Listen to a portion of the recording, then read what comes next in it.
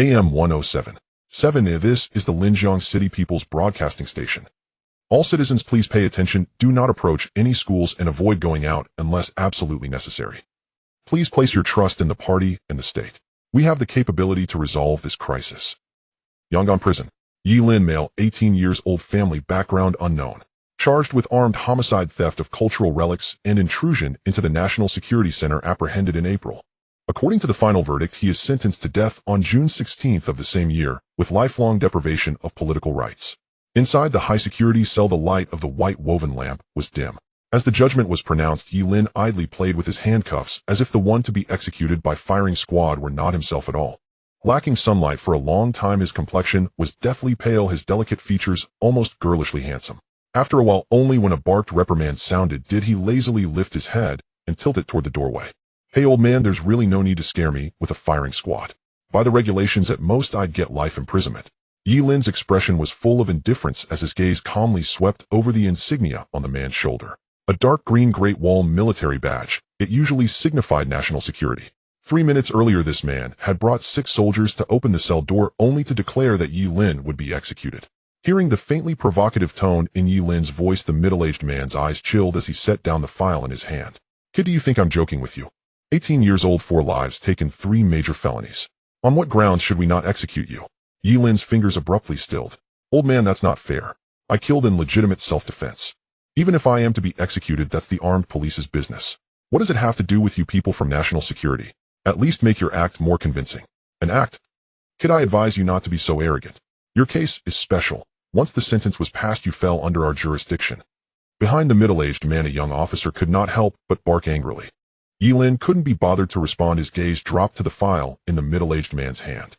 "Sentence. I don't believe what you're holding is a judgment, but rather my personal file. If it really were a judgment from issuance till now, it would have been opened at most 3 times, yet the corners of your copy are already frayed. The thickness of the paper is wrong as well. Official documents use sharp-edged stiff stock. Yours is obviously much softer. It can only be archival paper meant for frequent perusal." As his words fell, several faces froze, and they subconsciously tightened their grip on the document in their hands. Seeing this, Ye Lin let out a light chuckle. "You threatened me with a firing squad, and have clearly flipped through my file many times. Looks like you people need something from me. Something happened outside, didn't it? I guess about a week ago. But what really intrigues me is why you'd come looking for a mere grave robber like me." Ye Lin raised both hands with a clatter of chains indicating that they should unlock his cuffs first. Whatever national security wanted, as long as there were benefits, he was willing to play along. He had no desire to rot in this place for the rest of his life. "You? What do you mean, why are we looking for you?" The middle-aged man arched his brows and lifted a hand to silence the young officer. Since they had been exposed, he could no longer be bothered to act, though even he had not expected Ye Lin's observations to be so meticulous.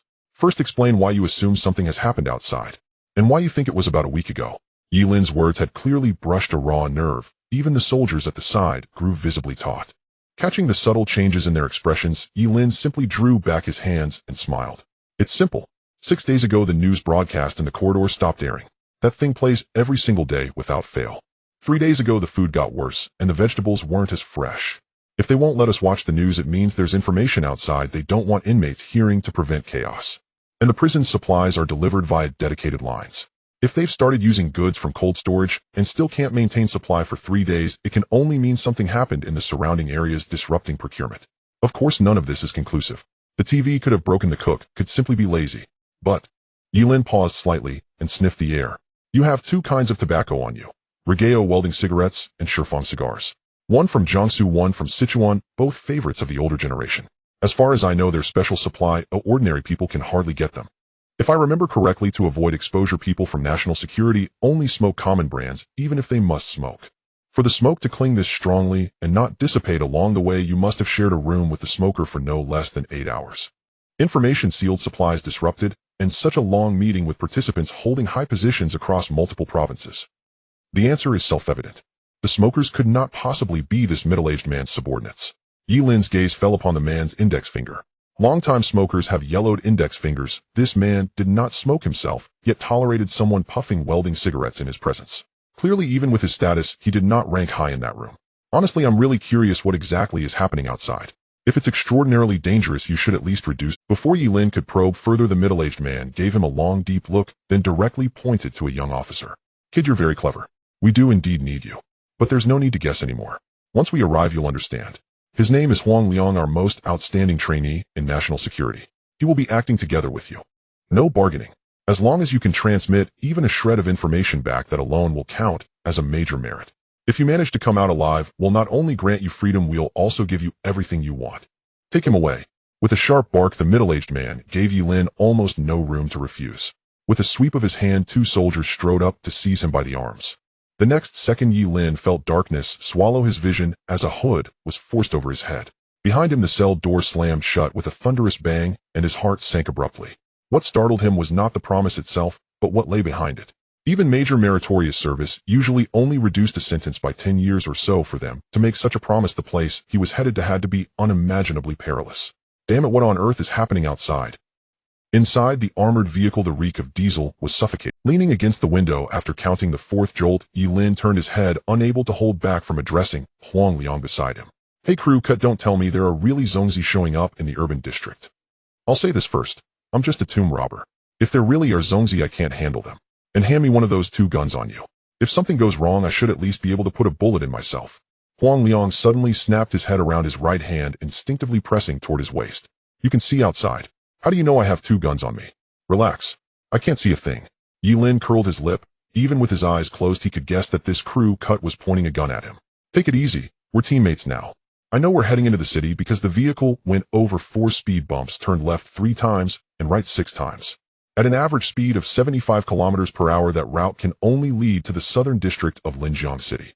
When we boarded, I heard you loading magazines. 27 rounds in total, which means you must be carrying 2 different guns. Ye Lin tilted his head and stretched out his hand. Just give me the 7-round type 77 so you won't worry so much. Seriously, what on earth is happening out there? After speaking, Ye Lin frowned, unease gnawing at him.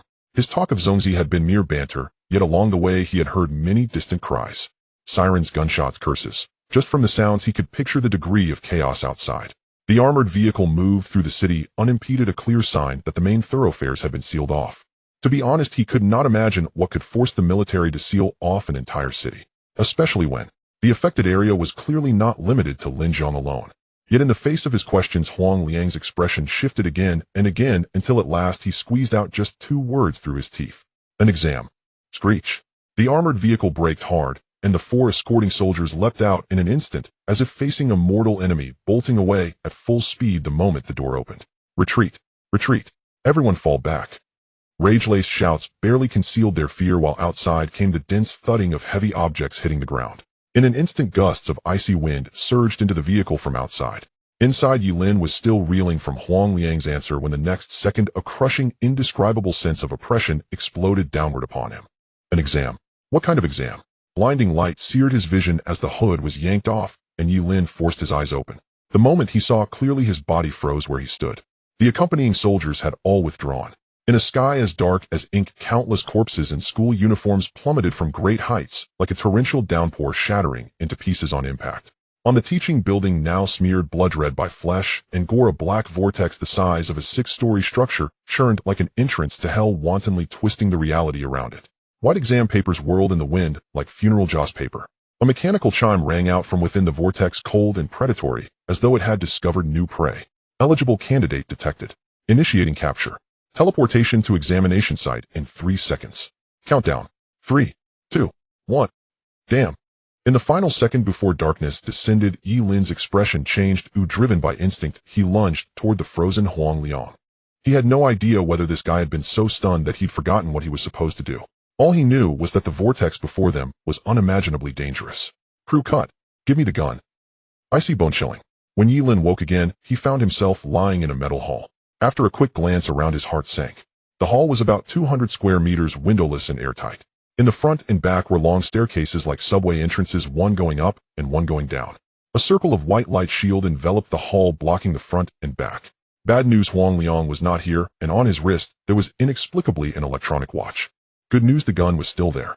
He had grabbed it just before the last second. Silently hiding the pistol behind his waist, Ye Lin discreetly observed his surroundings. The light was dim. 6 students in various school uniforms, all pale-faced, leaned against the wall, exchanging panicked glances. Noticing that everyone was awake, a short but sturdy boy from the southwest corner stood up first. Everyone, it seems you are all newcomers. Should be your first exam. In that case, why don't I introduce the exam rule? He Zheng paused with a smile on his face, as if confirming something, then spoke again. First of all, congratulations on entering the Death College entrance exam. My name is He Zheng. She had returned home. My hometown no longer recognizes me, she said flatly. It's not that they won't let me in, but it's that they don't recognize. Your ways of dying will be beyond imagination. Of course there are benefits. After the exam you can return to the death exam space to rest briefly and exchange points for anything. 1 point exchanges for 1 million, 10 points for a rocket launcher, 100 points for a superpower bloodline. Of course I advise you not to exchange for money. That stuff is garbage here. Raising his wrist, He Zheng sneered and pointed at his watch. The exam will start in 3 minutes, and the specific content will be announced on it. Don't try to take it off. Even if you chop off your hands and feet, this thing will instantly appear on your neck. Rookies, I hope you can earn 60 points to buy your lives. After saying that, He Zheng nodded with satisfaction at his watch. But when he looked up and saw the panicked expressions of the crowd, he felt a surge of irritation. A bunch of rookies. This round is going to be troublesome. Friendly reminder, there are 2 minutes and 50 seconds left. You can ask me questions during these 2 minutes. After that, each question answered will cost 10 points. As his voice fell, except for Ye Lin, everyone exchanged glances. A slightly braver boy tremblingly raised his hand. He Zheng. Brother He, I believe what you said, but may I ask how we can get out of here? Also, how many points can we earn per round? And what does buying your life mean? That's a lot of questions. He Zheng's face turned cold, and he strode toward the glasses-wearing student. To get out of here, you just need to survive 10 exams and accumulate 1200 points. Buying your life means the points you must hand over at the end of each exam. As for how many points you can earn, He Zheng sneered. You lot of trash, it would be good if you can scrape together 60 points. After paying, you'll have at most 1 or 2 points left. If you want to leave, first save up for 1 or 2,000 rounds, of course, provided you don't exchange anything. 1 or 2,000 rounds. How can there be so many? And we have to deduct points, so won't we? Damn it. Enough nonsense. Bang. He Zheng suddenly kicked out, knocking him to the ground, blood spilling from his mouth. Not expecting He Zheng to suddenly attack, a girl screamed in fright, and the others quickly stepped back. That's enough. Everyone shut up. This guy talks too much. Don't worry, he'll protect you during the exam. After it's over, just give me half your points. Looking at the frightened students, He Zheng suppressed his impatience and forced an ugly smile. One last question, then introduce yourselves. The exam is about to start. Although everyone still had questions, they were now all silent as cicadas. The force of He Zheng's kick was astonishing. Although he was shorter than the glasses-wearing boy, a casual kick sent him flying several meters, nearly killing him. I have a question. In the corner, Ye Lin slowly stood up. He thought he had figured out why the national security had come. Death exam. The school uniforms on these students came from various provinces. So it seems that about 6 days ago, over 10 million students were captured here, causing social chaos. To understand the situation inside, the authorities spared no effort, even using a death row inmate like him. Ignoring He Zheng's impatience, Ye Lin spoke softly. According to you, after each exam, we can exchange for things. So all this strength you have, did you exchange for it? Yes. He Zheng sneered, arms crossed. My physical fitness now surpasses that of a special forces soldier, so you better behave. Don't try to resist me. Unless you have a gun, I can kill everyone by myself. Okay. Ye Lin nodded seriously after hearing that, and the next second a pistol was pressed against He Zheng's forehead. Hand over your points. All of them. He Zheng. The air suddenly fell silent. Everyone stared in shock at He Zheng, who had a gun to his head. The most devastated was He Zheng himself. How do you have a gun? You are not a newcomer. No, you are definitely a newcomer. The system prompts cannot be wrong. His face darkened to the extreme. He Zheng stared fixedly at Ye Lin, as if trying to read something from his face. Kid, aren't you afraid that a single shot won't kill me, and I have other abilities? Unable to believe he had capsized in a ditch, He Zheng asked angrily. Ignoring the devouring glare, Ye Lin chuckled lightly and spoke casually. No fear. If you really had other abilities, you would have shown them already. Compared to intimidating us with a kick, other abilities would be more effective. Ye Lin tilted his head, his eyes scanning He Zheng's watch. There are rewards for explaining the rules right. And you're afraid someone might snatch them. You deliberately paused before speaking. I guess the reward for explaining is 10 points. You really like saying that number. A person who would covet even 10 points probably exchanged all his points for power too broke to even buy a gun. He Zheng was stunned. He didn't expect Ye Lin to notice that. What do you mean too broke to buy a gun? That's because that thing is often useless. But how did you know there's a reward for explaining? And where did you get that gun? Seeing He Zheng acting like a wounded cat, instantly bristling, Ye Lin found it amusing. It's simple. If there were no reward for explaining, it's unlikely you would waste words given your personality. To get points from us, the best way is to say nothing. As for the gun in my hand, you just need to know it's loaded. Ye Lin smiled and didn't bother to explain. He Zheng was weak. Getting triggered by the glasses boy's question showed that he held no hope of getting out himself. He Zheng was speechless. After a moment of silence, he snorted and spread his hands. Fine, you guessed right. I didn't expect a newcomer to dare threaten me, but I won't give you my points. Each exam requires at least 60 points to hand over. If I give them to you now, I'll die, even if I don't reach 60. Unless there are leftover points at the end, I won't give you a single one. Okay, but everything above 60 points. Without any hesitation, Ye Lin stepped back half a step and put away his gun. This action startled Hezhong. He never expected Ye Lin to agree so easily. Wait, you just let it go like that? Aren't you afraid he'll go back on my word? Aren't you afraid he'll find a chance to kill you later? Even if you have a gun, there will be times when your back is turned. Not afraid because you can't kill me. Ye Lin smiled as if truly unconcerned. Stop pretending. Teammates can't kill each other, at most they can injure. From the moment I pointed a gun at you, you were only angry, not overly reactive. I don't believe you aren't afraid of death, nor do I believe you are immortal. The only explanation is that teammates cannot kill each other. Otherwise you wouldn't need to exchange questions for points. Hezhong was stunned, but the more Ye Lin spoke, the more confused he became. Then what's the point of doing this, say? To deliberately provoke me? Or to show off how smart you are? No. Ye Lin turned around, observing the surroundings as he spoke. I only found out I couldn't kill you after I drew my gun. After all, how would I know without trying? Threatening you was to prove my own value. It's going to be dangerous. I don't like leaving decisions to others.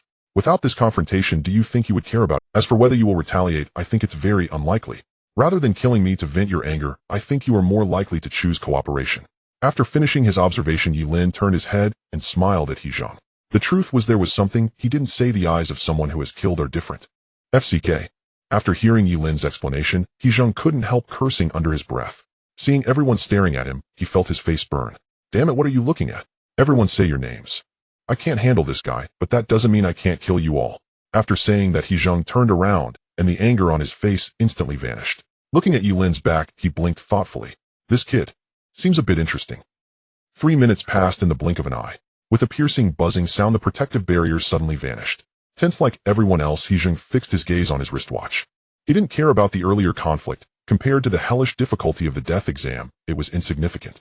Soon a wave of invisible pressure erupted from above, and a cold mechanical voice echoed simultaneously from everyone's wristwatches.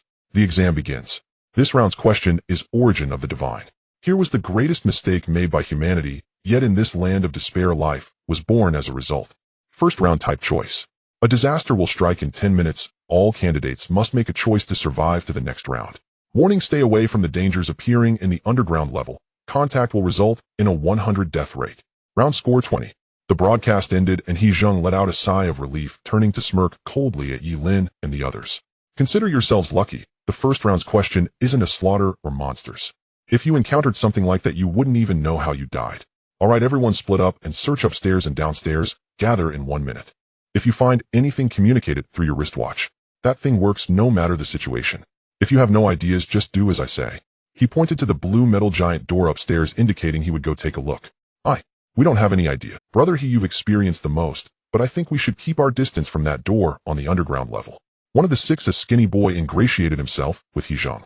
Unlike the others who were somewhat afraid of Hezhong, after thinking it through, he still felt that following Hezhong offered the highest chance of survival. Kid, what do you think? He couldn't be bothered to pay attention to the skinny monkey beside him. Hezhong only intended to ask for Ye Lin's opinion. Ye Lin quickly scanned the information and looked around. Based on humanity's mistakes, the birth of new life, and the warning to stay away from the underground level. We should be in some underground base where someone has created monsters. The danger behind the door comes from artificial beings. Therefore, staying away from downstairs is wise. However, Ye Lin frowned, looking at Hezhong. If we consider the origin of the divine, is it possible that the monsters are artificial gods? Are you sure we can fight against gods? Unable to imagine what an artificial god would be like, Ye Lin felt a sense of eeriness after reading the question. Especially since he noticed that Hezhong did not react much. Unless this guy was an idiot, he couldn't possibly be so unfazed. As the words fell, everyone became tense, gazing at the great door shrouded in darkness, feeling a wave of unease. It was as if something could burst forth at any moment and tear them to shreds. Sure enough, after hearing Ye Lin's thoughts, Hezhong was unconcerned. Kid, good analysis. It's similar to what I was thinking. However, you don't need to be afraid. This is merely the first exam, and you won't encounter that thing. I reckon the question is simply to escape from here.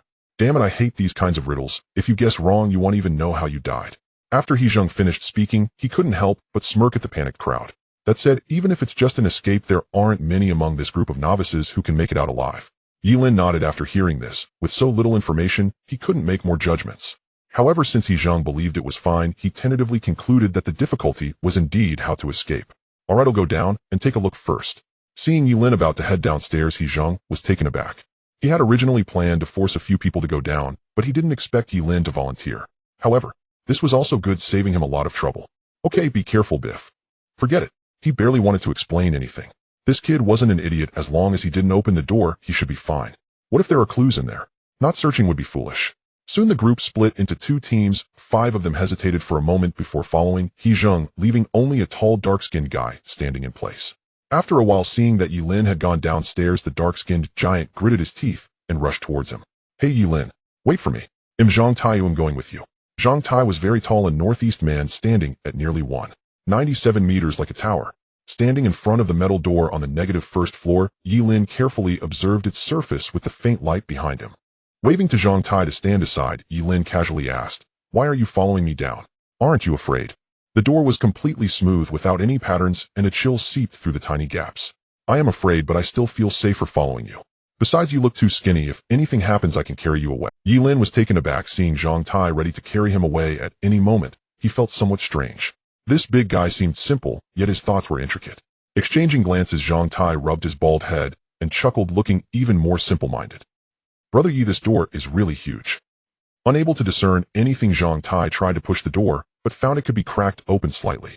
In an instant, an indescribable sweet, foul odor rushed out, startling him into retreat. What the hell is that smell? How can it be both fishy and sweet? He nearly vomited. Ye Lin glanced at him, sniffed carefully, and remained silent.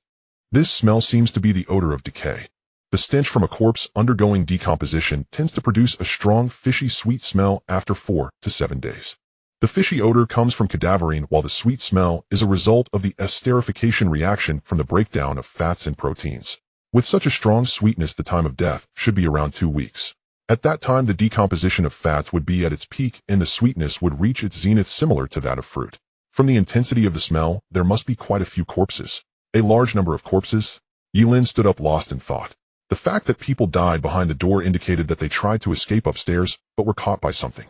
The fact that the corpses had been rotting for so long indicated that the thing did not process the bodies after killing, but simply left. Unable to see the state of death, Ye Lin frowned slightly. So could what chased them be a god? He silently took note.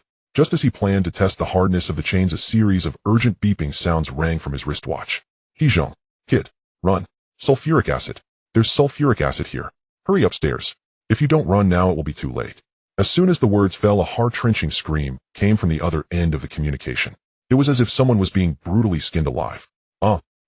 Nah, blood-curdling scream tore through the air. Just as he surged upward to the next level, Ye Lin's pupils contracted sharply. In there, against the first floor wall, Huang Bin writhed in mad, agonized shrieks. Above him, a torrent of transparent, steaming liquid poured ceaselessly from above. And the faces of those on the second floor turned ashen. They could only watch helplessly. No one dared descend. Sulfuric acid, suddenly unleashed, melted his eyeballs in an instant. Overwhelmed by excruciating pain, Huang Bin lost all rational control.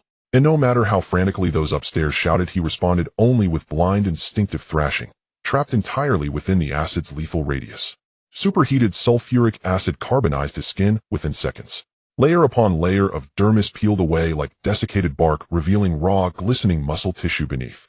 Dissolving, carbonizing, and within mere seconds. In fortune or fate, a flood of acid surged into his mouth and down his throat, swelling his abdomen grotesquely, until with a sickening pop it ruptured and deflated. Charred intestines, slick with crimson fluid, gushed forth from the rupture in thick, gurgling spurts, splattering across the floor with wet, percussive thuds, before his body collapsed backward onto the ground. Knock hold mechanical system announcement echoed through the chamber. Candidate Huang Bin, registration ID E17514, deceased. In thud. Ni's corpse struck the floor with brutal finality, splashing a viscous pool of rust red and sulphurous yellow. Ye Lin stared at the dark crimson acid creeping toward his feet. His expression hardened into grim, unyielding severity. And he had seen death before, but never such a horrifying, visceral end. The acid spread swiftly, already gnawing at the soles of his shoes. Ye Lin wasted no time. He roused Zhang Tai and bolted upward toward the second floor. Zhang Tai stood frozen in place, stunned, as if his mind had simply shattered under the weight of shock. He had been warned by He Zheng that lives would be lost here, but witnessing someone perish so swiftly, so gruesomely, delivered a psychological blow beyond measure. This, NIS, a death exam. And there was no time for fear. Sharp, searing pain lanced through his soles. Zhang Tai gasped, gritted his teeth, and staggered after Ye Lin. What in the world is happening? Why sulfuric acid? Ye Lin demanded, urgently, scanning the pale, terrified faces gathered before the door. Even He Zheng, who had endured multiple exams, was visibly shaken by Huang Bin's grisly demise. The door's cipher lock must conceal a trap.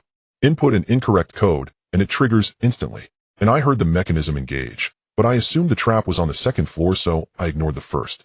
I never imagined Huang Bin coward that he would flee downstairs the moment he heard we'd proceed further.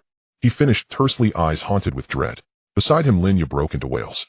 And though Huang Bin's death stemmed from his own flight, the sight evoked raw primal terror. Each survivor feared they might be next. Ye Lin's gaze darkened as he turned toward Hu Jia, who cradled his fingers in agony. And him. And Yi Zheng glanced sideways at Hu Jia's pained groaning, his voice dripping with disdain. He's fine, just got his fingers stuck to the keypad. The keys were freezing cold, and he pressed them barehanded. Damn it, just a scratch, yet he's screaming like he's being flayed alive. And Ye Lin, did you find anything? The code is 6 digits. If we're out of options, we'll have to brute force it. Ye Lin said nothing, only shook his head. His eyes lingered on Hu Jia's fingers, bone nearly exposed.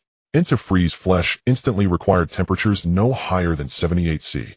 The injury was severe, but measured against Huang Bin's death, it was negligible. Huang Bin likely fled downstairs not from panic alone, but from terror of being forced to input the code himself. There's nothing downstairs. Then, acid. More acid, pouring out now. Before Yi Zheng could even curse Hu Jia, who had been staring down at the first floor, let out a ghostly shriek, recoiling as if possessed. Where acid had once spewed only from a single aperture on the right wall, it now erupted violently from the left, flooding the floor with terrifying speed. Even Huang Bin's corpse rocked violently as though tossed by a churning wave. Shit! Yi Zheng recoiled, ice flooding his veins. The acid might not reach the second floor immediately, and even if the sublevel flooded first, they'd still be safe, for now. Yet the 10-minute death clock loomed. Only 7 minutes remained. With Hu Jia's frostbite fresh in mind, none dared touch the door. Ye Lin, you truly found nothing? I am certain I did not. Knowing Yi Zheng wouldn't relent, Ye Lin offered no further explanation. His memory flickered, frame by frame like a rapid succession of photographs. And he was certain he'd missed nothing, not a single digit, not a single anomaly. The entire first floor and stairwells gleamed with seamless, featureless metal. Smooth, unmarked. No grooves, no engravings, no irregularities whatsoever. Damn it. Then we brute force it, and you try now. Feral desperation ignited in Yi Zheng. He seized another student's hand and slammed it onto the keypad. Losing a few fingers was preferable to waiting for death. The moment Hu Jia's sole intact left hand touched the keypad, he screamed. But before Yi Zheng could force another finger down, Ye Lin seized his wrist, hard. It's impossible to guess. Na's 6-digit code yields 1 million permutations. Even ignoring the risk of maiming, each attempt takes over 5 seconds just to depress the keys. At 72 attempts per 6 minutes, the odds of success are merely 0.0072, less than 1 in 10,000. Then what do you propose? Gambling is suicide. Do you truly wish to wait here and die? Yi Zheng's eyes burned crimson. He couldn't afford another second's delay. Amidst the students' wails, he felt a savage urge to sever hands and feed them to the keypad. Gambling. Yi Lin held his ground, drew a slow breath, and let his mind race. And this wasn't right. If this were truly an exam, even one demanding life itself, it could not hinge on blind chance. That would strip it of all meaning.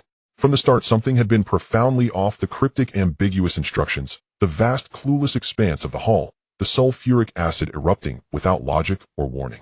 From beginning to end, its sole purpose was to force them. Wait, Yi Lin's pulse spiked. He had found it, the flaw. Yi Zheng, what does choice mean in the prompt? Is it literally selection? Seeing Ye Lin obsess over semantics, Yi Zheng nearly exploded. Of course it means choice. Choice is selection. Completion is fill in the blank. Insight is reading comprehension. This is a death exam. It follows exam logic. Damn it, don't you see? Survival here isn't about scribbling answers. It's about staking your life. Choice. So it is literally a multiple choice question, not some veiled metaphor. Yi Lin blinked, suddenly realizing the problem was far simpler than he'd assumed. Choice. If it is literal, then why does only one answer appear viable? What are you talking about? Of course only one answer can be selected. Time bled away. Pressure snapped Yi Zheng's restraint. He shoved Ye Lin aside. He no longer cared about consequences. Even if Ye Lin pointed a gun at his head, he would try again. No, there is only one correct answer. But that doesn't mean only one appears selectable. Speaking half to himself, Ye Lin turned and fixed his gaze unblinking on the metallic door leading to the... By current elevation, acid will submerge the first floor in 9 minutes, the sublevel in 5, and the second floor remains safe for at least 15. Thus, the moment acid flows, our only option is to ascend. And from the outset, the system explicitly warned sublevel is extremely hazardous. Combine those two facts, and anyone would conclude the second floor is the sole path to survival. Uncertainty itself forces us upward, and so, if the correct choice appears singular, where's the choice?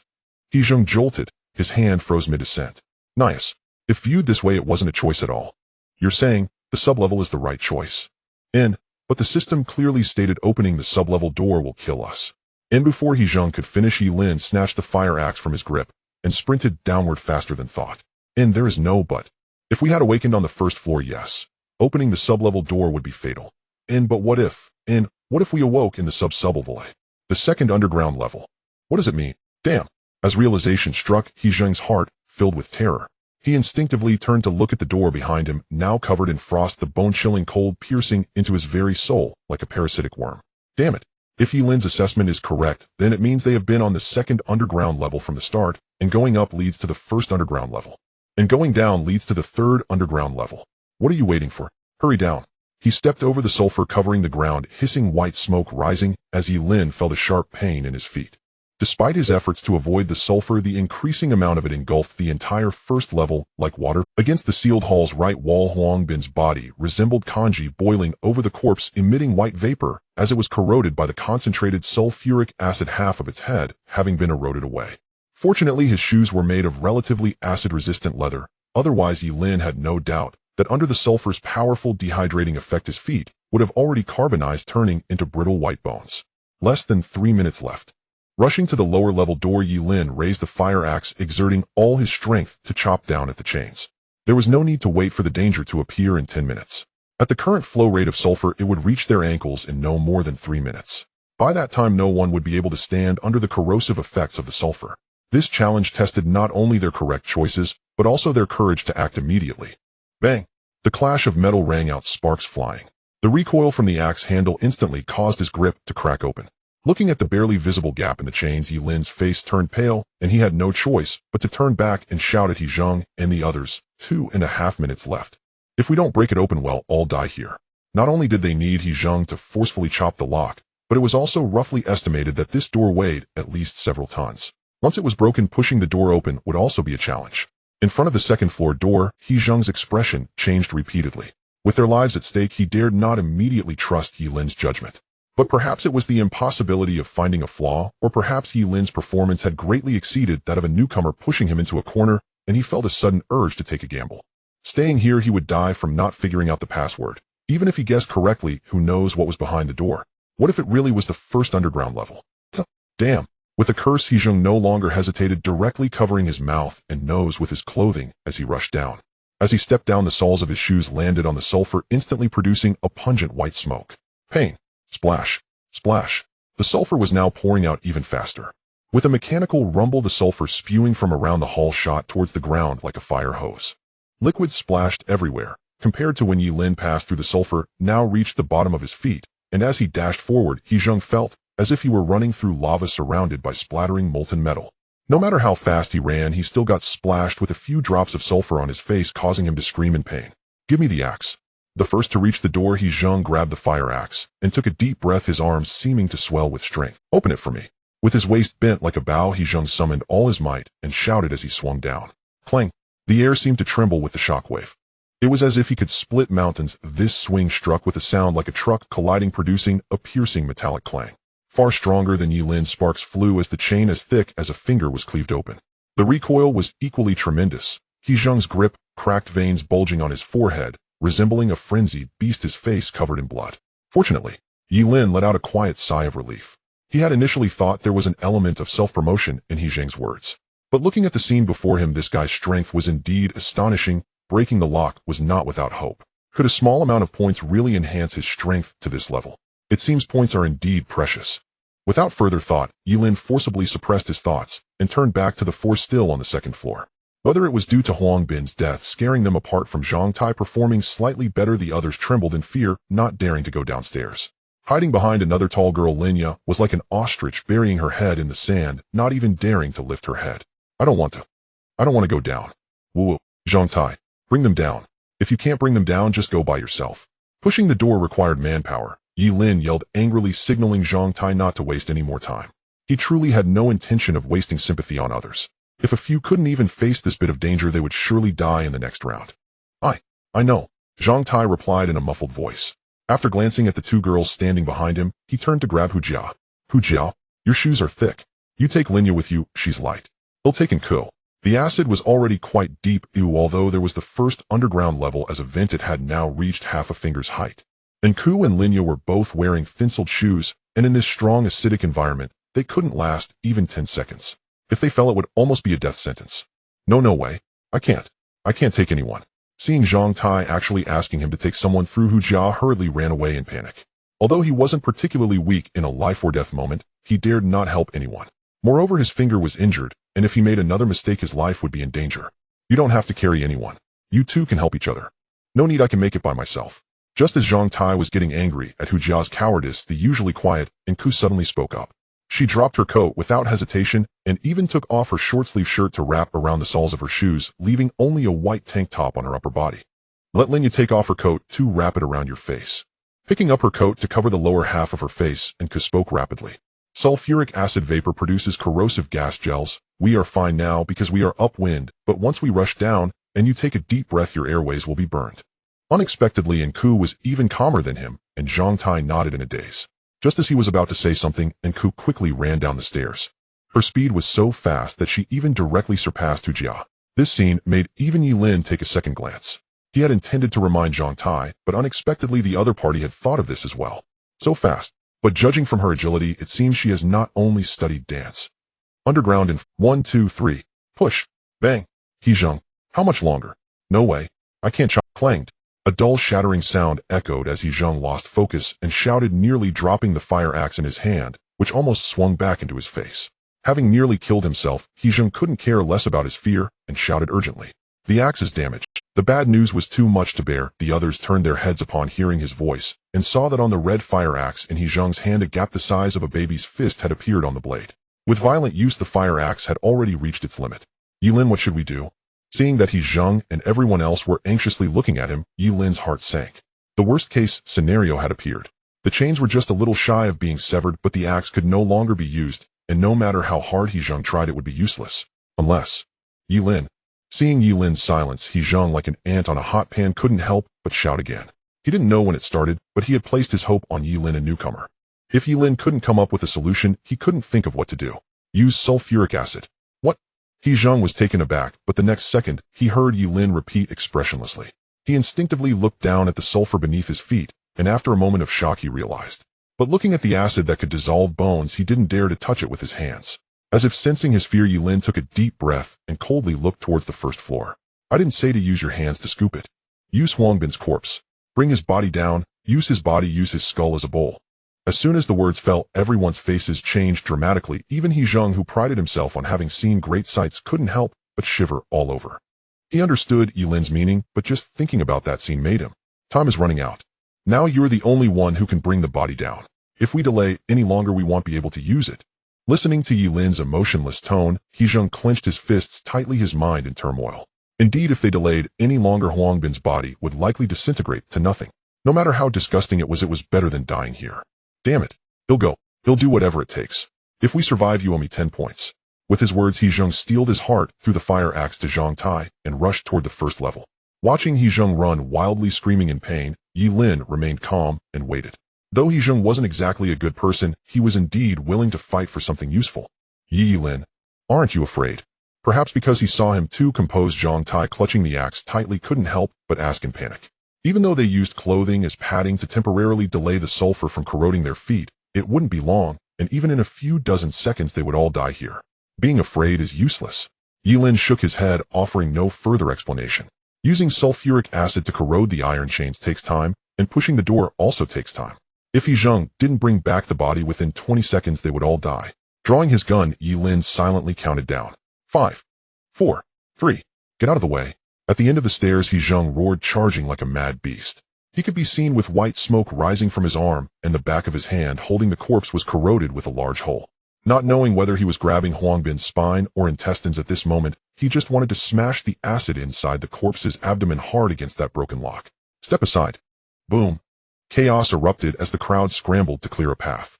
Rushing forward with desperate force, Hezheng resembled a human battering ram. He slammed the corpse headlong into the iron chain, and instantly sulfuric acid violently expelled from the corpse's abdominal cavity exploded outward. Arg! Arg! He Zheng screamed in agony as scalding sulfuric acid mixed with putrid corpse fluid splattered across his face. Under its violent corrosion his body became a grotesque vision, like a demon clawing its way out of hell, scarcely a patch of unbroken skin remaining. Cut it!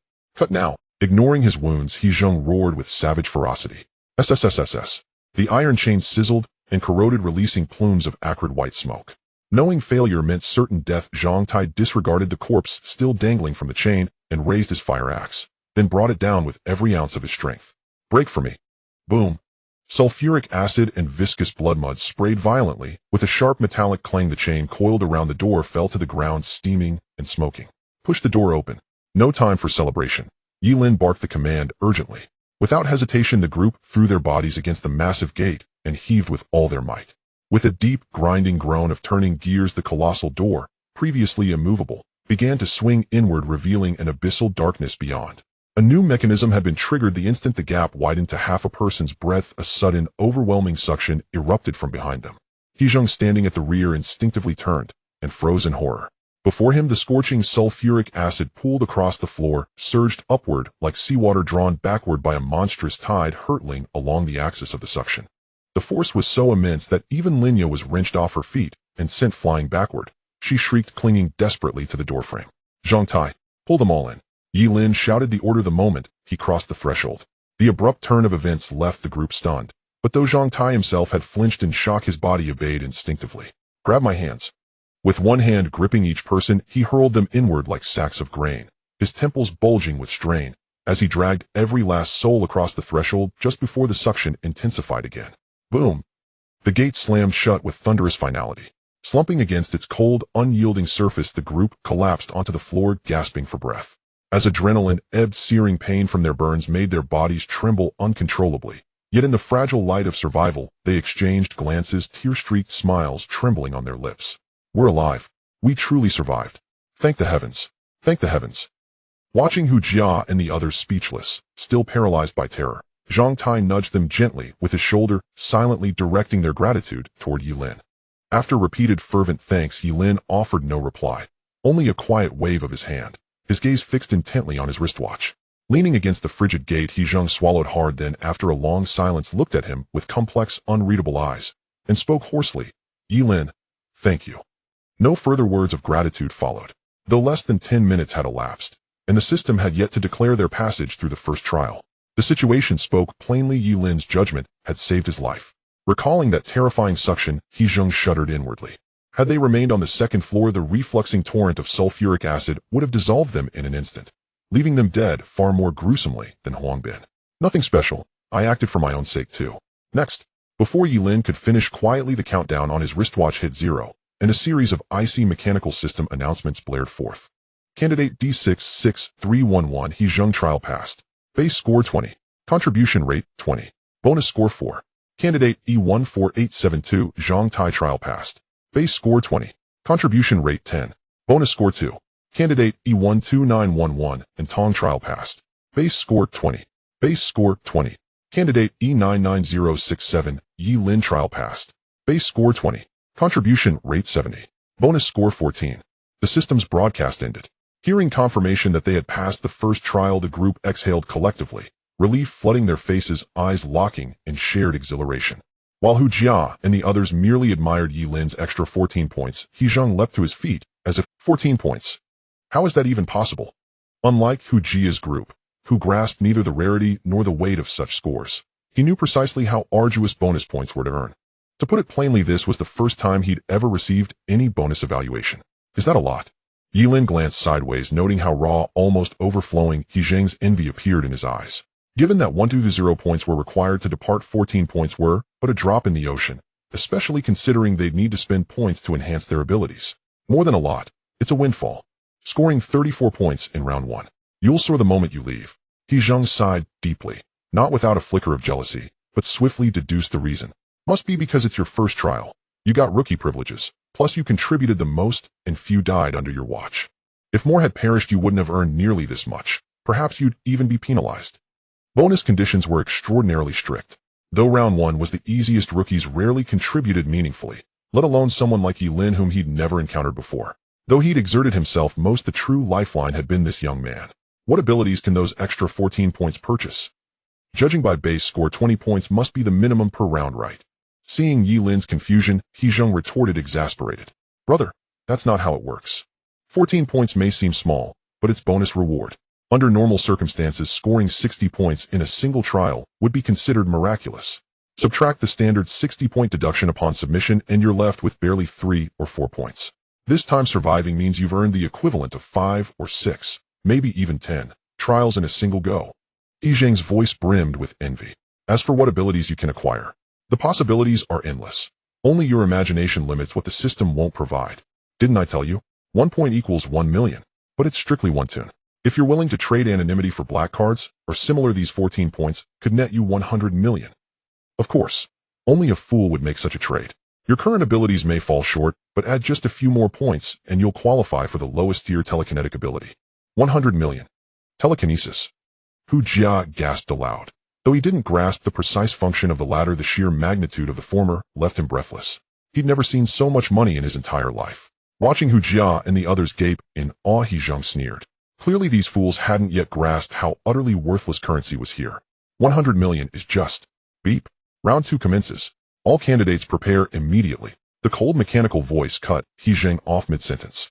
Like a grim reaper summoning souls, the system granted them no respite. Their faces stiffened, the fleeting joy vanishing in an instant.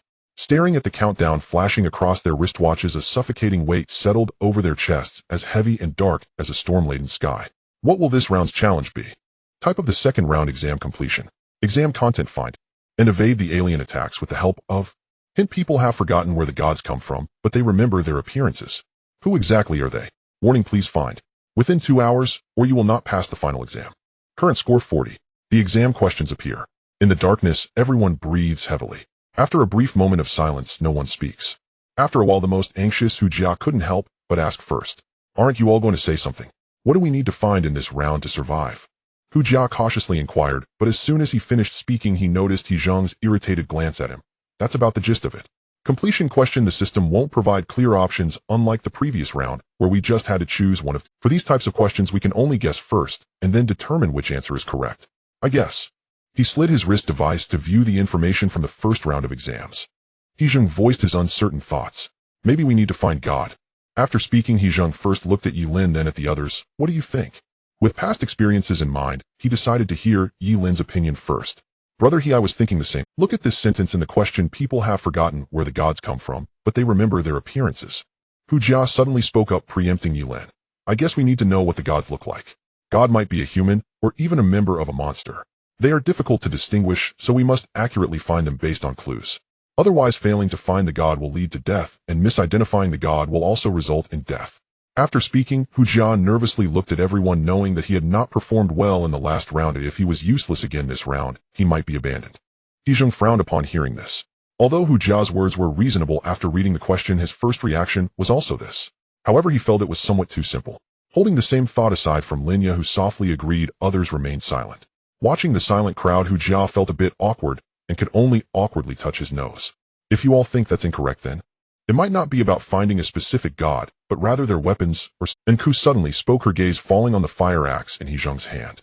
Actually, the most important clue from the first round was the fire axe. The second round might involve something similar. When we saw the fire axe in the first round, we should have realized it was used to break locks. In the entire scene, it was the most out of place. Similarly, we should pay attention to any special items we see moving forward. The system won't arrange things. Zhang Tai and the others looked at Enku in surprise. This logic is simple, but very useful. The sulfur that appeared later might also be hinting that they could use it to corrode the chains. What you said makes sense, but why the hell didn't you say anything about the fire axe earlier? He Zheng retorted, looking at Enku with a hint of wariness in his eyes. Enku's guess had some merit, but he was more vigilant about why she only mentioned the fire axe now. It wasn't that he was overreacting, but he had seen too many selfish or self-preserving individuals who would think of something but not say it, leading to increased difficulty. Enku had also said little upon entering, as if deliberately lowering her presence. For some reason, he felt something was off about this girl. Noticing He Zheng's unfriendly gaze, Enku simply tightened her ponytail and calmly said, "Because I was uncertain from the beginning, you kept us away from the underground level, so I didn't know what the situation was down there. And even if I had known at that time, I wasn't sure if your strength could break the chains." By the time I was certain Ye Lin had already found the answer, so saying it was meaningless. What do you mean it's meaningless? Before He Zheng could express his dissatisfaction and ask further, Ye Lin directly held him back. Let her continue. Ye Lin spoke softly, his gaze sweeping across in Kes' hands. Do you think we are looking for an item in this round, or is there another reason? Seeing Ye Lin look at her, and Ku hesitated slightly, before continuing to express her thoughts. Yes. Hu Jia's idea is reasonable, but I believe that the system is unlikely to present a being similar to God. In conventional concepts, gods are incredibly powerful. Even if they are not mythical level, they at least possess extraordinary strength. The gods would help us, and aliens would be in an opposing relationship. If that's the case, why would the gods allow aliens to exist here? Why not completely eliminate them? Unless the aliens are extremely powerful, even the gods cannot eradicate them. However, if that's truly the case, encountering aliens would lead to our complete annihilation. With only 2 hours and needing to search for clues, I don't believe we will not encounter a single alien. That seemingly fatal logic holds no value in reasoning. Seeing Ku overturn his idea, Hu Jia couldn't help but retort, that's not necessarily true. Gods might not be strong either. Perhaps they are sealed and need us to unseal them. Or like in horror movies where gods can only protect specific locations. Do we need to hide there to survive? That's a possibility, but... Ku neither confirmed nor denied. With his right hand, he pointed directly at the corpses piled behind the door. If you are right, then why did they not seek Shin? Instead, they chose to run outward. Therefore, I am more inclined to believe that Shun left something behind that can help us oppose the creatures. When Ku finished, he said no more, quietly stepping aside to lift Linya to her feet. No one could refute him. Staring at the stacked bodies, a thoughtful glint crossed Ye Lin's eyes. Indeed, from a logical standpoint, Kes' conjecture made more sense, especially after he noticed one detail: the sulfuric acid had been heated. High-temperature sulfuric acid is far more corrosive, and using it against humans would be excessive. Thinking it through, it could only have been intended for non-human species. By the same reasoning, whoever set these defenses had not expected Shen to deal with the non-humans. But these corpses, why are they all completely naked? Suppressing his doubts, Ye Lin decided not to delay, and rose to look toward the staircase descending a short distance away. As with the room, the underground stairway 10 meters wide vanished from sight. 2 hours was not a brief span, and judging by the structure, the subterranean complex was likely astonishingly vast. In that case, next we search for anything that might be related to Shan. Zhang Tai, you bring up the rear, and Ku and Lin, you stay in the middle and watch both sides. As for He Zheng, before Ye Lin could hesitate over how to persuade He Zheng to lead, He Zheng rose of his own accord and, swaying slightly, shuffled to his side. Fine, I know you want me out front. With a snort, He Zheng patted Ye Lin's shoulder. He had volunteered himself. Seeing Ye Lin's surprised look, He Zheng sneered and turned away. What are you staring at? I'm the strongest here. Among this lot of rookies, if I do not go, who will? But be clear, if it gets dangerous, I am not babysitting you. He Zheng strode forward. Ye Lin fell silent for a moment, then inwardly adjusted his appraisal of He Zheng upward. Although Ye Lin carried a gun in this environment, only He Zheng seemed able to handle sudden emergencies. Whatever the non-human might be, the person at the front unquestionably bore the greatest risk. Footsteps echoed in the dark, mixed with anxious heartbeats. Bearing the axe at the front, He Zheng clenched the handle so tightly it whitened his knuckles. He gripped so forcefully his fingertips paled. Looking down into the bottomless stairwell, his breathing grew heavy. The brash swagger of moments before evaporated. In its place came regret. Having endured countless trials, he knew all too well how terrifying the monsters in those tests could be, especially since this was the second round. Damn it, I should not have shown off. He did not know why he had agreed. Perhaps the dignity of being the elder, perhaps pride, but he had. Heaven help me. Please, please. 15 minutes passed. The soft drip of water echoed. In the darkness, Ye Lin looked up toward the source of the drops, a flicker of puzzlement in his eyes. The air here is foul. The drops fall so slowly. Is it seepage? The atmosphere grew damp, carrying a faint metallic tang of rust. On the dim stairway, He Zheng suddenly went rigid and signaled the others to halt. He slowly lowered the firefighter's axe from his shoulder and gripped it with both hands, holding it across his chest. Wait. There seems to be light ahead. His voice fell to a whisper. Staring at the faint yellow glow spilling from the distant corner, his breathing quickened. Although nothing had occurred on the way down, that only deepened his unease. The stairs beyond the third underground level extended far beyond what he had expected. Thus, when he saw the end, his nerves tightened to the breaking point. Given how perverse the tests could be, this was precisely where people were most likely to die. Everyone stay alert. No idle words. Ye Lin followed with his gun, ready, stepping slowly. The group softened their movements, fearful of the smallest sound. How long it took? 1 minute, 2. After they hugged the wall down to the corner, He Zheng drew a deep breath and whispered to Ye Lin. If something appears, do not shoot immediately.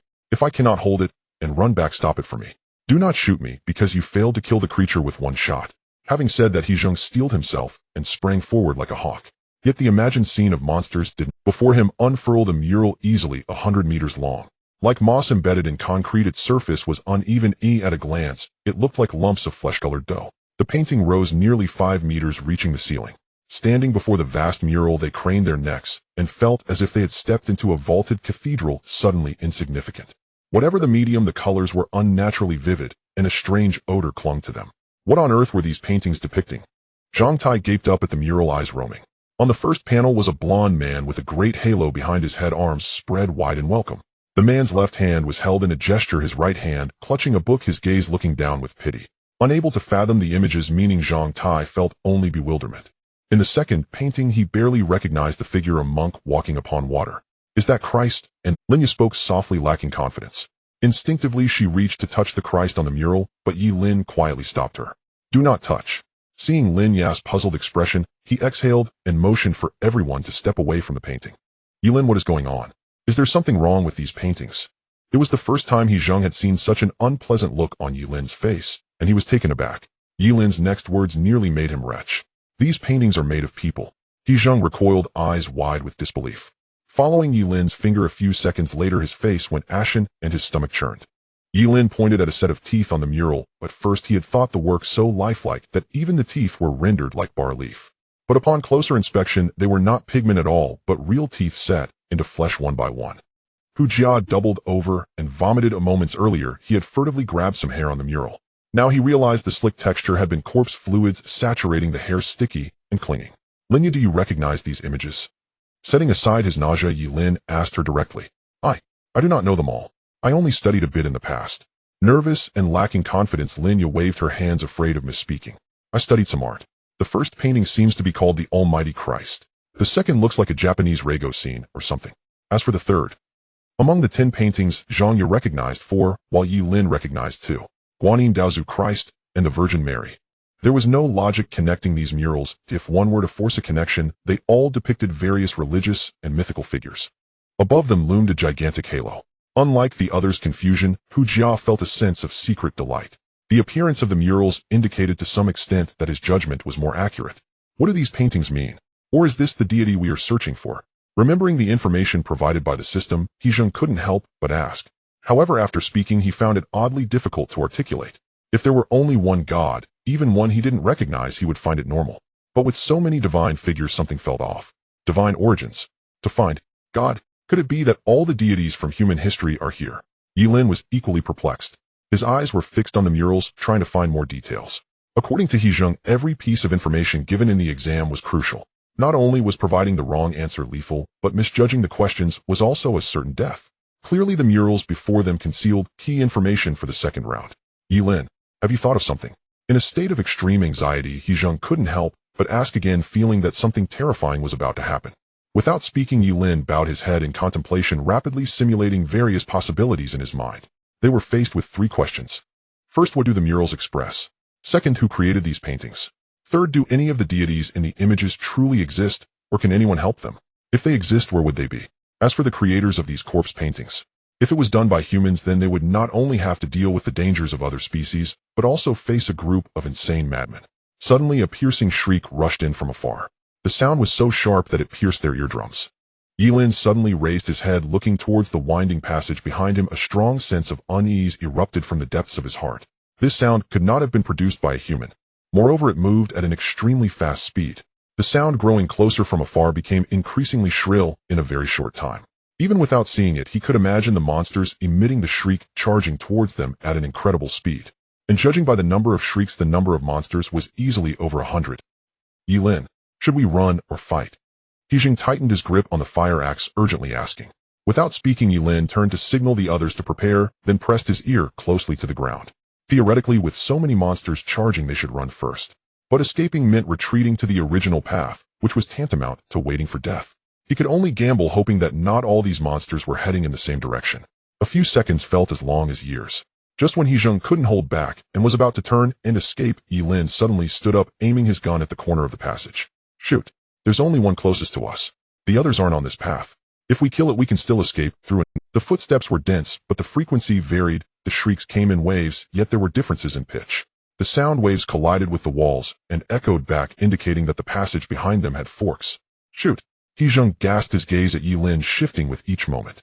Although he had the experience from the last encounter, he trusted Ye Lin's judgment, yet his physical abilities and hearing were the best. At this distance, he could already hear the metallic friction concealed beneath the shrieks.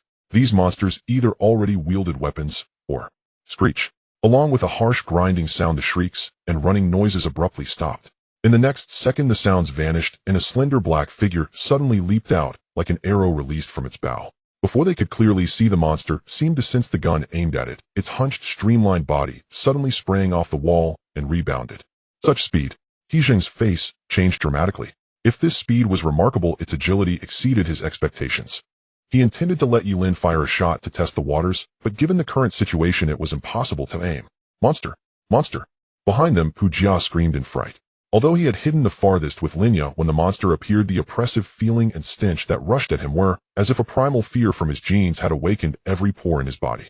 As if drawn by Hu Jia's scream, the fast-jumping, otherworldly creature screeched, seemingly locking onto its prey, and directly leaped towards him.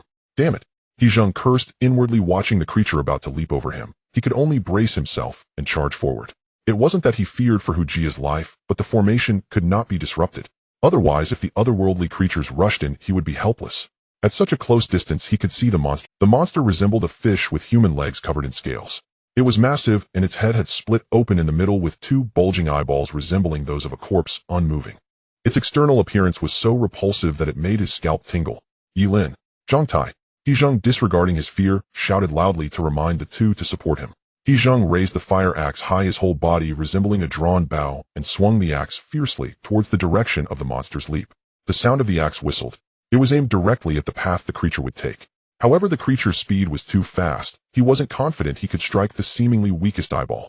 With a clang, it sounded as if he had struck a steel plate. The violent recoil force caused him to stagger back several steps. The monster's head where he struck only oozed a trace of blue blood. Seeing such results, He Zheng's face turned pale with shock. What kind of defense is this? No one understood better than him how powerful that axe strike was. Under normal circumstances, if the opponent were human, that strike could have split a person in half. Xia! The fish-headed monster shrieked in pain, letting out a sharp howl. Its right claw swung directly at him. The claw wind was fierce, its speed so fast that it left only an afterimage in the eyes of others. Bang! He Zheng screamed in agony as he was sent flying, fresh blood spraying from his abdomen like splattered paint. He crashed into the wall and fell to the ground, clutching his wound in pain, the fire axe slipping from his hand and flying several meters away. Seeing the monster he had enraged charging at him again, his eyes were filled with terror. Had he not been strong enough to turn his body slightly at the last moment, he had no doubt that the claw could have split him open, pulling out his intestines. Damn it! He had considered that the otherworldly creatures might be strong, but he never expected that he couldn't even deal with this one. And there were still hundreds more behind. What to do? The gaping mouth grew wider, and looking at the blood-dripping maw that threatened to crush his head, He Zheng felt his vision blur. If bitten, he would surely die, and after his death the remaining people wouldn't last a few seconds. He Zheng, Zhang Tai, hold it. Just as He Zheng was in despair, a voice from Ye Lin suddenly rang out.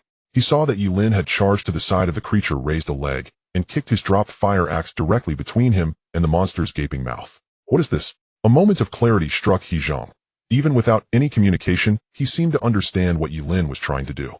He intended to jam the creature's mouth, then have him and Zhang Tai hold onto it, creating an opportunity to shoot. But the fire axe couldn't hold for long. The wooden handle would instantly be crushed. If that's the case, He Zheng steeled his heart, extending his left arm directly towards the blood-dripping maw.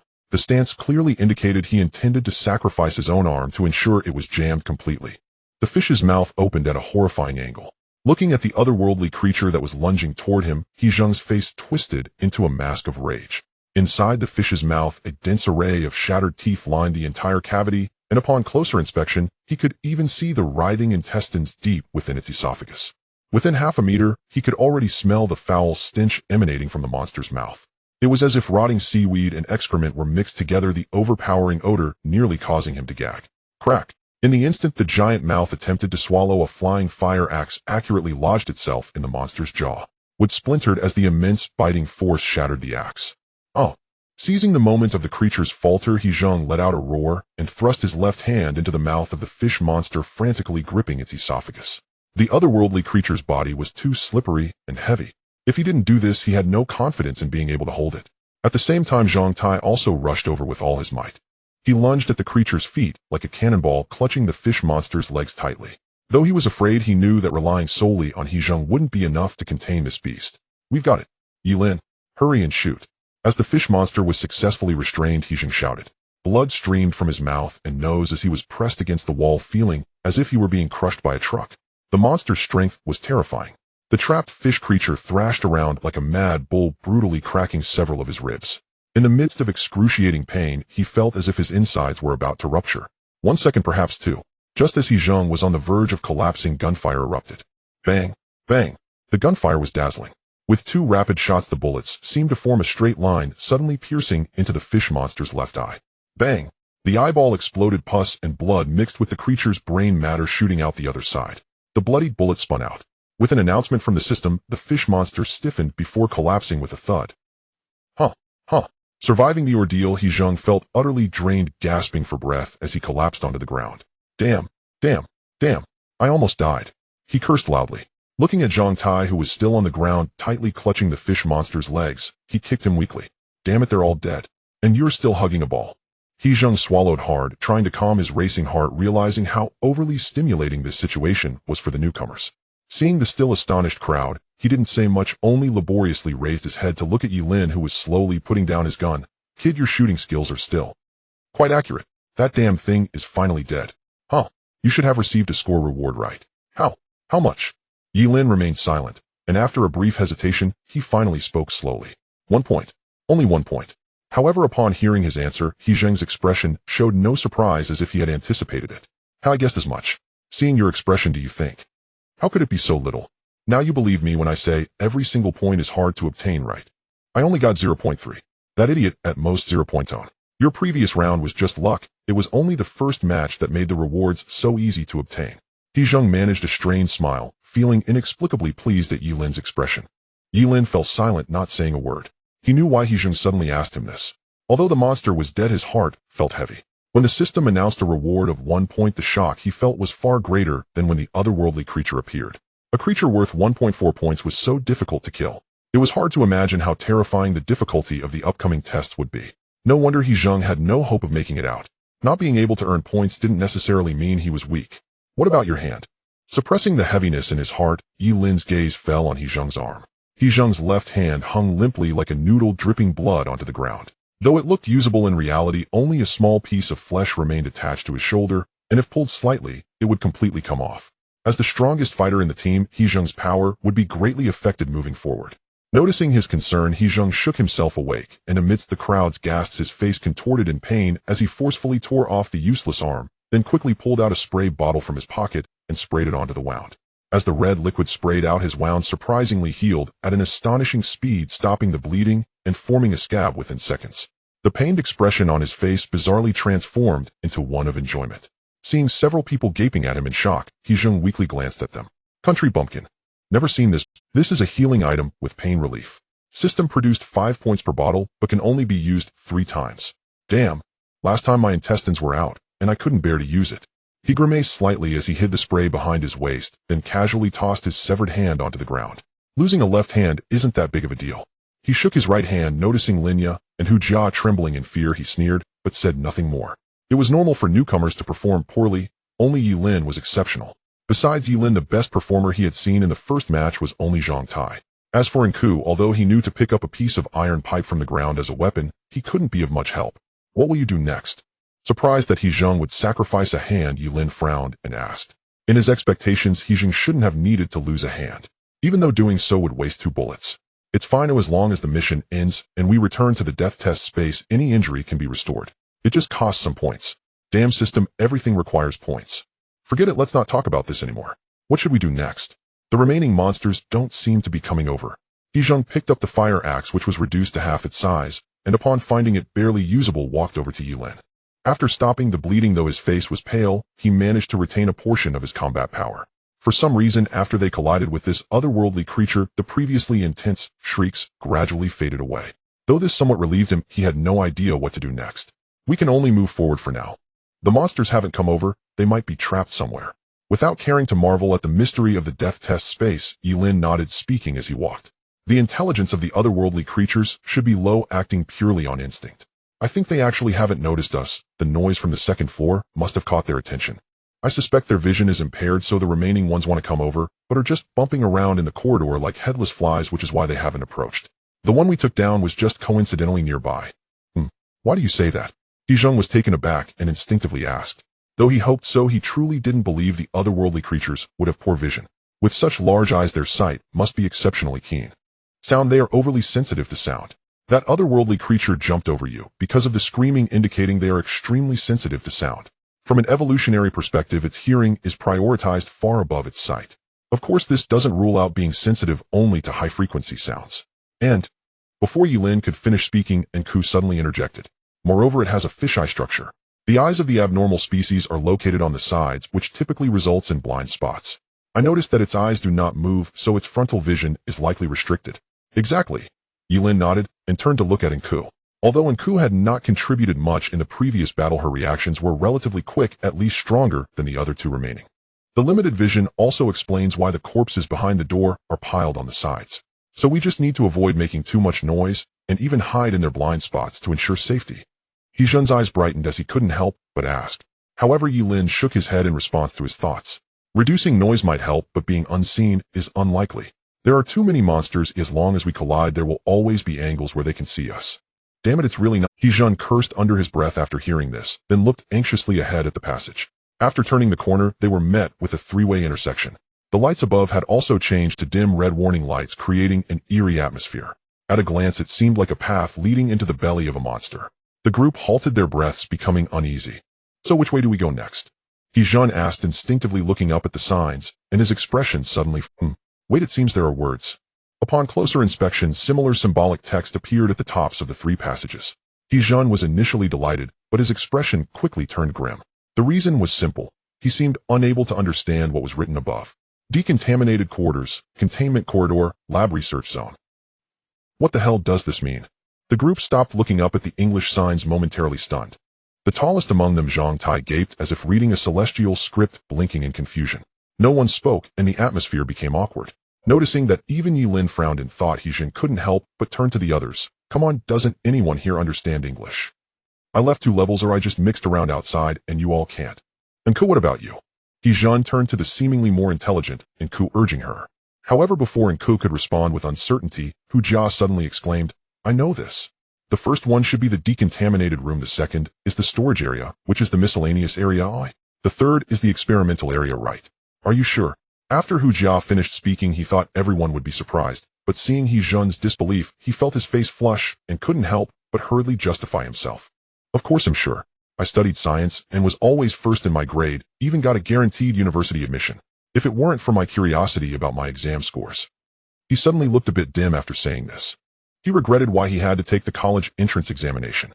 If he hadn't entered the examination room that day, perhaps he wouldn't have been pulled into this place and faced such a brutal test.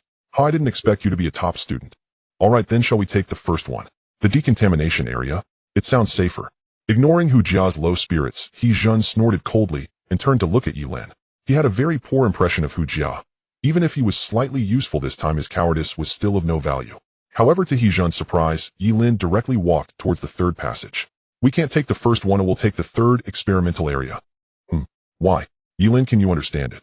Hezheng was taken aback, and so were the others, looking at Ye Lin with some surprise.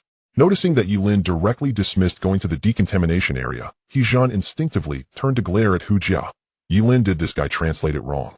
The first one isn't the decontamination area?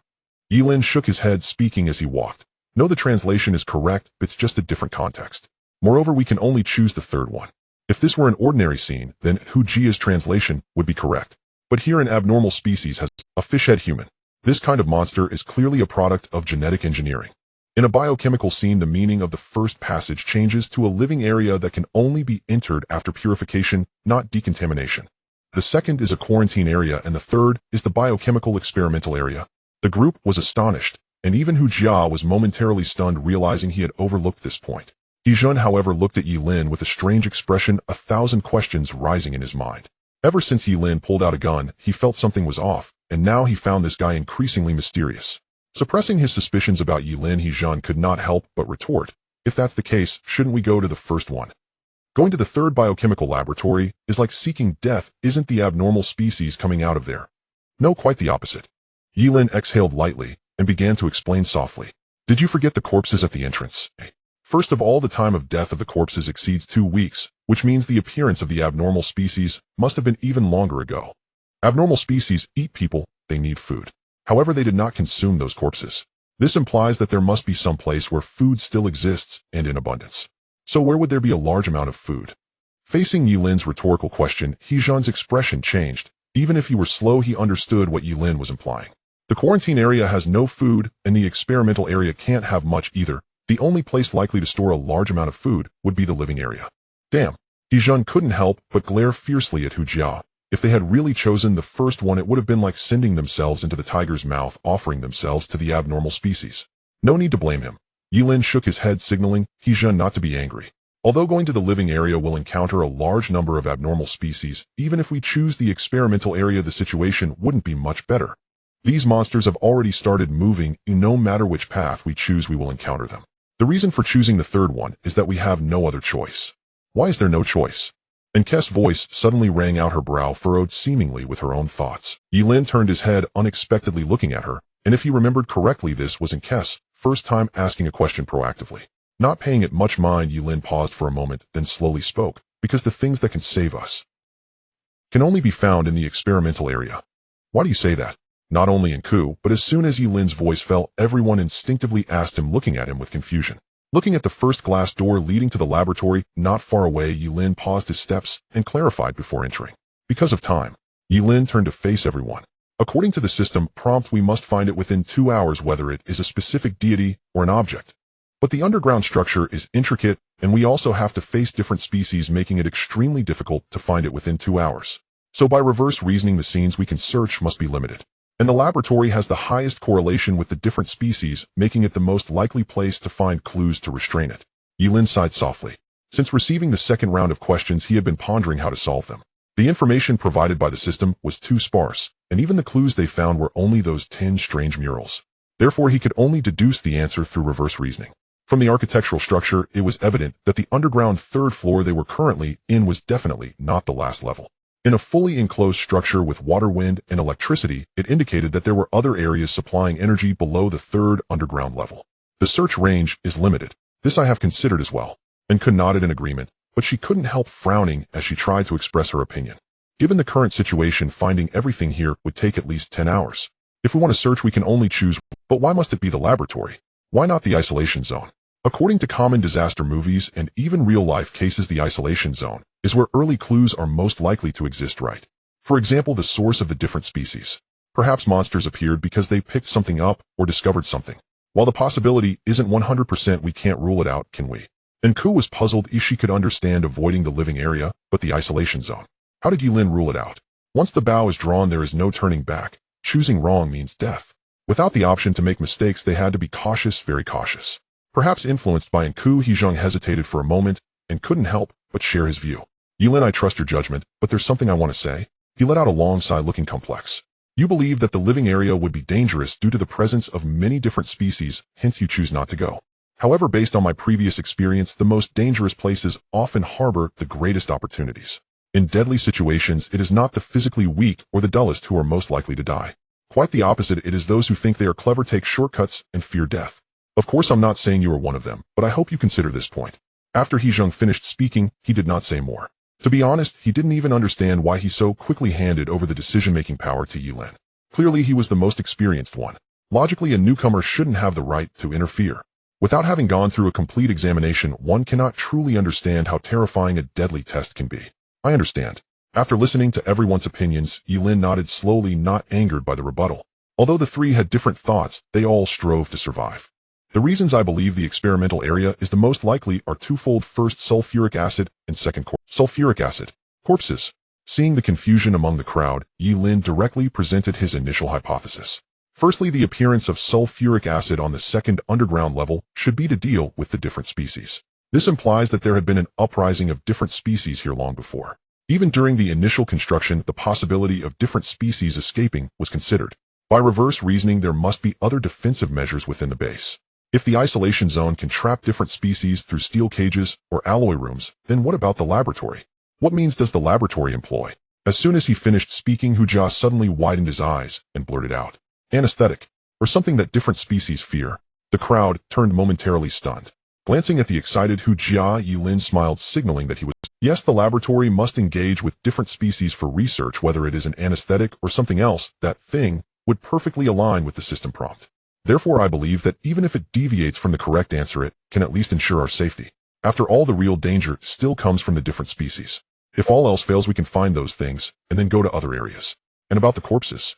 Ye Lin looked at Hezhong. "Hezhong, who do you think those corpses belong to? How many people might there have been in this place? Are there still any alive now?" Facing Ye Lin's rhetorical question, Hezhong hesitated. "It should be the researchers here. Though the corpses are badly decomposed, with careful examination, they appear to be around 40 to 50 years old, and there are no signs of training on them, just a pair of broken glasses on the ground. In terms of numbers, at least several hundred, right?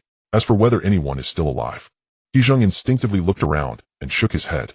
"They should be gone, otherwise there wouldn't have been a power outage, and there's been no response since we entered. Even if there may only be a few left." Ye Lin nodded slightly, indicating that Hezhong was correct.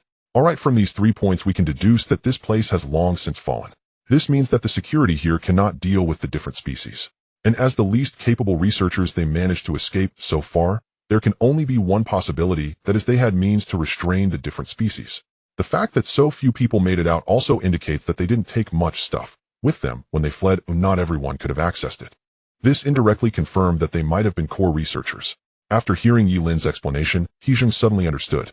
Indeed, these powerless researchers were able to escape, or it could only be because they had something on them. With so few people escaping, it meant that others in different regions could not access that thing. "All right, then let's follow your lead. Oh, we'll head to the experimental area. If we die, we die. Oh, if I'm wrong, I..." With a crackling sound, they pushed open the half-shattered glass door and carefully stepped into the corridor leading to the laboratory.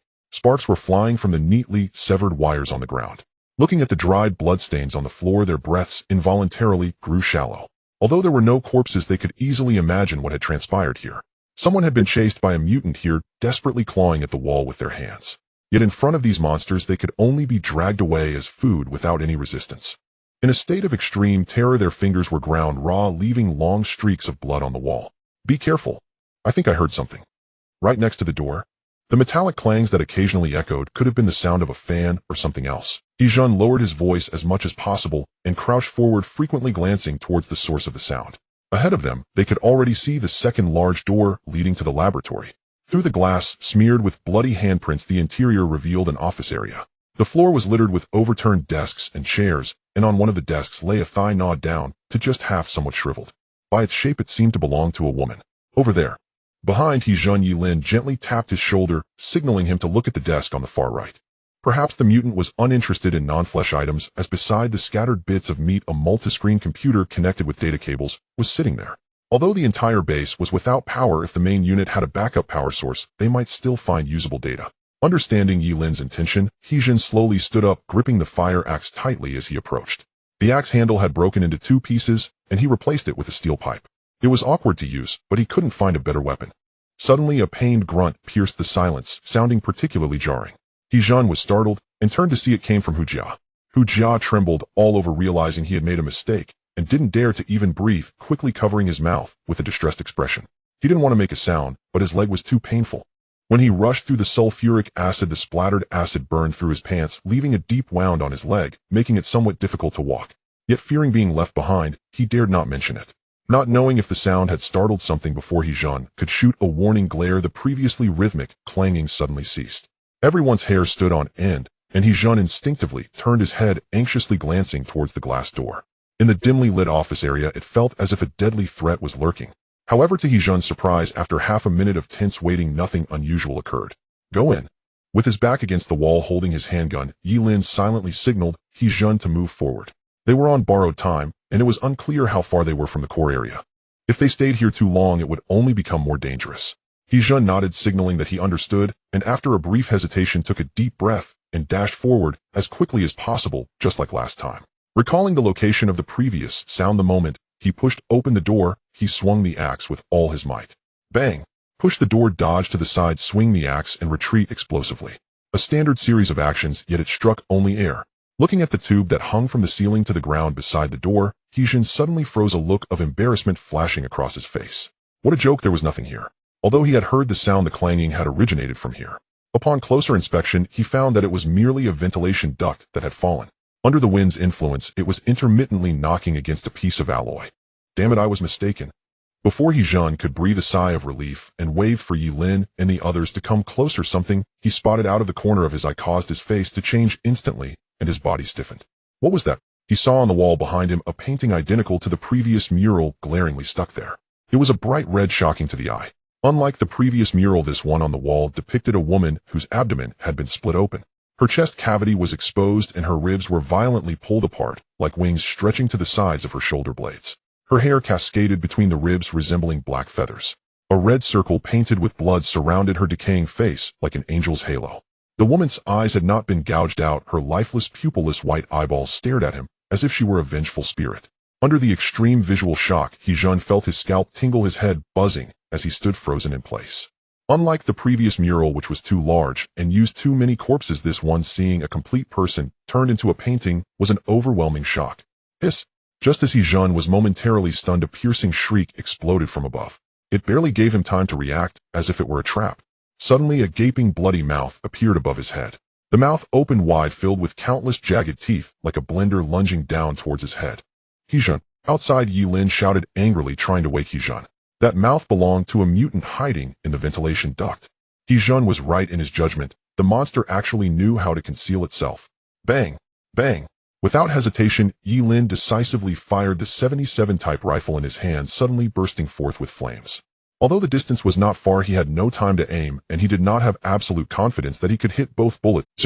1 seconds later, with a dull metallic clang, a small spray of blood burst forth from the mutant's gills. Immediately after, the second speeding bullet grazed the mutant's eyeball, trailing blue pus. Yeek! The mutant howled in pain, its previously lunging mouth suddenly hesitating. Meanwhile, He-jun, who had reacted desperately, turned his head and rolled away to avoid this lethal blow. He didn't have time to thank Ye Lin for saving him. After getting up, He-jun ran directly toward the door. It wasn't that he was afraid to face the monster, but rather that based on his previous experience, his strength simply couldn't kill the mutant. He could only create an opportunity for Ye Lin to shoot its eyes. Ego! Dodge left. Thud! The mutant leaped down, its massive body weighing several hundred pounds, crashing heavily to the ground, shrieking as it lunged after He-jun. Hearing Zhang Tai's warning, He-jun dove, not looking back as he evaded the mutant's sweeping claws. Quickly getting back up, He-jun sprinted and shouted at the top of his lungs. Ye Lin, I'll count to 3. I'll chop its leg at the door. You shoot. With one hand missing, he couldn't hold the mutant back like last time. Thus, he planned to rush to the glass door to restrict the mutant with the terrain. Although the glass couldn't stop the mutant, the steel door frames on both sides were thick enough. If he could injure one of the mutant's legs, Ye Lin would have a chance to aim. Okay. Without further ado, Ye Lin held his breath and concentrated to the maximum.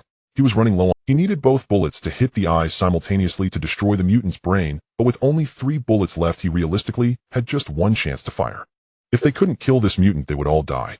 Perhaps sensing that He-jun couldn't die in the corridor besides Zhang Tai, who rushed up first. And Ku also followed closely, holding a long steel pipe. Although she couldn't play a significant role, at least she could slightly distract the mutant. The countdown began. 3, 2, 1, duck. As the countdown reached the last second, just as He-jun approached the glass door, he suddenly turned around. Looking at the incoming mutant, he roared, swinging the fire axe in his hand like a heavy hammer, putting all his strength into the right arc.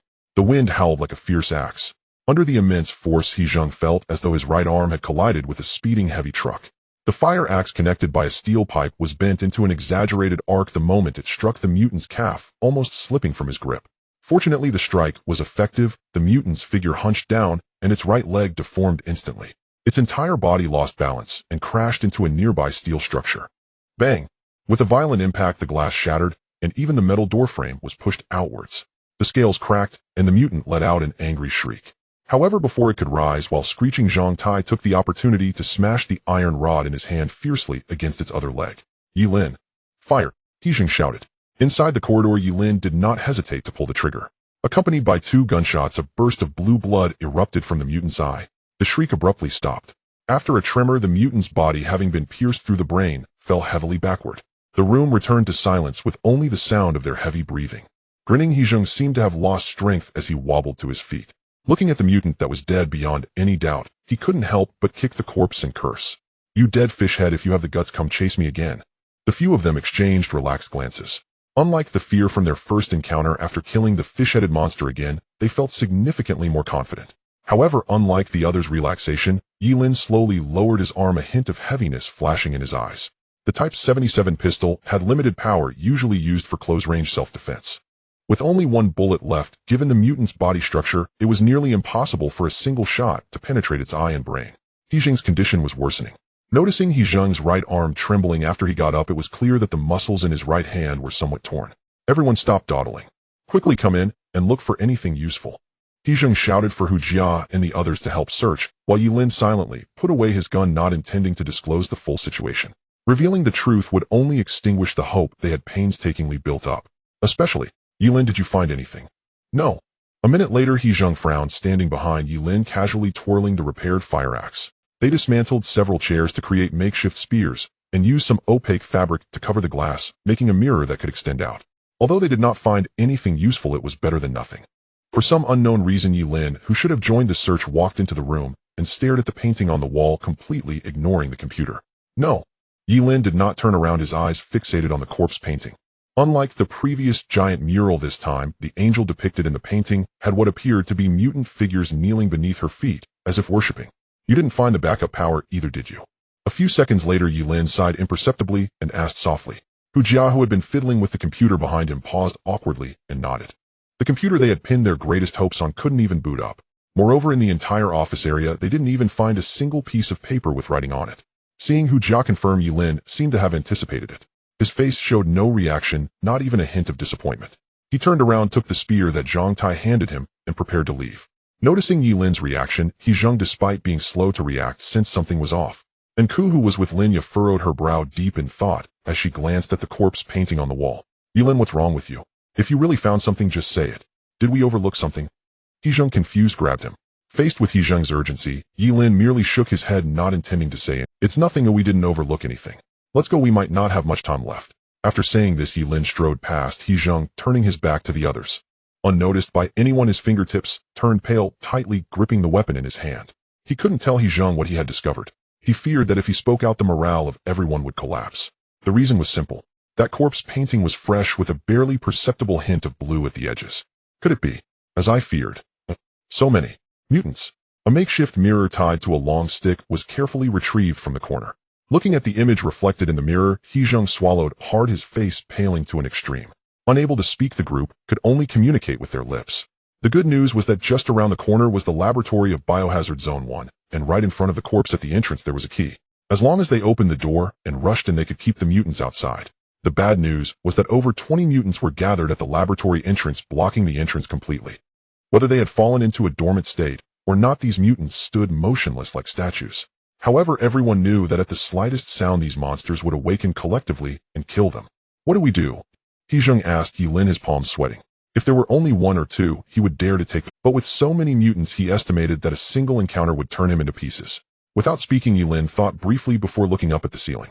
He pointed at the ceiling, then at the corridor on his left, with a corner silently indicating the ventilation duct. We can crawl through the ventilation duct. Crawl through? But that noise. He Zheng was taken aback and instinctively blurted out, but quickly understood Ye Lin's meaning when he saw the steel rod he was tapping to create noise to draw them away. Ye Lin nodded, looking at Hu Jia. You go. Me? I can't. I really can't. Seeing Ye Lin wanting him to go, Hu Jia hurriedly waved his hands and pleaded. He anxiously pushed Linya in front of him, then shivered as he rolled up his pant legs, indicating that he couldn't run fast. However, facing his pleas, Ye Lin merely narrowed his eyes coldly and directly aimed his gun at his other leg. There was no more suitable candidate. He chose Hu Jia precisely because Hu Jia was injured and couldn't run fast. After drawing the mutants away, they needed to rush in and close the door as quickly as possible, and if Hu Jia couldn't keep up, accidents were likely to happen. Go, there's a chance to survive. If you don't go, you will definitely die. Ye Lin spoke each word deliberately, and He Zheng, understanding his meaning, swiftly covered Hu Jia's mouth to prevent him from ruining their chances. Hu Jia wanted to struggle, but with his strength, how could he resist?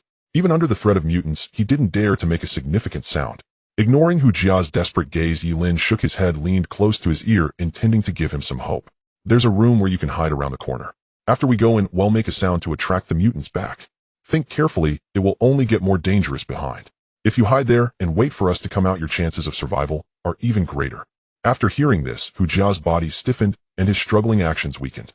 However, he was not a fool. He knew that even if he successfully hid inside, if Ye Lin regarded him as a burden, he wouldn't need to return to save him. At that point, he would only be waiting to die alone. Before He Zheng could express his impatience and threaten again, and Ku, who had been silent, suddenly stood up and looked at Ye Lin. "He'll go." Without a sound, Ku spoke as she untied the hair tie from her ponytail and fastened it onto the steel rod, gesturing with her hands. "There's a broken power line over there. I can climb up the ventilation duct and then set off the alarm. After that, I can escape through the duct. The method is not complicated." And Ku glanced up at the ventilation duct above her. With her build, she could easily squeeze in and move quickly. As long as she ties the other end of the wire to the rod, she could even make a noise remotely and then climb back. Everyone was surprised. Even Hu Jia didn't expect Ku to take the initiative to replace him.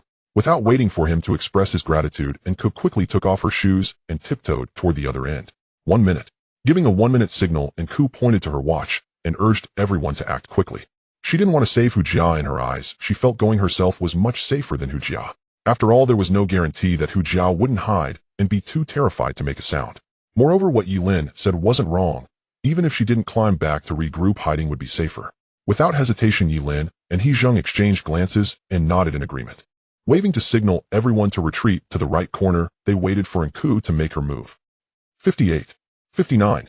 Pressed against the wall almost at the last second of the countdown.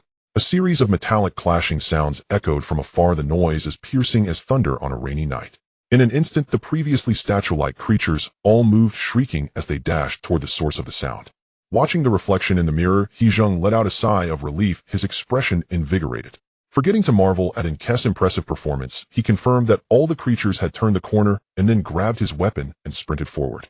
"Go," he whispered silently, and the group didn't dare waste a moment, rushing toward the laboratory as quickly as possible while minimizing their footfalls. In just a few seconds, the fastest, He Zheng slid to the corpse and kicked the key toward Ye Lin. "Quick, Ye Lin, open the door." The heavy laboratory door was smeared with dried blood. Even though they didn't know what was happening inside, they could only take a gamble. Bending down to pick up the key, Ye Lin wasted no time and dashed toward the door. It went far more smoothly than expected. As the key inserted into the lock, a heavy mechanical sound accompanied its opening. This 5 cm thick alloy door slowly creaked open. A putrid smell rushed in, revealing a red glow from within. Ignoring the stench, Ye Lin darted inside, aiming his pistol into the darkness. However, before he could see inside clearly, a deafening alarm rang out from above. "Warning. Emergency mode engaged. Warning. Illegal intruder detected. Emergency procedures are being initiated." Damn! Ye Lin's expression changed, filled with shock and anger. He never expected that the alarm system inside the laboratory was still operational.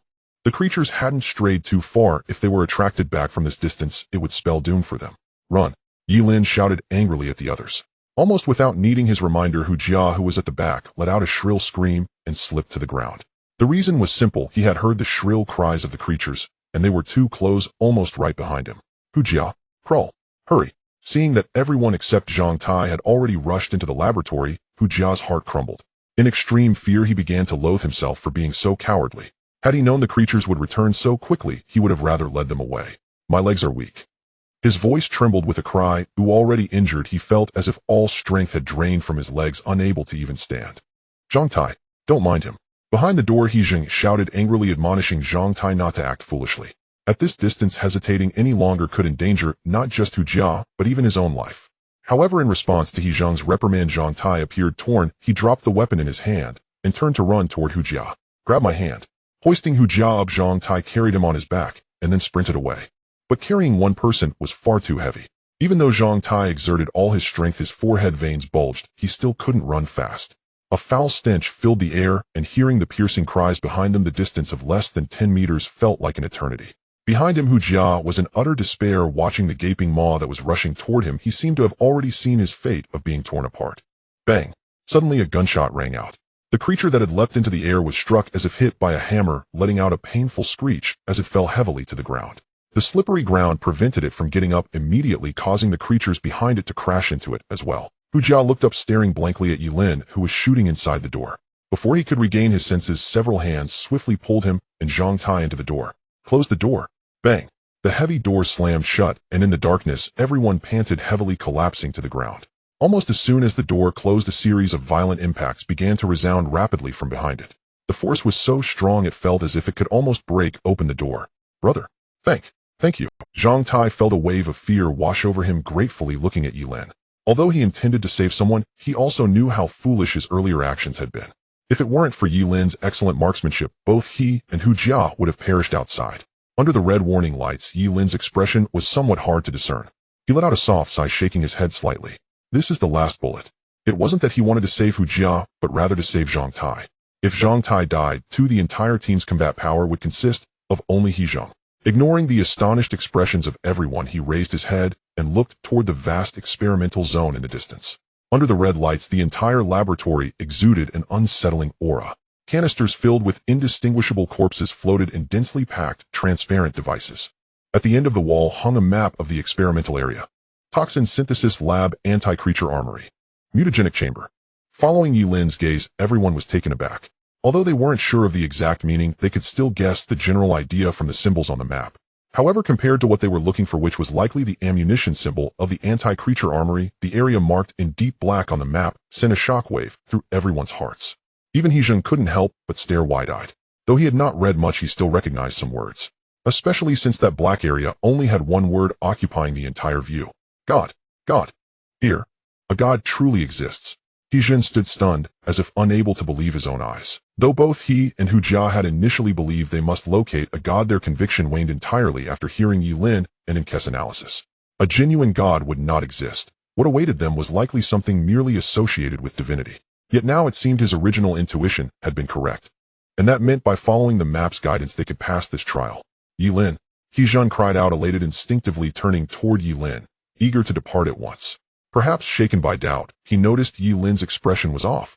Uncharacteristically unsettled, almost unwilling to accept reality. Ye Lin, it's perfectly normal to be wrong. After all, you're no god. He teased, lightly, relief flooding his chest so profoundly that even his footsteps felt lighter. What truly troubled him was the fear that this young man's mind might seize up. Brilliant minds, he knew, often struggled most fiercely to reconcile their own fallibility. To his surprise, Ye Lin shook his head, not in anger nor in defensiveness. I never assumed I was infallible. I'm simply thinking that this may be too simple. After all, we still have no idea what those murals signify. A god did satisfy the test's stated criteria, but how then were the murals to be interpreted? The scale of the undertaking was immense. These elements appeared consecutively. If one treated this dead exam as a genuine assessment, he found it inconceivable that any element would be meaningless. Especially the second mural. Its subject had died roughly 1 week ago, far later than the wall paintings. If the initial murals were human-made, perhaps even conceived during the facility's construction. Yet judging by both its execution technique and the timing of death, the second mural could not possibly be human work. Ye Lin's mind raced through its details, the angelic figure, and confirmed his conclusion with absolute certainty. He'd withheld this insight from He Zheng and the others precisely because its implication was devastating. If humans hadn't created it, only one alternative remained: an alien entity. An entity of extraordinary intelligence. One that used human corpses as its medium. Where was it? Was it still here? And why did it do this? Too simple. How so? Don't forget, we nearly perished several times just to reach this place. And since you're all first-timers, lower difficulty is only reasonable. Glancing at his severed left hand, He Zheng muttered a curse under his breath. Damn it. Truth be told, the difficulty already far exceeds what I imagined at the start. Without your firearm, I'd probably be dead already. He grumbled, though admittedly, he too wondered what meaning those murals held. Yet the answer now lay plainly before them. Moreover, with no other viable option, they had no choice but to investigate. Hey brother, I think there may indeed be complications waiting for us in the God Zone. Ye Lin's concerns are perfectly justified. Hu Jia interjected suddenly, casting an ingratiating glance toward both men, as if the very appearance of a god had vindicated him outright. At that moment, a newfound confidence swelled within him, his spine straightened almost imperceptibly. What do you mean? Spit it out. No beating around the bush. He Zheng arched a brow, irritation flickering across his face. He'd never held much regard for Hu Jia. Hu Jia froze, clearly unprepared for such continued disdain. Yet he dared not protest. Instead, he forced a smile and hurried to explain. All right, brother, I'll be brief. I believe my initial interpretation of the murals was correct. That area marked God likely contains numerous gods. If we misjudge, our lives will be forfeit. He pointed toward the dense array of massive bioreactors nearby, speaking faster now. This is a biological laboratory. If the aliens were artificially engineered, then the gods may well be bioweapons. And if aliens can lose control, so too can the gods. By extension, the divine figures depicted in the murals serve as instructions. They indicate which one we must release. His logic had sharpened considerably. He Zheng paused momentarily, taken aback. He found Hu Jia's reasoning unusually coherent this time. Even Ye Lin fell silent, offering no rebuttal. Then which one do you suspect? Christ, or the Virgin Mary? He Zhen countered, only for Hu Jia to deflect his mind, flashing instantly to the corpse embedded in the wall. That may only become clear once we enter. But I guarantee, I remember every single mural. We'll find the right one without fail. Hu Jia insisted fervently, a subtle glint flaring deep in his eyes. In truth, he already knew the answer, but he refused to reveal it yet. Why? Because survival demanded he retain his most valuable knowledge until the final decisive moment. Tum! Suddenly, a violent impact reverberated from beyond the door. They whirled around, only to see the alloy door behind them bulging inward by half a centimeter under the sheer force of the blow. Such monstrous strength dwarfed every alien they'd slain thus far. He Zhen's face paled, dread coiled cold in his gut. Though he couldn't see what lurked outside, his imagination conjured something unspeakably terrible. True, the door was thick, reinforced, nearly impregnable, but against blows of this magnitude he could no longer trust how long it would hold. Goa! He Zhen roared, snatching up his fire axe and sprinting toward the god zone marked on the map. But as he turned, Ye Lin seized his arm. First, to the armory. Armory? There's no time. Confused and furious, He Zhen glared at Ye Lin. Yet Ye Lin stood firm, blocking his path, without yielding an inch. Without weapons, what will you do if more aliens appear along the way? Don't forget, they emerged from here. He Zhen's gaze dropped to Ye Lin's empty magazine, and his breath caught. Damn it, he'd forgotten. Indeed, if they encountered even a single alien en route, their current state left them utterly defenseless. Fine. To the armory. Let's go. But what if we run into one on the way, eh? He Zhen shouted as they sprinted down the corridor. This time, Ye Lin remained silent, merely casting a cold, unreadable glance back down the dark hallway. There was no alternative. Sacrifice would be inevitable. He did not consider himself wholly evil, but neither was he good. Should his life hang in the balance, he would discard everyone else without hesitation. In the gloom, gazing upon Ye Lin's impassive profile, He Zhen shuddered inwardly, chill creeping up from his core. Ye Lin spoke no word, yet He Zhen sensed the answer all too clearly. The journey was relatively smooth. The worst-case scenario had not occurred. He was uncertain whether his guesses were correct. To be honest, if Ye Lin truly intended to act that way, he wouldn't know how to respond. He appeared indifferent to the lives of others, yet he had never stained his hands with the blood of his kind. No matter how ruthless his heart, he simply chose not to save anyone. There's still a light on here. There must be something good inside. Suppressing his distracting thoughts and gazing at the white light not far away, He Zhen felt a sense of relief. Seeing such bright light for the first time, He Zhen was overjoyed. He hurriedly rushed to the door and pushed open the half-closed door with one hand. Looking at the storage room covering thousands of square meters, he felt a surge of excitement. There was no better news than this. The presence of lights meant there was electricity, indicating that this bioweapons area was still functioning normally. Although he lacked formal education, he knew that substances like anesthetics needed to be refrigerated. However, contrary to his excitement, Ye Lin furrowed his brows. Having electricity isn't a good thing. He Zhen raised an eyebrow, puzzled. Before he could ask, he heard Ye Lin sigh and point ahead. Do you see those refrigerated containers? Are you able to unlock the fingerprint sensor, or do you know the password? Turning around, Ye Lin quickly instructed Zhang Tai and the others, this place is huge. We must split up to search. Just bring back anything you can find, it doesn't matter what it is. I'll sort it out later. Be cautious and report any anomalies immediately. Without further ado, Ye Lin strode towards the back of the storage room. The entire bioweapon facility resembled a cluster of servers with thousands of refrigeration units arranged in layers. He scanned the area. Most of the front section contained biological agents, while the left side held unknown biological limbs. Although this place was called a bioweapons facility, the items in front were clearly meant for research purposes. Sharing the same thought, He Zhen quickly made arrangements. I'll go right, Zhang Tai, you and Hu Jia go to the left rear. As for you. Looking at Linya, who dared not speak and obviously feared being alone, He Zhen frowned in annoyance. What are you staring at? Don't expect to stick with me, just search around. If you're scared, stay at the door and keep watch. No, that's not what I meant. I can search together too. Exactly. Knowing she was a burden, Linya hurriedly waved her hand. With a struggling expression, she couldn't help but ask the question that had been on her mind, what about Nku? Nku? Haha, don't worry, she's much safer than you. He Zhen was somewhat surprised, but he couldn't be bothered to explain to Linya, who was still confused about the situation. He glanced at his watch, confirmed there were no death notifications, and then turned to leave. Nku should be fine. The original plan was to draw the aberrants away, but midway they had turned back and attacked.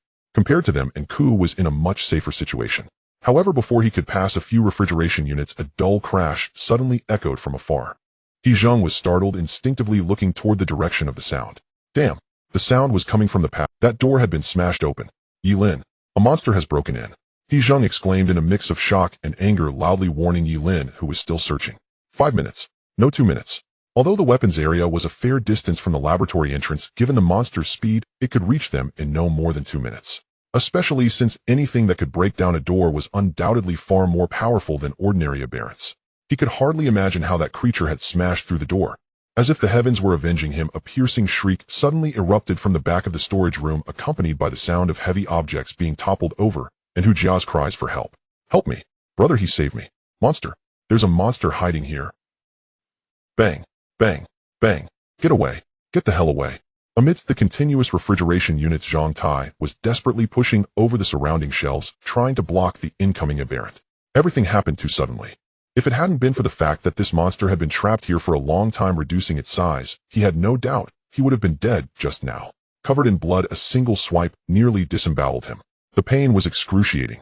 With his long pole not being able to be wielded, Hu Jia, who was with him, had been so frightened by the aberrant's appearance that she fled immediately.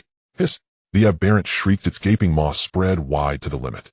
With a high-speed leap, it dodged the toppled shelves and lunged directly at him. Seeing the massive mouth that seemed ready to swallow him, whole, Zhang Tai's face turned pale and his heart raced uncontrollably. Although he had killed aberrants before, there were always others around. With his strength, he had no chance of defeating this monster, and even escaping was impossible. What to do? The storage room was enormous, covering thousands of square meters, and it would take at least 10 seconds for others to arrive. Between life and death, his blood surged like boiling magma, frantically pumping into his limbs. 1 second, maybe 2 seconds. Watching the ever-enlarging gaping mouth descending, an overwhelming instinct for survival erupted violently from within him.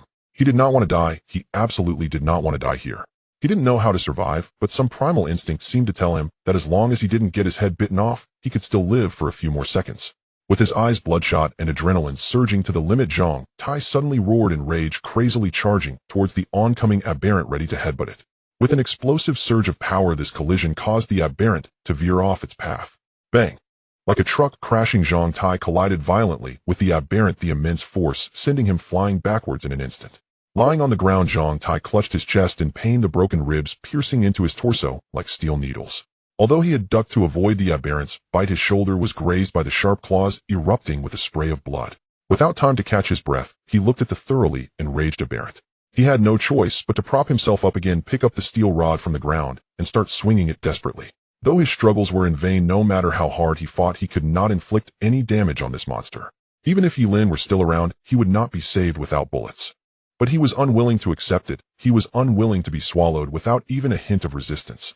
The aberrant roared, looking at the struggling insect before it, feeling an instinctive annoyance. Having not eaten for too long, its stamina was nearly depleted. After 2 failed attempts, the little patience it had was completely exhausted. After another leap, the aberrant chose to abandon the idea of starting from the head, and instead aimed directly for Zhang Tai's unprotected legs. It intended to crush this insect, then slowly grind it down and swallow it whole. Duck! Suddenly, almost at the moment the aberrant was about to bite down, Ye Lin's voice rang out. Zhang Tai's heart jolted.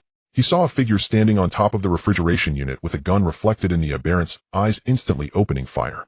The rain of bullets poured down like a metal storm, with large caliber projectiles surging forward with terrifying momentum, instantly covering the surface of the alien creature.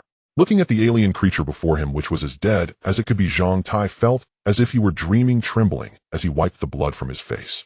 Surviving a catastrophe felt like having walked through the gates of hell.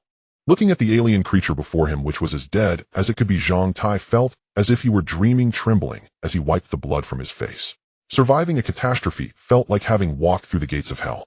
He thought he was doomed, but unexpectedly Ye Lin saved him once again at the critical moment. Thank you.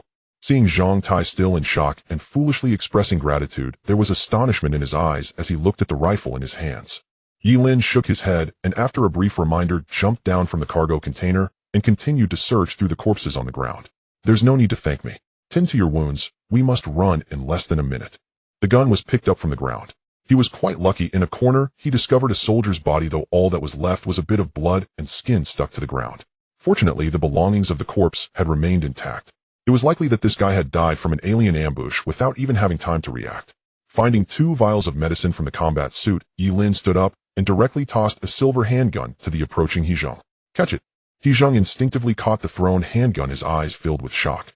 What is this? Damn, where did you get it? The gun was heavy with a dark muzzle that looked quite formidable. Like Zhang Tai, he hadn't searched for long before being attracted by the monster. He thought it would be another bloody battle, but when he turned around, Ye Lin seemed to have conjured a weapon out of thin air and had also dealt with that alien. However, as he spoke, He Zheng caught sight of the torn combat suit on the ground and suddenly reacted. Without time to marvel at Ye Lin's luck, He Zheng took a deep breath, feeling a bit anxious. Ye Lin, did you hear that noise over there? I suspect a stronger alien has appeared. He just wanted to leave as soon, although by the speed of the aliens they still had 1 to 2 minutes. But no one knew how fast that monster that broke through the door. Faintly, he even felt the ground beneath his feet vibrating. It was unimaginable how enormous that unknown alien might be. Seeing Ye Lin still searching, he wished he could just drag him away right now. I know. Without looking back, Ye Lin pointed to the cold storage behind him. Shoot the glass with the gun. Take as many of the reagents inside as you can.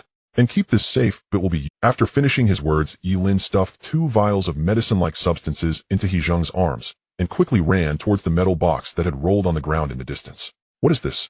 Looking at the white reagent in his hand, He Zheng was momentarily stunned. He couldn't read any of the words on it, but judging by Ye Lin's reaction, this seemed very important. Stop dawdling. Seeing Ye Lin urging him, He Zheng didn't dare to hesitate any longer. After stashing the items, he ran towards the rear. Although he didn't know what these reagents were for, just finding 2 guns made the trip worthwhile. 1 minute later. Boom, boom. The dull thumping sound mixed with the alien's distinctive high-frequency shrieks was rapidly approaching. Outside the armory, Lin Ye trembled all over, watching the experimental facilities being smashed from a distance, her heart filled with fear. Although her view was obstructed, she couldn't see the exact position of the aliens, but from the sounds they were likely only a few hundred meters away. Ego, Ye Lin. They're coming. 500 meters. 400 meters. 300 meters. Under the glaring red alarm lights, the aliens surged forth like a tide of darkness. One of the slender aliens suddenly accelerated, crossing 100 meters in just a few seconds, roaring as it lunged forward. Lin Ye screamed in terror, wanting to turn and flee when 2 bullets whizzed past her head. Ye Lin charged out of the storage room, the gun's muzzle spitting fire as he rapidly fired at the nearest alien. The 7.62mm bullet instantly shattered the alien's left leg, yet despite losing a limb, this alien became even more frenzied, crawling towards them like a spider. Seeing the densely packed swarm of monsters behind him, He Zheng's face turned pale. The speed at which the aliens were pursuing was far faster than he had anticipated. Although they had delayed for a minute based on the alien's speed, even if they had run earlier they would have still been caught. Ye Lin, what should we do? Should we split up? Bang, bang. He Zheng drew his gun and fired, trying to slow the alien's advance. But what he was doing was merely a drop in the bucket. His marksmanship was poor, and targeting fast-moving creatures was even more difficult. After finally fending one off, several more lunged at them immediately. Even Ye Lin, unless he emptied his magazine in one go, could not hold them back for more than a few seconds. Smash the vials. Before He Zheng could ask anxiously again, the sound of shattering glass suddenly rang beside him. Ye Lin had thrown the collected vials forcefully onto the path of the aliens. As the test tubes shattered, the white liquid inside violently evaporated, instantly rising into a pungent white mist. What is this? He Zheng was taken aback. He thought these reagents were for injection, but did not expect they were meant to be shattered. Ye Lin, what is this useful for? Without time to think further, he hurriedly grabbed a vial and threw it out just like Ye Lin. As soon as the words left his mouth, the alien passing through the white mist suddenly stiffened, as if its nervous system had suffered a severe blow, emitting a piercing cry. Devoid of reason, acting purely on instinct, a large number of aliens rushed into the red mist, becoming disoriented and noticeably slowing down. Seeing this, He Zheng was overjoyed. He remembered Ye Lin saying that those researchers likely had something to deal with the aliens. It seems this is it. They had found a total of 12 vials. If this thing could kill aliens combined with the weapons they had, they might not be unable to wipe out these monsters. However, as if reading his thoughts, Ye Lin, after throwing the vials, turned and ran without looking back. Don't be foolish. This stuff only has a tranquilizing effect. There's a big one behind. Also use your spray on Zhang Tai. He Zheng's expression froze as he realized there was still a monster capable of smashing through the alloy door behind them. He instinctively looked back. Although he couldn't see where the unknown monster was in the darkness, he vaguely saw a massive shadow moving towards them. It was unimaginable how terrifying a creature capable of demolishing an alloy door could be. He Zheng took a deep breath, suppressing his greed. If he wanted to be greedy for rewards, he might end up dead without a trace. Not daring to hesitate any longer, He Zheng turned and fled. However, after just a few steps, he found that Zhang Tai was actually planning to carry Hu Jiao away. That swaying posture was practically a death wish. Quickly glancing at the aliens blocked outside the white mist, He Zheng took a deep breath and couldn't help but curse. Are you an idiot? You want to carry someone away when you're injured? I've never seen anyone this stupid. Zhang Tai kept his head down in silence. Although He Zheng was scolding him, he understood that He Zheng meant well. Hu Jia can't walk properly. We can't just leave him behind. Fine, fine, fine, you are a good person. He couldn't be bothered to deal with this fool any longer. He Zheng suppressed his anger and directly took out the spray he had exchanged for points, handing it to the two and signaling them to use it. Although it pained him a bit, he understood that if he didn't use it now, Zhang Tai would definitely fall behind. They already lacked manpower. Who knew how many aliens were behind them? Compared to his somewhat favorable impression of Zhang Tai, He Zheng's gaze swept over Hu Jia with disgust, feeling that treating this waste was a waste of resources. Especially since he could see through Hu Jia's calculations. Useless thing, if you're afraid of dying, stay close. As soon as he finished speaking, He Zheng wasted no more time, ignoring Hu Jia's stiff expression, and turned to catch up with Ye Lin. The spray worked exceptionally well. Within seconds of spraying, the wounds rapidly scabbed, cooling and numbing the pain. After treating his injuries, Hu Jia gritted his teeth and followed at the back, unnoticed by anyone, his fists clenched tightly, his eyes filled with unwillingness. He knew how disgusting He Zheng's gaze had been just now, but he thought, wasn't he just trying to survive? What was his fault? Was being weak a sin in this damned place? He could not die, at least not now. I must live to go home. Outside the experimental area, in the ventilation duct, and Ku carefully observed the movements outside, using the reflection of the mirrors, straining her ears to listen. After confirming that the surroundings were quiet, and there were no aliens, she finally let out a sigh of relief, and nimbly jumped down from the duct. The situation was much better than she expected. She had thought that after attracting the aliens, she would need to find a way to escape. Unexpectedly, due to a change on Ye Lin's side, there wasn't a single alien left here. After confirming the information on her wristwatch, a glimmer of unusual color flashed in Kess's eyes, and she directly ran in the opposite direction of the laboratory. According to the penalty requirements, the antidote should be nearby. Confident that no one could see her, Ku suddenly quickened her pace, covering 100 meters in just a few breaths. At this moment, if He Zheng were present to see her speed, he would surely be greatly shocked. The reason was simple, as such speed was not something an unenhanced human could achieve. Undoubtedly, Ku was not a newbie. The so-called monster drawing was just an excuse for acting alone. About 3 minutes later, Ku stopped at the end of a corridor. Before her was a tightly closed tempered glass door. Inside, a corpse that had only half of its body left curled up in a corner, and judging by the appearance of the corpse, it was evidently an alien that had partially transformed. Its leg bones were deformed, and its face twisted and elongated. At first glance, it looked like a fish with a human head. Ku exhaled softly, confirming that the location was here, and with a sharp gaze, she suddenly kicked out. Bang! With a loud explosion, the force of her leg shattered the thick tempered glass into countless shards. Stepping over the fragments, Ku quickly searched through the drawers as per the system prompt, and finally held tightly onto a vial of deep blue medicine. Sizzle! The medicine slowly entered her body. As the icy liquid surged into her veins, a crisp system prompt sounded in her mind. Ding! Penalty test completed. Candidate in Ku number C3471, A receives reward. Although there were no rewards, seeing her number change from red to white, Ku revealed a relieved smile, feeling like a heavy stone had fallen from her heart. Great, the penalty was finally completed. Next, as long as she blended in with this group of rookies to finish the exam, she would officially wash her slate clean. With these newcomers lowering the score, the difficulty of her subsequent tests would not be too high. If everything went smoothly, she might even take this opportunity to rebuild her points. Then, suddenly a piercing shriek echoed sharply from outside the room. Kess's smile froze, and she turned nervously to look. Although her strength was considerable, able to crush He Zheng Onianon, without a suitable weapon, she couldn't deal with several aliens. Especially since she felt that the difficulty of this situation seemed somewhat off. Jumping onto the duct, Kess's gaze flickered, her brow furrowing. Is it because of me? But my score has already reverted to 0. In terms of strength, it should at most only increase the difficulty by half a round. Or is it because of He Zheng? He Zheng seemed to have some issues. While Zhang Tai and the others couldn't see it from her perspective, the most bizarre thing about He Zheng was that he had no weapon. An experienced veteran who had undergone numerous deadly tests entered an exam without a weapon. This was almost tantamount to suicide. Even carrying a dagger would be better than being unarmed. Although she was too, it was out of necessity. But it shouldn't be a big problem.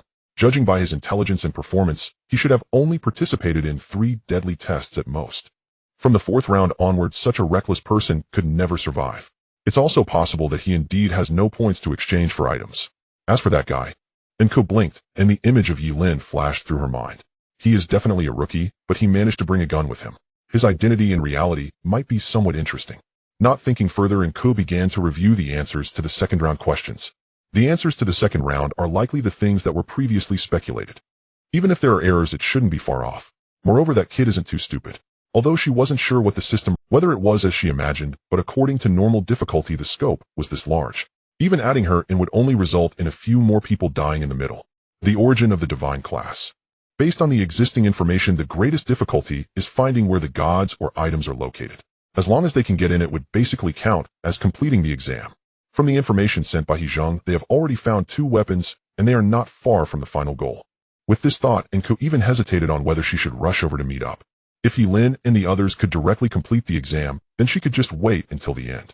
After all, with He Zheng and the others fighting hard, she didn't need to take risks and could avoid exposing herself.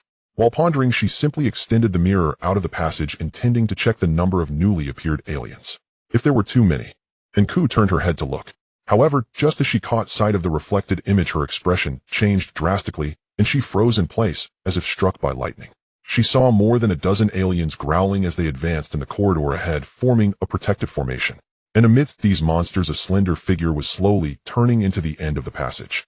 In the core experimental zone, 5 figures sprinted desperately. At the horizon stood a pristine white laboratory, silent, austere, and atop its roof the stark, luminous god emblem burned with eerie prominence.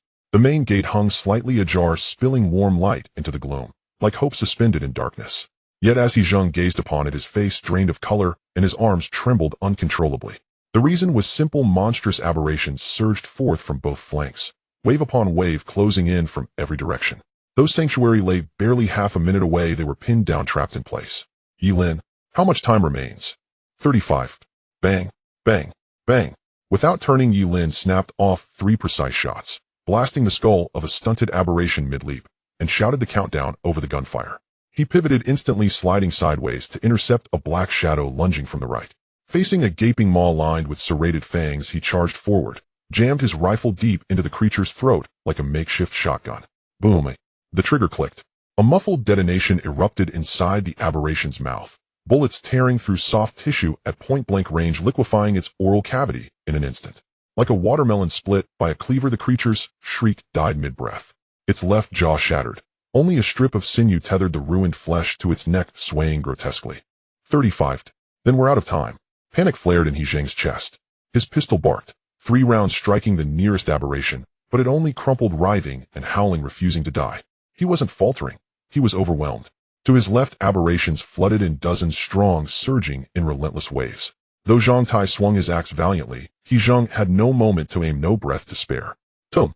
With a guttural roar, Zhang Tai slammed his axe into the back of an aberration lunging at He Zheng's spine, sending it hurtling backward. Unskilled but unyielding, he relied solely on brute strength to buy his comrade precious seconds. Behind them, Hu Jia and Lin Ye clamped trembling hands over their mouths, silent, paralyzed. They could not fight. All they could do was pray that He Zheng would hold.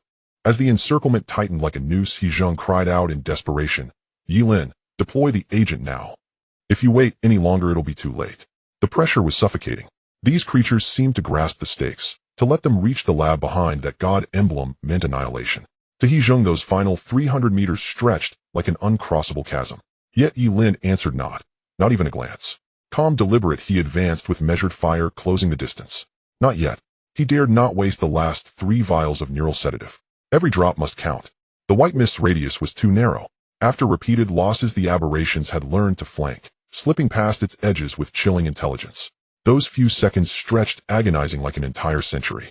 A sharp cry tore from He Zheng's throat as an aberration seized his moment of reload, its claws slashing across his temple.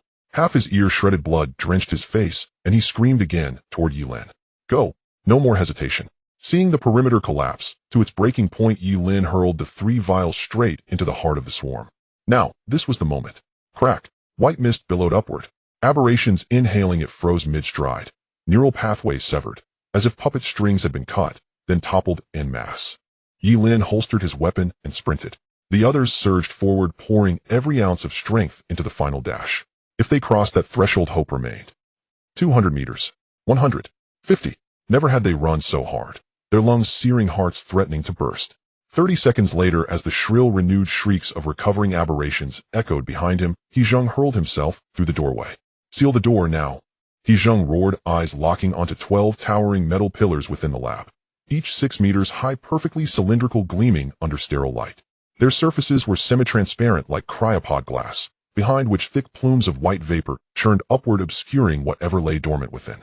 Though their forms remained veiled, the control consoles beneath each pillar told the story. These were not mere chambers. They housed the entities whispered of in the briefing, the gods themselves. He Zheng drew a shuddering breath, his steps trembling as he approached. But before he'd taken 3 paces, Zhang Tai shouted in alarm, "Brother He, the door won't close." He Zheng whirled around. The heavy vault door, designed to seal hermetically, was jammed immovable despite their frantic efforts, its mechanism locked in defiance. A gap, half a meter wide, yawned open, wide enough for aberrations to slip through. His face went ashen. His heart plummeted into icy void. Damn it. He didn't know how long awakening these beings would take, but even 60 seconds would be enough for the swarm to flood in and devour them whole. Ye Lin. Instinctively, He Zheng turned, only to see Ye Lin sprinting back, rifle raised, barrel trained on the breach beyond the door. "We hold here. Let them go." The word struck He Zheng like thunder. He almost refused, yet after a heartbeat's agony he gritted his teeth and rushed back into the line of fire. Only he and Ye Lin wielded firearms effectively. The rest stood helpless. Spotting Hu Jia frozen in place, He Zheng bellowed, "Don't stand there, move. Go now." The cryopods bore English labels. Ye Lin couldn't divert attention. Their only chance rested on this boy. Me. Hu Jia recoiled, stunned that He Zheng would entrust him. He knew he could locate the correct pod, but under such crushing weight his knees shook violently. Depressurization carried lethal risk. Should he awaken the wrong entity, he would be slain without mercy. 40 seconds. Ye Lin spun sharply, his rifle now leveled directly at Hu Jia's chest. "Either I cripple you, or you go now." Staring down the cold, unwavering barrel, Hu Jia blanched, feeling with absolute certainty the lethal intent radiating from Ye Lin's gaze. I'm going right now." Almighty Christ. Enlightened Buddha. Hu Jia, which one are we seeking? I don't recognize any of them. Lin Ye's voice cracked, tears welling. Before her loomed 12 colossal cryopods, vast silent alien. A glacial dread pierced her marrow. Fear, uncertainty, the utter unknowability of what slumbered within. She stood at the gates of hell itself. One misstep and she'd tumble into endless night. White mist coiled beyond the glass. In the nearest pod she glimpsed, faintly, a massive scaled hand, thick-fingered and crowned with smooth obsidian beads. Morgan. Find Morgan. Hu Jia darted between pods, scanning names etched above each lid. Halting, checking, then surging forward anew. Morgan. Who is she, and why her? Lin Ye blurted, bewildered. Because though all the murals depict gods, the only 2 shown battling enemies are them. Enemies. Hu Jia gasped for air, already sprinting past the 6th pod, its name wrong, and charging onward. "You mean..." Lin Ye froze. Her mind flashed to 2 images: Vishnu incinerating demons, and a black-winged angel standing triumphant over twisted Piscean horrors.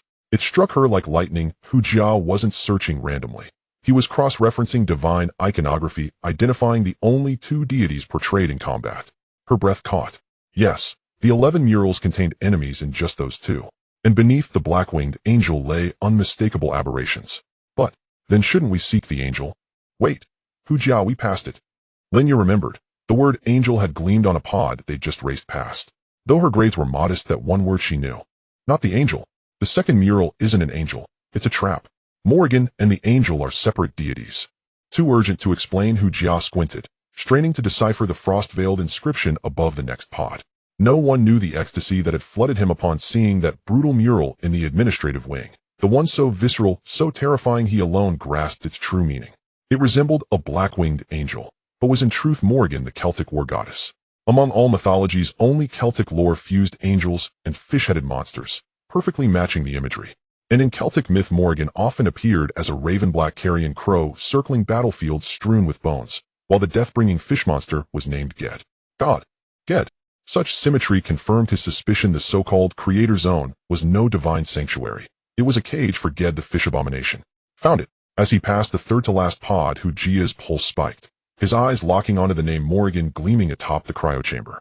Just as he'd theorized, among the 12 the war goddess Morgan truly slept. Hu Jia, how much longer? He Zheng's roar tore across the chamber. Hu Jia's elation vanished, replaced by panic, as an aberration forced its head through the door, jaws snapping inches from his leg. He slammed his palm onto the thaw button. A soft beep sounded. A slender steel needle shot from the console, piercing his wrist. Lines of code scrolled rapidly across the screen, authenticating his genetic signature. Native human genome confirmed. Thaw protocol activated. Native human genome verified. Cryothaw sequence initiated. A synthetic voice intoned. The countdown began ticking downward. With a sharp hiss, white vapor erupted from the pod. Hu Jia's heart hammered against his ribs, his whole body trembling. It had worked. He couldn't tell whether the tremors came from triumph or terror. All he knew was this: in 20 seconds of being revered as a god would awaken. 20 seconds. Only 20. 20. Tum. Tum. Thum thum. Hundreds of aberrations crashed against the door, like artillery shells fired in rapid succession. Squeezing inward, their skulls warped grotesquely. Fish-like heads crushed flat, bulging eyes bursting from their sockets. Claws scraped across reinforced alloy, shrieking like nails on slate. Inside the jammed doorframe, He Zheng braced, dodging snapping jaws while firing point-blank into aberrant skulls. Bang! Bang! Gunfire flared in the gloom. Close-range headshots exploded brains like overripe melons, blood and viscera spraying outward. Good news, their frenzy had jammed them together, limbs entangled. Bad news, their numbers were endless. 15 slain in 30 seconds, yet the swarm showed no diminishment. Half his face torn raw, He Zheng looked absurd, like a rag doll soaked in gore. His remaining hand had lost 2 fingers bitten clean off by gnashing teeth. Ye Lin, I think I can't hold on. Blood bubbled from his lips. With catastrophic blood loss, his vision blurred, consciousness fraying at the edges. The battle had been apocalyptic. Even Zhang Tai's fire axe lay ruined, its edge curled into uselessness, now wielded only as a blunt hammer, pounding again and again into armored skulls. Hold on. 17 seconds. Bang, bang, bang. No wasted words.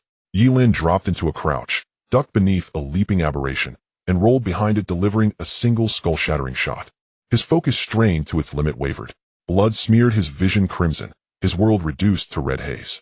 They had no strength left to flee, only to gamble, to stake their lives on the god about to wake. 15 seconds. Hu Jia shouted, the countdown voice raw with urgency. Watching He Zheng sway on his feet, he prayed, desperately, for just a few more moments. But as he watched aberrations already breaching the doorway, forcing Ye Lin to pivot and fire, he realized they wouldn't last 10 seconds. Before he could shout encouragement, a violent rhythmic thudding erupted, rapid seismic racing toward them from afar. Thum, thum, thum, thum, thum. He Zheng lifted his head, vision swimming, peering out the fractured doorway. In the next heartbeat, his face contorted in horror, and with his last surge of will, he roared a warning. What? Ye Lin down. Less than 50 meters out, a colossal entity had materialized, hurtling forward at terrifying velocity. The ground buckled, towering 6 meters high, crab-like armored, rotting. The abomination charged like a fortress, collapsing inward. Its carapace, corpse-white, oozed yellow-green ichor from fissures between plates. Where compound eyes should have been twin hollows, pulsed with dozens of mismatched orbs, small, large, milky black, staring with soulless hunger. An emotionless war machine, its massive claws punched into the earth with each stride, shockwaves rippling outward, hurling all 3 men off their feet. Recognizing it as the same beast that had breached the outer gate, He Zheng instinctively tried to scream. But it was too late. With impossible speed, the rock crab coiled and launched. In the next instant, it struck, not like a creature, but like a battleship crashing broadside. Boom! The impact shattered the door, propelling all 3 into the air. The reinforced alloy barrier, designed to withstand artillery, buckled inward, twisted beyond repair. Ye Lin hit the floor, hard, vomiting blood. His left shoulder hung uselessly, dislocated, broken, his rifle clattering away, unreachable. Had the door not absorbed most of the force he knew, without doubt, he would have been reduced to pulp upon contact. On the ground, He Zheng couldn't even lift his head, gazing up at the monstrous crab barreling toward him. No pause, no mercy. He laughed, hollow and broken. Hope died in that instant. It was over. Though the thaw sequence had mere seconds left, one strike of those scything claws would pierce his heart, before the god could even stir. Damn, didn't think. I'd die here. If you ever get back. Blood choked his words. As he tilted his head, trying to speak his final thought to Ye Lin, a sound erupted behind Hu Jia. Shrill, ultrasonic, piercing the very limits of human hearing. VVVRRR. The 6-meter cryopod hissed open. From within, a woman, her abdomen hollowed, her organs gone, snapped her eyes wide open. Time seemed to stand still. The claw of the corrupted crab was raised high, frozen in midair, locking gazes with the deity. In the oppressive silence, it felt as though all sound had vanished. Fear was silent, and invisible pressure weighed heavily, making it hard to breathe. The few present dared not make a sound, left only with the violent beating of their hearts. Clearly, when the deity awakened, there was nothing unusual. Yet for some reason they felt a deep-seated terror from their very genes, their bodies trembling uncontrollably. Moments later, the corrupted crab suddenly moved, as if encountering a natural enemy, its 8 massive claws flailing at incredible speed as it fled. The rapid alternation of its claws was so swift that it crushed several exotic creatures along its path, without slowing down. He Zheng was taken aback. He had thought the deity was indeed special, but he never expected that this war goddess, merely awakened, would possess such terrifying deterrence. With a loud bang, the war goddess propelled herself from the cryogenic chamber. With an expressionless glance at the nearest Hu Jia, she bent down and sprang forth like a wild beast. Her speed was so tremendous that it generated a shockwave, forcing Hu Jia to squint his eyes. Words could not capture the depth of his feelings. Being closest to the deity, he had the clearest view. Despite having an empty chest like a mere shell, this being named Mo Ruigan defied biological logic and unleashed unimaginable power. Before anyone could react, within mere breaths the deity had dashed behind the corrupted crab, her pale white arm lunging violently toward its massive claw. With a sharp crack, she forcefully tore off one of its claws. From the wound, putrid green blood sprayed several meters high, akin to pus. The giant crab wailed, its countless eyes spinning frantically, emitting chilling screams that seemed to command the exotic creatures to charge. However, everything was futile. Facing the onslaught of exotic creatures, the war goddess simply lowered her head and opened her massive mouth, swallowing the nearest few exotic beings whole. The sound of chewing was bone-chilling, echoing in the air. As she devoured them, the war goddess spat out a splash of putrid green juice. Perhaps still alive, several severed limbs of the exotic creatures hung from her mouth, twitching uncontrollably as if in a reflex, but with the closing of her jaws they were instantly reduced to a pile of meat paste. After finishing her meal, the war goddess reached for the corrupted crab's hind claw, once more savagely tearing it off. Crack! The corrupted crab shrieked. In that moment, after having several claws ripped away, it resembled a bare, smooth sphere. In extreme pain, it could only attempt to bite at her with its pincers. Yet as soon as it opened its mouth, the war goddess seized both ends of its pincers at an incredibly terrifying speed. A piercing scream erupted as her powerful arms forcibly tore its face along with the pincers in half. Diving into the exposed brain matter, Mo Ruigan gulped, intending to consume its flesh and blood from the inside out. Gurgle, gurgle. Ugh. Hujia could not help but retch. Watching the bloody scene unfold before him, he found himself momentarily unsure of who the real monster was and who the deity truly was. The battle was devoid of any technique. What existed was nothing but the most brutal instinct.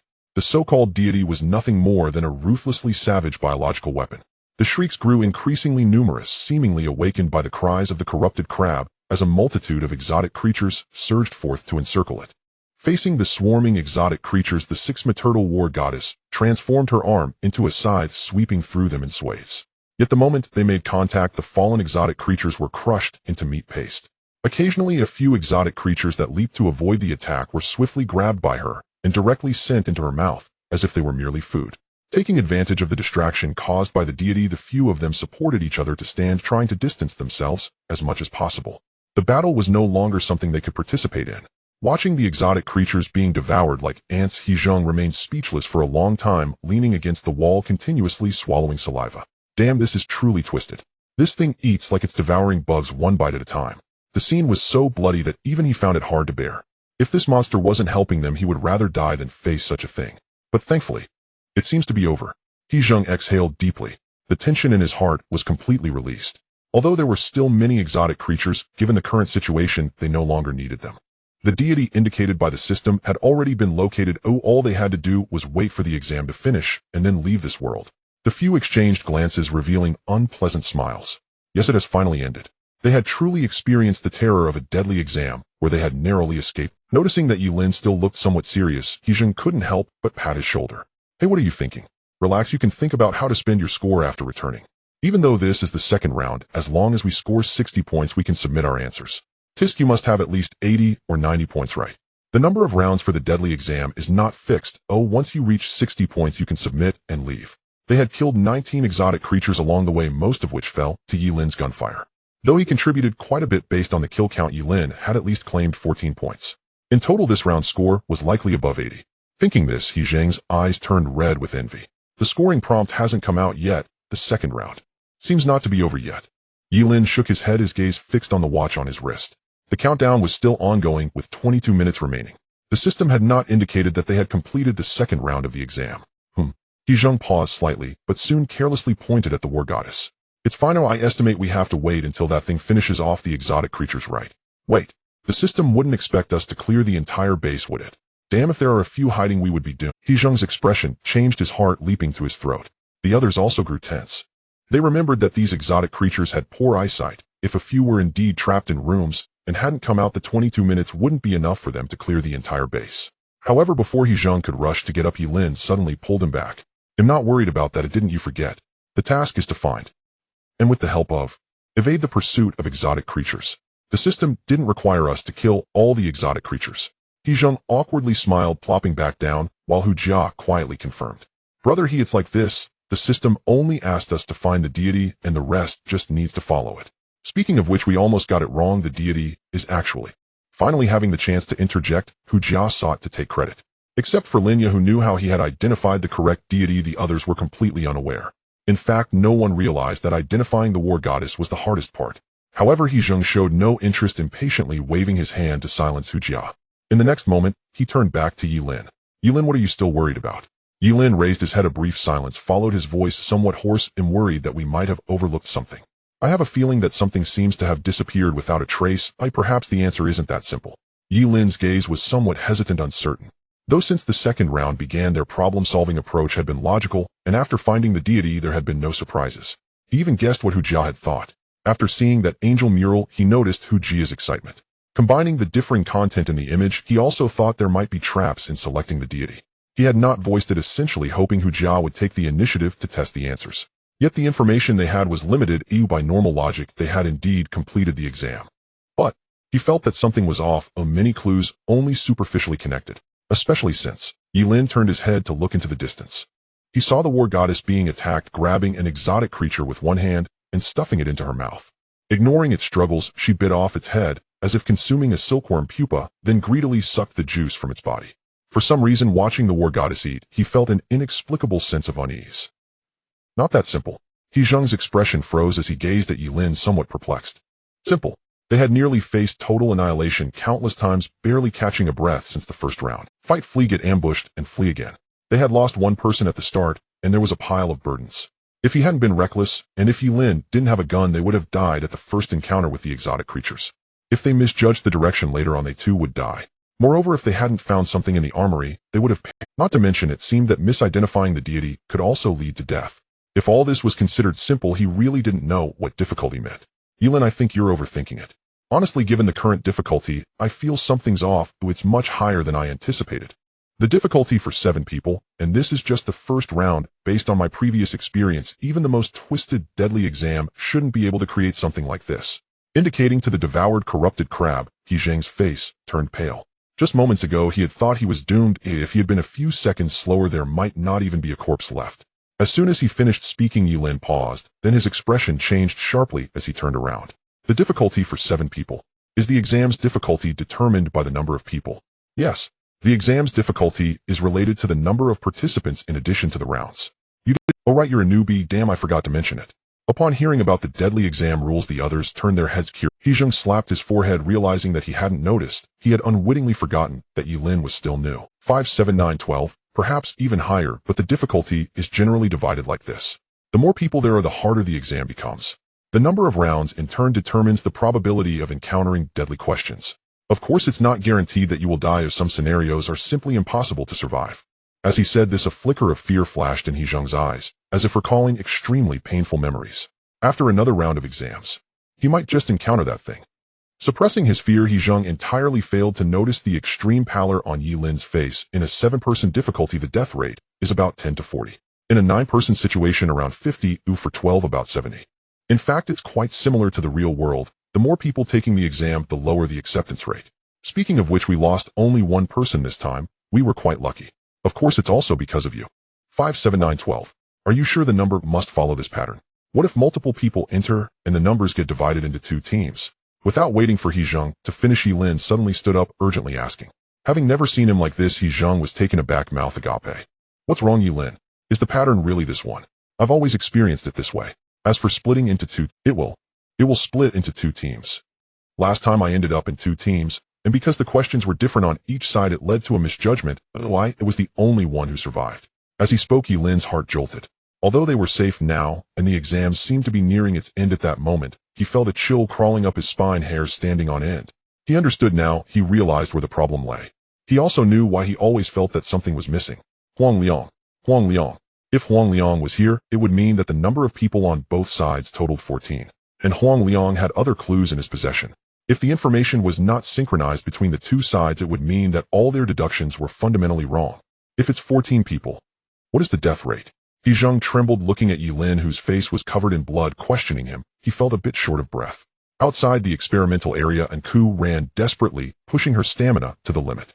Behind her, numerous aberrations chased after her, like bone-eating insects frantically pursuing her. At the rear, a 6-meter-tall figure resembling a Buddha with a big belly was swaying towards her. The ground trembled as its decaying massive foot slammed down each impact, causing the earth to shudder. Namo! Namo! The Buddha opened its mouth, the jaw stretching to the extreme, dragging down to its feet. From the dark depths of its throat crawled countless white maggots. Listening to the deep incantations, Nku clenched her jaw, not daring to look back. Soundwave attack. Those verses were essentially sonic assaults. Even though she reacted quickly and fled as soon as she saw the Buddha, she was still severely injured by the invisible sound waves even from 100 meters away. Blood flowed incessantly from her mouth and nose, her internal organs vibrating violently with the sound. Ripping off a corner of her shirt, Nku struggled to block her ears. Seeing the nearby room, she held on to her last breath and stumbled inside. Bang! She quickly closed the alloy door behind her and gasped for breath. With the metal soundproofing, the noise behind her was somewhat diminished. Time was precious. Knowing she only had a few seconds left, Nku leaned against the door, straining to raise her head, breathing rapidly like a small dog. Though she looked quite disheveled, this was the only way to help her recover her strength in the shortest time. The second, when she first saw the tall, slender man surrounded by aberrations, she was still uncertain. But after being hunted by the Buddha, she realized that these godlike beings were merely monsters disguised in divine skins. There were no gods here. She even suspected that these gods were the real aberrations. Without time to rest a few more seconds, Nku forced herself to stand up, and as soon as she steadied herself, she couldn't help but vomit a large pool of blood. Looking at the blood on the ground, her complexion turned pale to the extreme. Her internal organs were already injured. If she couldn't escape soon, in less than half a minute, she would die from excessive blood loss and organ failure. Wiping the blood from the corner of her mouth with the back of her hand in the darkness, Nku desperately opened her eyes wide, trying to find a possible escape route. Soon overhead, a sign indicating a maintenance area caught her attention. It was a circular tunnel leading who knows where, winding and filled with whiffs of foul air. Though she had no idea where this road led, she could only dive in, hoping that it wasn't too late. While crawling, Nku subconsciously glanced at the watch on her wrist. Hijun and the others hadn't replied yet, though she couldn't imagine what would happen if Hijun found the god. Even if just one more appeared, that would be. Beep beep. The communication suddenly rang. Nku looked at. In the message from Hijun, there were only 6 brief words. Yet those simple 6 words filled her with despair. They have already come. Thud, thud, thud, thud. The footsteps were slow and heavy, as if coming from hell. On one side of the hall, a tall, thin man dressed in a burlap robe staggered forward. He held a skinned corpse in his hands, appearing as if he was cradling a lamb awaiting slaughter due to the immense size difference. Fear spread in the air. Linya trembled as she uttered its name, her sanity seemingly collapsing at that moment. Saint Lord, Christ. That was the god from the mural, the most widely known god in human history. She couldn't believe her eyes, nor could she fathom that behind Christ were countless aberrations following in fervent devotion. Aberrations and gods were essentially the same kind of monster. Nku's warning came too late, of course, even if they knew they had no other choice. Everything was over once the second god appeared. All their previous logic turned into a joke. Meanwhile, the goddess of war, who had been battling the aberrations, also halted upon seeing Christ turning around to look at them blankly. It was as if they were being mocked before their demise, just waiting for a voice, a slight sound, and they would meet their end, split up and run. Unable to bear this fear, Hijin suddenly shouted, mustering the last bit of courage to run to the right. Though escaping might be meaningless in the face of this monster's speed, they would be caught in seconds. But if they didn't run, there would be no hope at all. He could only gamble, hoping that the other god would not pursue them after they fled out, otherwise they would undoubtedly die. Boom. The woman absolutely would not allow the insects to escape in front of her. In an instant she moved. Both legs exerted force, simultaneously leaping into the air in a terrifying manner. Her emaciated body resembled a predatory spider, casting a horrifying shadow. With a squelching sound, she landed heavily, crushing the nearest Linya into a pulp. Blood seeped slowly from beneath her feet. A moment later, her dead white pupils fixed back on Hujia. Her pale arm shot out, instantly aiming to grab him and devour him like she did the aberrations. Aunt. Hujia broke down. Although he couldn't see behind him, he already felt the chilling presence at his back. That pale arm was about to grab him. In extreme terror, he seemed to go mad, screaming as he ran. His speed surpassed the limits of his body. He didn't want to die. He especially didn't want to die, so tragically being eaten alive. Hearing Hujia scream, Hijun didn't dare look back, despairing to the utmost. Next to him, Ye Lin made no sound, just running frantically. Facing these gods, they had no means of resistance. The only thing they could do was to escape as far as possible. Suddenly, just as Hujia was caught by the goddess of war, a burst of concentrated gunfire rang out along with a furious. In the right passage, a figure with a buzz cut was seen shooting furiously at the goddess of war with 2 students. Run this way. I'll cover you. Ye Lin suddenly looked up, recognizing the iconic buzz cut and instantly identifying the person. That person was Huang Liang. the national security student who came in with him, Huang Liang. Boom. The hand grenade was thrown, and the orange flames instantly illuminated the darkness. The shockwave spread, and the armor-piercing fragments shot out at high speed, exploding into a dense spray of blood on the surface of the war goddess. After throwing another vial of anesthetic, Huang Liang showed no hesitation as he grabbed Ye Lin and continued to flee. It can't harm a god. Although he still had a few fragment grenades on him, and the two companions had guns, their attacks could only cause superficial injuries against such a high-level monster. There was no way they could kill it. To survive, they could only use the terrain to hinder the enemy, buying every second possible. Bang bang. Bang bang. Huang Liang quickly fired his gun, with one hand shooting down two pursuing aberrations, glancing anxiously at Ye Lin. Although Ye Lin seemed capable of walking on his own, Huang Liang could see that Ye Lin's injuries were severe, relying solely on sheer willpower. Can you hold on? No, I'll carry you. Although the two were adversaries in the outside world here, he couldn't help but worry about Ye Lin, especially since he had reviewed Ye Lin's profile before setting off. Though some parts were hidden, the records in the file still left him in shock. Ye Lin is very strong. Only by cooperating could they have a glimmer of hope to relay the intelligence. I want die? Stop talking nonsense. Is there a ventilation duct on this road? Not knowing how to express his feelings, Ye Lin snatched the handgun from Huang Liang's hand and shot the pursuing aberration until it screeched. Perhaps disturbed by the anesthetic mist, the war goddess, which should have caught up, had yet to appear. He didn't know whether to praise the buzzcut for his loyalty or scold him for being foolish. At their current speed, they would soon be chased down by a large number of aberrations. Carrying him would only slow them down further. It would be better to wait for death. Ventilation duct. Yes, just turn right at the next intersection. Huang Liang was taken aback, instantly understanding his meaning. He led everyone to turn right, then kicked the gun into position with one foot, turning to suppress the pursuing aberrations with fire. You all go ahead. Da-da-da. The flames spat out. Under his terrifyingly accurate marksmanship, Huang Liang directly blew the heads off the three closest aberrations. Watching such exaggerated gunplay, He Zheng was left dumbfounded. Even though they were still fleeing, he couldn't help but gasp, feeling that the gun in Huang Liang's hand was like a blazing fire stick. Ye Lin was already surprised that he could use a gun, but this buzzcut was even stronger. Especially when he quickly flicked his gun, swinging the rifle hanging on his chest to his back, sidestepping an approaching aberration. With a calm gaze, he seemed to be stuck in a blind spot, slipping past the aberration's claws. The next second, he swiftly drew the dagger from his waist and thrust it out. The palm-sized tactical dagger pierced the aberration's eye with a squelch. Huang Liang twisted it vigorously, directly turning the aberration's brain into a mush. Thud! The corpse fell to the ground. After confirming that no aberrations were chasing from a short distance, he quickly caught up with the others. He Zheng's pupils contracted, and Zhang Tai, witnessing this scene, couldn't help but gape. To be honest, although they had killed so many aberrations and knew they could take them down with guns by overcoming their fear, it was simply too outrageous to see Huang Liang fighting with just a dagger. In close combat, if one reacted even a second too late, they would be instantly bitten to death by an aberration. These things are stupid, they aren't that hard to kill. Noticing everyone was looking at him, Huang Liang felt a bit uncomfortable and explained softly. After speaking, he pointed to the ceiling not far away, signaling everyone to hurry up. The aberrations would soon rush over. Although he was confident he could slowly wear them down using the terrain, the truly dangerous god could catch up at any moment.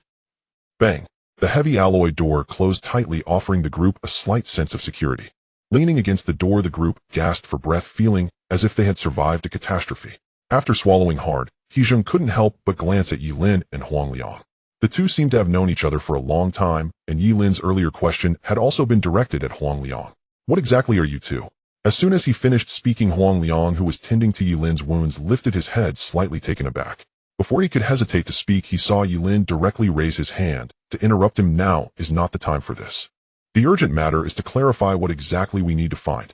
He Zheng's expression froze, the sense of relief he had just felt tightened instantly, while Hu Jia's face turned pale, filled with despair. Indeed, although they had escaped with their lives, there were only 19 minutes left until the countdown ended. They had no idea what the so-called answer was, and even if those gods didn't pursue them, hiding here would just be waiting for death. What's the situation on your side?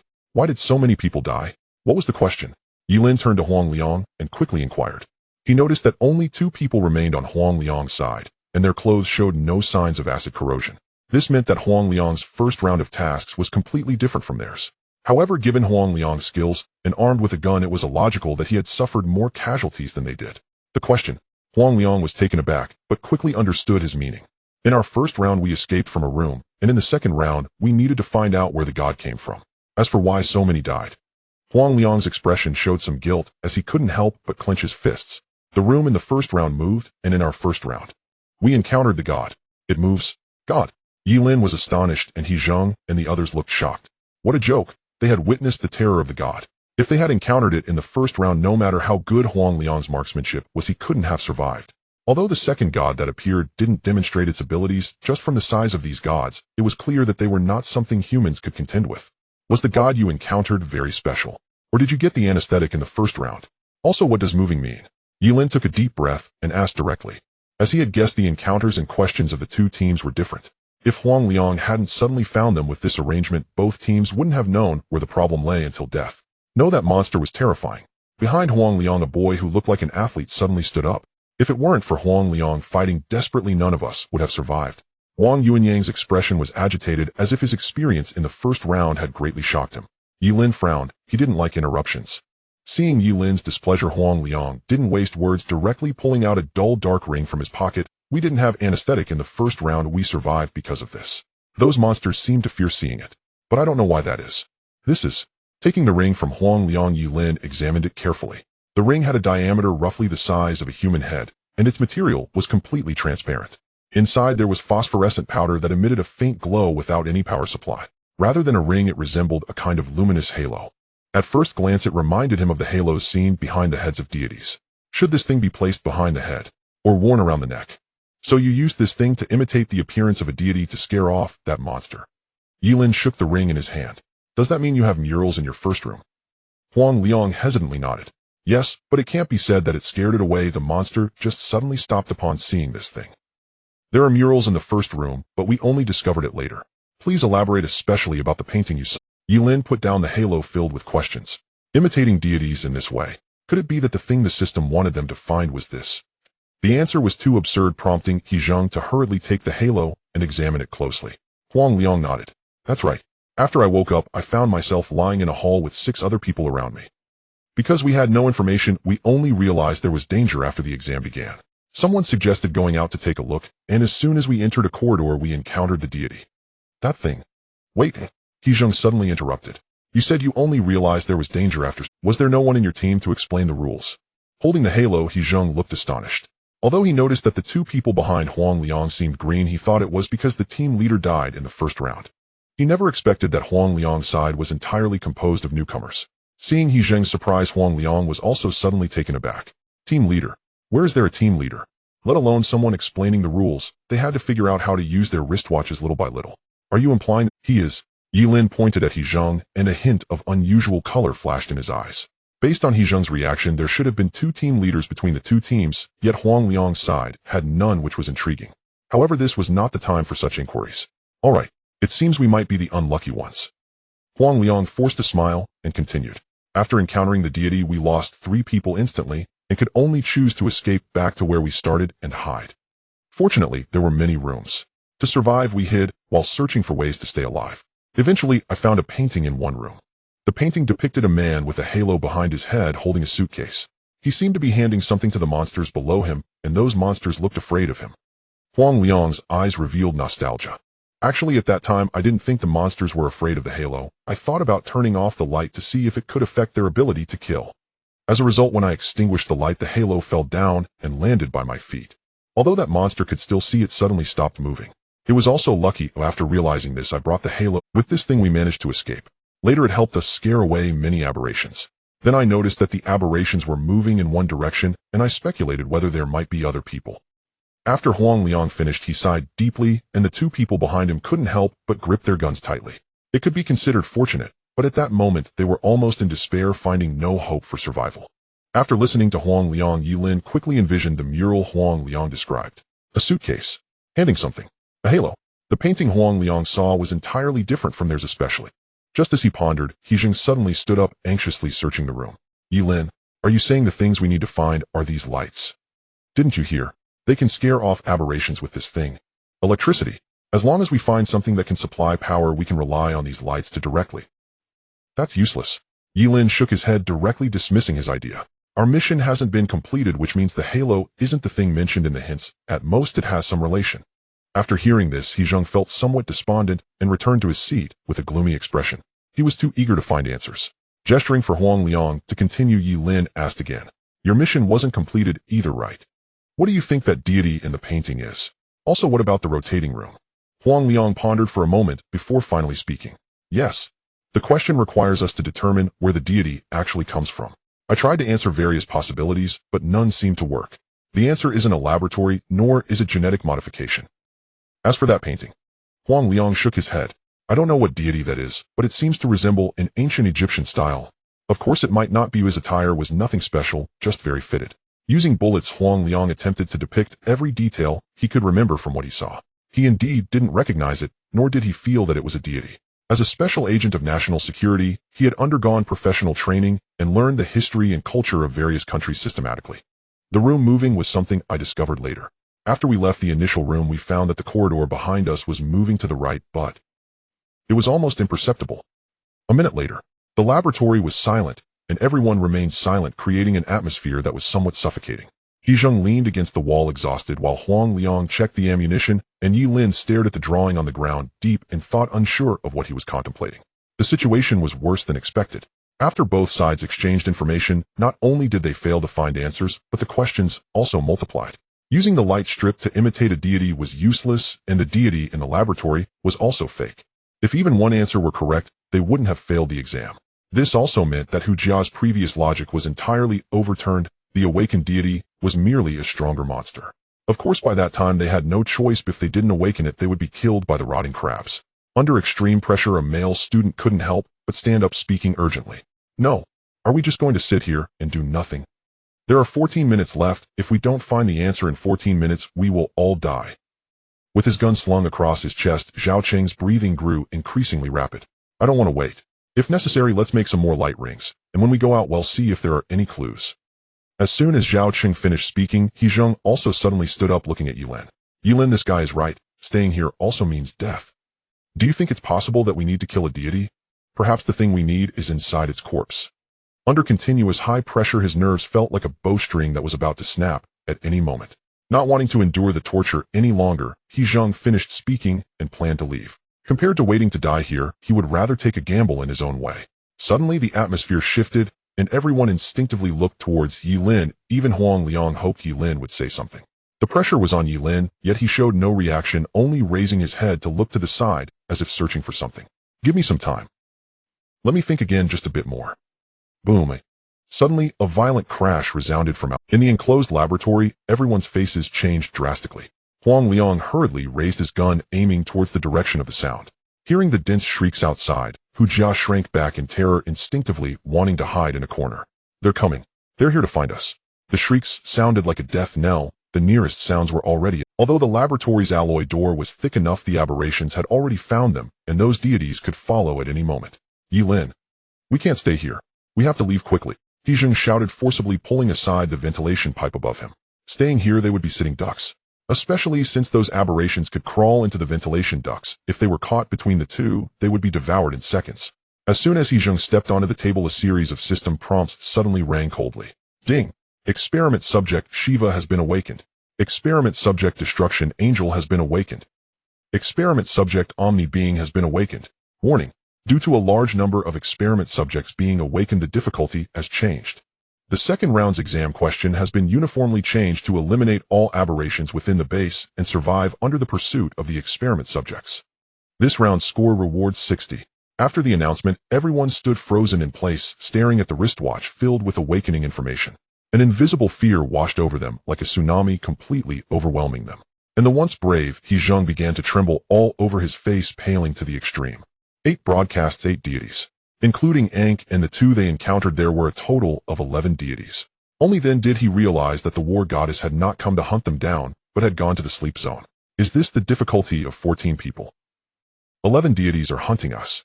Damn it, why not just kill us directly? He Zheng laughed in anger, punching the wall fiercely. They were doomed, they were all doomed. Not to mention how they would survive under the pursuit of 11 deities. Even just eliminating all aberrations within the base was beyond human capability. The reward of 60 points was indeed high, but in his eyes it was merely the system toying with them. Bang! Bang! Bang! The sound of heavy impacts suddenly echoed. The aberrations were violently banging on the door, their sharp claws scratching against the metal door, creating a deafening noise. Under the violent impacts, the entire room shook. Everyone was horrified. Zhang Tai instinctively rushed toward the door, trying to brace it with his body. But seeing his actions, Wang Yuanyang couldn't help but curse. What are you doing holding it? Can you hold back those aberrations? Just wait to die, all of you. In despair, the few people who had rushed up with Zhang Tai suddenly froze in place. Wang Yuanyang's words, though harsh, were the truth. In utter despair, some even began to cover their faces and cry.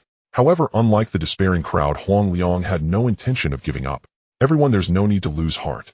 Even if hope is small, as long as it's not the last moment, there's still a chance. Let's charge out. I will do my best to protect everyone. If we die together. A group of people raised their heads, looking at Huang Liang, whose gaze was resolute, as if he would not give up no matter what.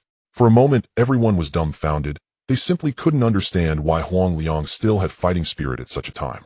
But perhaps someone stood up, or perhaps Huang Liang's words had a slight effect. A few people stood up, only able to choose to follow him out. No one wanted to die, even if the chances of survival were infinitesimally close to zero. Ye Lin, why are you still dawdling? Hurry up and go.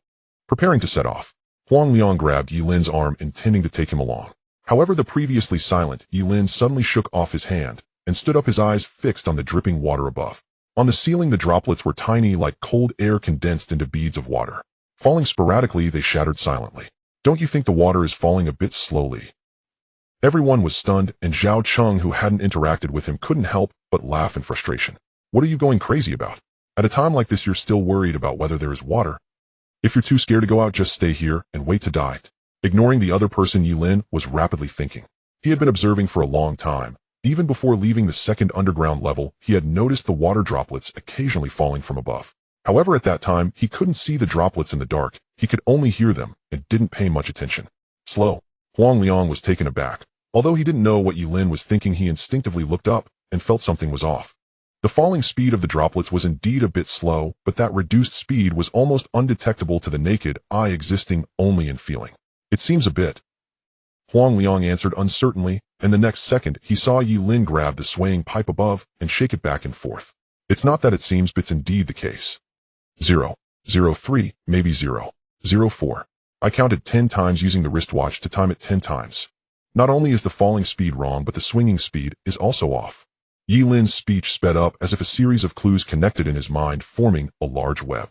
Sulfuric acid, frozen doors, slowly rotating rooms.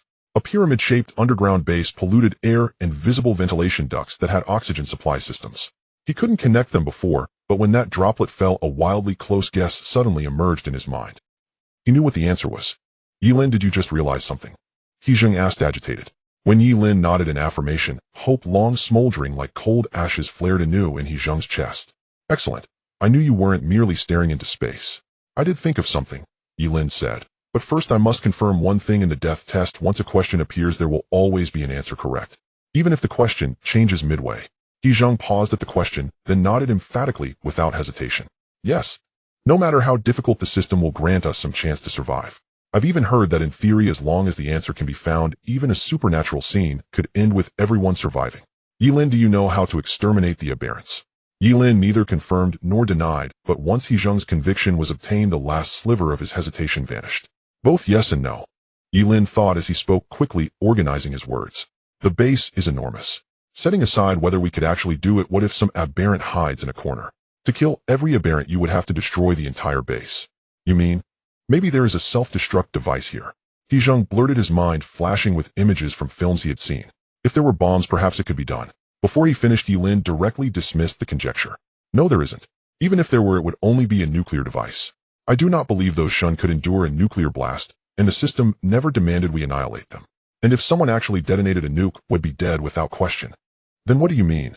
He Zheng asked, bewildered. The others wore the same puzzled expressions.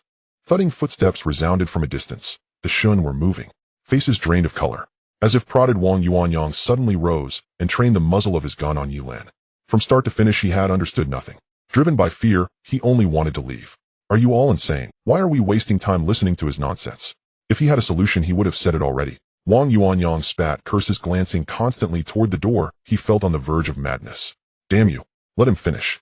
Bang. Seeing Wang dare to threaten Ye Lin with a gun, He Zheng flew into a rage and kicked him sprawling. Though He Zheng did not fully understand what Ye Lin meant after all their encounters, he believed Ye Lin would not speak without purpose. All hope rested on Ye Lin. Wang's madness was tantamount to inviting his own death. Brother Huang. Zhao Cheng hurriedly drew his pistol, instinctively leveling it at He Zheng. Though they were on the same side in his subconscious, the Huang Liang who had been leading them was one of us, while Ye Lin's group felt like another faction. All of you stop. What are you doing? Infighting now. Huang Liang hastily forced Zhao Cheng's muzzle down. Seeing Wang Yuanyang crazed and trying to rise, he could only rush forward and hold him. Ye Lin, if you truly have an idea, I want you to say it plainly, not harbor other intentions. Huang Liang, wishing to avoid a fight, said with a grim expression, his words a warning to Ye Lin. His attitude toward Ye Lin was conflicted. He believed Ye Lin had thought of something useful, but Ye Lin was also a convicted killer. He had never let down his guard. Sensing Huang Liang's suspicion that he had ulterior motives, Ye Lin smiled lightly and paid it no mind.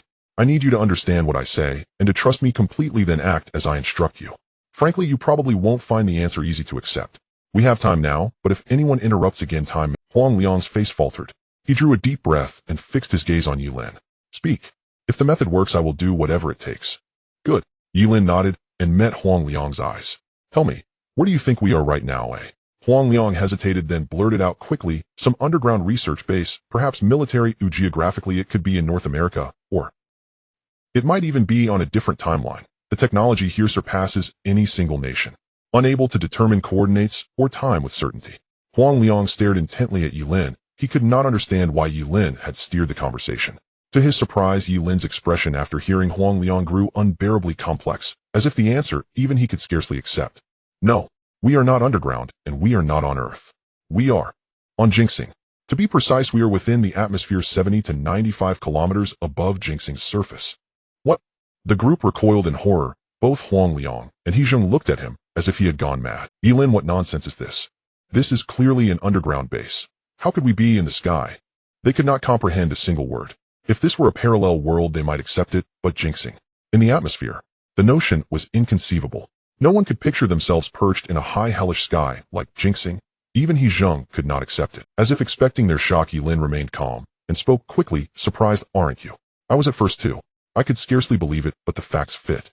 If you want proof, I have it. Sulfuric acid, extreme cold, sudden suction, a pyramid-like structure, the oxygen supply system, and rotating rooms. First, sulfuric acid. At first I assumed the acid was meant to deter the aberrants, but Huang Liang's area did not have it. Yet Jinxing's atmosphere at certain altitudes is composed of 75 to 98 sulfuric acid solution. Admittedly, this alone is a slender thread of evidence. Second, the low temperatures. I once thought the frozen locks were a deliberate difficulty set by the system to bite your fingers. Coincidentally, around 80 kilometers above Jinxing, temperatures hover near minus 76 degrees Celsius. The suction we felt when the door opened resembled a breached airlock and the ensuing pressure imbalance. Pressure.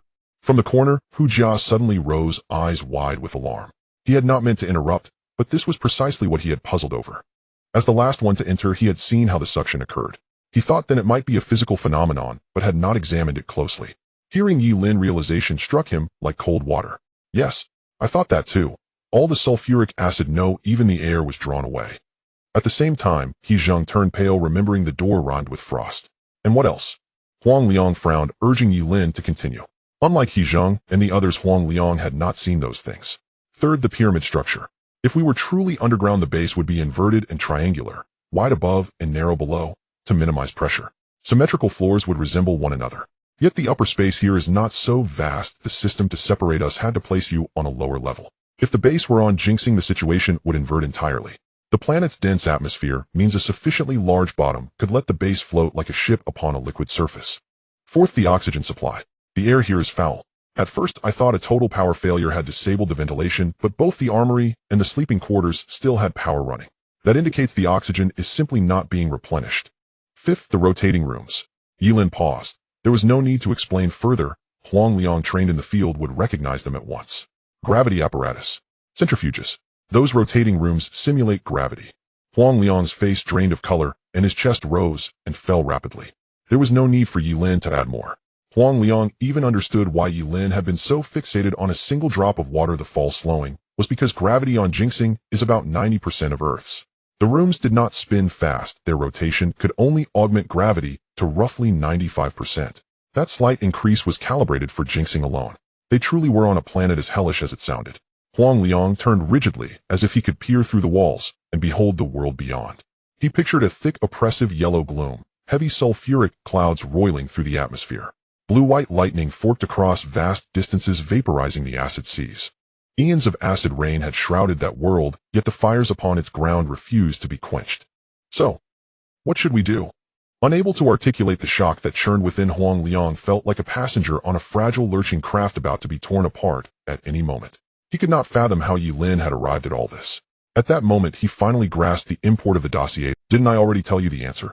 Ye Lin exhaled calmly and pointed toward the door. If we are on Jinxing, then destroying the airlocks would suffice. The aberrants would be sucked out and perish in the sulfuric clouds. The Shun, however, are more resilient. If dragged out, they would not die so quickly. The solution was staggeringly simple, yet to them it was a blow that cleared the mind. Momentarily stunned, Zhao Cheng's lips trembled, his thoughts were turmoil. And, what about us? How can we survive? And how do we break the airlocks? Overwhelmed by successive shocks, he could no longer think clearly. He could picture the scene as an airlock fails. The pressure differential would turn the entire base into a bursting balloon, air rushing outward. The aberrants expelled into the acid clouds would die instantly.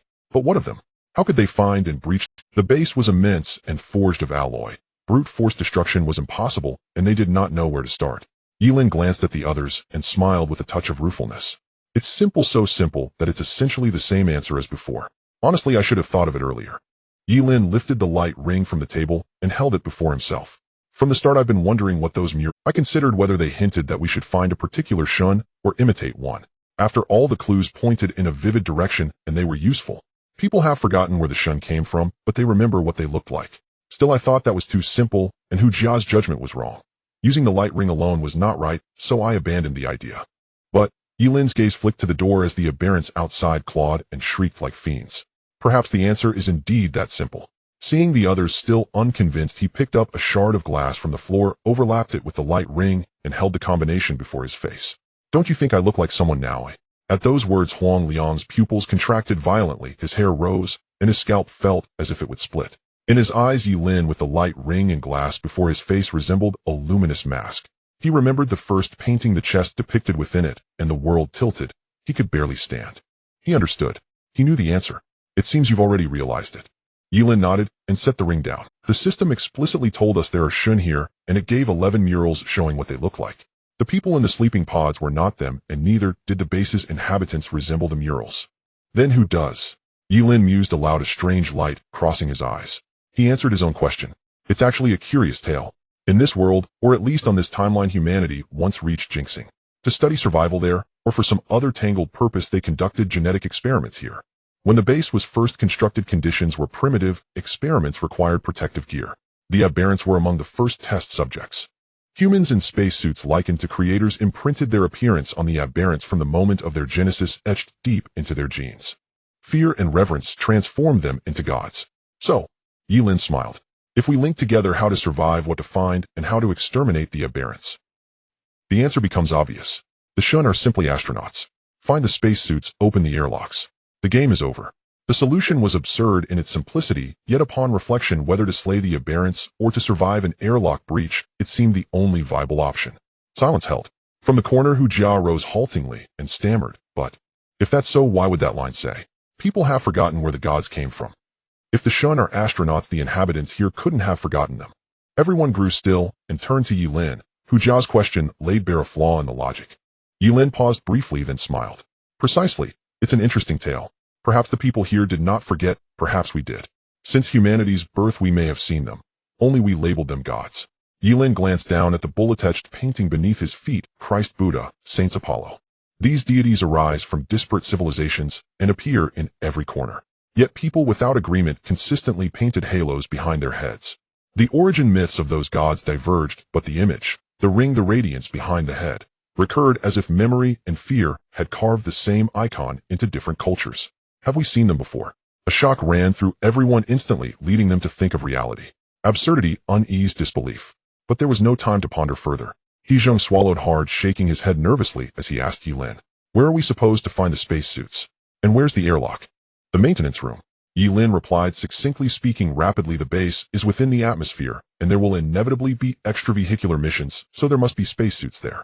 Even if there aren't any, there will be similar protective suits. Likewise, the maintenance room will also have an airlock, most likely located around in Ku." Unlike before, Ye Lin couldn't be bothered to explain further. The sudden change in mission meant the maintenance area wouldn't be too hard to find out, otherwise they would have perished long ago under the pursuit of so many monsters. And the only person outside was Ko. You can figure this out. Then we. Hezhang was overjoyed, eager to go immediately. But in the next second, Ye Lin suddenly drew his gun, pointing it directly at Wang Yuanyang. Without giving the other party a moment to react, Ye Lin coldly stated, "You now have two choices. Either I incapacitate you, leaving you here to wait for death, or you go to the hibernation zone to start a broadcast to lure away the aberrants." With that, Ye Lin pulled the trigger without hesitation. Bang! The bullet whizzed past Wang Yuanyang's ear, tearing off a large chunk of flesh. "Ow!" Wang Yuanyang screamed in agony, blood gushing between his fingers. Huang Liang was startled, and everyone froze, not expecting Ye Lin to suddenly act. Meanwhile, Hezhang, having regained his senses, drew his gun as well. Though he didn't know what Ye Lin was planning, he figured following along was the right move. In an instant, the tension escalated, and the atmosphere plummeted to an icy point. Covering his ears, Wang Yuanyang crawled to Huang Liang's side, screaming as if he were being slaughtered. "Brother Huang, save me! Save me! This guy wants to kill me, he's retaliating against me." Although the bullet only grazed his ear, he had no doubt that if he dared to refuse, Ye Lin would indeed take his life. This madman was clearly one to hold grudges. All because he had questioned him just now. "Ye Lin, Wang Yuanyang didn't mean it. You don't have to do this," Huang Liang urged urgently, trying to persuade Ye Lin to lower his gun. However, as soon as he spoke, Ye Lin raised his left wrist to check his watch and scoffed, "Retaliate against him? I'm not that childish. There are 15 seconds left. If we delay, I can't guarantee we'll make it in time. Someone must lure away the aberrants, or we will all be dragged to death." Unfazed by the panic of Zhao Qing aiming at him, Ye Lin strode towards Wang Yuanyang, placing the gun barrel against his thigh. "If you go now, once we reach the maintenance room, we can lure the monsters over. You might not even die. If not, I'll find someone else, and you will definitely die." With that, Ye Lin turned to Zhao Qing. 10 seconds left. If he doesn't go, then it has to be you." With those words, Zhao Qing trembled, instantly realizing that Ye Lin was trying to divide them. But he didn't want to die either. Although he knew Wang Yuanyang, he wasn't about to risk his life for him, especially since Ye Lin was right. Someone had to lure away the aberrants. "Yuanyang, you need to agree quickly. What he's saying is correct. You won't die if you go. Oh, perhaps it will even be safer later."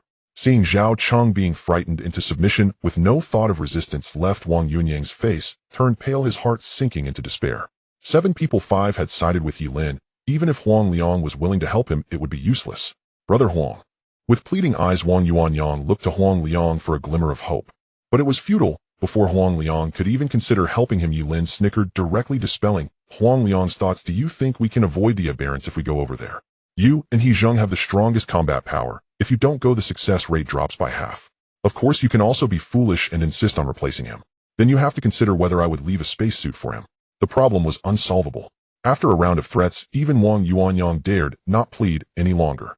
Indeed, he might not die while luring the aberrants, but as long as Huang Liang dared to take his place, that madman would undoubtedly kill him halfway. "Brother Huang, you go with them, or I'll go by myself." Stumbling to his feet, Wang Yuanyang took the grenade Huang Liang handed him and climbed into the ventilation duct.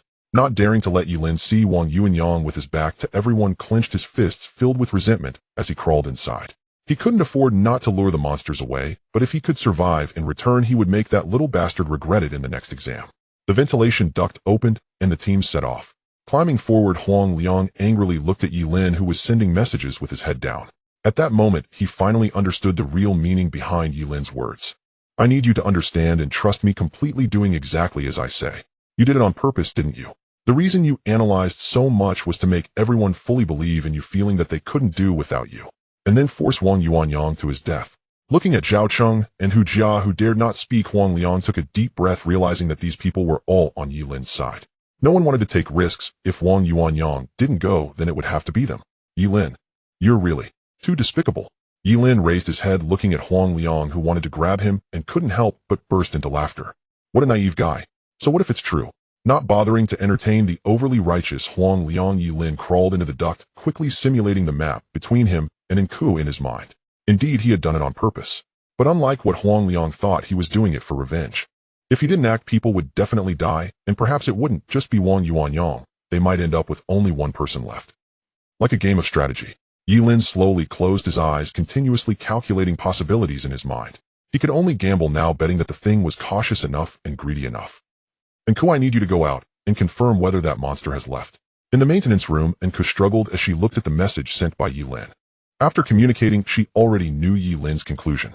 Through the semicircular glass of the equipment room, she even caught a glimpse of a corner of the spacesuit. Turning her head to glance at the sealed equipment room, Enku took a deep breath, gritting her teeth as she stood up. Now there was only the final step left to end this exam, letting He Zheng and the others break in and destroy the airlock. Although it was hard to imagine how a newcomer like Ye Lin came up with these ideas now that it had come to this, she didn't mind taking the risk. Give me 5 seconds. If it hasn't left, I will find a way to lure it away. Warning: the hibernation zone is under breach. Warning: the hibernation zone is under attack. Jump.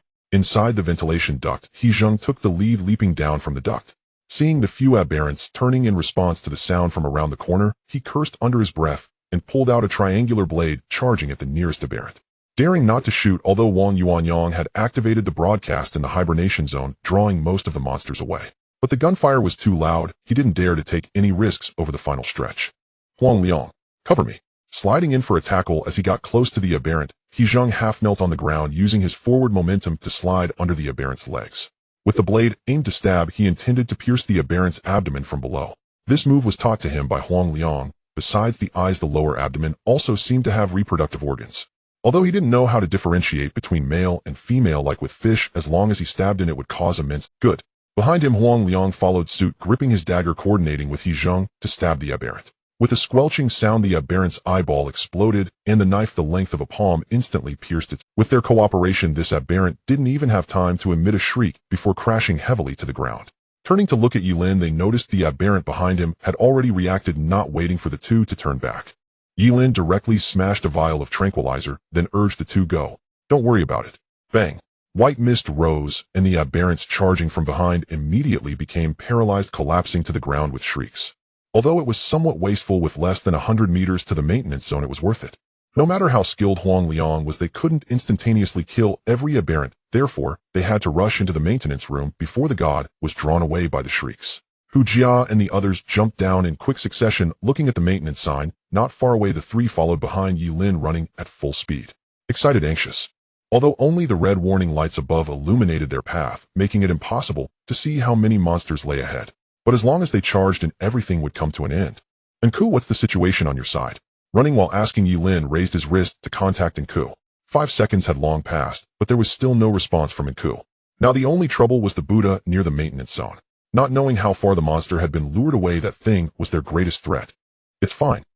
Meanwhile, outside the maintenance room, Enku gasped heavily, her right hand tightly clutching her abdomen. Dark red blood continuously flowed from the wound on her belly. Not bothering to drag the aberrant she had cleaved further away, she waved her hand with difficulty, signaling that she was here. Quick! The Buddha hasn't been lured very far. As her words fell, He Zheng's face changed, and he sprinted desperately. And in the end, Zhang Tai, realizing that the Buddha was nearby, also grabbed Hu Jia and started running like flying a kite. Moments later, the group dashed to the entrance, looking at the injured Enku. Huang Liang instinctively wanted to help her. However, faced with his kindness, Enku simply gritted her teeth and waved her hands, signaling that she could hold on. Get in quickly, that monster is only a few hundred meters away from us. The Buddha was not fast, and even with the broadcast attracting it, it was still only a few hundred meters away. That monster could attack with sound waves, and once discovered, even if they hid here, they wouldn't be safe. Don't waste any more time. Entering the outer layer of the maintenance area, the group immediately spotted a horizontally oriented alloy door roughly the size of a garage. Looking at a corner of the spacesuit hanging on the wall inside the glass, everyone was filled with excitement, marveling at Ye Lin's judgment. But after rushing to the door, He Zheng's expression turned grim. As a core area, the maintenance zone's power was on, and the door had the electronic lock he hated the most. Ye Lin, what do we do? Should we use a gun? The life-saving equipment was inside, but they couldn't open the door. Without speaking, Ye Lin quickly walked to the door, pressing his palm against the glass. In the next second, he directly reached out to Huang Liang, asking for the grenade. It's a pressure chamber to counteract internal and external pressures. This glass is specially customized, and it can't be broken with a gun. However, before Ye Lin could get the grenade, Huang Liang suddenly tightened his grip, as if recalling something urgently. If we blow it up with the grenade, what about Wang Yuanyang? He hasn't arrived yet. According to the plan, Wang Yuanyang needed them to set the delayed alarm here after activating the hibernation zone's alarm, while they took advantage of that time difference to meet up with him with the spacesuits. But if they detonated the grenade, now the nearest Buddha would be attracted, and there was no way Wang Yuanyang could make it over. Do you have any other ideas? If we delay any longer, we're all going to die. You're deceiving him. So from the very beginning, you never intended for him to return alive. Huang Liang glared angrily. He initially thought Ye Lin was just pushing Wang Yuanyang into danger, but he never expected that Ye Lin had been deceiving him from the start. So what if that's the case? Ye Lin directly admitted his gaze, shifting, signaling He Zheng to grab the grenade. He didn't care whether Wang Yuanyang lived or died. He only cared about the final conclusion drawn. If Wang Yuanyang died, he could lock onto the remaining targets. If Wang Yuanyang survived, he might figure out what the real danger was. To survive, they had to do this. He Zheng. A sharp shout. Behind Huang Liang, He Zheng, receiving Ye Lin's signal, suddenly struck Huang Liang with a chop. Taking advantage of his distraction, Ye Lin snatched the grenade and immediately pulled the pin. Run. Boom. The explosion sound was deafening, and the dense shrapnel crashed against the metal door, leaving shallow imprints. Although it wouldn't harm the alloy door, fortunately, some of the special glass above shattered in the explosion. As long as he reached in, he could turn the mechanical handle from the inside. Dragged away by Zhang Tai, watching Ye Lin rush into the equipment room, Huang Liang's eyes were about to split. He couldn't bear to think about how despairing Wang Yuanyang, still hiding in the hibernation zone, would feel once the airlock was opened. However, before he could shake himself awake, Ye Lin, who was quickly putting on the spacesuit, suddenly turned his head and threw 2 pieces towards him. If you really want to save him, you can still do it. Holding the spacesuit, Huang Liang clenched his fists tightly.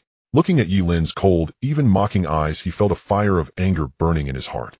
On the surface, Ye Lin appeared harmless, but in essence he was just like the scum he had encountered before, inherently cold-blooded and treating human life as a joke.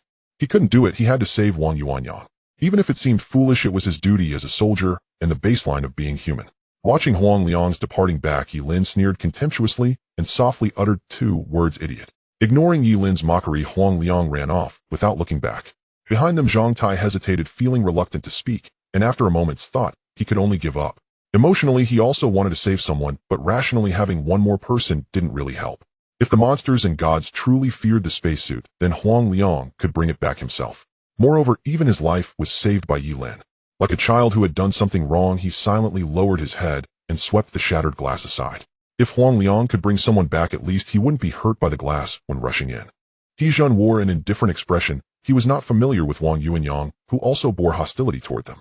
If he died, so be it. After all, it wasn't him. Next to Ye Lin, and Ku remained silent, but a strange glint flashed in her eyes. As if recalling something, she couldn't help but glance at Ye Lin's profile. Was that intentional? Unlike what others saw, she didn't believe Ye Lin was truly cold-blooded. If he wanted Wang Yuanyang dead, he didn't need to provide 2 sets of spacesuits. Moreover, Ye Lin's final mockery seemed too deliberate. Testing. Perhaps those monsters will fear the spacesuit, but swaying it back and forth in front of them is another matter. Ye Lin casually explained, turning around. And Ku frowned. She couldn't discern whether Ye Lin was telling the truth or not. She also thought of this point, yet she felt it wasn't that simple. So what should we do next? Hide, and then open the airlock. Or wait to see if Huang Liang can come back. As the words fell, everyone looked towards Ye Lin. Theoretically, once they changed into the spacesuits, they should no longer fear the monsters. However, hearing the rapid approaching shrieks in the distance, the group still felt somewhat tense. Especially since no one could guarantee that all the gods would be afraid. No, don't open the airlock yet, instead lure a group of monsters in and kill them one by one. Such a great opportunity, why not score points? As the words fell, He Zheng was suddenly startled. He never expected Ye Lin to be so bold. Unlike the others, surprised, Hu Jia felt a bit scared. Lure them in and kill them. But if we do that, what if we... The spacesuit is useful, but that's just logical. Even if the monsters fear it, what if they're provoked into attacking us in the face of death? At that time, wouldn't they die, without even knowing how? So we need to test. Ye Lin said softly, walking into the maintenance room. As the words fell, several of them felt a jolt in their hearts. Before they could comprehend, and Kes' expression changed slightly, and she instantly realized. So this is why you angered Huang Liang. You're using him for a test. He Zheng asked in confusion, looking at the two as if they were solving a riddle, unable to help but blink and inquire. What test? What do you mean? You guys, what are you saying? Ye Lin, don't be too greedy, as long as we can survive. Before he could finish, and Ku gave a bitter smile and interrupted him directly. He's not greedy, rather he's too cautious. He deliberately angered Huang Liang to ensure that Huang Liang would definitely save Wang Yuanyang. Even though he brought an extra spacesuit, when Wang Yuanyang tried to run over, it would inevitably attract the monsters. Therefore, Huang Liang would definitely shoot to save him. As long as Huang Liang doesn't die, it means we can safely score points. It's a simple test, straightforward and very... After speaking, and Ku felt a wave of shock in her heart, and her gaze towards Ye Lin grew increasingly complex. These seemed inconsequential, but after realizing this point, she understood that Ye Lin had planned everything from the moment he explained the answer. One link after another. First, he made everyone place their hopes on him, forcing Wang Yuanyang to take risks, then pushing Huang Liang to save him, ultimately testing whether they could score points at the cost of both their lives. If they could score points, He Zheng and the others would only become more convinced. If at that moment Ye Lin was still willing to give up a little profit, then the entire team would be completely under his control. Kill, save, help, deceive, profit. Under this series of tactics, she felt a chill run down her spine. Who exactly is this guy? Damn, so that's how it is. Then Ye Lin, what if we can't score points? Wouldn't Huang Liang and the others die in vain? Slow to react, He Zhen pondered for a few seconds before realizing. However, although he also wanted to score points, it would be a shame if Huang Liang died. That kid was a bit naive, but his strength was indeed impressive. Contrary to what the others expected, Ye Lin didn't say that if he died, he died. He maintained a calm expression and answered evasively, if I don't let him go, we might all die. Moreover, he is very likely not to die and will bring someone back. Without offering further explanation, Ye Lin avoided the stunned gazes of everyone and directly walked towards the first airlock room. Unnoticed by anyone, his fingertips were pale, far from looking as relaxed as he appeared. It seemed like the answer had already been found. He even had the mood to score points. But only he knew they were standing on the edge of death, and with a slight misstep, everything would be lost. Among us, how many are actually human? Did I really guess correctly? A vivid image flashed in his mind. Ye Lin exhaled softly, suppressing the chaotic thoughts in his heart, his gaze gradually firming. Now that things had come to this, he could only move forward no matter the means. Get lost. Get the hell away from me. In the sleeping area, Wang Yuanyang shouted frantically, his assault rifle spraying bullets like water towards the oncoming abominations. With half of his foot gnawed away, he could only limp forward desperately. Looking at his severed foot, his heart was filled with extreme hatred, pain, resentment, hatred. The alarm from the night forest had yet to sound, and fearing abandonment, he had no choice but to crawl out from the ventilation duct. But the abominations drawn to him were like flies sensing decay, giving him no chance to escape whatsoever. If it weren't for Huang Liang shoving the light ring to him, he would have been dead long ago. However, the light ring wouldn't last long. Without a power supply, relying only on its fluorescence was like a campfire that could extinguish at any moment in the forest. Overwhelmed with fear and hatred, Wang Yuanyang cursed the night forest for bringing him to such a state. Night forest, I will definitely kill you. I will definitely kill you. He clearly hadn't done anything wrong, just been a little impatient. But that scum won. What was even more infuriating was that Zhao Cheng was also scared. That self-righteous Huang Liang truly didn't care about him anymore. Click, click. The sound of an empty magazine suddenly echoed. Wang Yuanyang's cursing stalled like a duck with its neck caught, his heart filled with terror. Looking at the rifle in his hand that had run out of bullets, his face turned pale. In his extreme fear, he forgot to conserve bullets, staring at the surrounding abominations ready to charge at any moment, feeling a wave of despair. With only one grenade left, even if it could kill a few abominations, it would be of no help. Moreover, the ground suddenly shook, and Wang Yuanyang turned in horror, only to see a 6-foot turtle figure like a rotting corpse striding towards him from the opposite tunnel. God! It's a god! No, I don't want to die. I don't want to die. Huang Liang! Huang Liang! Come save me! Come save me! Losing his mind, Wang Yuanyang dragged his broken leg forward, using his rifle as a makeshift shovel to weakly strike at the charging abominations. He shouted repeatedly into his watch. At this moment, he could only pray for a miracle, for someone to save his life. 1 second, maybe 2. As the nearest abomination opened its mouth wide to swallow him whole, Wang Yuanyang closed his eyes unwillingly, yet in despair a miracle seemed to truly manifest. Bang! Bang! Bang! A precise burst of fire rang out with each shot hitting its mark. A figure appeared in the distance. It was Huang Liang, dressed in a spacesuit, rushing towards him. Duck! Protect yourself! In an area devoid of threats, the surrounding abominations shrieked and retreated. With no obstacles in his way, Huang Liang sprinted over in mere moments. Although the abominations dared not attack him, Wang Yuanyang had no protection. Amidst the shrill cries, more abominations from the other side continued to leap towards the downed Wang Yuanyang. With the magazine empty, seeing the nearest abomination pounce on him again, Huang Liang did not hesitate to throw himself onto Wang Yuanyang as a meat shield. Put it on quickly. With no time to remove the spacesuit from his back, Huang Liang anxiously placed his helmet onto Wang Yuanyang's head first. With a swift strike of his dagger, the oncoming abominations, I was instantly pierced. Perhaps the fear inherent in their genes was too strong. Though neither of them was fully equipped, the abominations did not dare to attack anymore. Soon as the two donned their space suits, the abominations, as if encountering a natural enemy, screeched and leaped away. Gasping for breath, Wang Yuanyang laughed and cried, having narrowly escaped being devoured. He had never felt life so beautiful. Thank you. Thank you. Brother Huang, if it weren't for you, I would have been killed by that beast. Forgetting the resentment he had just felt towards Huang Liang, Wang Yuanyang tightly wrapped himself in the spacesuit, feeling incredibly safe. That little scum was indeed infuriating, but his judgment turned out to be correct. Brother Huang Wei. Before he could say anything, Huang Liang suddenly pulled him back, signaling him to be quiet. Right in front of them, the abomination, resembling a bloated corpse, was staring intently at them. Its enormous translucent eyes were motionless. It was as if it were trying to discern who they were, not daring to breathe facing the god. At such close range, Wang Yuanyang trembled uncontrollably. Fortunately, the spacesuit was more effective than they had imagined. Seeing that the god was not attacking them, Huang Liang took a deep breath and grabbed his hand, preparing to leave. Let's leave first. They could open the airlock at any time. Wang Yuanyang's heart raced quickly, following Huang as they ran past the god. For some reason, although he dared not look directly, he felt as if at the very moment he passed by, the massive corpse had peered at him with its murky eyes. They can start scoring if they're coming. The alarm sounded simultaneously as Ye Lin confirmed that Huang Liang had opened fire. He Zheng's eyes were filled with excitement as he licked his dry lips. A group of people stood in 2 rows, weapons in hand, as if welcoming guests. Open the door and shoot the dogs, He Zheng shouted, and the next moment Zhang Tai, who was responsible for opening the door, took a deep breath and pulled the tightly shut door wide open. Outside the door, the abominations drawn in by the previous grenade explosion had already filled the corridor. The abominations that should have shrieked and pounced suddenly fell silent as the door opened. As if encountering a natural enemy, they turned to flee. Seeing that the abominations truly feared them, even the large-bellied Buddha at the back did not launch an attack. He Zheng was overjoyed, driving his military knife fiercely into the eye of the nearest abomination. Ding! Candidate He Zheng number D63311 has completed a kill and earned 0.5 points. Hearing the system prompt, He Zheng was so excited he felt like jumping up. He had never imagined that one day he would be able to score.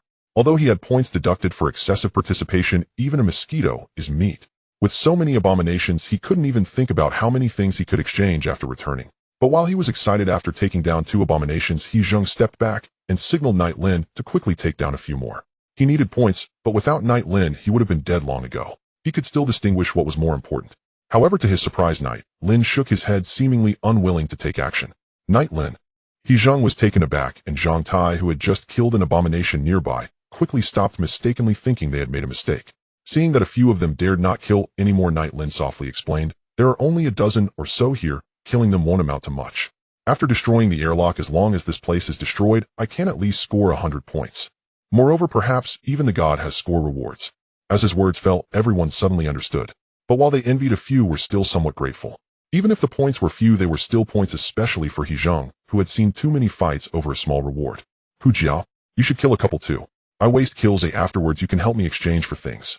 In high spirits, He Zheng pulled Hu Jia and signaling for the one hiding at the back to score a little. But just as he handed over the knife, Hu Jia suddenly seemed to think of something, looking at Ye Lin in horror. "Ye Lin. Brother Lin, you want to completely destroy the airlock? You want to blow this place up? That's impossible. The atmospheric pressure on Venus is 93 times that of Earth. If the base structure is destroyed, we will all die." Unlike He Zheng and others who didn't understand Ye Lin's meaning as a science student, he was all too clear about the consequences of completely destroying the airlock. Opening the airlock for a short time would only consume some oxygen in the base and suck away the abominations. But once the airlock was destroyed, as the air was completely evacuated, the entire base would collapse into a metal ball due to the pressure difference inside and outside. At that time, they would all die together. The base cannot be fully purged unless it is utterly destroyed. Don't forget, the aberrations still lurk within the ventilation ducts. We could search for them. Aren't the aberrations afraid of us? And time isn't limited. Oxygen is running low. Ye Lin raised his left arm. The oxygen gauge on his suit had already dropped by a notch. Hu Jia's expression froze. He suddenly realized their safety window was not infinite. Once they removed these suits, the monsters would descend upon them in frenzied rage, tearing them limb from limb. Then, "Brother Lin, where do we hide? Once the airlock opens, air will blast outward at supersonic speed. Any misstep risks rupturing our pressure suits. And I've already considered it. Even if we tethered ourselves outside, it would be useless. During the station's disintegration, countless fragments will scatter. Drifting externally would place us in far greater peril. Trapped inside means certain death. If outside remains catastrophically hazardous." Summoning courage, Hu Jia stammered his fears aloud. Though terrified that Ye Lin might lash out for pointing this out, survival compelled him to speak. "Damn it. I knew it couldn't be that simple."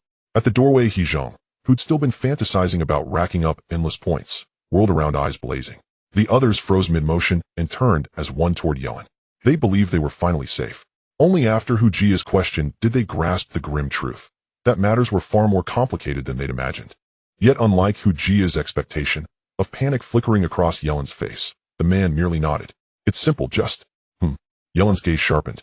In one fluid motion, he drew his sidearm and aimed it at the aberration beyond the door. "Now kill them all." Boom. A single shot exploded the creature's skull behind He Zheng. Splattered with blood, He Zheng gaped in stunned disbelief, instinctively wiping his face. What the hell just happened? Even if our oxygen was dwindling, making prolonged scoring impossible, these aberrations posed no resistance. Why rush? Ye Lin, what's happening? Is it? Before He Zheng could finish, Ye Lin's voice cut sharp and urgent. He hurled his pistol to Zhang Tai. There's no time. We must strike now. They've arrived early. Who? He Zheng whirled, only to hear frantic footsteps echoing down the corridor. Behind the aberrations, two figures staggered into view, straining with every step. Caution! One of the deities is deeply unnatural. It's been tailing us relentlessly. Huang Liang shouted over his shoulder as he half-dragged Wang Yuanyang forward, eyes darting backward incessantly. At the corridor's end, a towering deity strode forward, cradling an infant in its arms. Upon the infant's head sat a blood-stained helmet. Though it made no move against Huang Liang the moment the infant's mouth wrenched open, a piercing, ear-shattering shriek ripped across the chamber like a blade through flesh. Eardrums burst. As if commanded, the nearest aberrations, galvanized by the sound, erupted into fresh frenzy, shrieking toward He Zheng's position. Damn it! No further explanation was needed. He Zheng's face blanched. He opened fire in sweeping arcs at the still uncontrolled aberrations. He understood now. Though full control hadn't yet taken hold, even a fool could deduce if that monstrous infant shrieked again, chaos would erupt, and soon. Boom, boom, boom, boom. Gunfire erupted in deafening waves. Seizing the aberration's momentary confusion, they fought with desperate life-or-death ferocity. In his panic, Hu Jia, weaponless, screamed and snatched up a screwdriver, stabbing wildly at the nearest aberration. Faster! Faster! Brother Huang, hurry! The corridor choked tight. No passage remained. Behind them, aberrations surged forward under the infant's command, lurching like broken automatons toward Huang Liang. Zhang Tai gritted his teeth, seized an axe and lunged, not to flee but to carve a crimson path free. Move. Don't just shoot. Throw grenades. Now. Wang Yuanyang, hampered by a wounded foot, watched the aberrations close in and shattered with terror. A pack of fools. He had no idea what He Zheng's group was hesitating over. If bullets weren't fast enough, then grenades. He Zheng spun, eyes blazing, ready to put a round in Wang Yuanyang's skull. One hand gripping a knife, the other a rifle. They were already moving at breakneck speed. Grenades. That imbecile hadn't considered the shrapnel. Piercing a pressure suit meant certain death for all. Fortunately, the aberrations jammed at the doorway suffered less disruption.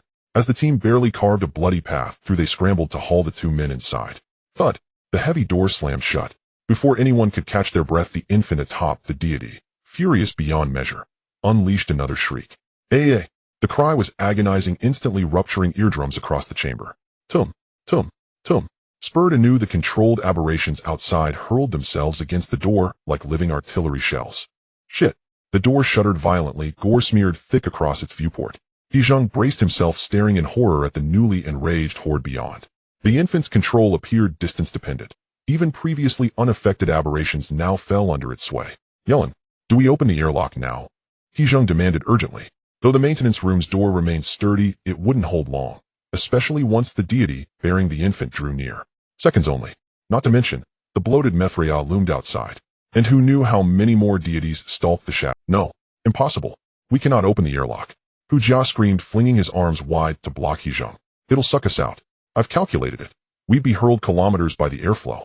The station's collapse will take at least 20 minutes, and our suits won't last half that long. Hu Jia gasped, heedless of whether anyone heard him. So what do we do? Confronted by He Zheng's demand, the courage he'd mustered evaporated in an instant. What could they do? He'd only glimpsed this one peril, the rest. Crunch.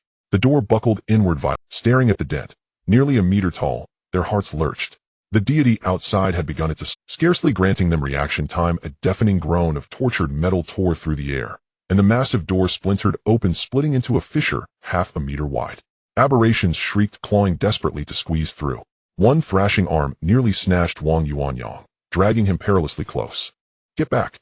Get back, you bastards! Wang Yuanyang wrenched free, scrambling backward until he pressed himself into the farthest corner. Gazing at the paralyzed, petrified faces around him, sheer terror ignited his tongue. You idiots! You're going to get us all killed. That kid tricked you all. I should have never come back. I'd be safer anywhere else. Shut your damn mouth. He Zheng drove a boot into Wang Yuanyang's ribs, sending him sprawling. Ye Lin. He whirled, locking eyes with Ye Lin in a raw, desperate shout. Clutching at a final sliver of hope, he didn't know if Ye Lin had devised a plan, but he remembered moments ago Ye Lin had left a sentence unfinished. Go, open the airlock. No, we'll die. We'll be sucked out. We won't. As if awaiting this precise moment, Ye Lin shoved Hu Jia aside and strode resolutely toward the airlock. Hu Jia cowered, covering his head, yet unlike his dread and contrary to everyone's expectation of violent suction upon activation. As the airtight seal disengaged, every person froze, petrified, awestruck beyond words. Before them stretched a vast secondary airlock chamber, and at its center rested a colossal silvery vessel 20 meters long, utterly still. What is that? A spaceship. Go. With a low command, Ye Lin dashed straight into the open cargo bay at the ship's rear. Inside, the vessel's scale dwarfed them, human figures shrinking to ant-like insignificance beneath its vaulted hull. Ye Lin yanked the lever beside the ramp. Slowly the cargo ramp rose, sealing the bay. Hurry! Crash! The maintenance room door shattered completely. Behind them, a seething tide of shrieking aberrations flooded the corridor, yet awe vanished beneath raw survival instinct. They sprinted inside. None understood how Ye Lin knew a transport vessel lay hidden behind the airlock, but they grasped one irrefutable truth: this ship was their salvation. Seal it now? Huang Liang, throw the grenades. Do you have any meds left? Inside the cargo bay, He Zheng pivoted, unleashing suppressing fire at the pursuing aberrations, and barked orders at Huang Liang to detonate immediately. Letting even one aberration breach the bay meant certain annihilation. I do. Down, get down. Knowing the hatch's closure was imminent, Huang Liang roared, and without hesitation ripped 2 grenades from his chest harness, hurling them into the heart of the advancing horde. His last 2 vials of neural suppressant followed, smashing just before the ramp's threshold. Da-da-da-da. Fire lanced forth, bullets hammering the lumbering Mithria as it charged. Though incapable of killing the beast, even a second's delay would suffice. Boom. A thunderous detonation erupted, shrapnel felling aberrations like wheat before a scythe, their shrieks cut short in explosive ruin. Amplified by the suppressant's paralytic effect, the Mithria found its path blocked by writhing, incapacitated aberrations. Before it could seize one and hurl it in fury, a deep hiss signaled the cargo bay's final seal. Survival, hard-won and trembling. They collapsed onto the cargo deck, lungs heaving. They lived. They lived. Though none knew how Ye Lin foresaw the ship's presence, one truth burned clear: this vessel had saved them. Why, Ye Lin, what do we do next? He Zheng pushed himself upright, his strength utterly spent. God, it was unbearable. Crisis after crisis, his heart careening like a runaway coaster, never granted even a breath. He'd thought it over, but then that infant emerged. Breach the airlock. Leave this place. Wait, you can pilot it. Before He Zheng could process the question, Enku interjected sharply, her gaze locked unblinkingly on Ye Lin. What exactly are you hiding from us? How did you know there was a ship here? Unlike the others, still dazed, Enku felt a cold, rising dread coil in her gut. A ship here was astonishing, but what truly unsettled her was how Ye Lin knew. It felt preordained, as if he'd foreseen the breach, as if he'd been waiting for it. She discovered this maintenance zone herself, yet saw no markings, no indicators of a spacecraft. And who, unless absolutely certain, would dare open an airtight door into the unknown? It's normal for maintenance zones to house vessels. Ye Lin replied coldly, then began inspecting his rifle. Enku blinked. Before she could press further, the ship lurched violently. They whirled toward the cabin monitors, where in mere seconds aberrations swarmed the hull like locusts, and 2 deities clambered aboard, battering the hull with savage force. The infant descended from its deity and pressed its entire face against one monitor, gnawing at the glass like a feral beast. Warnung, das Schiff wordt angegriffen. Bit Sicherheitsrisiken prüfen. Warning, vessel under attack. Immediate security assessment required. The alarm blared, crimson lights spun fiercely overhead in the cargo bay. Zhao Cheng recoiled, grabbing the black strap above him as the ship shook violently. Before he could utter a word, another monitor revealed a gaunt, pallid figure, emerging silently, unnerving, crouching low, spine arched, like a sprinter coiled at the starting line. Then, blitzing forward, a streak of white fury closing the distance in a heartbeat. Boom. It struck like a freight train, hurling them all to the deck. Staring at the dented, mangled hatch, bent inward by sheer biological force, they stared aghast. At this rate, a few more such creatures would overwhelm even this vessel's defenses. Tum. As if fate conspired for ruin, the corpse woman began slamming her skull against the outer hatch, while 4 distinct deities roaring converged from behind. Like demons encircling prey, they seemed poised to shred the ship apart and drag them out piece by screaming peace. Ye Lin, launch. Now. He Zheng could wait no longer. He bellowed, twisting toward Ye Lin, only to find the man watching the monitor's expression unreadable, as if verifying something critical. As the hull shuddered again, Ye Lin turned, dashing toward the bridge. He couldn't pilot manually, but he knew initiating launch would trigger autonomous navigation to its preset coordinates. He burst into the cockpit and slammed his palm onto the central crimson button. Raumschiff starten. Brace yourselves. Vroom. As the ship awoke, 3 azure thrusters ignited at its stern, glowing with eerie cerulean light. Boom. The hull trembled, then unleashed a torrent of incandescent plasma white-hot flame, erupting like a miniature sun, vaporizing aberrations in its wake. At billions of lumens it outshone all, blinding heat and light consuming everything. The exhaust stream struck the rear deities, reducing them instantly to blackened, brittle charcoal. Propelled by titanic force, the vessel became a silver lance, stabbing half a kilometer forward in an instant, hurtling toward the final airtight gate. Crunch. The gate imploded, airlock breached. In 0.0 seconds, atmosphere flash vaporized. White mist whipped by immense pressure differential blasted outward at supersonic velocity. Caught in that hypersonic torrent, unprotected aberrations and deities were torn away, shredded in milliseconds within Venus's upper atmosphere, dissolving into rust-colored mist. Such carnage left the crew speechless. Yet deeper awe seized them as the overhead monitor flickered to life, transmitting a new image. Endless clouds of sulfuric acid filled the entire field of vision, slowly swirling at a speed of 400 kilometers per hour. The sun distorted as if stretched like a pancake, emanating an eerie red glow. The sky was a sickly yellow with dark brown sulfur bands in the clouds spanning thousands of kilometers, tearing the heavens apart like fissures. Thunder and lightning erupted unlike the slender bolts on Earth, as the entire cloud layer would be illuminated by the rapidly exploding blue-white points of light every few seconds. In the cargo hold, everyone was dazed as if in a dream. Is this Venus? Even at this moment, they still couldn't believe they were on Venus, 150 million kilometers away from Earth. This place was a forbidden zone for life akin to the hell of myths. For a moment, an indescribable sense of shock filled everyone's hearts. However, compared to the shock of the others, He Zheng was more concerned about when the exam would end. He carefully glanced at the monitor's screen, and a few seconds later, he felt completely at ease sitting down on the ground. The air was being continuously sucked away, and massive clouds of sulfuric acid were madly rushing into the base due to the pressure. The outer pyramid structure had already deformed like a crumpled triangular paper shell beginning to disintegrate from the breach. Under the chain reaction, the entire base resembled a giant wheel that had lost its balance, constantly tilting and descending.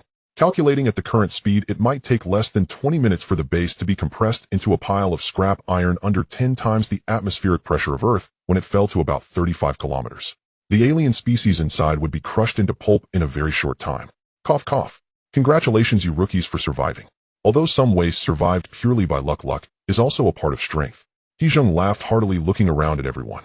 After calculating how many points he would ultimately get, he felt extremely good, unusually refraining from cursing. Although the system had not yet notified the end of the exam, they only needed to wait a little longer. It's over. This damned exam is finally over. As the words fell, several people in the cargo hold exchanged excited glances, unable to help but fantasize about what they could exchange for when they returned. According to He Zheng, as long as the score is sufficient, they can exchange for everything they want in the system. Hearing footsteps behind him, He Zheng turned his head and saw Ye Lin walking out of the cockpit. As if recalling something, he impatiently asked Ye Lin, "Did you kill those gods? How many points did you get? Listen to me, don't exchange anything when you get back. Let's discuss it together and don't waste it." He couldn't help but envy how many points Ye Lin could get this time, but he also feared that Ye Lin, lacking experience, would exchange for the wrong things. Barring any accidents after returning to the system space, Ye Lin's strength would surge, and by then this kid would truly become an asset. Whether he could survive depended entirely on Ye Lin. Count me in for the kills, but not personally, just slightly higher than the alien species, probably around 10 points. Let's not talk about that for now. He Zheng, Zhang Tai, Hu Jia, and Ku Yu 4 come over here first. He Zheng was taken aback, and the other 3 called by name were surprised, not understanding what Ye Lin wanted to do. Ye Lin, what's wrong with you? Why are we going over? He Zheng asked in confusion, his heart suddenly skipped. Although he was usually oblivious, he sensed that Ye Lin's expression seemed somewhat off, with not a hint of relaxation in his eyes. It was as if he was still on guard against something. Meanwhile, Huang Liang was equally shocked, with Wang Yuanyang instinctively hiding behind Huang Liang. Seeing Ye Lin not speaking, He Zheng couldn't help but ask again. "No, Ye Lin, what's wrong with you? Are you still worried about something?" Mistaking Ye Lin for being overly anxious, He Zheng stepped forward and patted his shoulder, trying to ease his mind. Although there had been some problems last time, this time was completely different. They were already on the spaceship, and those monsters, even if they could fly, couldn't possibly threaten them. "It's nothing, I just feel like it's a bit too easy." Ye Lin spoke softly, and as soon as he finished, both He Zheng and Enko looked at him incredulously. "Easy? Where's it easy?" He Zheng exclaimed, his eyes wide. "Ye Lin, I know you're cautious and think a lot, but it can't be any harder than this. Unless this thing blows up." Unable to understand what Ye Lin was thinking, having narrowly escaped death along the way. If they hadn't found the answer in the end, their luck would have run out, and they would have been dead without a trace. If this is considered easy, then in the future, whenever Ye Lin says it's hard, He Zheng would immediately commit suicide to avoid suffering. It's too smooth. Ye Lin turned a deaf ear looking at He Zheng. He Zheng, how many alien species did we encounter the first time? He Zheng blurted out, his confusion deepening. Ignoring the puzzled expressions of the others, Ye Lin nodded. So how many did we actually hear? Several hundred. Or dozens. No, what are you trying to say? Is there something wrong? Without answering, Ye Lin pondered for a moment, and spoke again. Of course there is something wrong. We should have encountered hundreds of them the first time. The alien species' line of sight was limited, and they couldn't find us. Looking from behind, every time the alarm sounded, most alien species would be able to locate us. There might be some impact, but the influence is definitely not as great as we previously speculated. The second time was one, the third time was still one, until the fourth time the alien species appeared. Although there were enough of them, by then we had already found our weapons. This means that the number of monsters appearing has always been limited. Ye Lin. And Ku suddenly spoke up, having understood Ye Lin's implication. Are you trying to say that every encounter with the alien species was deliberately arranged, kept within our capacity to handle? And Kess' gaze sharpened, but she quickly thought of a rebuttal. So you think it's too coincidental, that it went too smoothly? Although it is a bit, it's also related to the route we chose, and we later risked attracting the alien species away. The alien species in the laboratory were led away by me. If I hadn't done that, they wouldn't have been able to enter. Ye Lin shook his head. If it were just this, then of course it would be nothing. But what about those gods? Did those gods really pose a threat to us? That's because we escaped, and if it weren't for the ship to hide, we would have been wiped out long ago. Oh right, and Huang Liang. Remembering the last scene, He Zheng's expression turned a bit grim. If they had been a few seconds later, that last female corpse would have instantly killed them. A ship? Good. Ye Lin looked at Nku. How did you find that in the maintenance area? It's because I accidentally hit it while escaping. Wait a minute. Nku hadn't finished speaking when a sudden wave of unease surged in her heart. No, she would discover that it was because she encountered Mithria. It was because those monsters cornered you, right? Ye Lin spoke coldly, his speed increasing. Huang Liang, what about you? How did you discover that painting that the light circle could repel monsters? Before Huang Liang's expression could change, Ye Lin directly provided the answer. It's because you were forced into that room, and only that room just happened to have a painting, just happened to have something to repel the monsters. Everyone was stunned, and Ye Lin looked at everyone, enunciating each word. Aren't you curious why I knew there would be a ship after the airlock? It's simple. After those monsters burst in, we either wait to die or gamble by opening the airlock. In other words, no matter what, we would find this ship. Not only that, why did we go to the laboratory area? It's because there were the corpses of researchers behind the door. Why did we awaken Morrigan? It's because we saw the 11th painting. One coincidence is a coincidence, two is good luck. What about 3, 4, or 5? Without saying more, Ye Lin's gaze turned cold, his spirit taut to the limit. From the moment they encountered the first alien species, it felt as if an invisible hand had been pushing them to this point. And when that drop of water fell, when his logic was completely closed, Ye Lin instantly realized what the real danger of this exam was. Everyone's hearts jolted, their expressions changing dramatically. When all the pieces connected, even the slowest among them realized something was wrong. Ye Lin, what exactly did you discover? Are you trying to say that someone? Before He Zheng could finish in shock, Ye Lin raised his hand to interrupt. It's not someone. It's a god. He Zheng, do you still remember the painting of the death angel we saw? Her time of death was later than all the corpses, which means that painting could not have been left by a human, but by a creature with extremely high intelligence. I've been wondering what it wanted to do. First it lured us to the sleep zone, then chased Nku into the maintenance area, ultimately forcing us to open the airlock. There can only be one answer. That monster needs us to board the ship. It needs us to take it out of here. The cabin fell instantly silent. And after Hu Jia listened, his face turned pale, and the scene of the sleep zone flashed in his mind. Boarding the ship. He realized how Ye Lin had operated the ship. Just like how he awoke that monster, this transport ship also needed to verify identity. Without waiting for the others to react, Ye Lin unhesitatingly aimed his gun at Huang Liang and the others, shouting, He Zheng, kill them. That monster is among them. Everyone's expressions changed drastically, and upon hearing that Ye Lin wanted to kill them, Wang Yuanyang was terrified to the extreme. No, we're not. I'm not a monster. Don't listen to his nonsense. How could we possibly be monsters? Seeing Ye Lin aiming his gun at him, Wang Yuanyang directly rolled and crawled behind Huang Liang to hide. Meanwhile, Zhao Cheng was also terrified, wanting to explain something, but in extreme fear, he couldn't utter, Ye Lin, Ye Lin. He Zheng and Huang Liang both spoke out simultaneously, looking at him in disbelief. For Huang Liang, although he understood Ye Lin's words, he was certain he was definitely not a monster. And for He Zheng, he also couldn't believe that Huang Liang would be a monster after all Huang Liang had saved them. As for the other two, he really couldn't tell. Ye Lin, have you made a mistake? I believe what you're saying, but maybe that monster is hiding. He just wants to kill us. Points. Yes, points. He wants the points on us. It's all a lie. This little bastard is lying to you. After killing us, he'll say you're monsters. Wang Yuanyang shouted desperately, trying to make everyone believe him. Perhaps his words wouldn't work on He Zheng, but they would definitely be effective on Huang Liang. As expected, just as Wang Yuanyang thought, Huang Liang didn't hesitate to shield the two behind him, directly confronting Ye Lin with his gun. Ye Lin, I don't care whether you believe it or not. I'm definitely not. Moreover, I'm sure those two are also fine. If you want to suspect, at least have a reason. He couldn't find any flaws in Ye Lin, but he also didn't dare to easily believe. For someone as ruthless as Ye Lin, it was completely normal to fabricate lies to kill for points. Especially since Ye Lin's first target was Wang Yuanyang. No problems at all. Ye Lin raised an eyebrow, coldly sneering. Want a reason, huh? It's simple. Only you encountered the gods in the first round and strayed out of my sight. For that thing to blend in, it must parasitize a solitary person. I let Huang Liang save you. If you died, it would be Huang Liang. If you came back, that would be you. If you haven't come back, it must be among us. Without saying more, Ye Lin opened his palm, revealing a silver pull ring. Do we have to keep acting? 1 minute later, the grenade will destroy the control panel. Either we die together, or... Puff. Before Huang Liang could react, the next second, Wang Yuanyang, who had been hiding behind him, suddenly froze in place, his spacesuit swelling like an inflated balloon. It was as if something had drilled out from inside him. A pale hand instantly stretched out from his mouth, as if replacing him, directly bursting his body. Boom. The body exploded, and the forcibly burst corpse splattered the cabin walls like crushed tomatoes. In a very short time, a creature that looked like it had been birthed from a womb covered in slime appeared before everyone's eyes. Unlike other alien species with elongated fish heads standing only 2 meters tall, its head had extremely smooth lines resembling a cone, with snake-like double pupils coldly scanning everyone. Roar. The alien species roared, and the next second, with a swipe of its massive hand, it instantly smashed Zhao Cheng against the cabin wall. Boom.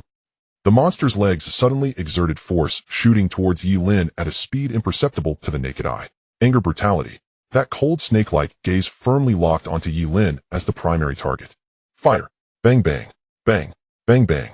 Gunfire erupted like a curtain. Watching the alien species charging at him, Ye Lin remained extremely calm. Even as he fired bullets, he directly crouched down and dashed towards the alien's lower body. This thing was indeed on the ship. From the moment he confirmed the answer, he was prepared for the god to appear. He admitted that letting Huang Liang save people also gave the monster an opportunity. Only in this way could the other party hide, allowing them to board the ship safely. The difficulty for 14 people with rewards exceeding 150 points required risking everything for a glimmer of hope to survive. He didn't know if he could do it, but he could only and had to take a gamble. Boom. In midair, dense sprays of blood burst from the aberrant's body. Unlike ordinary variants, this creature, torn free from its husk, possessed exceptionally formidable defenses. Large caliber rounds that could shatter a skull struck it, and merely slowed it for a heartbeat. They caused no mortal. For Ye Lin, he only needed to buy those heartbeats. Sliding flat along the deck, the aberrant's claw missed with a hiss, its talon grazing his face at a hair's breadth, less than 0.1 centimeters above his eyeball. As if positions had been swapped in an instant, Ye Lin was suddenly at the creature's rear. Huang Liang, hold it. Give me 10 seconds. With a sharp command, Ye Lin rolled to his feet and charged toward the stern. The stunned aberrant spun in fury and roared at Ye Lin. Huang Liang's face changed instinctively. He squeezed the trigger. Only seconds before they had been at odds, yet now Ye Lin ordered him to stop the creature. He knew that if this monster lived, they would too, sooner or later, die. It was merely a matter of time. 2 streams of gunfire opened at once. He Zheng roared and emptied his weapon like a man manning a heavy machine gun. No careful aim, just a torrent of bullets. Attacked from front and rear, blood mixed with muzzle flashes as the creature trembled under the onslaught. Yet it was all meaningless. Each bullet plunged into the aberrant as if into mud. Within moments, the wounds knit and the rounds were squeezed out with metallic clatters. A few seconds later came the hollow sound of empty magazines. He Zheng's finger stayed on the trigger, his mind a blank. He had imagined the monster would be terrifying, but he had not expected that firing until empty would leave it unscathed. There was not even time for despair to rise. The aberrant turned suddenly. In the next instant, a huge slime-coated hand ballooned up in He Zheng's vision. The impact was like being struck by a truck. With a single casual blow, the creature flung He Zheng like a rag doll against the bulkhead. Under the tremendous force, his helmet shattered, his right eyeball was driven out, and half of his face seemed ripped open, exposing rotted muscle beneath. His spine snapped. One strike, and he was utterly bereft of combat ability. And Kess's face drained of too fast. Everything had unfolded too quickly. From the aberrant's appearance to their collapse, not even 3 seconds had passed, and they were doomed. She had not even had time to consider revealing her strength. Even if she were stronger than He Zheng, she could not face such a monster. At best, she could buy 2 more seconds with her life. Only now did she understand what Ye Lin had been guarding against. Huang Liang, hold it. Others grabbed the harnesses. Ye Lin shouted from the stern as he fumbled with the safety straps. And Kess's heart leapt. Huang Liang seemed to understand as well. Both realized with a jolt that Ye Lin intended to open the hatch and eject the creature into space. But even if Huang Liang could hold the beast, he would be pulled out with it. The aberrant roared. Despite its intelligence, it instantly perceived the plan. In the next second it abandoned everyone and lunged at Ye Lin at top speed. Without time to struggle or think, Huang Liang hurled himself at it, dropping his gun. Was he asked to die? Fine. From the moment he accepted the mission, he had been prepared to sacrifice himself. He had even harbored suspicions about Ye Lin. If Ye Lin sent him to die, it would be only natural in his mind. Ye Lin, they'll hold it. But you must. There was no time for more. Huang Liang met the creature and was crushed like flesh against metal. His chest caved, and he coughed up a spray of blood. The aberrant froze for a moment. Looking down at the man clinging to it, the creature tried to fling him off. To its astonishment, even after tearing away an arm, the damned worm still clutched it with teeth and hands. Enraged, it seized the two halves of Huang Liang's torso and tore him apart like a torn book. A sickening ripping sound filled the air. Huang Liang screamed in agony as his body was split at the waist. The entrails and blood poured out in a gruesome sheen. Agony knocked him unconscious, and K's face went ashen. Even at the cost of his life, Huang Liang had stalled the creature for less than half a second. Who else? Who could stop it? Who would die next? As indecision gnawed time felt interminable. Then, as if seized by madness, Zhang Tai rushed forward. Brother Lin, forget about us. Open the hatch now. Zhang Tai threw himself down and grabbed the aberrant's ankle with all his strength. He was afraid, but there was no one left. Too many had already fallen. He did not know who else would step forward. If he faltered now, perhaps everyone would die. He was not clever. These were the only thoughts he could muster. In a corner, Hu Jia curled up, kicking and sobbing, unable to watch the man who had treated him well die. He pressed his head into the bandage and wept. Like a madman, he howled and cursed the damned examination. Why? Why send them to die? Why force them to face despair? The aberrant was fully enraged. These insects' repeated struggles had exhausted its patience. In that moment, it meant only to stamp the bug flat and then devour the most deserving one whole. But before it could bring its foot down, Ye Lin, already having secured the strap, ignored the others and pressed the hatch open button. The creature's narrow, snake-like eyes widened in shock. It could not spare the chance to crush the bug beneath its foot. With a roar, it rocketed forward like a fired shell toward Ye Lin. The recoil was tremendous. In a blink, it appeared behind Ye Lin like an afterimage. Seeing Ye Lin's desperate expression, it curled its lip and bit down at the hand reaching for the button. A sickening crack and Ye Lin's scream. The creature bit the entire arm off. Then, as if playing, it seized Ye Lin's throat and pinned him to the wall. A mocking, almost human sneer creased its elongated face. Its voice was low, metallic, and hoarse as it spat contempt. Though this insect had seen through its plan against absolute power that only hastened its death. The grenade had 50 seconds until detonation. Even if it could not destroy the console, that time was more than enough for the creature to slaughter them all. It had intended to wait until the last minute, but the game had ended prematurely. The cabin fell silent. The three survivors stared at the trapped Ye Lin with utter despair. They had been a step too slow. Even if they lived, no one could open the hatch in the creature's presence. And Ku suddenly rued, hesitating that single second. If not for the thing she carried, so important she feared exposure, she would never have hesitated. Yet no matter what she chose, the outcome seemed the same. Could one truly survive the punishment exam? If she could live through this, she could rely on it to find that answer. And Ku clenched her fists in refusal. As she prepared to charge, Ye Lin held fast to the wall, spoke hoarsely. Idiot. Does my hand taste good? The aberrant hesitated, its vertical pupil drawn to Ye Lin's left palm. There, plainly visible in his palm, was the ring of a grenade. You idiot. How could I possibly blow up the Then an explosion. Flesh and blood tore outward. No matter how strong the aberrant's regeneration, an internal high-explosive grenade turned it into a spray of torn meat and ruin. The stench and sticky fragments splattered his face. Ye Lin slumped to the deck with a thud. He tugged at the corner of his mouth and smiled weakly at the others. What are you staring at? Come help me up. System candidate Ye Lin has slain the special aberrant Alexei and received a 90-point reward. System candidate Ye Lin has completed a hidden task, progress 21. Please check rewards and details upon return. A few seconds later, Ye Lin sat back and stared at the messages flashing on his wrist. Such a high reward. He was startled, but he soon guessed the bounty was not only due to difficulty. Most likely it was tied to the hidden task. What kind of twisted question grants 90 points for only 21% progress? If the full reward were given, 2 such operations might net 1,200 points. What a pity. And Ku sighed, looking at the broken bodies of He Zheng and Huang Liang with complicated emotion. Perhaps if they had held on a little longer, they might have lived. But she was a bystander, as she had long since grown used to companions falling in the death exam. Ye Lin remained silent. Hu Jia sobbed quietly. Zhang Tai stood with reddened eyes. He wanted to put Huang Liang's entrails back inside, but had no way to do so. Huang Liang had been quarrelsome, yet he had been a useful comrade. He Zheng was not bright, but he fought with reckless courage. Ye Lin did not know how long until the base's destruction would be complete, but by his reckoning, at most a minute or two remained. He had already done all he could and had to deceive the aberrant to survive.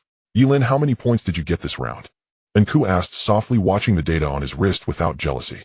She could not earn extra points in the punishment exam. The stronger Ye Lin became, the better for the next round. With the aberrants and gods in the base, this newcomer might be monstrously strengthened before the next test. Over 150 points. I was told I've exceeded the single-round cap.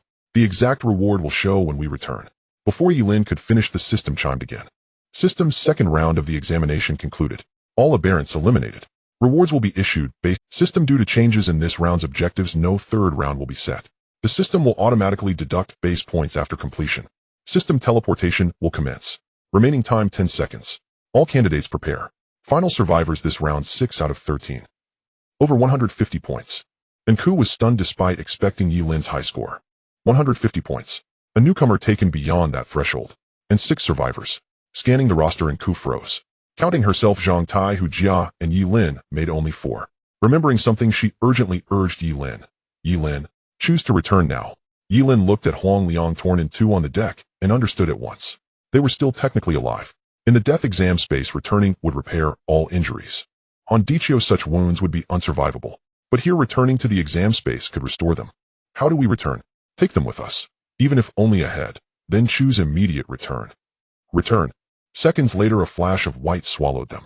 After the 6 vanished, the cargo bay lay as if nothing had happened, scattered with shredded flesh. Outside Venus, at 25 kilometers altitude. In the ruined, crushed base, a gaze fixed on the tiny white point climbing away from the acidic cloud layer. The dot rose higher and higher until it reached space. Had Ye Lin and the others still been aboard, they would have been shocked to see that in near Venus orbit, countless warships lay like carcasses packing the sky above the planet. Back in the cargo bay, the scattered flesh writhed. The navigation system mechanically pointed toward that blue planet. With a hum, a flash of white light suddenly vanished and 6 figures appeared in a cold hall. To be precise, there were only 5.5, with Huang Liang's upper body devoid of color, his chest caved in. If it weren't for the system not indicating death, anyone would think it was merely a half corpse. Ye Lin looked down at himself, unsure if it was due to the exam's items not being transferable, as the only weapon left on him was the initial small pistol. Before he could ponder further, a system notification suddenly sounded. Ding, severe injury detected in candidate system, automatically activating repair function. The repair function will deduct corresponding points based on the severity of the injury. Please choose a repair mode: perfect repair or simple repair. Unlike the cold mechanical voice in the scene, the female voice in the death exam space was much softer. Perfect. Simple. Seeing the half Huang Liang on the ground, Ye Lin decisively chose perfect. Although he didn't know the difference in effectiveness between the two, perfect sounded much more reliable than simple. Before Ye Lin could confirm, Enku suddenly stopped him. Ye Lin, don't choose perfect. Choose simple. Perfect mode is too expensive. Simple repair can save them. If they don't have enough points, choosing perfect will result in negative points. At that point, they would be directly obliterated. As soon as she finished speaking, Hu Jia and Zhang Tai both froze in shock. Ye Lin, on the other hand, expressionless, looked at her after selecting simple. Enku's expression froze momentarily as she realized she had misspoken. Her mouth opened, and her mind raced to think of how to explain herself. In her moment of panic, she even forgot she was pretending to be a newcomer. No, she had revealed herself even on the return trip. Who exactly are you? Ye Lin stood up, his severed hand rapidly regenerating. He glanced at the 2 people bathed in white light, then drew his gun and pressed the barrel against Enku's forehead. The cold gun barrel made Enku's heart tremble. Clearly, Ye Lin hadn't undergone any enhancements and was just an ordinary person. Yet at this moment, her heart skipped a beat. Alright, I admit I'm not a newcomer, but I've only gone through 1 exam. Enku took a deep breath, looking earnestly at you. However, as soon as she finished speaking, Ye Lin scoffed and ruthlessly exposed her. 1. Did you think I didn't notice that abomination at the entrance? In an unknown situation, you killed an abomination without a gun. Even if He Zheng is useless, you must have survived more than 2 rounds. In an unknown situation, you killed an abomination without a gun. Even if He Zheng is useless, you must have survived more than 2 rounds. That indicates that the 2 sides are definitely calculated separately. There's no way there isn't a captain. Who else could it be besides you?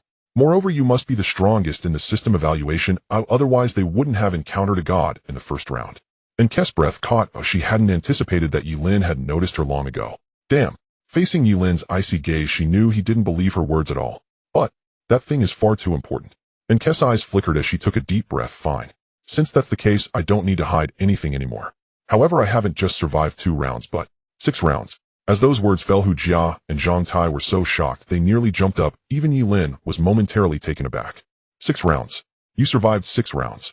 In shock, Zhang Tai suddenly turned readied and questioned Nku, then why didn't you help us? Thinking of those who had died tragically, he felt nothing but disgust towards Nku. He couldn't fathom how someone who had survived 6 rounds could be so strong, yet if Nku had exerted even a little effort, they wouldn't have lost as many people. Nku remained silent, facing the enraged Zhang Tai, who looked like he wanted to punch her. She didn't defend herself. She could understand why Zhang Tai was so furious even if she hadn't meant to. Zhang Tai. Ye Lin suddenly raised his hand, softly calming Zhang Tai. Looking at the silent Nku, Ye Lin frowned and said, "You didn't take action because your strength was restricted or your power disappeared, right? Is it due to a system punishment? Or for some other reason? No, I should ask this, what did you encounter during the 7th exam? I guess you probably used some method or paid a great price to survive. Furthermore." Ye Lin lowered his head and leaned closer to Nku's ear, whispering, "What did you obtain? Otherwise there would be no need for you to be so afraid of revealing yourself. You're worried that we might covet it." Ye Lin finished and stood up, causing Nku's pupils to contract suddenly. She hadn't expected that she had only spoken one truth, yet this man immediately guessed her secret. "No, I indeed paid a great price to survive, but..." Bang! Without hesitation, Ye Lin fired the bullet, instantly piercing Nku's left leg. Off. Nku let out a muffled groan, not waiting for everyone's shock. He aimed the gun at Nku's other leg. "This is your last chance, don't attempt to deceive me. You know what I want. Otherwise I'll either shoot off your limbs one by one and turn you into a human stick, or you'll do..." Team members can't kill each other, but that doesn't mean I can't cripple you. Watching Nku's pained expression, Ye Lin seemed utterly devoid of emotion, his gaze growing colder. "Of course you can also let the system heal you. Then it depends on whether you heal faster or my hand is quicker." Ye Lin. Lin Gu. Zhang Tai looked alarmed, his previous anger towards Nku vanishing in an instant, replaced by fear of Ye Lin. Nku was certainly detestable, but he could understand. However, seeing Ye Lin's reaction, he couldn't believe he would kill her just because she lied. How could this be? In his impression, Ye Lin was clearly a good person, kind-hearted, having saved them more than once. Without addressing the panicking duo, Ye Lin coldly started counting down. In the first exam, he was just an ordinary person, naturally needing to appear a bit more gentle. But upon returning, he no longer needed to act. 3, 2. I didn't. I really told you everything. Why? Keeping me would be more valuable. The rules I know are bound to be more than he Zhang's. Keeping me, wouldn't it benefit you? Benefit? Value? Ye Lin scoffed, his murderous intent intensifying. Do you think him an idiot? What you know may indeed be a bit more, but compared to the increased difficulty, it's trivial. If you hadn't been there in the last exam, we wouldn't have gotten such chaotic information. Moreover, the exam difficulty is calculated by rounds. Keeping you would only increase the difficulty in the next round. Nku was entirely powerless, but the challenge she brought was tangible. Though the last exam was successfully passed, he had received ample rewards. Ye Lin was well aware that luck accounted for half of their survival. If it weren't for the god behind them wanting to utilize them, they would have long since perished. I won't increase the difficulty. I promise I'm not lying about this. Otherwise I would also die in the next round. I can't lie about this. Nku's face turned pale as she desperately explained. She thought that mentioning 6 rounds of exams would be sufficient to prove her worth. But unexpectedly, Ye Lin still had no intention of letting her go. Seeing Ye Lin seemingly lose patience, without hesitation he pressed against her other leg. Nku gritted her teeth and shouted, "Wait. My chest is heaving rapidly. I'll tell you. But you must first tell me how many rewards you obtained in the lab." After her words fell, Ye Lin raised an eyebrow. "Are you trying to assess my strength after enhancement? It seems what you know is far more important than I had imagined." Ye Lin seemed to ponder, and in the next second, he directly retracted his gun and pulled Nku up. The coldness on his face vanished as if nothing had ever happened. "I still don't know how many rewards I obtained. But we can look at it together." Supporting Nku, Ye Lin casually tidied her disheveled hair, then slowly leaned into her ear, whispering, "Don't be too clever, or I'll skin you alive." The tone was gentle, and looking at Ye Lin, who seemed to care for her deeply, Nku's hair stood on end. If it weren't for the waves of pain constantly radiating from her leg, she might have doubted if she had just imagined that. This guy, he's a complete freak. Who exactly is he? Ye Lin. Behind them, amidst the white light, He Zhang, who was the first to finish healing, let out a muffled groan. Upon awakening, his consciousness was still a bit unclear. Rubbing his eyes and looking at the somewhat ambiguous duo, he gaped, his eyes filled with confusion. How did he not die?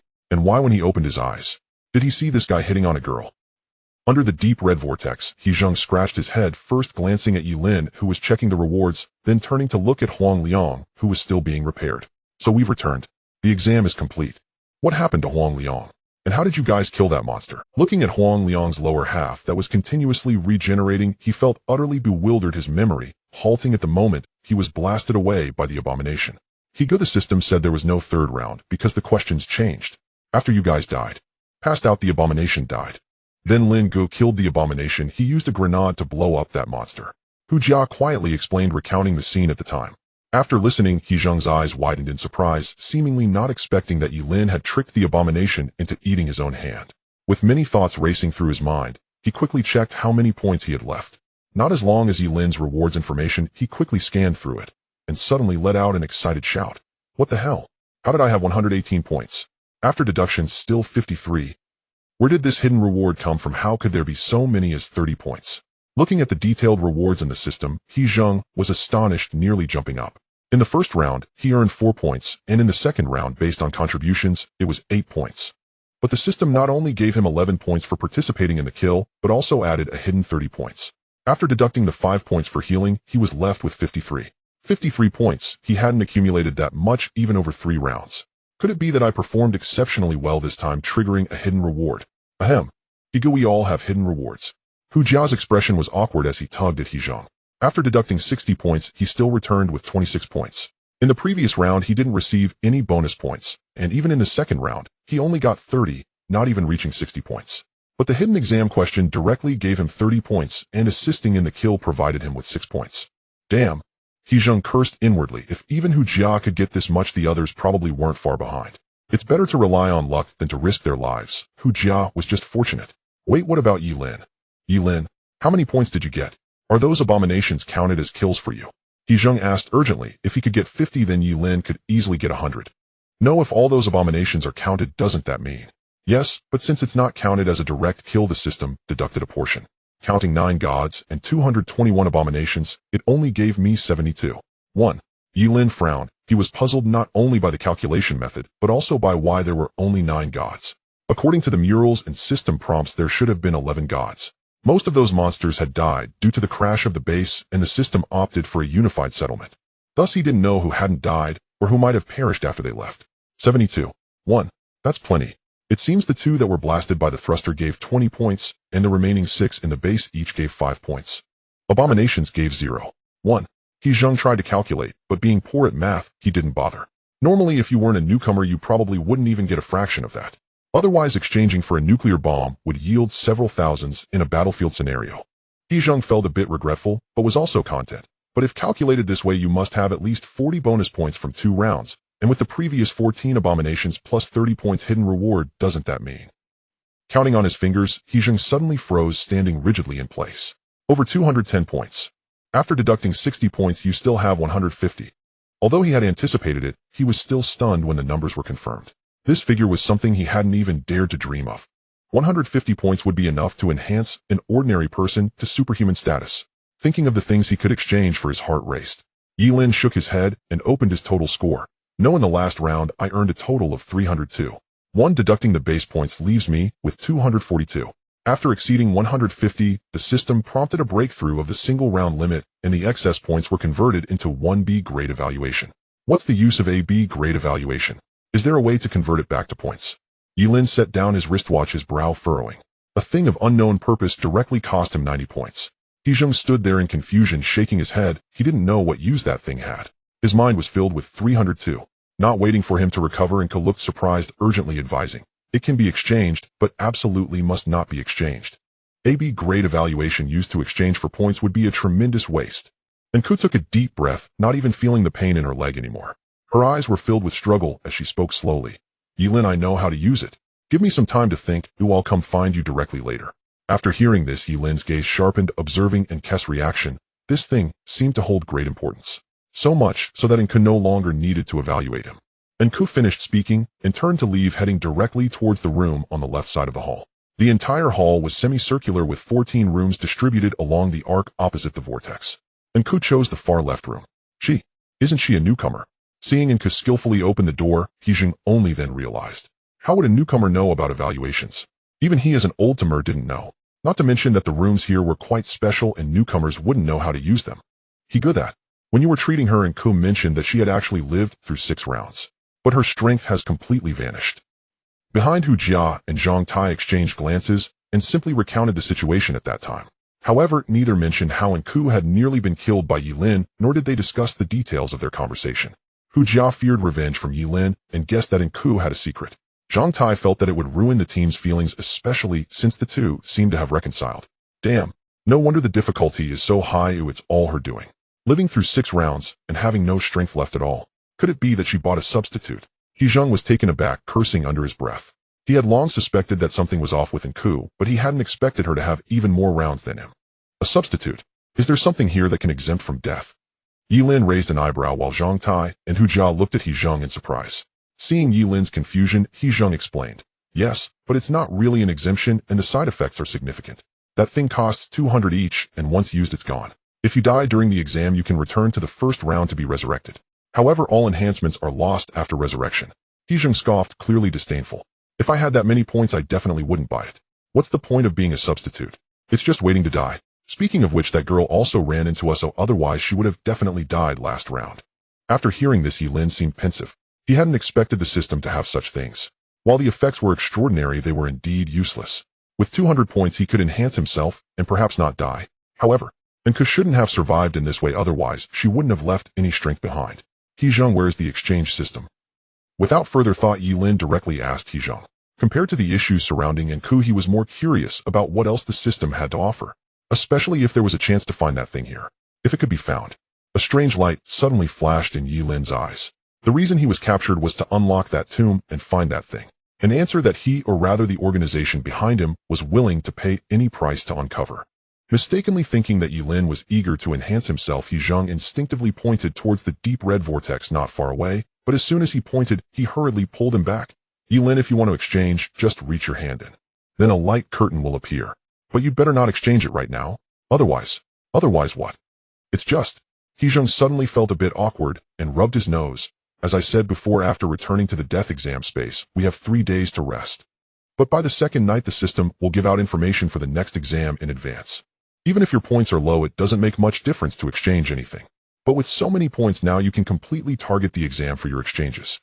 Ku knows how to use evaluations. You can also listen to her opinion. After all, she has lived through so many rounds. He Zheng sighed heavily, his expression complex. The greatest strength for the next round would be Ye Lin. Selfishly speaking, the more Ye Lin's abilities match the exam, the greater their hope of survival. He might dare to fight desperately, but many times just relying on recklessness wouldn't be enough. What types are there? Ye Lin nodded, neither confirming nor denying. It was normal for He Zheng to have selfish motives, but targeted exchanges would benefit him as well. Many, but they can generally be divided into 5 types. Apocalyptic, supernatural, paranormal, meme, and special events. We should be in an apocalyptic scenario, but the exam scope is quite small, and we haven't encountered the outside world. The first 2 are manageable, whether encountering a bug tide or zombies. As long as you're willing to fight, there's hope for survival, and it doesn't require much brainpower. But the latter 3 don't have targeted exchanges. You wouldn't even know how you died. Do you know why I don't buy guns? It's because in the last 3 types of scenarios, firearms are completely useless. So I'm used to going in directly, taking whatever I can get. Speaking of this, He Zheng couldn't help but swallow hard. Paranormal. Memes. Special. Ghosts can't be killed. Ye Lin was puzzled, recalling that He Zheng had indeed mentioned why he didn't buy a gun. However, paranormal events were easy to understand, but the latter 2. Right. In paranormal scenarios, when encountering ghosts, we can only flee. Physical attacks are basically ineffective. Unless we exchange for some talismans or peachwood swords, we might be able to struggle a bit. And memes and special events. He Zheng smiled wryly. You might want to ask Ku about this. I haven't encountered them yet, just heard about them. All I know is that these 2 are probably just as terrifying as paranormal events. And they're even more troublesome, as there's no way to target them. Ye Lin nodded. Are there really evil spirits? If they truly encounter such things during the exam, even if they exchange for a tank, it would be meaningless. So you're saying that in the next exam we might very well encounter these 3 types? Not necessarily, but I'm afraid of the worst-case scenario. Moreover, with so many points this time, the difficulty must have increased. Whether it was good or bad, He Zheng sighed, feeling a sudden oppression in his chest. Although he had unprecedentedly scored 50 points this time, he was well aware of how cruel the system truly was. The stronger the power, the higher the difficulty. The more rounds experienced, the greater the probability of encountering the 3 major events. It was like being in a grinding hell. Once they stopped, they would be ground to death. They could only keep running, living one day. Enough of this, let me take you to your own rooms. Speaking of which, this is also one of the biggest benefits of staying here. He Zheng suddenly changed the subject, pointing to the remaining 13 rooms with a mysterious smile. Each person chooses one, and once set up you can't change it. So make sure to think carefully about what you really like.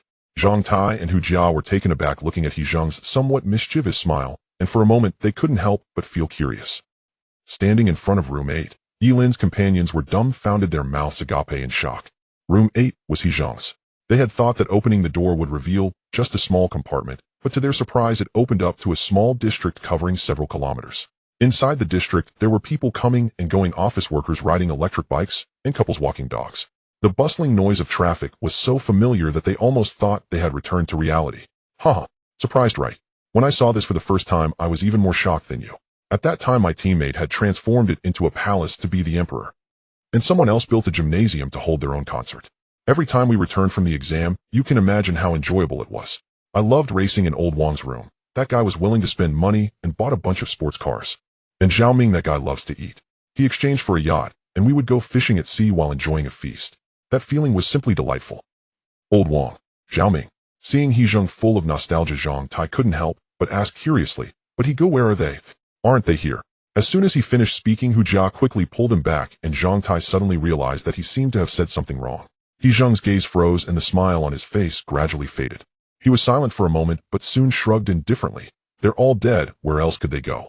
One was bitten to death by bugs, and the other fell into molten steel and was cooked alive. The remaining ones were killed by the system because their scores weren't enough. Those guys, when they died, still asked me to send a message to their parents. What idiots! They should have considered how I could live so long. Not to mention sending anything out. Forget about that. After you choose your rooms, just create the worlds you want. As long as the length, width, and height don't exceed 10 kilometers, any scenario is fine. Additionally, you can freely create characters, like any race or type is acceptable. As soon as he finished speaking, the two exchanged glances, instinctively completely unaware that the system had such a function. Any character can be created. So are these characters all made by you? He Go. What are you thinking? You can only create one character. The rest are just stiff NPCs in the scenario. I like liveliness, so I replicated my neighborhood 110. Look, that's my girlfriend. He Zheng raised an eyebrow, and the three followed his pointing finger to see a girl who looked somewhat ordinary, a bit chubby, running excitedly from one end of the road. He Zheng, abandoning his previous act of maturity, quickly wiped his face and embraced the girl who rushed towards him.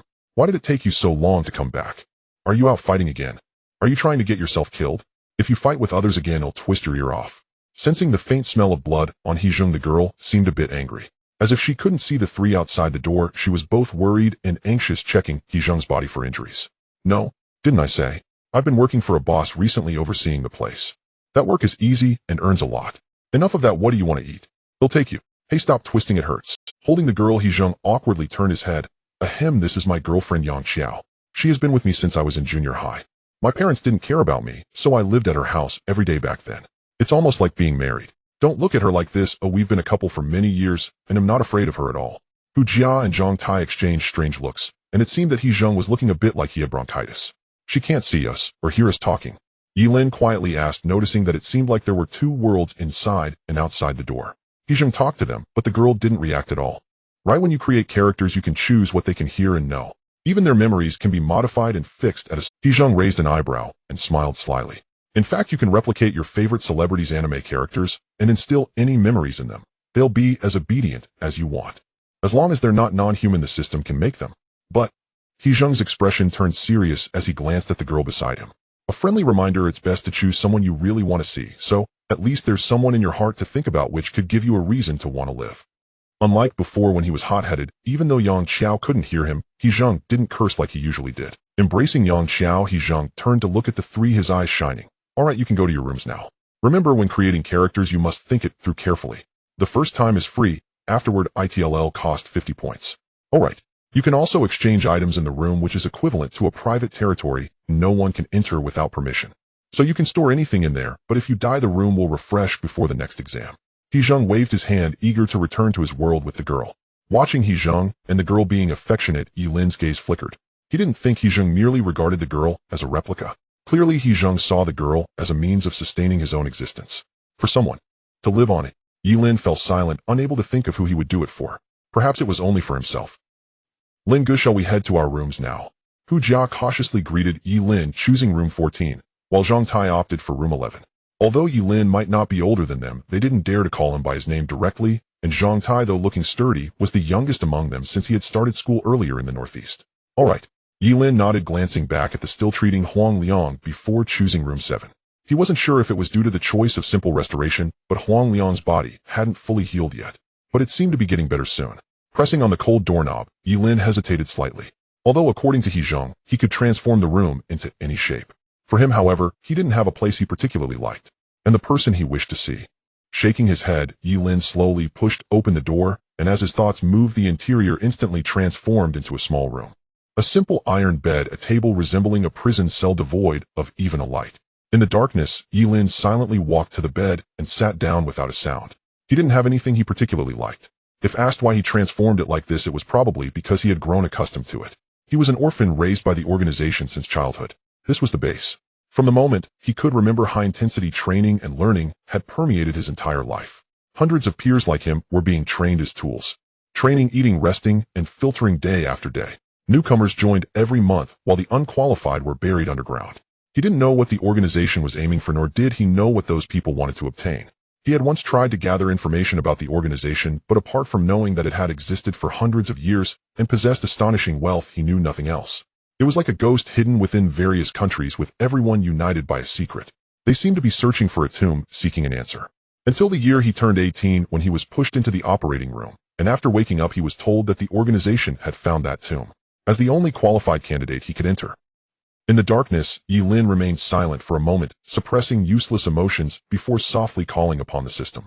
Although he wasn't in a hurry to exchange for abilities, he also wanted to see what the system that He Zheng spoke of which could exchange for anything really had. System, check the exchange list. Buzz. In Ye Lin's somewhat chaotic breathing, a light curtain suddenly illuminated in the darkness. The light screen unfolded to an immense size, like a cinema-grade projection screen filling the entire room. A pristine system interface glowed white, presenting 4 options. 1. Bloodline. 2. Equipment. 3. Consumables. 4. Basic enhancement. So this is the system's exchange interface. Ye Lin raised an eyebrow, intrigued, and tapped the first option. The moment he did, a torrent of information cascaded down the screen like a violent waterfall. Drank bloodlines 10211138 entries. Required points 15. Merfolk, bloodline Jinin, talent false spiritual root, low tier werewolf. Imp. System notification activated. Gazing at the densely packed list, Ye Lin felt his eyes blur with sheer overload. The first page alone displayed 20 options. Spotting the pagination label, 999, he decided to select one that appeared comparatively robust. The screen shifted, revealing a lifelike imp holding a pitchfork, its tail curled into a sharp hook. Bloodline name imp.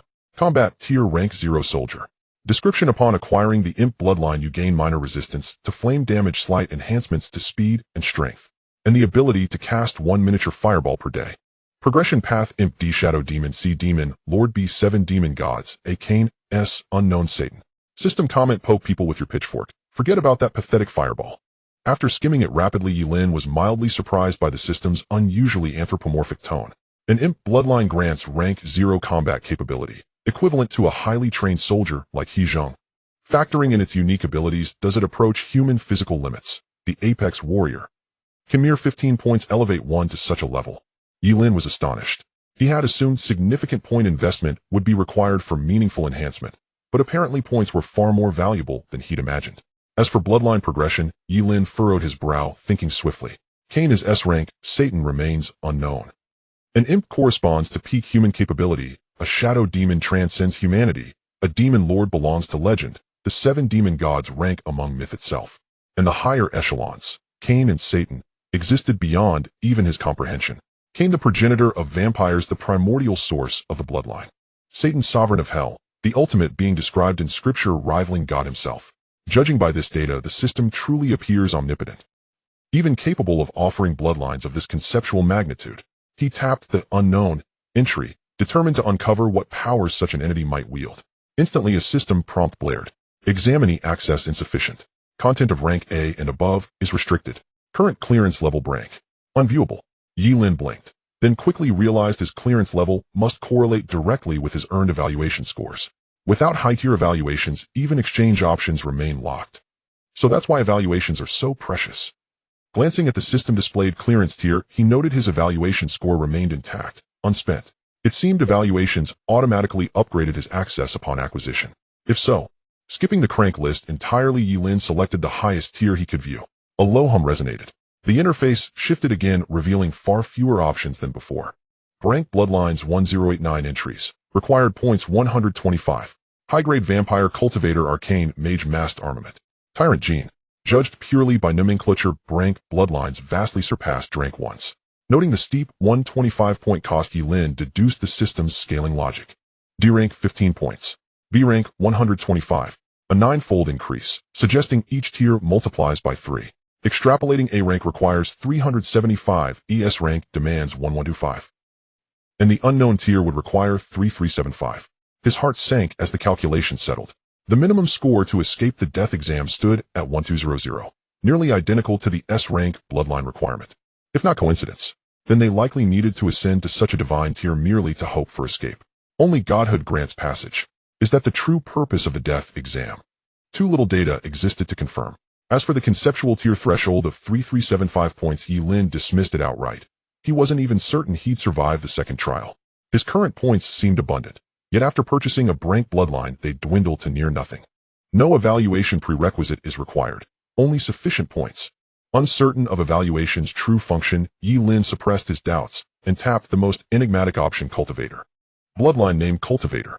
Combat tier rank 2 Transcendent. Description: acquiring this bloodline completes foundation establishment, granting mastery over spiritual energy talismans and spirit artifacts. Progression path: body refinement D Chi refinement, C foundation establishment, B golden core, A nascent soul, S divine transformation unknown.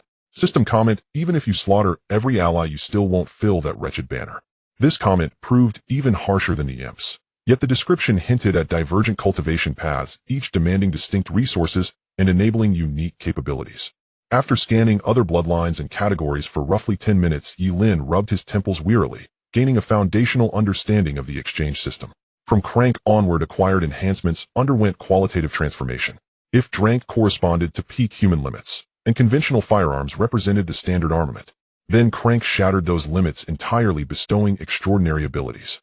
Brank elevated users to superhuman status, unlocking Scytha-grade weaponry, electromagnetic rifles, gamma scalpels, and weapons of mass destruction. Their variety spanned virtually every film, anime, and video game imaginable.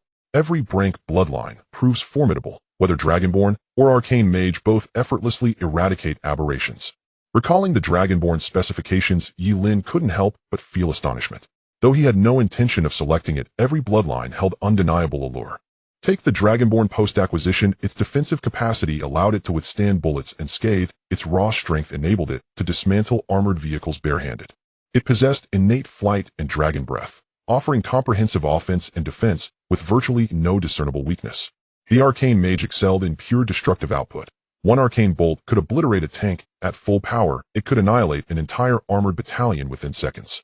By comparison, the fourth option, Basic Enhancement, is simplest, yet also most disheartening. 1 point purchases 1 unit of physical attribute. Elevating an ordinary person to elite warrior status requires roughly 20 points. Advancing to imp tier demands 30 points. Easy to acquire, any quantity can be purchased, yet its value per point remains low, suitable only for those desperately short on points. Ye Lin thought of He Zheng. No wonder he entered empty-handed. To survive, that man likely spent every last point, strengthening himself incrementally without reservation. Half an hour later, a search function would be invaluable. There were simply too many enhancements, each promising option inevitably overshadowed by something superior just a few pages later. Ye Lin sighed, preparing to close the exchange interface. Studying further served little purpose, not knowing the nature of the next exam. Suddenly a system prompt blared. Search functionality activated. Please explore at your discretion. Ye Lin froze, staring dumbfounded at the newly emerged search bar. Damn. Why didn't you appear sooner? Had I known this feature existed, I wouldn't have wasted time scrolling page by page. Like the healing function, the system operated with rigid passivity, refusing to disclose features until explicitly prompted by user need.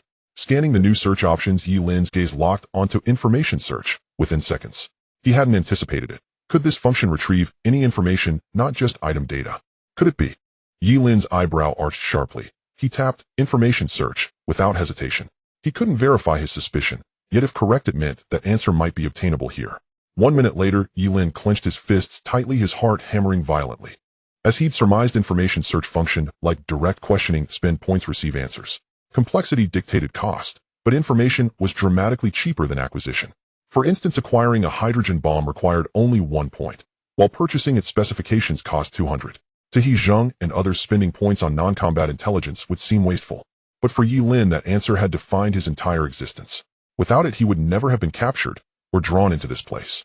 After a heavy pause, Ye Lin spoke slowly, each word deliberate. System, I request information retrieval. In the real world, who lies buried in the grave located at latitude 312 and longitude 104E?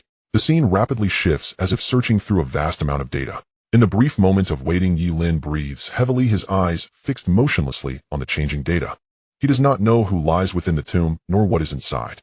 From the moment he was born, he has felt like a mere tool, his entire existence dedicated to finding that place. He has also been angry, struggled, felt unwilling, and resisted seeking an answer. Yet facing those masked figures, mechanical in their demeanor, he was met only with two words. The truth. Whose truth? What truth? He did not know that just as he was about to open the tomb door, the military suddenly appeared, surrounding him entirely. Even when he was imprisoned, he still did not know what lay behind that door. Perhaps, however, the truth would soon be revealed. Beep query retrieval successful, consumption, this time 5. Do you confirm? Unlocking. Confirm. Ye Lin did not hesitate and paid directly. In the next second, a buzzing sound was heard. The text on the light screen rapidly changed, becoming clearer and gradually emerging. However, just as the information was about to be fully displayed, a system prompt abruptly interrupted. Beep query failed. The information level is a grade. Please elevate to a grade permission before querying. The consumed points will be automatically refunded. The text cleared, leaving only a blank space. Watching the flashing system prompt, Ye Lin suddenly froze, his eyes filled with anger. What a joke! Clearly the system had retrieved the answer, yet it denied him access due to insufficient permissions. And a grade information level was utterly absurd. A corpse that had been dead for who knows how long in the real world, its level was even on par with the 7 demon gods. He was certain that it did not belong to any known big figures. The tomb was very small, located at the foot of a mountain village. Even emperors and high officials could not have such high value.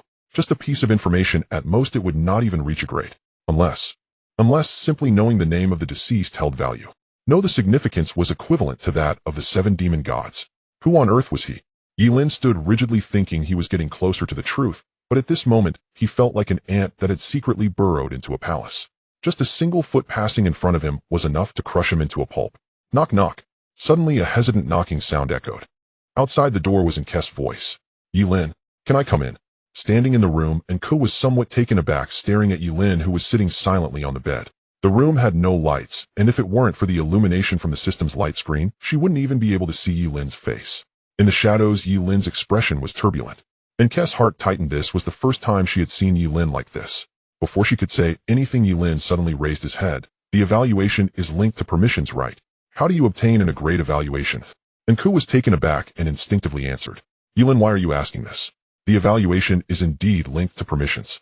Have you seen the grade exchange list? To obtain a grade evaluation, one must pass a special type of examination.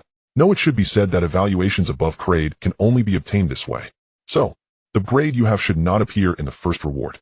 After Nku finished speaking, she looked puzzled, unsure why Ye Lin suddenly asked this. A special type. Remembering the examination types that He Zheng had mentioned, Ye Lin nodded, temporarily suppressed. It seemed he wanted to elevate his permissions and knew the answer. He could only wait for the special exam to appear before making plans. Did you bring the stuff? Not thinking further, Ye Lin extended his hand directly towards Nku. In the next second, he saw Nku hesitate slightly, then seriously said, Ye Lin, I brought what you asked for, but I considered it, and I think we can cooperate. You have a great evaluation, the combat power you exchange will be very strong. So, I will also tell you what you want, but... Nku tentatively tossed out a bargaining chip, yet contrary to her expectations, Ye Lin seemed to suddenly lose interest and merely shot her a cold glance. Cooperate. You have no right to discuss cooperation with me. You only need to tell me what your so-called secret is, and then I will consider whether it is useful to me. If not, you can leave. Ye Lin sneered, unconcerned by Nk's pale face. He indeed wanted to know the secret she held, but he could see that Nku wanted to use that to coerce him. Nku clenched her fists tightly, looking at Ye Lin's unpleasant face, her chest rising and falling rapidly. If it weren't for having no choice, she would never stay here. Suppressing her anger, Nku tried to remain calm. She took an envelope from her pocket, took a deep breath. All right, I will tell you directly. The letter I have contains the truth about the death examination. If we are lucky, we can find out why all this happened and uncover the greatest secret of the death examination. After speaking, Nku looked directly at Ye Lin. Although she did not know why Ye Lin's attitude had changed so quickly, she was certain, absolutely certain, that Ye Lin would choose to cooperate with her upon hearing it. The price she had paid to obtain this letter was unimaginable. If it weren't for good luck, she wouldn't even have the qualification. What exactly was the death examination for? No one present could resist this temptation. Is that all? Before Nku could react, Ye Lin suddenly stood up staring at her, as if he found it amusing. This is what you have hidden. A mere letter. And Ku was in disbelief, her mouth agape. After a moment, as if she finally reacted, she instinctively asked, don't you want to know what the system really wants to do? Know why it sent us into the death examination? To cultivate gods, or to screen gods? Ye Lin's smile faded, his eyes filled with indifference. I don't care what it wants to do. I am not concerned with why we were captured and sent to die. I only care about how we can survive and get out of here. With that, Ye Lin walked towards the door. Since Nk's secret was merely this, he did not wish to waste any more time. Alright, once you finish explaining the use of evaluations, you can leave. Ye Lin turned his head to look at Nku. Compared to the secret, he was more interested in what he would encounter in the next round, and elevating his permissions to see that answer. Wait. Seeing that Ye Lin truly did not care about the truth of the death examination, Nku could no longer hold back her original thoughts, and could only throw out the information all at once. You can ignore these. But don't you want to know who he is? The owner of this letter is the only examinee who has left. The room suddenly fell silent. Nku bit her lip tightly and fixed her gaze on him. After a long while, when Ye Lin's voice sounded again, she finally let out a sigh of relief. Tell me everything you know, and how are you so sure he went out, and that he is the only one? Facing Ye Lin's doubt, Nku instead let out a sigh of relief, a smile appearing on her face. Very good, she was afraid that this guy would be uninterested, and the fact that he questioned it showed that he cared. Because the system said so. Whenever something significant happens, the system issues an announcement. So when he went out, the system broadcasted this information. As she spoke, Nk's eyes revealed a hint of reminiscence filled with complexity. Perhaps Ye Lin couldn't understand her feelings just after entering. When that broadcast sounded, every examinee present was overwhelmed with excitement, some even bursting into tears. Although it wasn't them who went out, it represented the fact that someone could truly survive and leave this hell. However, the subsequent events caught everyone off guard. Suppressing her emotions, Nku brushed her hair aside. You can verify this with Hezhong, but he may not have her. After all, he didn't come in that early. The reason I am certain that the owner of this letter is him is that I survived thanks to something he left behind. Ye Lin raised an eyebrow, and after a brief moment of thought, she understood what Nku was saying. Are you saying he not only left a letter, but also some other things? And the thing that was left behind helped you forcibly exit the 7th exam? No. There isn't just one letter, right? There are also multiple items left behind. If that's the case. Ye Lin's gaze flickered. So the letter he left is essentially like a treasure map, requiring us to find each letter to uncover the truth behind the death trials. Nku was momentarily stunned, looking at Ye Lin in shock. She hadn't expected that. Before she could finish speaking, Ye Lin had already guessed the answer. From the moment she received this letter, no one else had seen it. Even the people from that exam were dead. Yet Ye Lin seemed to have experienced it firsthand. There's nothing to be surprised about. Ye Lin spoke calmly. If there were only one letter containing just the answers, you wouldn't need to assess my strength and would never mention cooperation. Unless he left behind many things that you want to obtain. You were punished and lost all your strength, yet without any points to exchange you could still kill the abomination. Therefore the power within you can only come from the items he left behind. That's why you're so afraid of exposing yourself. Because what he left behind is not only the truth of the death trials, but also a path to replicate him. After finishing, Ye Lin scoffed. The reason he was so certain was also due to Nku coming to him directly with the letter. If there was only one letter, Nku would never so easily bring it out. She could have simply recounted it. Thus Nk's concern for his strength essentially stemmed from wanting to use him to find the remaining items. Nk's heart suddenly jolted, her expression stiffening. She wanted to conceal this point, only telling Ye Lin about the letter. But this guy, just from her mentioning how she survived, had restored the entire process. Facing Ye Lin's icy gaze, a strong sense of unease rose within her. She suddenly regretted bringing the second letter, regretted revealing extra information. At this point, Ye Lin could completely kill her to seize the letter, and then go find the items left behind by that person. Of course, regretting was pointless. Even if she hadn't brought it, Ye Lin would still suspect. Nku gritted her silver teeth. I admit he indeed left behind many items, and there isn't just one letter. I can give you all these items as long as you can ensure my safety. Trust me, this is definitely worth it. The items he left behind far exceed your imagination. You've only experienced one exam, and have no idea how terrifying the following difficulties are. Without those items, our chances of surviving the 7th exam are nearly zero. Not to mention what comes next. I know a lot more, and once you get those items, I also know how to use them. Indeed, Ye Lin is the smartest newcomer she has ever seen. Yet even so, she didn't believe Ye Lin could make it to the end. In the later rounds, every survivor was not weak. Their intellect and courage were 1 in a million. But in the end, there could only be one person who would walk away. Her being threatened by Ye Lin was fundamentally because Ye Lin had scored too many points in the previous round. He directly overwhelmed her from the perspective of strength. Contrary to Nk's expectations, Ye Lin merely chuckled after hearing this. Are you done? You seem very afraid that I will kill you and then monopolize the items left behind by that person. But in fact, I'm not interested at all. Ye Lin shook his head, not caring about Kess' suddenly stiff gaze. Don't you think what you're saying sounds like an old worn-out story? A unique survivor, leaving behind a bunch of letters along with a few treasures, just waiting for a fated person. Then the fated person follows the clues he left behind, gradually growing stronger, slowly uncovering the truth, until everyone unites to escape, smiling under the sunlight. Ye Lin paused slightly, too cliché. So cliché it feels like a novel, like the most standard commercial script. Meeting Kess' stunned gaze, Ye Lin articulated each word. I am not interested really. Too fake and too boring. I don't believe the only person who can survive would be bored enough to do such a thing, nor do I believe he would be so kind-hearted. In contrast, I believe this is a trap. After speaking, Ye Lin took the letter from Kess' hand, glanced at it, then returned it to her. He didn't care about what that person was plotting or why he was doing it. The best way to respond was simply to ignore it. Even if it were true, he would only trust himself and would only walk his own path. However, the direction this matter took was completely beyond Ye Lin's expectations. After a brief silence, Ko opened her mouth as if struggling and hesitating, ultimately gathering her courage to speak. But what if that person knew the truth and died? What if he committed suicide after leaving this letter? Ye Lin suddenly froze, his expression turning bewildered. After a moment he suddenly laughed. Then it becomes very interesting. 3 minutes later, Ye Lin held the letter deep in thought as pieces of information and clues interconnected in his mind like a spider's web. According to Ko, the student who managed to escape the deadly examination after questioning the system about the truth of the deadly test chose to take his own life. Before his suicide, he left his belongings scattered across different scene copies.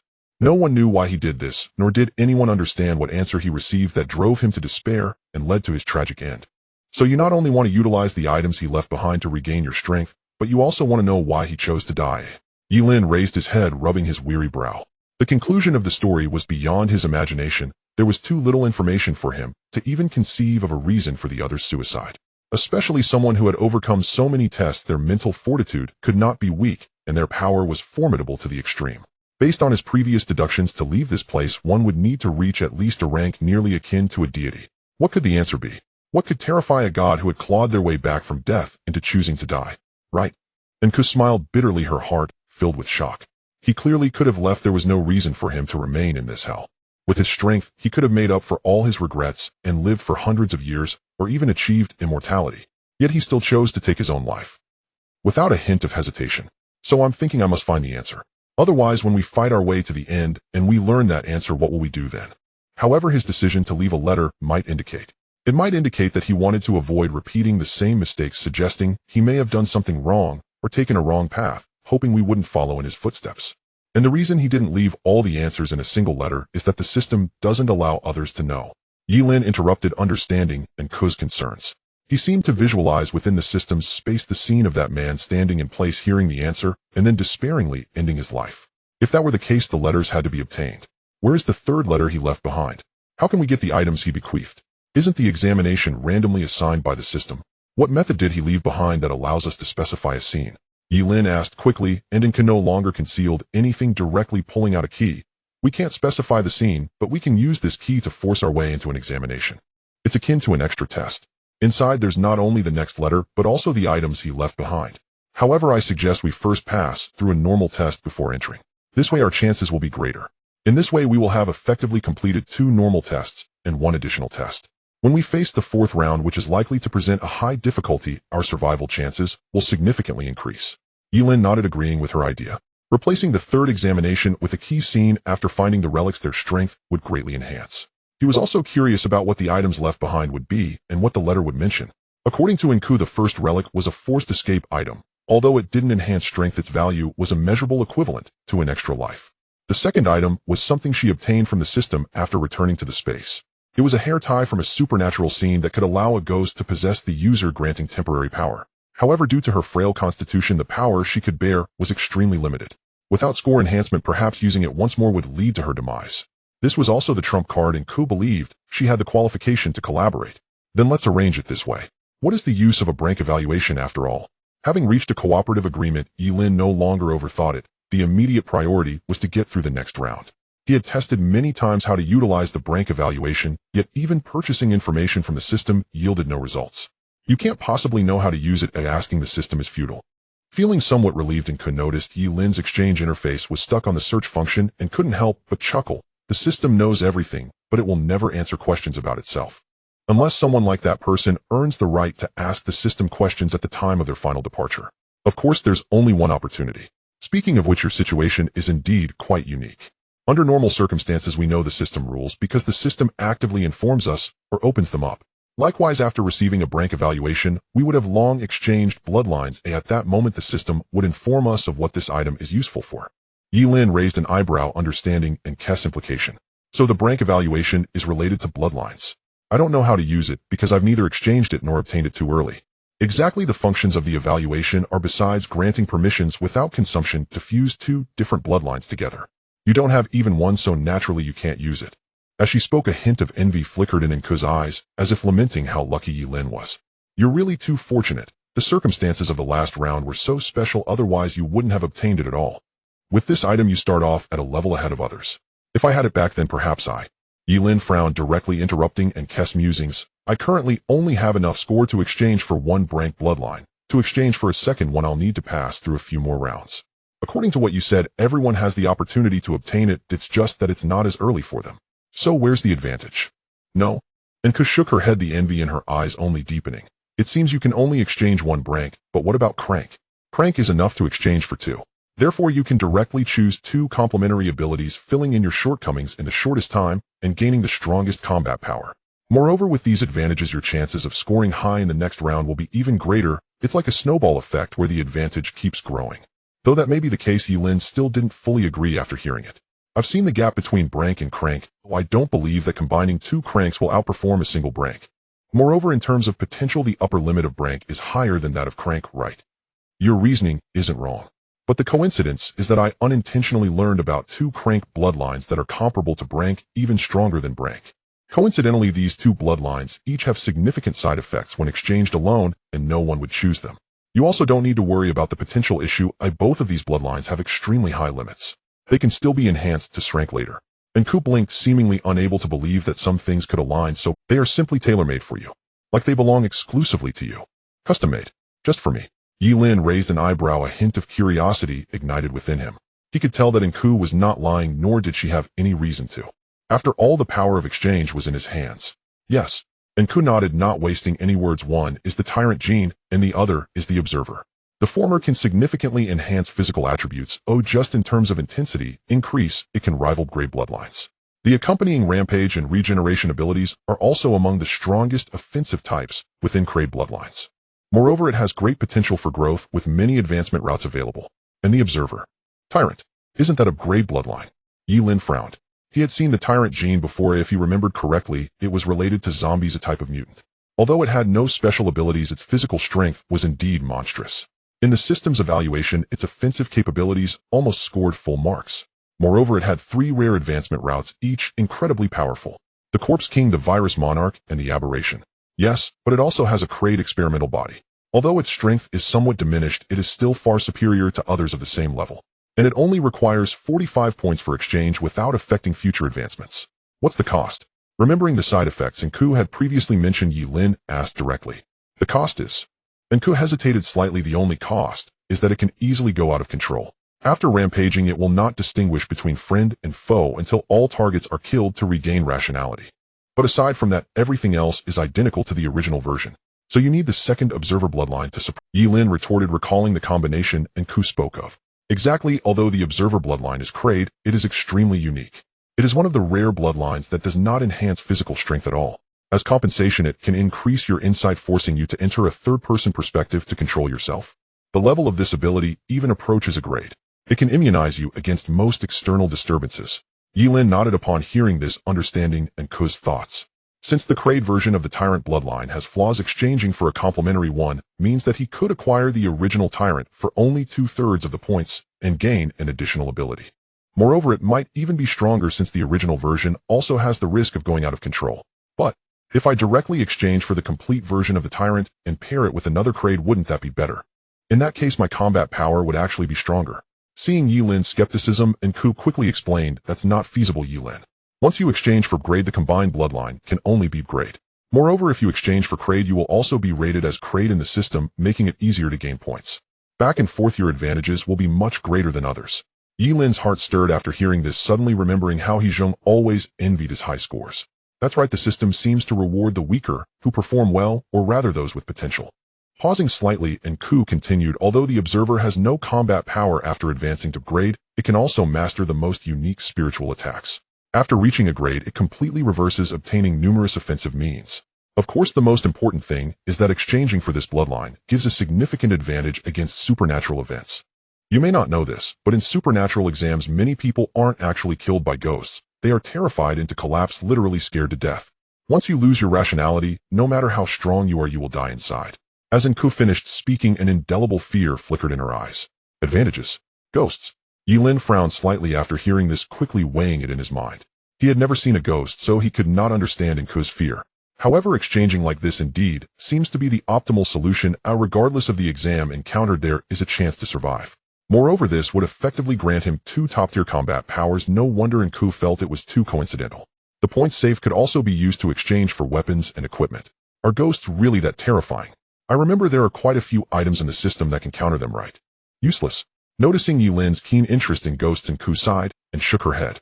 Those things are expensive, and the so-called countermeasures only delay a ghost's movement for a few seconds. In supernatural events, ghosts are unsolvable. They cannot be killed. The only way to survive is to find it. Enku bit her lip mid-sentence. Sorry, I can't explain it clearly. I also don't know how to survive, otherwise we wouldn't have been wiped out in the 7th round. We didn't even have the slightest ability to resist. Enku lowered her head, her body instinctively trembling slightly. Even though that experience had passed, it still greatly impacted her. Ye Lin noticed this, and a peculiar light flashed in his eyes. He initially thought that Enku had directly exited the exam by leveraging the things left behind by that person. But Enku said it was a wipeout. How did you die back then? What kind of ghost did you encounter? Enku fell silent for a long time before finally raising her head. How did I die? My memory is a bit hazy. It might be the side effects of forced detachment. That time we encountered a mirror ghost, and within less than half an hour 6 people died, leaving only me and another companion alive. To avoid the mirrors, she and I squeezed into a wardrobe, and it was at that moment that I discovered this letter. Enku spoke, while thinking the final scene was already too vague in her memory. Then, I think I just died. When I woke up, I had exited the exam. Perhaps that scene was too terrifying, or perhaps it was an instinctive self-protection. Her memory became increasingly fuzzy. Died instantly. Ye Lin's gaze sharpened as he looked at the letter in Enku's hand. Are you saying that as soon as you got the letter you were found by the mirror ghost? Or was there a mirror in the wardrobe? Neither. Enku's expression was complex as she looked at Ye Lin's puzzled gaze. She forced a smile and said, there's no mirror in the wardrobe. But our eyes are also mirrors. After Enku finished speaking, she shivered, as if she had returned to that wardrobe. It was a dim and cramped wardrobe with faint light seeping through the cracks, barely allowing a glimpse of another person. In that moment of eye contact, she saw her headless self. 3 minutes later. I understand. I will consider it. The room was illuminated only by the system, and Ye Lin said nothing as he looked at Enku curled up in the corner. He could imagine that scene and vaguely understand why Enku was so terrified. A team that had undergone 6 examinations, each member comparable to superhumans, had been completely wiped out in less than half an hour. Such difficulty was indeed frightening. He would consider the exchange plan proposed by Enku. For now, he only needed to wait for the next exam type to make a decision. Knock. Knock. Just as Ye Lin was about to ask something, a sudden knocking sound came from outside the door. By the sound, it was Hezhong. Ye Lin, come out for dinner. My wife made a feast. Come on, after running for so long in the last round, aren't you all hungry? In the room, Ye Lin and Enku exchanged glances. The next moment, Enku stumbled and hurriedly stood up. However, as soon as she got up, she let out a muffled groan, and a streak of bright red blood flowed down her pant leg. Ye Lin was taken aback at the sight. The light was too dim, and since Enku had come in wearing wide-legged school pants, he hadn't noticed that she hadn't taken out the bullet. You only bandaged it. Why not take it out for treatment? Enku leaned against the wall and took a long time to raise her head and look at him. You ask me why. Perhaps. I want to keep this bullet in my body as a warning to myself about what kind of bastard you really are. Looking at Enku's resentful gaze, Ye Lin was at a loss for words. To be honest. The honest truth is I don't have a single point. What can I use to treat? After Enku finished speaking, she sighed, feeling that it was truly pitiful. Suddenly at that moment, a system notification sounded. Ding, candidate Ye Lin is transferring points to you. Please check. My. Enku was shocked and looked at Ye Lin in disbelief. Although she had been acting earlier, she never expected to move this guy. From what she knew of Ye Lin, if she weren't of any use to him, he wouldn't care about her life or death. No need to thank me, Ye Lin said as he pushed the door and walked out, leaving Enku standing there in a daze. Outside, Hezhong had a beaming smile, clearly in a great mood. Before he could grab Ye Lin, he saw Enku in the room, dazed and barely able to stand, and his expression was utterly delightful. What the hell? No way did you two get it on so quickly. He Zheng, shut your mouth. Seeing that He Zheng had clearly misunderstood, and Ku hurriedly scolded him. Mistakenly thinking that Ku had been caught, He Zheng laughed it off, not feeling angry. All right. Take a break, and then go over later. Tisk tisk, young man, you need to take care of your health. He Zheng deliberately prolonged his tone, being extremely sleazy. Seeing the murderous look in Kess's eyes, he quickly fled. Inside the door, Kess's chest rose and fell rapidly, her emotions crumbling to the extreme. If she hadn't lost all her strength at this moment, she would have loved to kick Ye Lin and He Zheng to death. Not because of He Zheng's teasing or the misunderstanding, but because Ye Lin had only transferred her 0.1. God, how could there be such a beast? How could there be someone in this world who doesn't understand cherishing beauty? Cheers. Bang. The glasses clinked together, and under the bright lights, He Zheng's face was flushed from drinking. The room was not large, only about 20 square meters, but it was very cozy, a home from He Zheng's memories. Outside the window, the lights were bright, and the sounds of adults and children playing could be heard from time to time. The honking sounds from the streets were somewhat noisy, but at this moment the few of them felt a sense of daze, as if they had returned home. The last exam felt like a nightmare. Sorry for the poor hospitality. It's not very lavish, but my cooking skills are definitely good. Wife, don't worry about it. Let's eat together. He Zheng called out to Yang Xiao, not avoiding anyone, and planted a kiss on her cheek, making Yang Xiao shy and wanting to hit him. He Zheng laughed heartily and held her even tighter. Beside them, Hu Jia and Zhang Tai were also too hungry to bear it, and started shoving pieces of fish and chicken legs into their mouths. Before Hu Jia could swallow, he raised his glass and toasted He Zheng. Brother He, this is really quite lavish. There's chicken, fish, and even lobster. I rarely eat like this outside. What does this count as? It's just that we are poor and reluctant to exchange for things. You don't know, before old Wang and the others directly exchanged for a sea dragon fish. Although it only cost 2 points, the taste was simply amazing. After eating, my strength increased a little. He Zheng sighed, somewhat emotional. As long as one was willing to spend points, they could exchange for all kinds of delicacies. Even a legendary dragon could be bought to try. However, he truly couldn't bear to spend, as every point was earned with his life, and every single point was their hope of survival. He chose to create a small community to save points, so he could eat his fill here with money. He hadn't even used up the 1 million points exchanged in the first round. After Hu Jia finished drinking, he choked and began to tear up, quickly pouring another glass and toasting Ye Lin and the others. Brother Yi, Brother Huang Liang, Brother Zhang, Zhang Tai, and just call me Ku. Ku raised her glass, signaling Hu Jia to not be so polite, although she knew why he was doing it.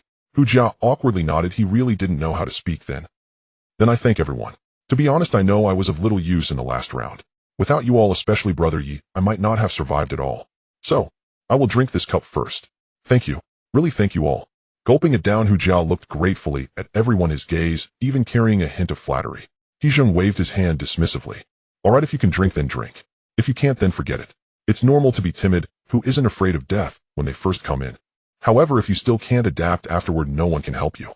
And the points from the last round, you must not spend them recklessly. Whether or not you can survive depends on these. He Zheng put down his chopsticks, his reminder filled with genuine concern. Looking at Hu Jia, he seemed to see his past self. Hu Jia lowered his head, wanting to say something, but not daring to. Huang Liang beside him sensed something was off and patted his shoulder. Hu Jia, it's okay. I will protect you, of course. I will also protect everyone. That is my duty. Huang Liang looked earnestly at everyone, but his gaze paused slightly when it passed over Ye Lin. Ye Lin, no matter how you see me in my eyes, you are the same as everyone else. Also, thank you for saving everyone. Ye Lin remained noncommittal. He held no hostility toward the short-haired guy. If there was any, it was simply their differing identities. As for protecting everyone, he wouldn't mock Huang Liang for being naive or overestimating himself, but he absolutely wouldn't do that. Surviving here was a luxury in itself, not to mention saving people. No need to thank me, I am doing it for myself. You contributed as well, so let them thank you. Ye Lin did not lift his glass. He didn't like drinking, as alcohol would impair his judgment. Sensing that the atmosphere was a bit off, He Zheng quickly played peacemaker. We are all brothers. What's there to be polite about? So hey, race the thing, from now on we are all considered part of the same team. Thus I think our strengthening can be based on division of labor. In the past we couldn't do this, but thanks to Ye Lin we can exchange quite a lot this time. What do you all think? He Zheng first looked at Ye Lin. Ye Lin was currently the strongest in the team. Naturally all opinions would revolve around him. However, to his surprise, before Ye Lin could agree, Huang Liang suddenly spoke up. I have no objections to this matter, but there is one thing I want to discuss with Ye Lin first. Turning his head, Huang Liang looked at Ye Lin with utmost seriousness, even urgency. Ye Lin, after we finish eating, I have something important to tell you. This matter is very important, crucial for many people, no, for everyone. Therefore, We must decide quickly. After the gathering, He Zhengzhang Tai and Hu Jia were drunk and fell asleep immediately. Knowing that Huang Liang had something to attend to, and Ku discreetly said goodbye and left first. Upon arriving at Huang Liang's room, Ye Lin directly asked, "So what did you discover? Or is there something you need?" Looking directly at Huang Liang, who also hadn't drunk, he hesitated, as if contemplating how to start. Seeing this, Ye Lin simply surveyed the surroundings and took a seat on a chair. The small room was not large and had been converted into a police academy dormitory with a red and white playground visible outside the window. On the 4 sets of bunk beds, the blankets were neatly folded into tofu blocks. Inside the room, apart from the beds and tables for sleeping, there was nothing else. The national emblem hanging on the wall was a bit old, but had been cleaned well, and the air carried a hint of disinfectant. Like him, Huang Liang also chose the most familiar environment. "It's like this, Ye Lin, I found something." Huang Liang opened the system exchange and quickly clicked through. Suddenly, the screen displayed a large phone resembling an old-fashioned mobile phone from the last century. This is a communication device. It can ignore distance and directly connect for a 1-minute call to someone whose name you know. As long as we have 120 points, we can contact the outside world and tell them what's happening inside here.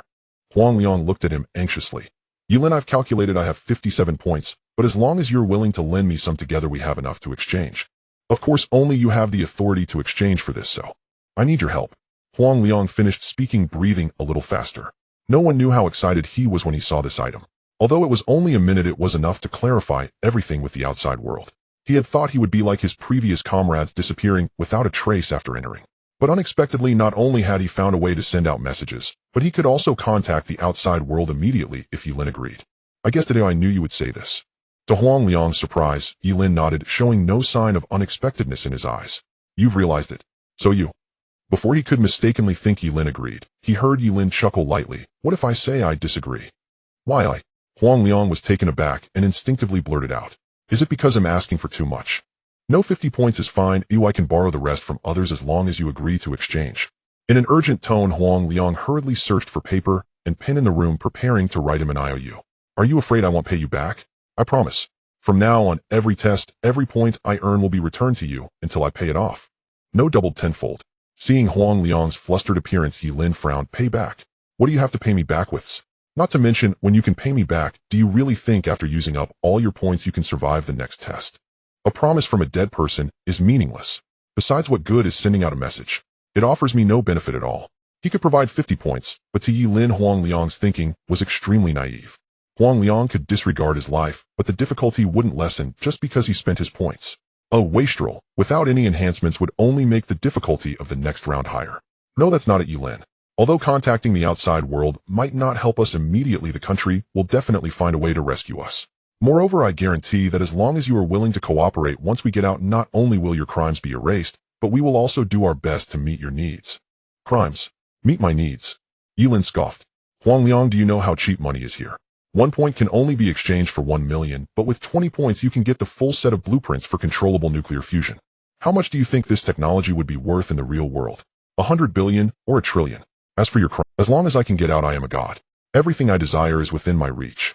If there truly exists something he wants in reality, it might just be that answer. But here he could obtain it just..." After saying this, Ye Lin turned around and left, too lazy to waste time here. "Wait." Huang Liang suddenly grabbed him, his face showing a hint of pleading. "Ye Lin, consider it a request from me. Help me just this once. Perhaps I didn't explain clearly, or maybe you don't know what's happening outside. You don't know how much we need this call. This matter is really important, really. I know I heard some of that on the way here. No? You have no idea." Before Ye Ning could finish, Huang Liang's expression suddenly became agitated, as if a nerve was touched, and his emotions escalated to the extreme. "You only heard some things, guessed a few. You didn't see it with your own eyes. You didn't experience it firsthand. You simply wouldn't understand. Ye Lin, the situation outside can't hold on any longer. The dead exams didn't just appear recently, they've been around for a long time. Since a year ago, people have been disappearing one after another. On March 17th last year, 79 people went missing. On March 28th, the number rose to 1811. On April 11th, the number of missing persons reached 9,300. On June 13th, it jumped to 28,000. Initially, the cases were scattered across the country and the numbers were low. We didn't realize the disaster we were facing. But starting from the 28th, the number of missing persons broke 1,000, and by April it reached 10,000. At that time, to avoid social chaos, we tried to minimize the impact. But from September 10th onward, the number of missing persons exceeded 100,000 and public sentiment was completely out of control. By June of this year, over 30 million students had gone missing, leading to a societal collapse. No, this isn't just the collapse of our country, but a global collapse. Huang Liang gripped Ye Lin's arm tightly, unable to forget how the world had descended into the abyss in just a few short months. Ye Lin, do you know what happened on June 7th? As if unable to recall, Huang Liang's eyes suddenly reddened. That was the first day after the exams ended. In Linjiang, over 300,000 parents were blocking the school gates. They were crying and asking us where their children had gone. At 3:53 in the afternoon, a vortex appeared, and the first batch of deceased students' bodies fell from the sky, shattering before their eyes. The crowd collapsed, went mad. They broke through the army's blockade, desperate to see their children's bodies. At that moment, over 10,000 people were forcibly erased by the system for rushing into the school, their blood flooding the entire school. Yet the crowd did not stop. In their breakdown, those deranged parents even tried to use hooks and ropes to drag. I watched a mother like a madwoman clutching her daughter's corpse, still hoping to revive her. But that body was broken beyond recognition. But she acted as if she couldn't see. While crying, she stuffed the flesh back into her child's body. She wanted to perform CPR, but every time she pressed down, blood flowed from her child's mouth and eyes, and she thought her child was spitting blood, crying. She cried out that her mother was right there. Then tirelessly she wiped the blood from her child's face, blowing air into the corpse over and over again. It was from that day onwards that we spared no effort, joining forces with various countries to search the globe, wanting to launch a rescue. To figure out what exactly was happening here, to give everyone an answer: national security, police, military, teachers, engineers, and even high-ranking officials themselves. We constantly sent people into the school. Huang Liang tried hard to stabilize his emotions, reliving that moment. To enter the dead exams, to know what had truly happened inside. One soldier after another, hand in hand, stepped into the school, through the blood. First batch died, second batch came up, second batch died, third batch came up. Not knowing the age limit, not knowing identity restrictions, they had no idea who could enter. They could only clumsily risk their lives to try. If soldiers couldn't do it, then the armed police. If armed police couldn't, then firefighters. If firefighters couldn't, then national security. Batch after batch, no one knew how many people died that day. Until the age limit dropped from 45 all the way down until someone could enter. Huang Liang's voice was hoarse. He slowly closed his eyes, and when he opened them again, they were bloodshot. Ye Lin. We really are dead. Too many of us. So, we really need this call. Even if we say nothing, even if we just say a few words. As long as it lets the people outside know, lets everyone, that there are still people alive inside, that's enough. The rest we will leave to us, to the country. We will spare no effort to rescue everyone. Huang Liang's gaze was pleading. If possible, as long as Ye Lin agreed, he would accept any condition, even if the price was his life. Just help me help everyone outside. Even if it's just a minute, a second earlier, to tell them everyone will have a glow. After a long silence, Ye Lin suddenly broke free from his grasp. He turned around, looking at Huang Liang with red eyes, his tone extremely calm. I can understand your pain. But what does it have to do with me? With that, Ye Lin turned and left. Behind him, Huang Liang stood there, dazed, as if he couldn't believe his ears. What does it have to do with me? What does it have to do with me? Despair, anger, pain, helplessness. It was as if he realized something. He suddenly yelled at Ye Lin. What does it have to do with you? How could it not concern you? Ye Lin. They cry and laugh. They are living beings just like you. Huang Liang's chest heaved rapidly. He was too agitated, too eager to send out the message. He even forgot who Ye Lin was.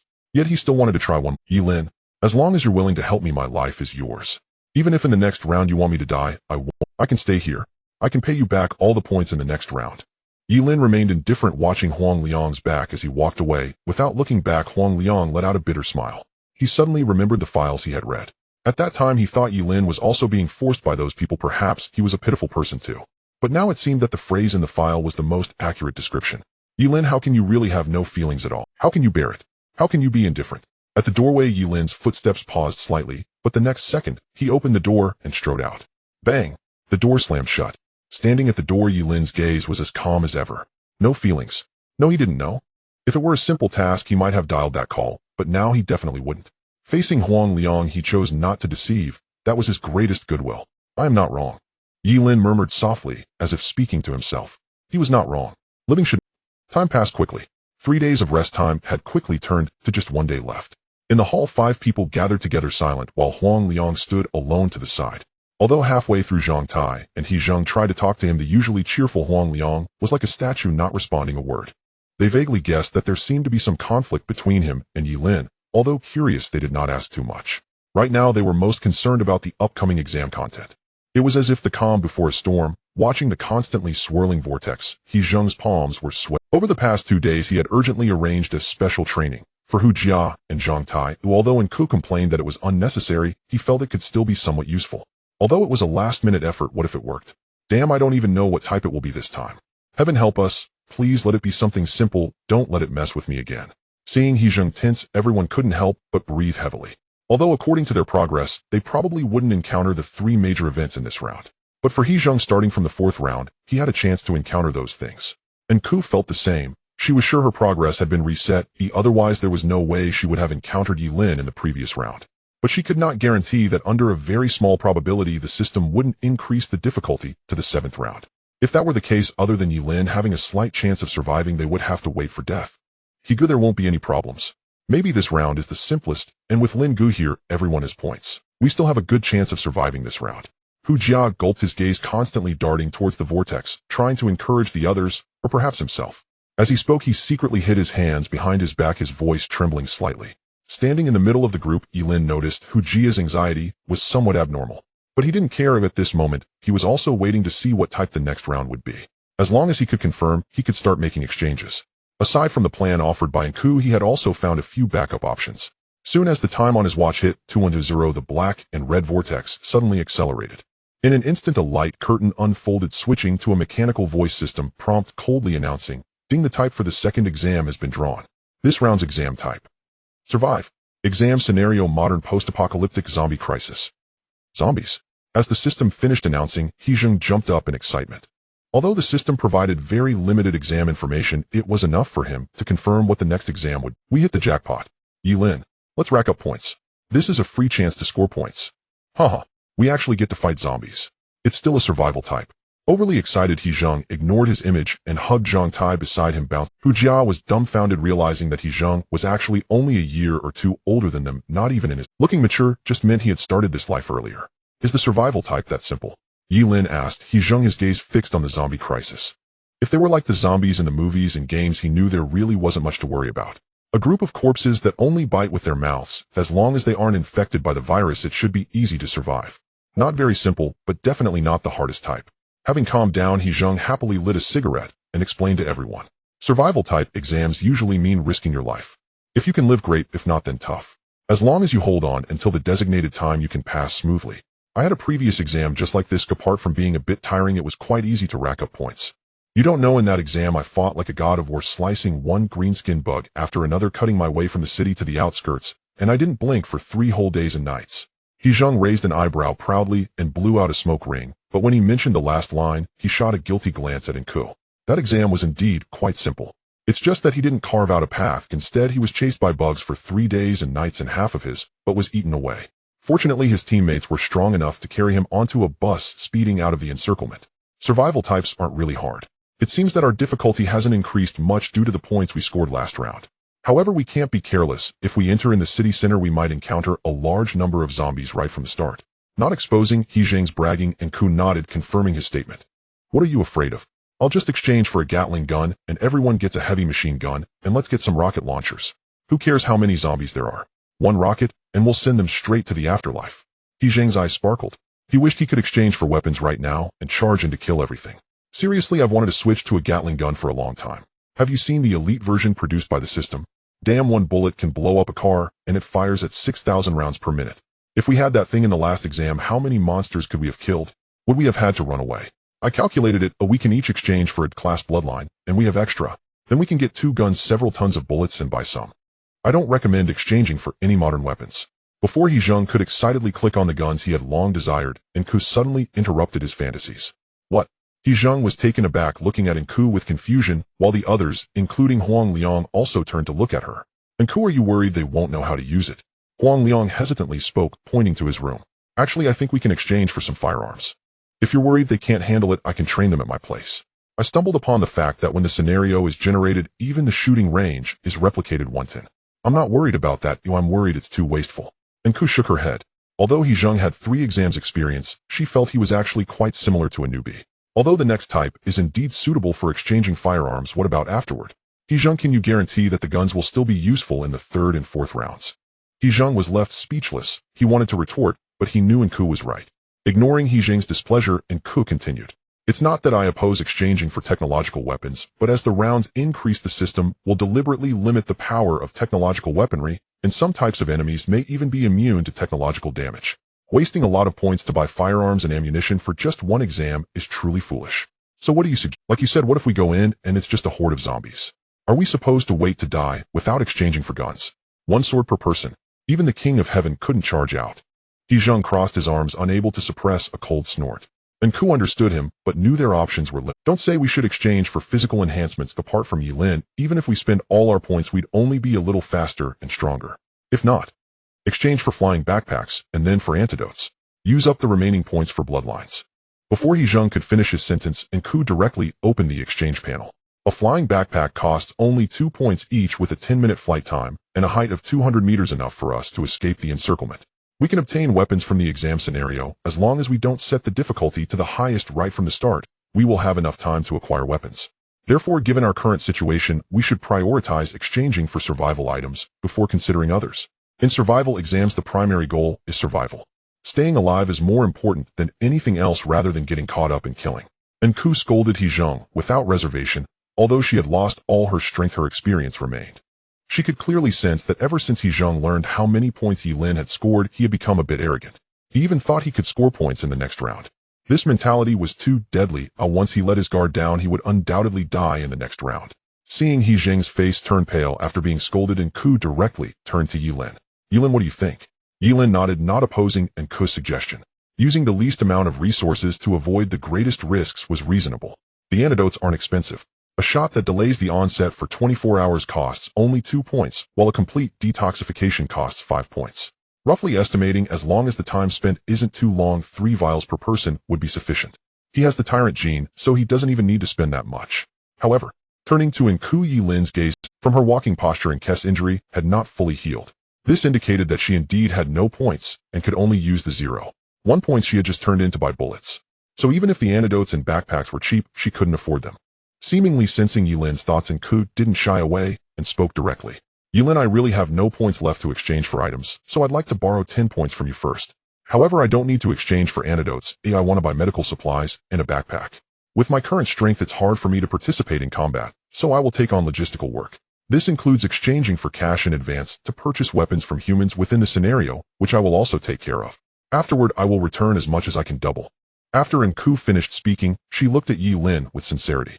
Even though she could have used that person's remains as a trade to exchange points from Ye Lin. But she knew very well that the two of them were not on equal footing in strength, and she had no qualifications to negotiate. Instead of harboring illusions, it was better to be straightforward and focus on surviving the next round first. Ye Lin looked at Ku with a hint of surprise. A very clever choice, and Ku had been striving to prove her worth. Furthermore, Ku not exchanging for antidotes was also telling him that she was entrusting her life to him. In that case, Ku, why don't I take on the logistics? I'm not very brave. Even if I exchange for some ability, I doubt it would be of much use, and it might even be a waste. Hu Jia suddenly spoke up, nervously glancing at the two. He cautiously forced a smile on his face. Although he noticed that He Zheng's expression turned cold upon hearing what he said, clearly disappointed in him.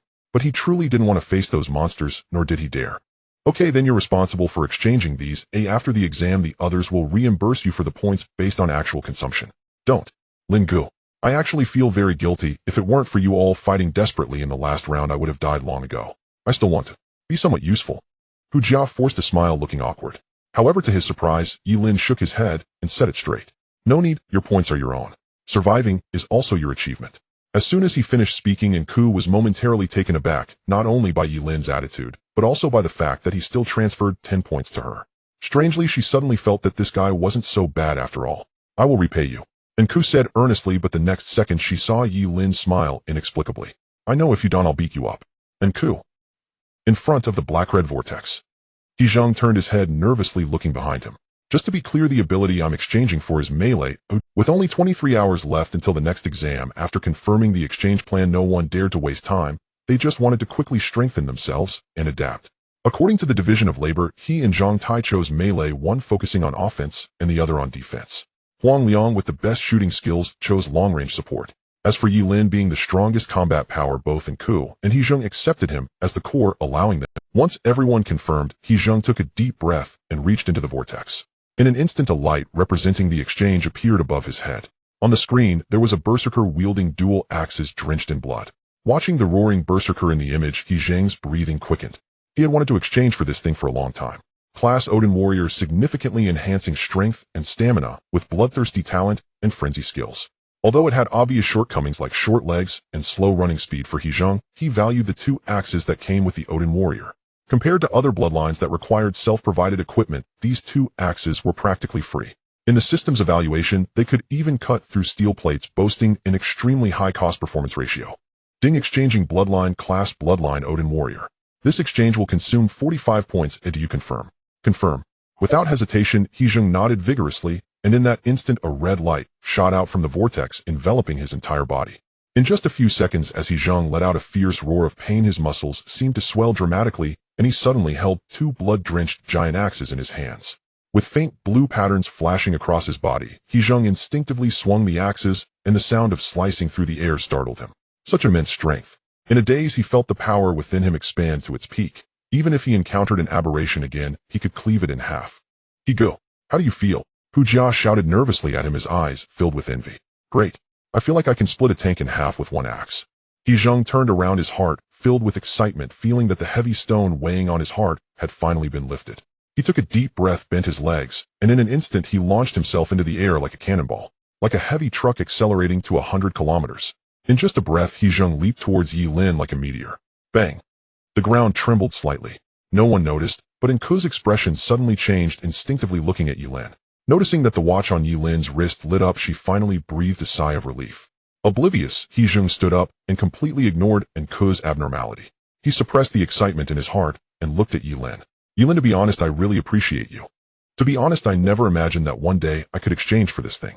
He Zheng smiled bitterly. No one knew how complex his feelings were.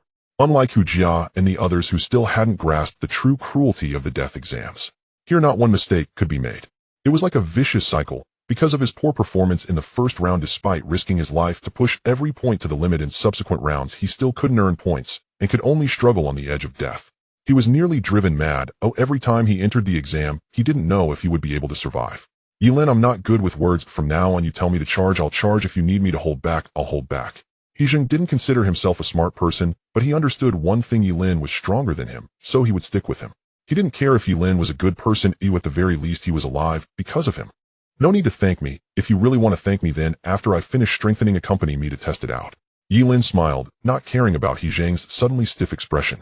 He walked briskly towards the vortex. Having seen He Zheng's example, he was also curious about how much stronger he would become. Standing before the swirling vortex, Ye Lin extended his hand into it.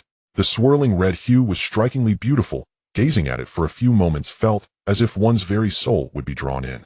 For some unknown reason, he always felt an illusion that extending his hand to exchange was akin to some sort of ritual. Check. Clevel bloodline tyrant. Clevel bloodline observer. Ding bloodline name tyrant. Experimental subject. Combat power level 2nd tier transcendent. Bloodline description: after exchange, significantly enhances physical strength, grants regeneration ability, and grants berserk skills. Bloodline advancement tyrant. Experimental subject. Clevel tyrant gene. Level aberration. Virus monarch corpse king. A level. Level, system evaluation: an artificial product from the laboratory possessing destructive power. As a price, you will kill yourself. Bloodline name observer. Combat power level 2nd tier transcendent. Bloodline description: after exchange, significantly enhances willpower and observation, grants third perspective, and grants suppression skills. Bloodline advancement observer. Clevel interferer. Level mind, controller spirit, controller thought, controller. Level, system evaluation: observes the past and future, but you may die today. The exchange screen appeared, and Ye Lin carefully examined the information above, confirming the exchange was correct. According to Nku, as long as he chose 2 bloodlines to enhance simultaneously, they could directly fuse together. On the left side of the screen was a tyrant experimental subject, suspended in a giant cultivation chamber. In its crimson eyes was filled with brutality. Its massive size exuded an oppressive aura, as if it would destroy everything in sight. On the right side was a detached spirit, calmly observing everything. Above the spirit, a giant golden eye overlooked the earth like the observer of the world, coldly watching everything. Between the two there was extreme opposition. One represented destruction and madness, while the other represented tranquility and absolute rationality. The 2 extreme bloodlines left even the people behind, Ye Lin momentarily stunned. Damn, these 2 enhancements look completely antagonistic. If they fuse together, won't they just blow themselves up? Hu Jia swallowed, nervously, feeling a bit anxious. Brother Lin won't turn into that monster after enhancement, right? That thing doesn't even look human. If He Zheng's exchange for the Odin warrior only resulted in a slight expansion without changing its appearance, the image of the tyrant was simply more terrifying than the last mutant, completely resembling a monster. No, unless it's a transformation-type bloodline enhancement won't affect appearance. At most it will affect some aspects of mentality, and personality will gradually approach the original body. And Ku softly explained, dispelling everyone's worries. As soon as she finished speaking, Ye Lin began the exchange. Buzz. Unlike He Zheng's enhancement, which only emitted a red light, in an instant 2 black and white pillars of light engulfed Ye Lin. A sound reminiscent of bones cracking filled the air, and during the enhancement process, Ye Lin seemed to endure immense pain, with blood beads bursting forth from his body. It felt as if his blood was on fire. Under the extreme agony, Ye Lin couldn't help but kneel on the ground. Words could not describe his current feelings. He felt as if his soul and body were being torn apart and simultaneously melting. Thud thud, thud thud, thud thud. His heart pounded at a frenzied pace of 300 beats per second, and within him billions of cells seemed to boil and divide rapidly. Under the horrified gazes of everyone, the genes were being rearranged, his hair changing from black to white in an instant, then quickly reverting to black. His consciousness was pulled into a deathly darkness, plummeting without cease. It was unclear how long it had been, perhaps a second, perhaps a minute. Ye Lin struggled to open his eyes, and in the depths of his mind, he felt as if someone was coldly watching him. 2 minutes later. Ding, enhancement complete, this time consuming 90 level evaluation 1, permission level retained. The enhancement ended and the light disappeared. The few people who had been waiting anxiously in the space could no longer contain their panic, and He Zheng shouted in urgency. Ye Lin, Ye Lin. Unlike He Zheng's situation after enhancement, upon completion, Ye Lin had collapsed on the ground facing away from them. Seeing that Ye Lin showed no signs of awakening, even and Ku became flustered. Without thinking much, after calling out several times with no response, He Zheng rushed forward, and the others hurriedly followed. As the strongest combat power in the team, Ye Lin absolutely could not be in trouble. With the fastest speed, He Zheng took 3 steps at a time, sprinting towards Ye Lin from behind. Before he could reach out to pull him up in the next moment, an overwhelming murderous intent suddenly enveloped him. Suddenly, the previously unconscious Ye Lin sprang up, opening his eyes, with a brutal blood-red hue dominating his entire gaze. Without giving He Zheng any time to react, as soon as he got up, Ye Lin launched a punch, the terrifying force even compressing the air into a devastating scream. He Zheng was horrified. Even though that punch hadn't hit him, yet he felt as if he had been locked onto. A fear of imminent death made it impossible for him to even lift his dual axes. It was as if his genes were suppressed. At that moment, he felt like he had returned to the first battle back, when he was an ordinary person facing a giant beast. That punch. Even with system protection, I wouldn't die, but I would be blown apart. He Zheng struggled desperately, but his body felt as heavy as lead, unable to move. Ye Lin. He shouted with all his might, expending his last ounce of strength in an attempt to stop Ye Lin. In an instant, the punch halted, and the blood in Ye Lin's eyes rapidly faded, transforming into a hollow void, freezing in place. He Zheng dared not breathe, watching the fist that was less than a centimeter away from him. He swallowed hard, a cold sweat trickling down his back. It was hard to imagine that both of them had exchanged for clever bloodlines, yet the enhancement levels differed so drastically. A few seconds later, as Ye Lin's hollow eyes moved slightly, the others finally dared to breathe deeply, cautiously calling out his name again. Ye Lin. I'm fine. Slowly lowering his right hand, Ye Lin swayed weakly, signaling that he didn't need anyone's support. Seeing in Kest's tense expression, he nodded, indicating that there was no issue after the bloodline fusion. His weakness did not stem from his body, but from his mind. To be honest, he hadn't expected the side effects of the tyrant experimental subject to be so horrific. After his enhancement, all thoughts seemed to vanish, leaving only biological instincts. And the name that He Zheng called out instantly ignited his murderous intent. The price was even greater than what the system had described. Had it not been for the observer's skill suppressing his killing intent, he might have already killed everyone. Damn, I'm glad you're okay. That really scared me just now. Do you know I almost got killed by your punch? He Zheng, still shaken, felt a wave of fear wash over him. Goodness, he was just considering whether they should have a battle to see how their strengths compared after the enhancement. But now it seemed that Ye Lin, should I still fight you? Or? He Zheng swallowed, nervously, subconsciously glancing at the healing area nearby. If they were to fight, he was afraid he would be turned into a pancake. No need. Ye Lin smiled wryly, shaking his head, quickly catching sight of He Zheng's gaze. There was no way to test it. With his current strength, He Zheng would probably not last a second, and then it would waste points on him. Just as Ku said, the tyrant experimental subject far exceeded Clevel, being as powerful as Blevel.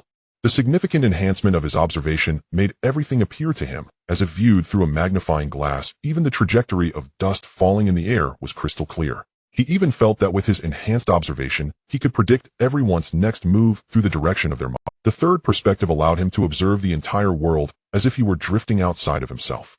This point perhaps Nku was also unaware of. The observer bloodline indeed does not enhance the body, but qualitatively changes the combat style. Alright, stop dawdling. Those who need to exchange hurry up and do so. Seeing that Ye Lin had let him off, He Zheng hurriedly jumped aside, calling for the others to hurry up with their exchanges. The others responded except for Nku, who had nothing worthwhile to exchange. The rest ran towards the exchange vortex with eager anticipation.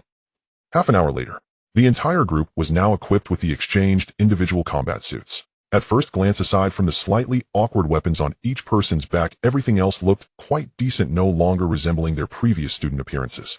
Ye Lin, is this the weapon you exchanged? This thing is worth 25 points. Damn, this is way too extravagant and my entire outfit isn't worth that much. Looking at the completely black crossed longsword in Ye Lin's hand, He Zheng's face was full of heartbreak, as if the points were being spent on him. As long as it didn't relate to extraordinary attributes, the combat suit and bulletproof vest they exchanged combined cost less than 0.5 points. Including the jetpack and antidotes and a few other odds and ends, his entire gear cost less than 7 points. Ye Lin smiled, saying nothing, simply adjusting to the feel of the sword. After deducting various trivial items, he still had 40 points left after exchanging for his bloodline, thus having enough points to exchange for a weapon. He had initially set his sights on a battle knife, but unexpectedly found this sword. The sword's name was quite ordinary, but its strength was anything but. The ancient blade possessed extremely high hardness, and its size could change according to the wielder's intent. It came with blood damage and a charge ability. Most importantly, he was attracted to the ancient blade's extremely unique self-destruct effect. At the cost of destroying the weapon, it releases the ancient power lingering within the blade. According to the system, this strike is enough to level a building. Combining sustained damage, mobility, and finishing effects, though the cost was high, it was a perfect fit for Ye Lin, serving as a trump card. As for the remaining 15 points, he planned to keep them for emergencies. The next time he wanted to enhance to double Blevel, he needed to make up the difference between Clevel and Blevel, which was 180 points. Calculating based on a maximum of 150 points per match, the points he saved were roughly enough. Brother Lin, what flavor of rations do you like? Do you love yellow peach flavor? In front of the vortex, Zhang Tai held a large bag of individual combat rations, looking at him eagerly. Not knowing how long the system required survival, they simply exchanged for 10 days worth of rations. Although they were unpalatable, they conveniently replenished stamina. Ye Lin turned his head to look at Zhang Tai, who was now covered in fur, and couldn't help but feel speechless. Did Nku make you exchange for this? Ye Lin sighed, watching Zhang Tai clumsily run towards him, unsure. In addition to exchanging for the silver bear transformation, Zhang Tai also bought a set of alloy armor and a shield the size of a city gate. Being tall and sturdy when transformed, he stood over 2.5 meters tall, resembling a polar bear hiding in a fortress. Yeah, I asked Nku what was the most durable, and she recommended this. I can't fight you, I just thought it would be good to be. In a deep voice, Zhang Tai chuckled awkwardly. Not knowing how to revert back, he wanted to scratch his head, but couldn't reach. Just think cancel and it will work, but you can also stay like this, that's quite cute. Walking up to Ye Lin, Nku looked at Zhang Tai's clumsy appearance and couldn't help but laugh. She hadn't expected Zhang Tai to really exchange for this enhancement. Although it was indeed good, very few people could accept turning into a bear. He Zheng, Ye Lin, take this. Seeing Zhang Tai learn how to cancel his transformation, Nku turned to hand a pair of headphones to the two. The headphones are translators 10 for 1 point, capable of translating 99 of languages. In case of a language barrier during exams, this will prevent situations from occurring. Taking the headphones, He Zheng was momentarily stunned, curiously putting them on. Ye Lin raised an eyebrow, but did not refuse. Although he had mastered a few mainstream languages before entering the deadly exam, no one could guarantee what kind of world they would face next. There's this thing here. Nku, how did you find it? Damn, if I had known about this, I would have exchanged for it earlier. Glancing at the surprised He Zheng, Nku inwardly sighed, feeling that this guy was simply foolish. I should be asking you that. Normally, after experiencing several exams, one would think of exchanging for these things. Although it doesn't enhance strength, it can save lives in many situations. If conditions allow, we should actually exchange for a few skills for everyone. Opening the system exchange, Nku searched through the skills section. For example, the vehicle proficiency skill, 5 points each, allows you to automatically master the driving skills of any vehicle after exchange. Language proficiency, also 5 points each, automatically learns all languages, including alien insect languages. Flipping through the pages, looking at the densely packed various life skills, He Zheng felt utterly dumbfounded. Also, I exchanged for.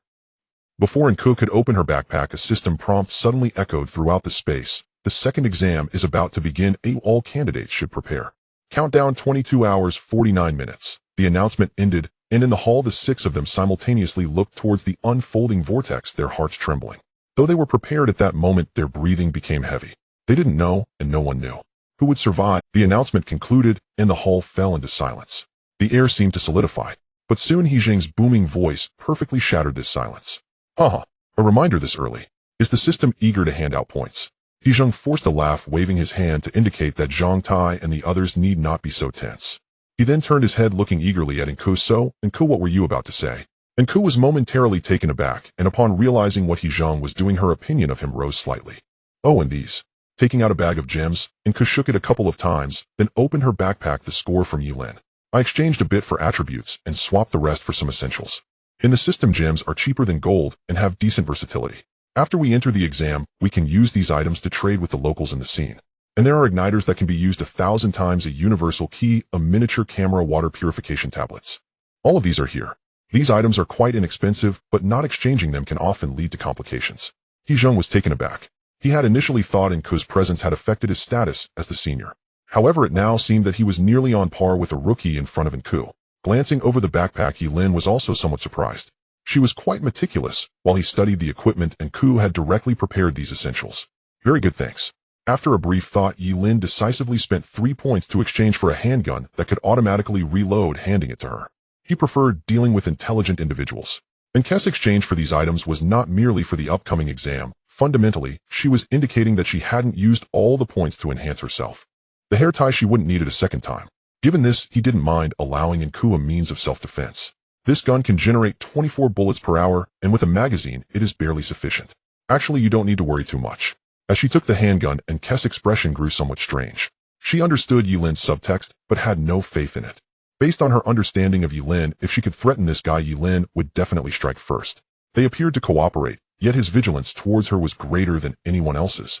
Time passed quickly. In the final 5 minutes, everyone remained quietly in the hall, awaiting the start of the exam. He Jing meticulously polished his axe, occasionally glancing at the countdown. Enku was bent over her notebook, sketching and seemingly calculating something. Zhang Tai nervously secured his supplies, fearing he might forget something. In the corner, Huang Liang, who had exchanged for a sniper rifle, quietly checked his ammunition. Since talking with Ye Lin, he had been keeping to himself. Besides asking Enku about the exchange once, he had become a different person, taciturn and reticent. This surprised even Ye Lin. He had initially thought Huang Liang would approach others, but perhaps realizing he had no authority, even if he gathered the points, it would be useless. For 3 days, Huang Liang hadn't mentioned it to anyone. Ye Lin, it all comes down to the 3 of us. Damn, I hope we're not surrounded by zombies right after entering. Taking a deep breath, He Jing scanned everyone, feeling somewhat tense in the last 3 minutes. Just as he was about to remind Zhang Tai to carry fewer food bags, he suddenly jolted, realizing that someone seemed to be missing. Hu Jia? Where's Hu Jia? The others turned their heads at the sound, only to find that Hu Jia, who had been beside Zhang Tai, had mysteriously vanished. Seeing everyone looking towards him, Zhang Tai was momentarily stunned. As if recalling something, he hurriedly spoke, that Hu Jia seems to have gone back to his room. He said he hadn't slept all night, so. Then hurry and call him. If he's late, the system will judge him as refusing to take the exam. We will also face punishment. Damn, what is that kid doing? He Jing was enraged yet amused. He had slightly changed his view of Hu Jia, but did not expect that Hu Jia would dare to delay such a matter. Zhang Tai rushed over, pounding frantically on Hu Jia's door. Not knowing if he had just woken up, Hu Jia opened the door in a flurry, apologizing repeatedly. Zhang Tai hurriedly urged him to regroup, but the next second, upon catching sight of the items in Hu Jia's room, he suddenly froze. Hu Jia. You. Hu Jia's face changed as he realized Zhang Tai had seen those items. He grabbed Zhang Tai, pleading desperately. Zhang Tai, I beg you, please don't say anything. I promise nothing will happen. What are you two still dawdling about? He Jing was furious, and even Ye Lin couldn't help but frown. With only 1 minute until the exam began, the system had already started the 60-second countdown. Coming. Zhang Tai gritted his teeth, pulling Hu Jia as they rushed over. He didn't know why Hu Jia had done this, but thinking of what he had seen, he could only conclude that Hu Jia had lost his mind. The transmission will begin in 10 seconds. All examinees, please prepare. A red light flashed, and as they looked at the rapidly spinning teleportation vortex, the few of them could hardly think any further, just waiting for the final countdown. Buzz. The 10 seconds passed in the blink of an eye, and at the moment it hit 0, the 6 of them vanished from their spot. On a bustling street, 6 individuals suddenly appeared, collapsing onto the ground. Enduring the discomfort from the teleportation, Ye Lin was the first to open his eyes, quickly rising to survey his surroundings. They had materialized in the middle of a main street where the roadside billboards were filled with English text. Vehicles were rushing by, and under the protection of the system's force field, the crowd around them seemed oblivious to their presence, walking right past. Huh, no zombies. He Jing climbed to his feet, lowering his raised axes. Looking at the bustling crowd, he was momentarily taken aback. He had thought the opening would be a bloody battle, but unexpectedly the system was showing mercy this time. Not only that, all 6 of them turned to gaze at the edge of the force field where a chubby boy in a school uniform was lying on the ground. There's only one newcomer. He Zheng was overjoyed, kicking the chubby boy on the ground. With 6 of them plus one newcomer, as long as they didn't encounter the previous situation, wouldn't it just be a challenge for 7 people? He instinctively wanted to explain the rules. However, as soon as he opened his mouth, he quickly looked at Ye Lin. Ye Lin, why don't you explain it? But with just this kid alone, I estimate he will only score 1 point. I wonder if this chubby boy is lucky or unfortunate. The good news, 6 plus 1, just follow along. The bad news, this is a death exam. Who are you? How did I end up here? Where is this? How did I end up abroad? Awoken by a kick, the chubby boy in a blue and white school uniform was immediately startled, his legs frantically kicking the ground. Seeing the surrounding foreigners and the oddly dressed crowd, he was about to burst into tears from fear. You go ahead and talk. Ye Lin nodded, signaling He Zheng to explain the rules, his gaze falling on the chubby boy's curly hair, deep in thought. He looked like someone from Nanjiang wearing the uniform of Shitzi River. If he remembered correctly, the college entrance examination in Nanjiang was only 1 day later than in the mainland, but judging by the boy's reaction, he was still holding a pen. This meant he had been teleported directly from the exam room. Thinking about how he had also entered later but encountered He Zheng, Ye Lin felt a peculiar sensation. The flow of time in the death exam might be completely different from the outside world. Logically, he had entered later than the chubby boy, yet he had taken the exam first. What is the pattern? Is it regional? Is it personal? Or is there simply no pattern at all? Receiving Ye Lin's signal, He Zheng turned to the chubby boy and let out a cold laugh, confidently explaining the rules while hoisting his axe. Kid, welcome to the death exam. Here all test content has been replaced with horror films and disaster movies. Insectoid zombies. Don't come over, don't come over. Before He Zheng could finish his habitual lines, the next moment the chubby boy unexpectedly ran in a panic towards the edge of the force field. He Zheng was startled and hurriedly reached out to grab him. In the next moment, the chubby boy close to the force field ran out of the protective range. Bang! Blood and flesh exploded. Without even a scream, the chubby boy was instantly turned into a pile of minced meat. It was as if a balloon had burst with blood and shredded flesh raining down to the ground. Outside the force field, passers-by screamed in fright, witnessing as if he had appeared out of thin air only to explode instantaneously. What the hell? He Zheng exclaimed, his outstretched hand frozen in midair. Everyone was stunned, even Ye Lin was momentarily dazed. Everything happened too quickly. No one could have expected that the only newcomer would end up dead before the exam even began. Did the system erase him? He Zheng stammered, his mind blank. He had never seen such a situation, and for a moment, even Enku couldn't respond. Although she had encountered many newcomers, no matter how timid they were, they wouldn't end up like this. At worst, they would get a beating before the explanation, and even the most foolish person would obediently listen to the rules. He Zheng, it seems like he is dead. Zhang Taigan swallowed, wiping the blood from his face. Meanwhile, Hu Jia, pale-faced, cautiously stepped into the center of the force field, no longer daring to approach the edge. Everyone fell silent. He Zheng cursed under his breath, feeling utterly unlucky. Damn it, how stupid can one be? Ye Lin, what should we do next? The exam starts in 2 minutes, or should we discuss it first? A death at the opening was not a good omen. He Zheng. Everyone looked towards Ye Lin, but contrary to their expectations, Ye Lin merely frowned, his gaze fixed on the severed thigh on the ground. Ye Lin, did you discover something? Following his gaze, Enku instinctively asked. The shoes are incorrect. Enku, are you sure that running away before the exam begins will lead to death? When Ye Lin asked her, Enku was slightly taken aback, but quickly confirmed, yes, refusing to take the exam or running away will lead to death, but this is my first time encountering such a situation. Shoes? What's wrong with the shoes? Looking at the thigh on the ground, Enku frowned and asked, the chubby boy's sudden death could only be considered unfortunate as a result of the system's punishment. His shoes are too new, Ye Lin said softly. After exchanging for the bloodline of an observer, many tiny details became crystal clear in his eyes. Shoes, eh? Enku looked at him in astonishment, while He Zheng raised an eyebrow and walked over to pick up the thigh, flipping it over. It does seem a bit new, but it's probably just freshly bought. What's wrong, Ye Lin? Do you see a problem? Nothing, maybe I'm just overthinking it. You all discuss first, I'll take another. Ye Lin shook his head, turning to observe the surrounding crowd. The shoes were very new, but it was also normal to change into new clothes before an important exam. Just this alone was insufficient to draw any conclusions. In comparison, the priority was to first determine where they were in order to better cope with the upcoming exam. Then shall I go first? He Zheng looked around and boldly declared, first. I estimate that we entered just before the virus outbreak. Looking at the foreigners approaching with their silly expressions, it didn't seem like they were sick at all. He Zheng grinned, pointing at the nearby police department. There's a gun shop up ahead. Oh, I think we should go in and grab a couple of guns, then take out some gangsters to stock up on weapons. If time permits, we can even seize a military base. Who knows, we might get our hands on a tank to play with. He Zheng finished speaking and couldn't help but feel excited. With their current strength, they could totally act like patriots. I disagree. Just as He Zheng finished speaking, Huang Liang directly rejected him, and faced with He Zheng's glare, he stood his ground. We don't need to do it this way. Not to mention whether this violates legal regulations. Even if it's absolutely necessary, there's a risk of being surrounded.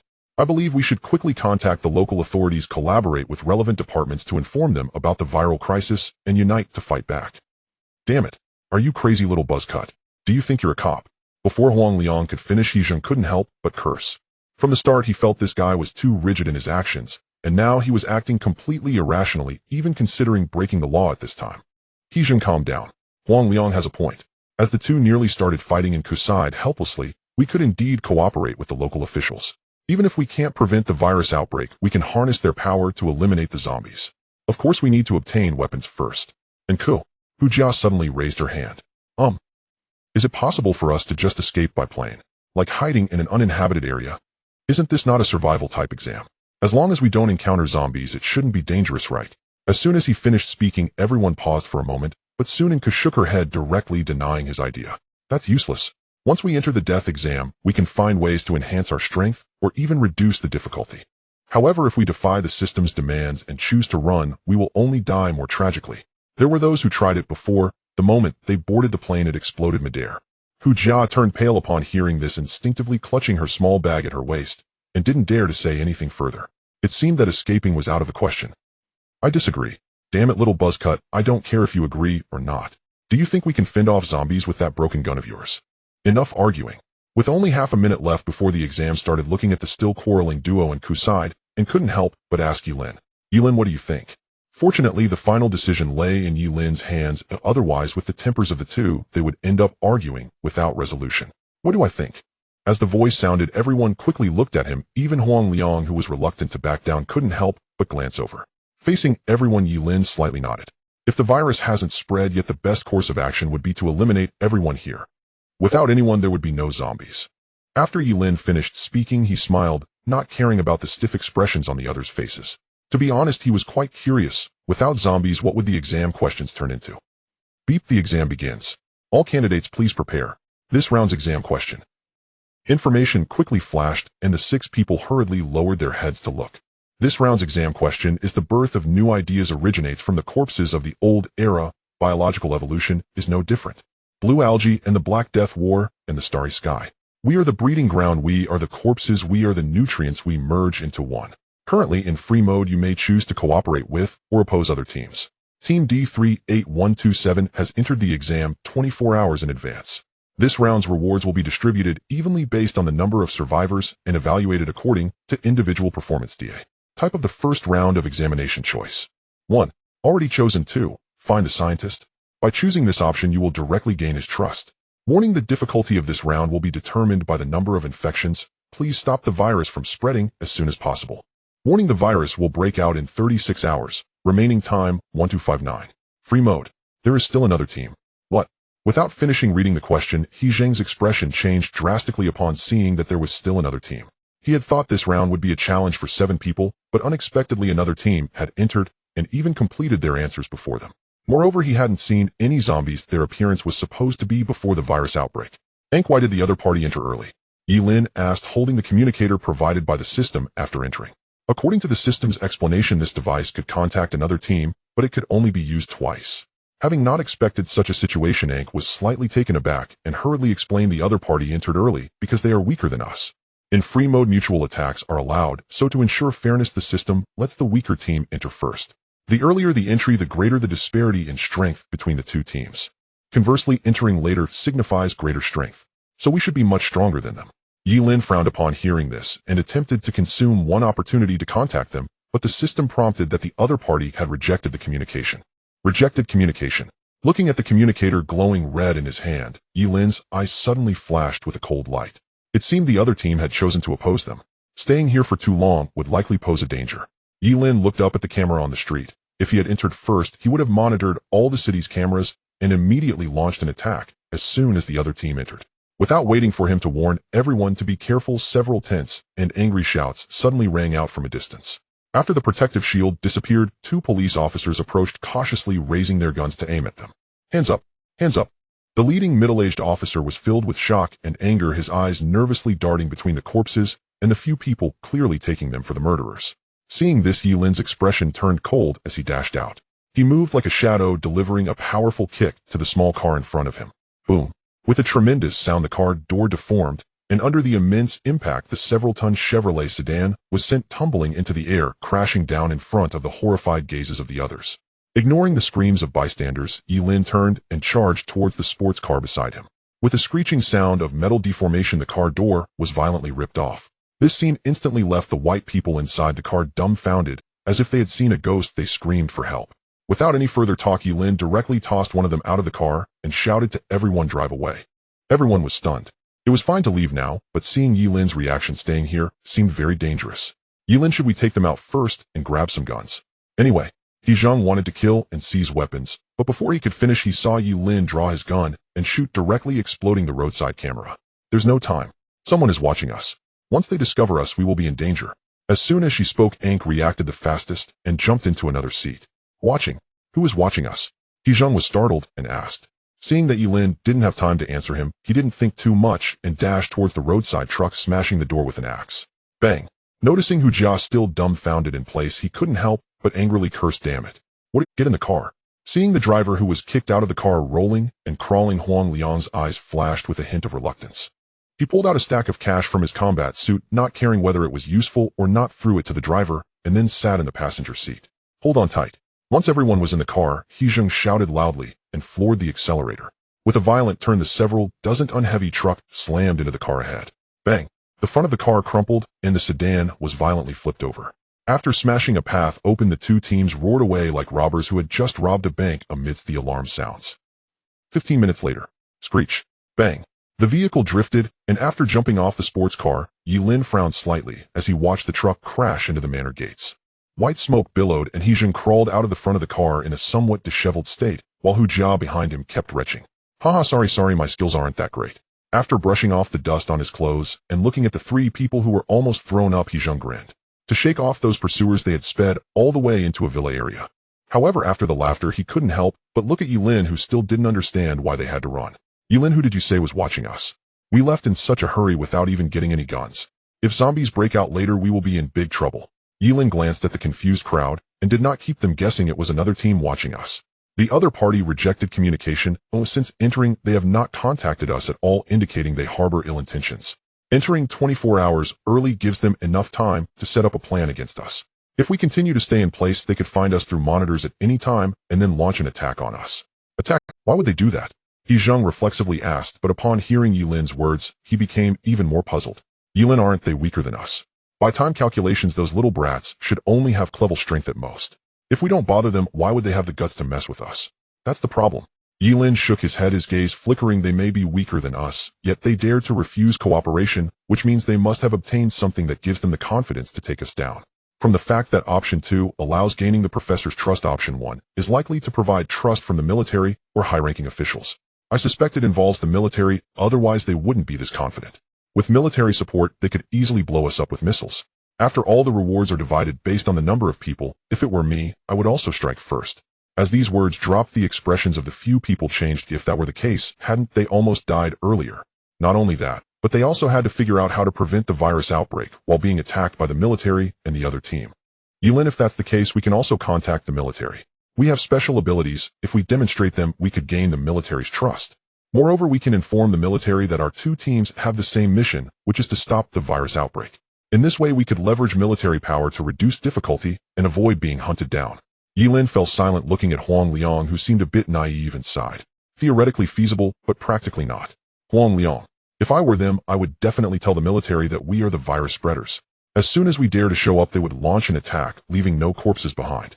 With the system helping them, the military would obey their commands unconditionally. Therefore, contacting the military would only lead to faster death." Ye Lin finished speaking without caring about the stunned expression of the little crew cut. Although the other party may not be able to control all the military, he wouldn't risk that possibility. Once a problem arises, they would all die. So does that mean we're doomed? Not to mention their military support. What if the answer they chose was the correct one? What will we do then? He Zhang's face turned grim as he recalled the previous incident. If Ye Lin hadn't chosen another answer, they would have faced almost total annihilation. You needn't worry about that. Hank chuckled bitterly, explaining simply. Choosing right or wrong also relates to strength. Some options they choose might keep them alive, but we could die, and vice versa. However, this round is a survival type. If they can truly control the military to eliminate zombies, it would benefit us as well. What I'm worried about is whether we have the ability to cope with the military and the zombie siege when the outbreak occurs. Hank sighed after speaking, and the others felt the pressure as well. None of them had expected this round would turn out like this. They initially thought they only needed to deal with zombies. Unexpectedly, they also had to deal with humans. No, what we really need to worry about isn't these. Unlike Aang's judgment before the others could express their surprise, Ye Lin frowned slightly. The difficulty gap between the two teams is too great. We not only need to face zombies, but also avoid third-party attacks. But for them it is very simple. With the military in hand, they can easily deal with us. Relying on the military, they can also prevent the spread of zombies. But the difficulty for 14 people is aimed at everyone, not just us. The system is fair but cannot allow them to pass easily. Therefore, Ye Lin's expression grew serious as he spoke deliberately. This exam may very well contain traps. And the traps are related to the military. They most likely chose the wrong answer. Who are you? Get out of here. This is my manor. Damn yell. Suddenly a furious yell erupted from within the manor, and a middle-aged man in a bathrobe raised a double-barreled shotgun, cursing loudly. Behind him, several security staff, resembling guards, rushed forward with electric batons. Displeased that his thoughts were interrupted, Ye Lin frowned, and directly looked at He Zheng. Just leave one. Got it. Already feeling agitated seeing the reckless few, He Zheng grinned, and in the next second charged for bang bang, bang, bang. Gunshots erupted mixed with screams. Not caring about the outcome of the fight, several seconds later, after repeatedly reviewing the exam information, Ye Lin carefully selected option 2. Ding number E99067 selects option 2. On his wristwatch, the information refreshed instantly.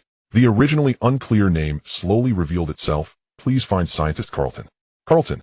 Ye Lin repeated his name thoughtfully. He raised his head and looked at He Zheng, who was covered in blood and carrying a wealthy merchant lifting his wristwatch. Our current target is him. Anthropologist Carlton. He should know how to stop the virus outbreak barring any accident. Whoa. In the manor hall, on the sofa. Looking at the wealthy merchant bound into a bundle, Ye Lin gestured for He Zheng to remove the cloth from his mouth. He turned his laptop around, pointing to the densely packed information on the screen. Now, I give you two choices. 1. Use all your connections to find him within 2 hours and report any anomalies from the military within 24 hours. 2. Your child is very cute. I don't mind sending you both to hell. Who are you? Don't kill me. I can give you as much money as you want. If you kill me, you will definitely go to jail. The wealthy merchant was horrified, trembling as he looked at Ye Lin, and when he glanced at He Zheng, it was as if he saw the devil. He had seen this man take 2 bullets without flinching, but the bullets that could kill a deer were squeezed out of this monster's body in seconds, only spilling a few drops of blood. The other party turned his head, and with one swing of the axe split his bodyguard in half. Jail. He Zheng break his hands. Ye Lin shook his head, feeling that the other party's mind was still not clear. After casually instructing He Zheng, he began to look through the wealthy merchant's business card.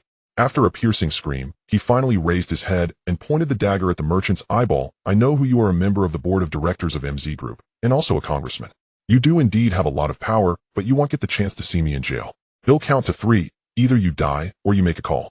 Don't attempt to contact the outside world, and don't try to deceive me, or I will gouge out your eyes and stuff them into your mouth. Behind him, Huang Liang silently walked out of the hall.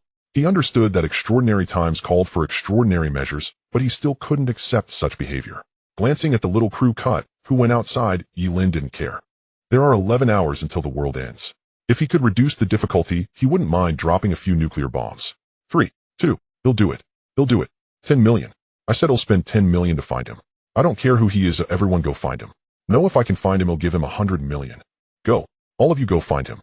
You damn pigs. You. 10 minutes later, on the manor balcony. Ye Lin, what are you thinking? Are you wondering how we should deal with the other team? Leaning against the balcony, Aang looked at Ye Lin's back in confusion. She could feel that Ye Lin seemed even more vigilant this time than last. No, they are not important. The question is the most important. Ye Lin said softly. I'm thinking, where are the... So far I haven't gathered any information on suspected infected individuals. Then how will the zombies appear? And Ye Lin's gaze turned slightly suspicious as he looked towards the distant road. If they gain the trust of the higher-ups, then they only need to extinguish the source of infection at the first opportunity, and the virus will be difficult to spread. What kind of zombie crisis is this? Moreover, as he spoke, Ye Lin raised his wrist, sliding the information to the 5th line. What kind of difficulty could warrant an A-level reward? And Ku was taken aback. A strong sense of unease suddenly surged in his heart. Perhaps it could just be an A-level difficulty appearing. The rewards range from D to A. We may not necessarily reach that stage. Ye Lin remained silent, merely looking up at the sun in the sky. The sunlight was glaring and intensely bright. But perhaps it will be soon. A storm is coming. Thames Tower. The greenish exterior walls were covered with dense barbed wire. Behind the barricades, soldiers formed groups and parked the armored vehicles at the foot of the building, forming a steel wall side by side. At the top of the tower, a young man with sunken eyes and a Western face coldly stared at the officer before him. Didn't I tell you? As soon as you spot 7 individuals in special attire, launch a missile attack immediately. Why did you let them escape? Sorry, Your Excellency, Frank. They appeared right on Central Avenue, and at that time the number of civilians was 2. Before the officer could finish his pale-faced explanation, a flame instantly ignited in Frank's hand, ruthlessly pressing against his face. Ah! The piercing screams instantly echoed in the spacious office, disregarding the other's painful struggles, until Frank expressionlessly extinguished the flames after shattering his skull. Looking at the government members kneeling in disarray, Frank's eyes were filled with extreme irritation. A bunch of useless fools. You can't even find a few people. No wonder your world is being destroyed. Before Frank could stride over, the office door was suddenly pushed open. Frank, enough. If you can't find them, then you can't. Once we make a misstep, we can't afford their retaliation. They are much stronger than us. I always feel that we should be looking to collaborate with them instead. Looking at the ground littered with mutilated and even folded corpses, Roger clenched his fists, a hint of anger in his eyes. Frank was the only veteran in the team who had survived 4 rounds, thus he had become their captain. Perhaps due to some trauma, every time he encountered NPCs during the exams, Frank would indiscriminately slaughter them. Upon entering this exam, he also used the privileges granted by the system to command the entire nation to serve him. In just 24 hours, the officials and women who died at his hands had already exceeded double digits. Collaboration. Frank looked at Roger as if he were an idiot. What do you think this difficulty is? The system gave us the chance to choose first, and also provided us with such a long preparation time. It's not to deal with them. Do you really think they're such a good deal? Pointing out the window, Frank's eyes were filled with derision. Look downstairs. We can mobilize an entire army right now. Even if a zombie outbreak occurs, it poses no threat to us. To put it 1,000 steps back, if they can't stop the zombies, we can hide in the basement. That place can withstand even artillery fire. Who do you think our enemies could possibly be? Compared to how he treated other team members, Frank's words were mocking, but a hint of vigilance lingered in his eyes. Roger was the most outstanding newcomer. Having survived 2 rounds of enhancement, his strength was only slightly weaker than Frank's.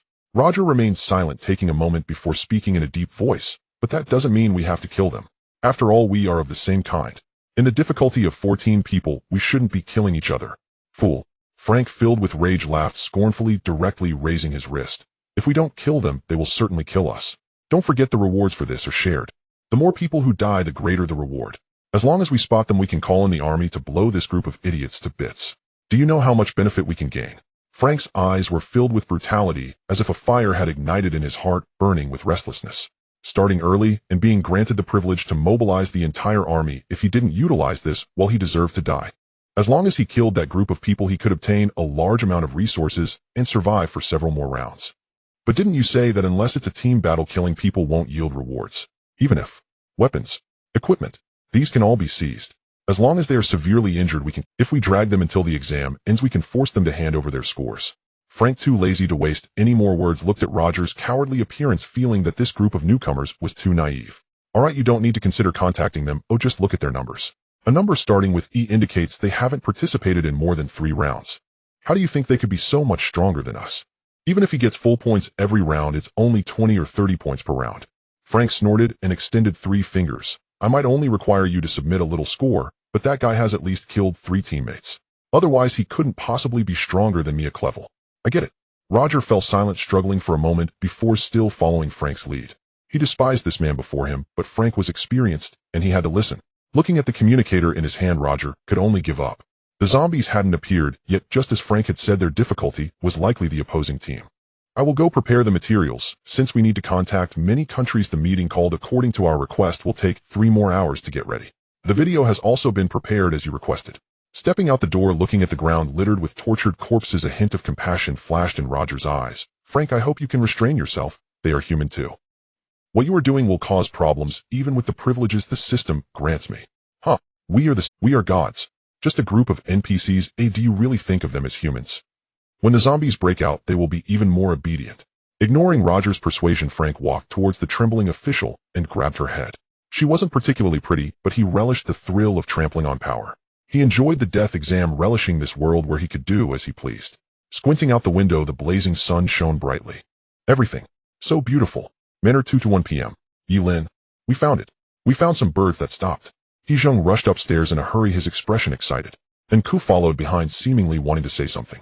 In front of the world map, Ye Lin turned around, helplessly correcting him. It's Carlton. How far is the other party from here? A bit of distance, about over 100 kilometers at a university. However, maybe we can hijack a plane to get there. Or have that wealthy businessman directly dispatch a helicopter. He Zheng was excited. He had never flown a plane before. However, the next second Ye Lin directly rejected his idea. It's too dangerous. We can confirm that another team has already taken control of the army. Once discovered, we won't even be able to escape on the plane. Looking at the computer on the desk, a hint of seriousness flashed in Ye Lin's eyes. Just as they had previously judged, although there was no official news, the situation of road control indicated that a large number of troops had stationed around Thames Tower. If nothing unexpected happens, that is where the opposing team is located. Ye Lin, should we deal with them first? And Ku stepped forward, pointing at the tower on the map. As long as we can mix in with our strength, it would only take a few seconds to wipe them out. If not, we can poison them. I found a supply route specifically for this tower. A ruthless glint flashed in Nk's eyes, and He Zheng couldn't help but turn to look at her. Although Nku appeared to be just a little girl having practiced dance for years, she was slightly more mature than her peers, but the ruthlessness in her words surpassed even that of Roger. After hearing this, Ye Lin shook his head. He had also considered resolving the opponent first. However, based on the information he had gathered, it was very likely that the opposing team had split up and the army had moved to 2 locations. Thames Tower was likely a bait. The virus is about to break out. If they choose to split up, even if we kill one team, it won't be of any use. The priority should be to find Professor Carlton first, and after obtaining critical information, then look for an opportunity to kill them. And Ku fell silent after hearing sighing. Then we can only take a car there, and we need to split up. I'm just afraid that after the zombies break out, they will have military protection and be at ease, leaving them with the energy to attack us. Yes, Ye Lin, damn it, what if they bring a few missiles to blow us up? I was originally thinking of occupying a place, but now it's better. We are like mice, not daring to show our heads. He Zheng finished speaking and glanced downstairs at the stacked boxes of ammunition and rifles forming a small mountain. They had found a wealthy businessman to buy a considerable amount of weapons, but most were light firearms. The heavy firepower he had been yearning for was simply unattainable. According to the plan, they should have occupied a military base, but with the current situation, they would become living targets. Contrary to the two's expectations, Ye Lin shook his head after hearing this, and turned to walk downstairs. I'm not worried about this. If the biggest threat ahead is them, it would actually be the best outcome for us. Following behind, He Zheng was stunned, completely unable to understand what Ye Lin was saying. The best outcome? Yes. Ye Lin nodded. I've been pondering one question. Why does the system provide the option for collaboration? Why do they have such a tremendous... They hold the army and have no need to fear zombies. After killing us, they can recklessly farm points with extremely low difficulty. But the difficulty of 14 people will never be that simple. Thus, the system likely allowed them to control the army as a trap, intending for them to abandon collaboration. I suspect the issue lies within the information both sides receive. Without collaboration, neither side can obtain complete exam information, leading to erroneous decisions that would dramatically increase the difficulty. After finishing, Ye Lin let out a light breath, feeling a wave of repression in his heart. Following this line of logic, there was only one answer. That is, the opposing team would make irreparable mistakes with the help of the army. Thus, even if they killed them, the remaining difficulty would surge to 11. Clenching the communicator in his hand, he had already attempted to contact the other side over 100 times, but not once did he connect. He had also considered contacting the military to find the other side, but once he dialed, they could instantly locate them. What would they do to cause the difficulty to surge? What exactly is the true danger of this scenario? Newcomers, why must it be newcomers? Manor, first floor. Ye Lin, how should we deal with this guy? He Zheng, carrying 2 rifles, and with grenades hanging from his waist, pointed to the wealthy businessman bound on the ground, inquiring of Ye Lin. The other party was relatively obedient. In order to save his own life, he had indeed found Carlton within 2 hours, saving them quite a bit of time. Don't kill me. Don't kill me. I've done everything you asked. 100 million, no. 10 billion. Give me some time or I can raise the funds. He'll give you whatever amount you want. Nothing was more important than one's own life. Ye Lin glanced at the pleading businessman, merely waving his hand to signal He Zheng to knock him out. Knock him out and lock him up. Oh right, feed him some drugs first. As soon as he finished speaking, Huang Liang suddenly jumped out of the vehicle, unable to hold back. Ye Lin, what we are doing is already excessive. When the zombies break out, what you are doing is equivalent to killing him. You know the zombies are about to break out. Ye Lin turned his head, looking at Huang Liang, who was filled with anger and couldn't help but chuckle. The whole world is about to perish. Isn't he dying faster if he goes out? Shaking his head, Ye Lin finished speaking, stepping onto the truck's rear compartment, thought for a moment, and still casually threw a pistol in front of the businessman. Behave, and you might live a little longer. Let's go. Got it. He Zheng grinned, looking at Huang Liang, who had opened his mouth to say something, but didn't know what to say, and patted his shoulder. I tell you, little crew cut, you're too much of a saint. Although it's nice to have you as a teammate, how come your brain can't turn around? Some things are better accepted early. That guy Ye Lin may look ruthless, but he's actually the nicer one. You haven't seen other teams, those people will do anything crazy to relieve their stress. Eating people, killing people, and even the perverted ones would take a head, and in the end straight up explode the brain. He Zheng's expression was exaggerated, but after speaking he felt a bit nauseous himself. And Ku said nothing, but merely nodded at Huang Liang. Indeed, under the pressure of the death exam, many people could no longer maintain their rationality. To vent their fear, some had even lost the ability to be called human. And this situation would only worsen as time went on. The carriage shook, and in the darkness, and Ku curled up in a corner. She often wondered if one day they could escape this hell, what would they be considered, humans or gods? Reality, would it become the next hell? The Thames Tower. In a large conference room, Roger and his team of 5 sat nervously in their chairs.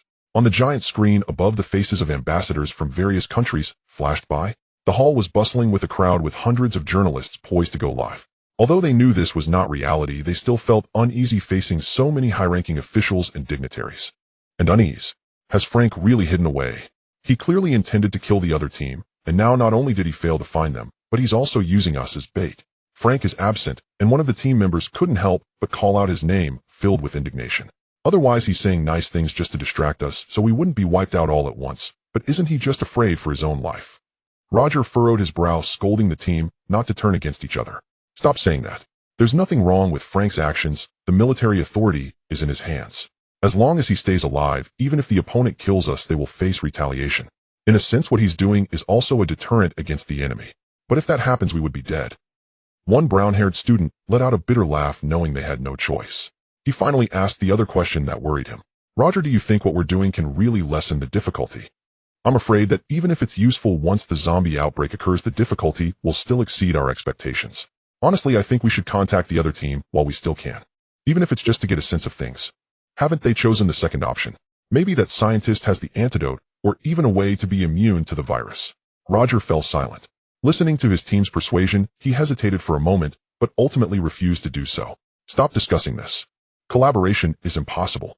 The authority lies with Frank. Even if we agree, it won't matter. As for whether the difficulty will decrease, I believe it will. We have already arranged the military and all armed forces to guard key routes. Even if the virus breaks out from an unknown place, it won't spread that quickly. Moreover, we've contacted various countries through the government. As long as they follow through, the risk of spread will be minimal. Before Frank could reassure his teammates or say anything further, a high-ranking military official suddenly approached. Mr. Roger, the minister is looking for you. He wants to ask on behalf of all countries about the weaknesses of the zombies. Roger was taken aback, glanced at the military official before him, nodded, and stood up to follow. As he walked past the window, he instinctively glanced at the nearby tower, the glimmers of light indicating the snipers Frank had arranged. With half an hour left until the meeting, he just hoped that the group wouldn't ruin their plans. And certainly not fall into a trap. Southampton University. 3 refrigerated trucks carrying medicines slowly entered the university and drove into the underground parking lot. After the truck stopped, He Zheng jumped out, as if fleeing for his life, rubbing his hands and feet like a fly. Damn, it's freezing cold. His face was flushed from the cold, and to prevent being tracked by cameras, they had to be fully armed, hiding in the cold. Jumping down in order, Zhang Tai looked at the constantly bouncing He Zheng with some confusion, scratching his head. Brother, is it really that cold? I feel fine. He Zheng shot him an annoyed glare. You try carrying 2 axes. Damn, it feels like I'm carrying 2 blocks of ice. My back is frozen and bubbling. For the first time, he hated that bloodline weapons couldn't be dropped. He couldn't even throw them away if he wanted to. No matter how strong his physique was, he couldn't withstand the cold all the way. And Cook couldn't help but laugh, and Hu Jia, who got out last, also chuckled. It was the first time he had seen He Zheng, as if thinking of something, and Cook glanced at his watch and quietly reminded Ye Lin. Ye Lin, there are 4 hours until the virus outbreak. Although it's uncertain how many will appear here, I still suggest we leave the city 2 hours in advance. We each only brought 3 doses of the antidote. If we get into a tough fight, we might run out early. Ye Lin nodded without speaking, checking the information before heading toward Carlton's location. 2 hours is enough time for them to establish contact and get the other party out of here. The 5 followed closely behind, quickly weaving through the underground passage. No one spoke, only the sound of footsteps echoed. The empty underground parking lot was eerily quiet. To prevent exposure, they had already made arrangements with the staff in advance, shutting down the surveillance and sealing the entrances to ensure that they wouldn't encounter anyone before meeting Carlton. Following behind Ye Lin, He Zheng couldn't help but quietly ask, Ye Lin, are you still thinking about that matter? Actually, I think with our current strength we far exceed this level of difficulty. Look at that team. Their strongest member has the same number as me, which means he's at most a clevel. With an average difficulty below clevel, you have nothing to worry about based on your strength. Before Ye Ning could speak, and Ku also voiced the concerns he had been pondering along the way. Ye Lin, I think this difficulty might be due to killing too many zombies, causing an evolution, or zombies having the ability to evolve into man-eaters. The title is Rebirth. The birth of new ideas derived from the corpses of the old era. Biological evolution is similar. Breeding grounds, nutrients integrated. I believe this information indicates that after large-scale extermination of zombies, the remaining ones will mutate, and the other team, seemingly aided by the military, is actually a double-edged sword. They will be impatient to kill a large number of zombies, and at that time the difficulty will soar. Ye Lin nodded, not ruling out this possibility. He had also paid attention to the information provided by the system. Combining difficulty and infection numbers logically, it forms a closed loop. But it's too simple. Ye Lin sighed. He hoped he was just overthinking it, worrying too much. Since enhancing the observer, he had been receiving a vast amount of information from the outside world every moment. Useful or useless, every person he had seen, each breath, and every heartbeat had been recorded. This information felt like a sixth sense. He couldn't find the source, yet it always left him deeply unsettled. Suppressing the distracting thoughts, Ye Lin took a deep breath. The priority now is to find that professor. Only by obtaining the information can he deduce what the difficulty truly is. 10 minutes later. This should be it. Zhang looked up at the somewhat aged faculty apartment before him, eyes filled with bewilderment. It stood out starkly from the surrounding buildings, looking like a structure from the last century. The red brick walls were weathered, and rust corroded the walls, making it look decrepit. Through the windows it seemed that very few people lived there. Even though it was midsummer, standing downstairs they could feel a hint of chill. Isn't that guy a professor? Why would he live in a place like this? Furrowing his brow, Zhang instinctively asked. Perhaps he was ostracized. The documents they gathered mentioned that 7 years ago he was opposed by the mainstream scientific community for proposing a certain anthropological theory, and even his title as a professor was revoked. What theory could be so hated? Zhang was taken aback, while Ye Lin beside him shook his head, signaling to go up first, and then talk. No one knows the specifics, or it was suppressed. Let's go up, everyone be cautious. The group nodded, tightening their grip on their weapons, and hastily made their way upstairs. Though it was unlikely to be dangerous, Carlton being listed as option 2 likely meant he had knowledge about researching vaccines or stopping the virus from spreading. Otherwise the system wouldn't consider it one of the correct answers.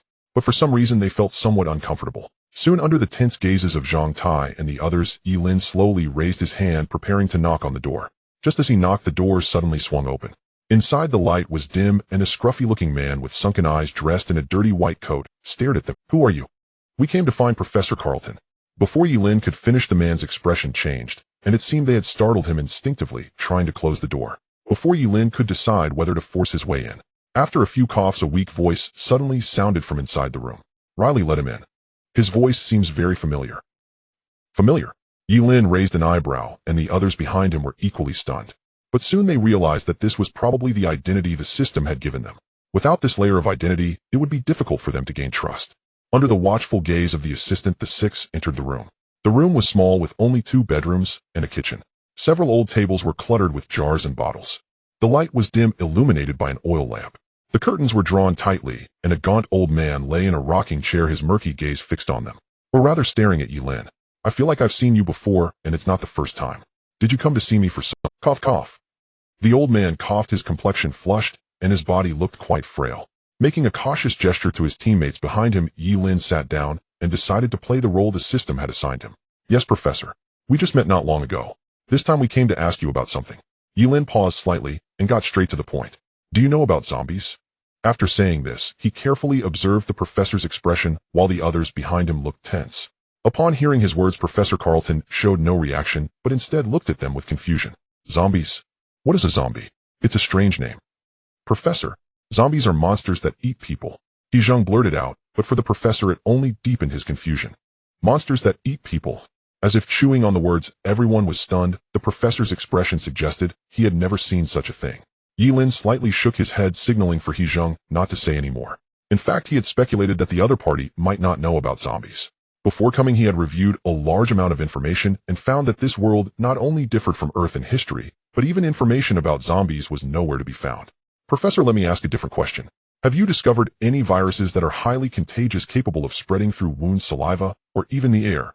Infected individuals exhibit extreme aggression, unafraid of pain, and continue to attack other targets to spread the virus. Saliva, aggression, cough cough. After a fit of coughing, the professor nodded, seemingly recalling something. Are you referring to rabies or mad cow disease? However, they wouldn't eat people. The professor smiled weakly, picking up a rusty cup from the table. It seems we indeed have talked before. Everything you mentioned relates to my research. Ye Lin furrowed his brow. Aside from He Zheng, even Zhang Tai understood that the answers they wanted were not this. While both had similarities to the zombie virus, they were entirely different. For instance, rabies typically involves infected canines attacking people, causing the victims to become deranged. However, those infected find it hard to transmit the virus, let alone eat people. And mad cow disease only causes madness with almost no transmissibility. Did we think wrong? The professor not only didn't know what zombies were, but also had never seen a monster that eats people, so it was unlikely he could research anything like a vaccine. Ye Lin raised his head, signaling Zhang Tai to check other rooms. If they couldn't get answers, perhaps what they were looking for. Professor, may I ask what theory you proposed back then? Is it related to these two things? As soon as he finished speaking, the professor's eyes suddenly moved, and his murky eyes seemed to brighten with excitement. He eagerly sat up, staring at him intently. My theory? No one has asked me that question in a long time. It seems you really have an interest in this. Cough cough. The professor was furious. They wouldn't even let me speak. It was as if he found a confidant. After a severe bout of coughing, the professor spoke urgently. Do you know about prion disease? I've studied it for many years. I know a bit. Seeing the professor so agitated, a strange light flickered in Ye Lin's eyes. The others exchanged glances, realizing they had probably asked the right question. Cough cough. Mad cow disease. That is prion disease. That was the direction of my mentor's research, and later I inherited his work. Many years ago, he inadvertently discovered that some cows would suddenly go mad, and to find the answer, he spent a long time figuring out the cause. It took him about 5 years to discover that those mad cows had eaten feed made from the flesh of their own kind, thus contracting the virus, and this virus would damage the protein structures in the brain, leading to a state of madness. Then old professor, isn't it good that you studied this? He Zheng was somewhat impatient. Why don't you get to the point and tell us why you were ostracized? He didn't quite understand what the old man was saying. He only cared about what heinous act the old man did that caused such public outrage, and whether it was related to zombies. Although interrupted, the old man showed no signs of displeasure. But before he could continue, the assistant beside him suddenly spoke. Everyone, the professor is not feeling well, but let me explain. The reason why Professor Carlton was ostracized is that he discovered something back then. That is, we have been eating people. Or rather, since ancient times our ancestors have consumed all humans. After saying this, the assistant cast a cold glance at everyone as if testing something. The air suddenly fell silent, and a sense of unease gripped everyone's hearts. Bang! Perhaps out of anxiety, He Zheng instinctively crushed the iron cup handed to him by his assistant. How could humans possibly eat each other? Even if they did, it would be under special circumstances, like during a year of great disaster. He Zheng stiffened his neck, feeling uneasy as the other party continued to stare at them, making him feel a chill inside. Everyone eats, it's just a matter of more or less. We all have antibodies within us, Enku explained softly, a peculiar glint flickering in her eyes. The assistant nodded, glancing at Enku in surprise. It seems you know something. Prion virus antibodies. The professor found this in the genes of all races when studying human genetics. The existence of antibodies is to resist viruses, and this means that every race, every region historically consumed humans in large quantities, who otherwise antibodies wouldn't exist. Take the Tunguska and the Four People as examples. Their antibodies exceed 70%. In Western Europe, it's 60%, and in the Americas 50%. Even in Asia, the minimum is still 5 to 7%. After the professor proposed this point, he faced a lot. Speaking of which, you mentioned that zombies attack humans. That essentially means they eat people, right? The assistant's eyes flashed with a strange light, and a cold smile curled at the corner of his mouth. It was as if he was mocking those self-righteous fools back then who, for the sake of racial honor, were unwilling to acknowledge such facts. Yes, zombies indeed eat people, and in a certain sense it's quite similar. The research is fascinating, but this alone shouldn't be enough for you to be marginalized or even hated. Do you hate those people, eh? Ye Lin suddenly raised his head, meeting his gaze. The assistant was taken aback, as if memories were stirred, and his expression abruptly twisted. Yes. No matter how those fools rebutted, they couldn't explain these facts. We don't care about those idiots' thoughts. But they dared to oppose the professor's research. They drove us out. They said we were madmen and destroyed our lives' work. That is the greatest theory in this. It is a theory capable of creating history and changing the entire world. In a frenzy, the assistant even roared as he spoke. This sudden scene startled the others, who instinctively reached for their weapons. No, something was very wrong.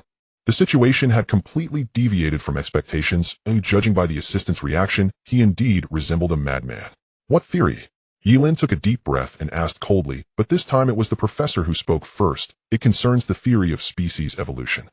The advancement of technology is actually a trap.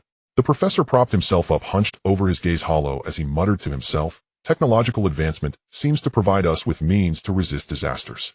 But all of this is an illusion. In ancient times a plague could, at most, infect a village or a few cities. But with technological advancement, a flu can spread across the world via trains and ships. Antibiotics, hormones, vaccines seem to allow us to fend off diseases, but the immune system we rely on has long been riddled with holes. Our ancestors chased after ferocious beasts on the continent, hunted mammoths during the Ice Age. Yet now our bodies are weaker than ever before. Relying on external objects is ultimately a trap. We haven't evolved for too long. Humanity hasn't evolved for too long. If this continues, we will inevitably be eliminated. Just like migratory birds in the Indian Ocean, we have become too addicted to the comfort brought by technology and forgotten how to survive with our bodies. Evolution we need. Evolution. The professor finished in one breath, his face flushed with a sickly hue. In the midst of a violent cough, Hu Jia couldn't help but retort softly. But Professor, technology is also a form of evolution, isn't it? That's our own ability. We've lived much better than before. Better. The future. Without giving Hu Jia a chance to finish, the assistant abruptly turned his head. We have no future. Because of technological advancement, humanity can no longer achieve survival of the fittest. Those ignorant, ugly, and filthy politicians under the protection of modern technology will never die again. Due to a lack of evolution, our bodies can no longer resist technology. Humanity cannot resist them as we did in the past. Our genes are deteriorating, and humanity as a whole is like a corpse that cannot metabolize, rotting bit by bit. So your theory is that eating people can lead to evolution. And after evolution, one can complete the blood replacement. Ye Lin questioned coldly, but the assistant seemed oblivious, growing even more fervent. Yes. Only by eating people can we evolve. Only by eating people can we recombine genes. Only by eating people can we strengthen our bodies. True evolution is to evolve like them.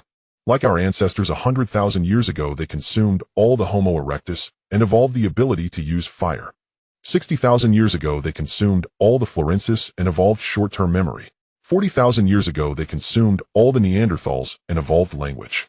The Soa people, the Rhodesians, the Luzon people, we consumed all of them to have today. The assistant spread his arms, his expression crazed as if he were telling the truth. At this moment, he seemed no longer a scholar, but a mad cultist. Them. Ye Lin's mind raced. This theory was utterly insane. He didn't care whether it was right or wrong. He only cared about what Li Si and the professor had seen to give rise to such ideas. Li Si, did you see something? See what?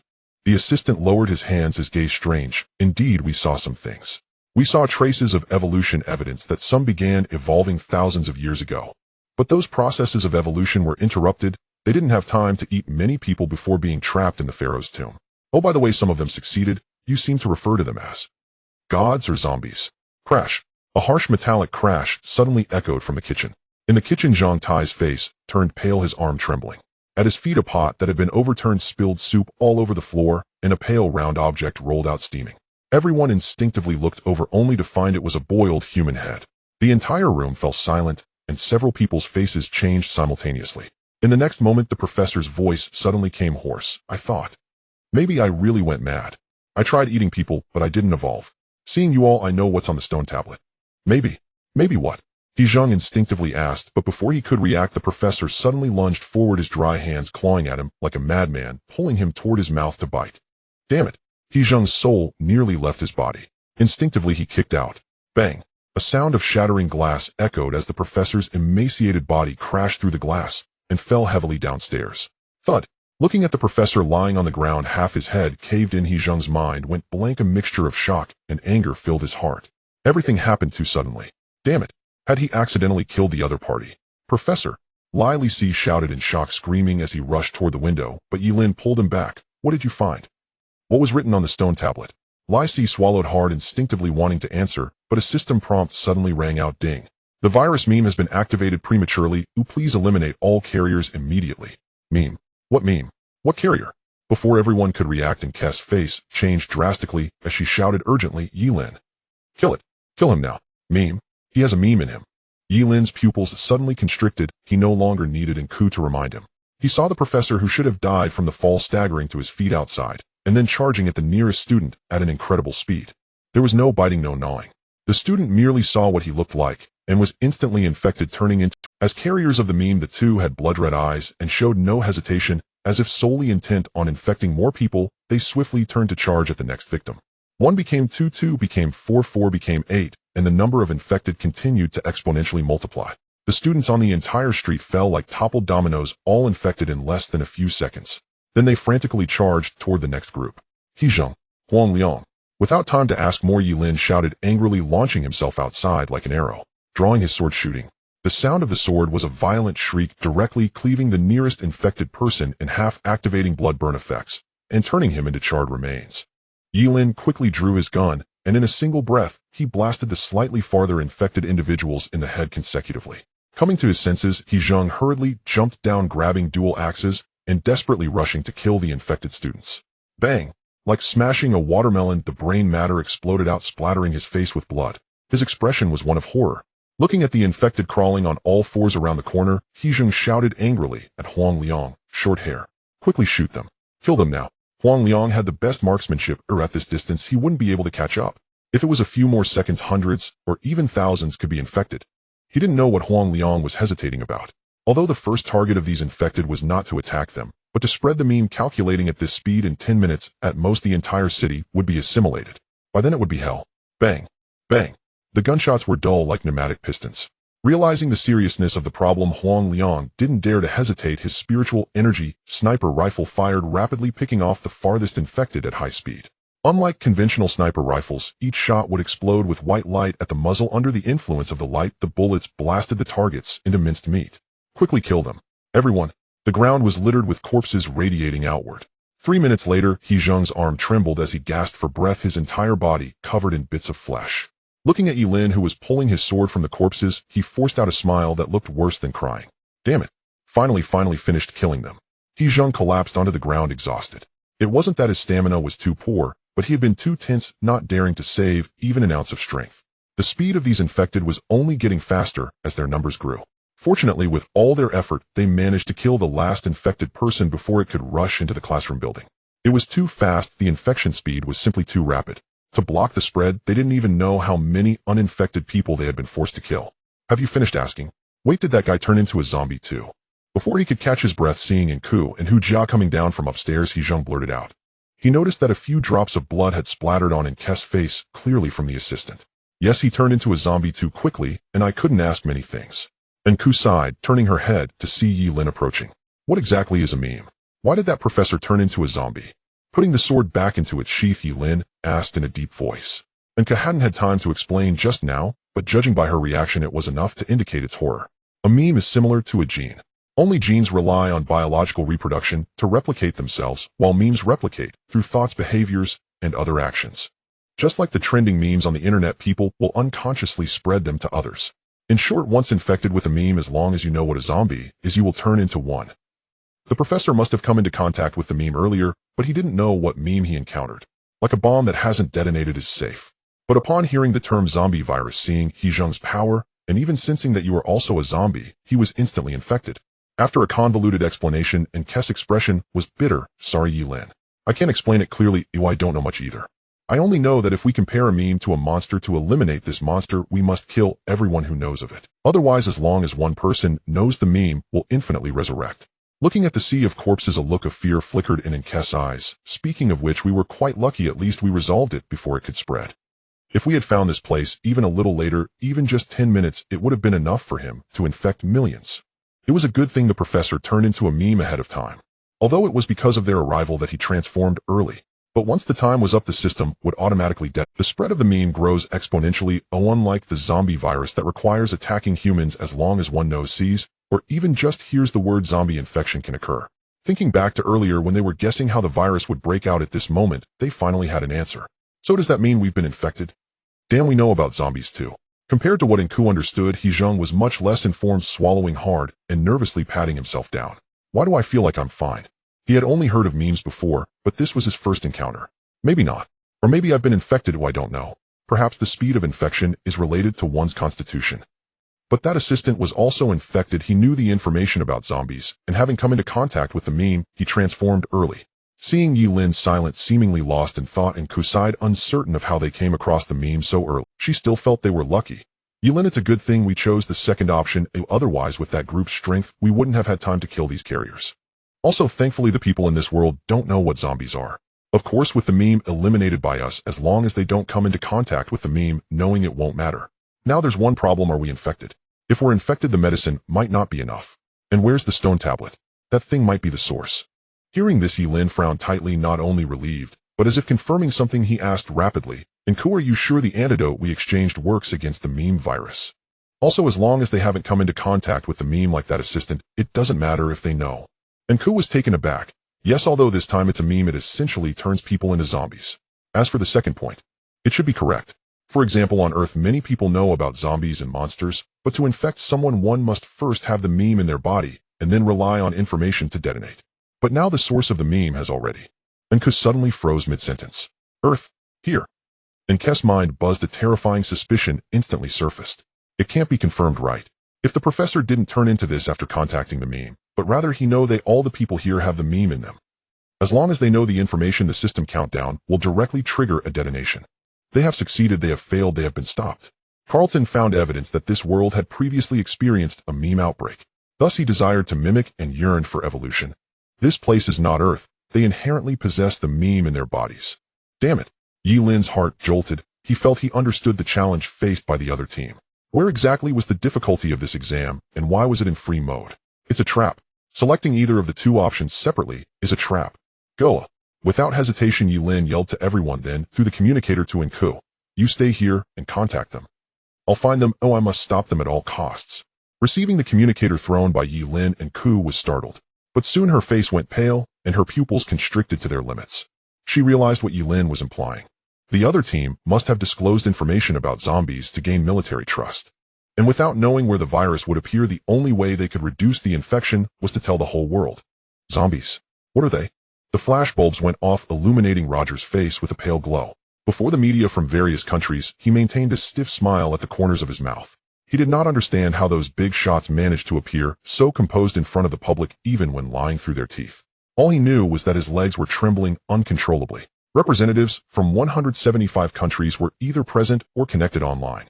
Soon he would become the savior of this world. To him, who was still a student, just a week ago it felt like a dream. The death exam was brutal. Yet strangely he began to understand Frank somewhat. This place was hell, yet also paradise. It was as long as one could survive, everything desired would be within reach. Roger. A teammate rushed in, his expression tense as he held a tablet. We have located that group of people. Roger was taken aback as he took the tablet, seeing the image of Ye Lin leaping swiftly between buildings. The speed was astonishing, leaving him in shock. Even the high-definition cameras couldn't capture a clear image. When did this happen? 1 minute ago. The target appeared at Southampton University. Based on their direction, they seemed to be heading towards. What should we do? Should we deploy troops to snipe them? Roger's heart sank. It seemed likely that the other side intended to attack them during this time. Although they had military protection, no one knew what abilities that suspected class individual possessed. He too had enhancements, but only slightly stronger than a regular soldier. If they truly confronted one another, given their strength, they would hardly last a few seconds. Contact Frank. If they dare to show up, I fear there will be problems. Roger took a deep breath and directly contacted Frank. He was reluctant to reach out, but he had to admit that their experience was far less than Frank's. The call connected quickly. After hearing the news, Frank unexpectedly scoffed, seemingly unconcerned. So those rats finally dare to show themselves. Hey, you fools, are you still scared to death? There will be no problems. Their appearance now only proves that they have no trump cards left, merely fighting for their lives. It's likely they realize that once we lower the difficulty of the zombies, they will have enough energy to deal with them. Choosing this moment to strike. That is truly foolish. Frank chuckled coldly, feeling relieved as he looked at the soldiers guarding outside the bulletproof glass. He was initially worried that the other side was hiding in the shadows, unwilling to come out. To prevent being assassinated, he had deliberately hidden in an underground base capable of withstanding a nuclear explosion. He had even arranged for a decoy outside. But now it seemed he had overreacted. Foolish. He did not expect Frank to make such an assessment. To Roger, the other side's timing was the best choice. Frank scoffed and bluntly stated, if they were really smart, they should have chosen to appear during the mid to late stages of the zombie outbreak. According to the information provided by the system, mutated entities will appear among the zombies. By then our strength would have been significantly depleted. To gain higher evaluations, or even to deal with the mutants, they could negotiate based on personal strength with us. And appearing now only means they are afraid. They do not believe that after the zombie outbreak, they can withstand our pursuit.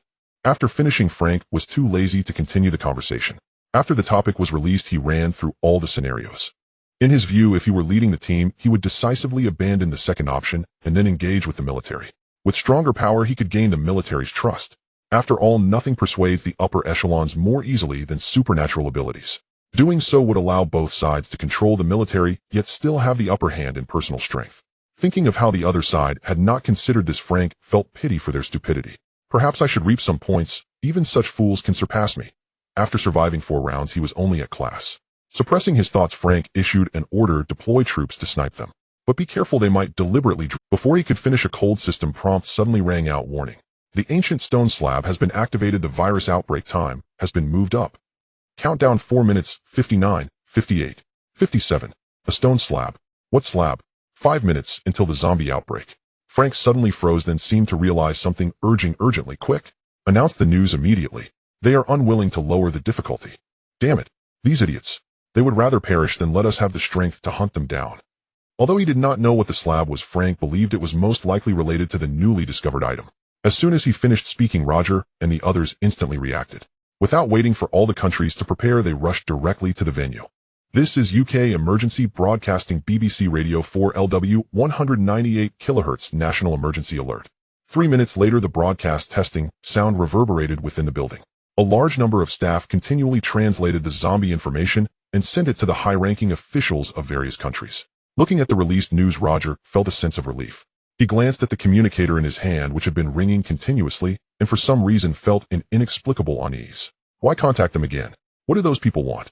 Not long ago, they had suddenly given up their actions and moved directly towards the city outskirts. After much hesitation, he took a deep breath and decided to answer the call. Their plan had already been completed, and whatever the other side wanted to do was meaningless. Of course, he also wanted to question them about why they had triggered the explosion early. Although they were in a competitive relationship, increasing the difficulty was not beneficial for anyone. Unexpectedly, as soon as the call connected, the imagined threat did not appear. What followed was only an anxious female voice. How many people have you told about the zombies? Stop. The virus is a meme. The infection method does not rely on meme. What meme? Before Roger could be puzzled, the voice on the other end suddenly fell silent. In the next second, a cold male voice took over the call. If I were you, I would choose to commit suicide immediately. Oh, at least that way you could die more comfortably. What? Roger was taken aback. Before he could say anything, he found that the other party had directly hung up the call. Roger, what did they say? Several teammates curiously surrounded him. They had just sent detailed information about the zombies to various countries. To ensure they could discover zombies at the first moment, they even made video images and uploaded them to all global social media. Although there were only a few minutes left until the outbreak, they believed that the subsequent information would still be useful. They had not yet discovered any zombies. Thus, the first batch of infected individuals must be hiding in some corner. As long as everyone knew what zombies were, they could report anomalies immediately and even eradicate them on the spot.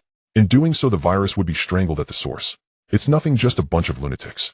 Roger put down the communicator in his hand, laughing with anger. After speaking, he glanced at the countdown on his wrist, now at 30 seconds, and raised his head to remind his teammates to be cautious of any infected individuals appearing in the venue. Though the probability was extremely low, every staff member had been checked, but it was still wise to be cautious just in case.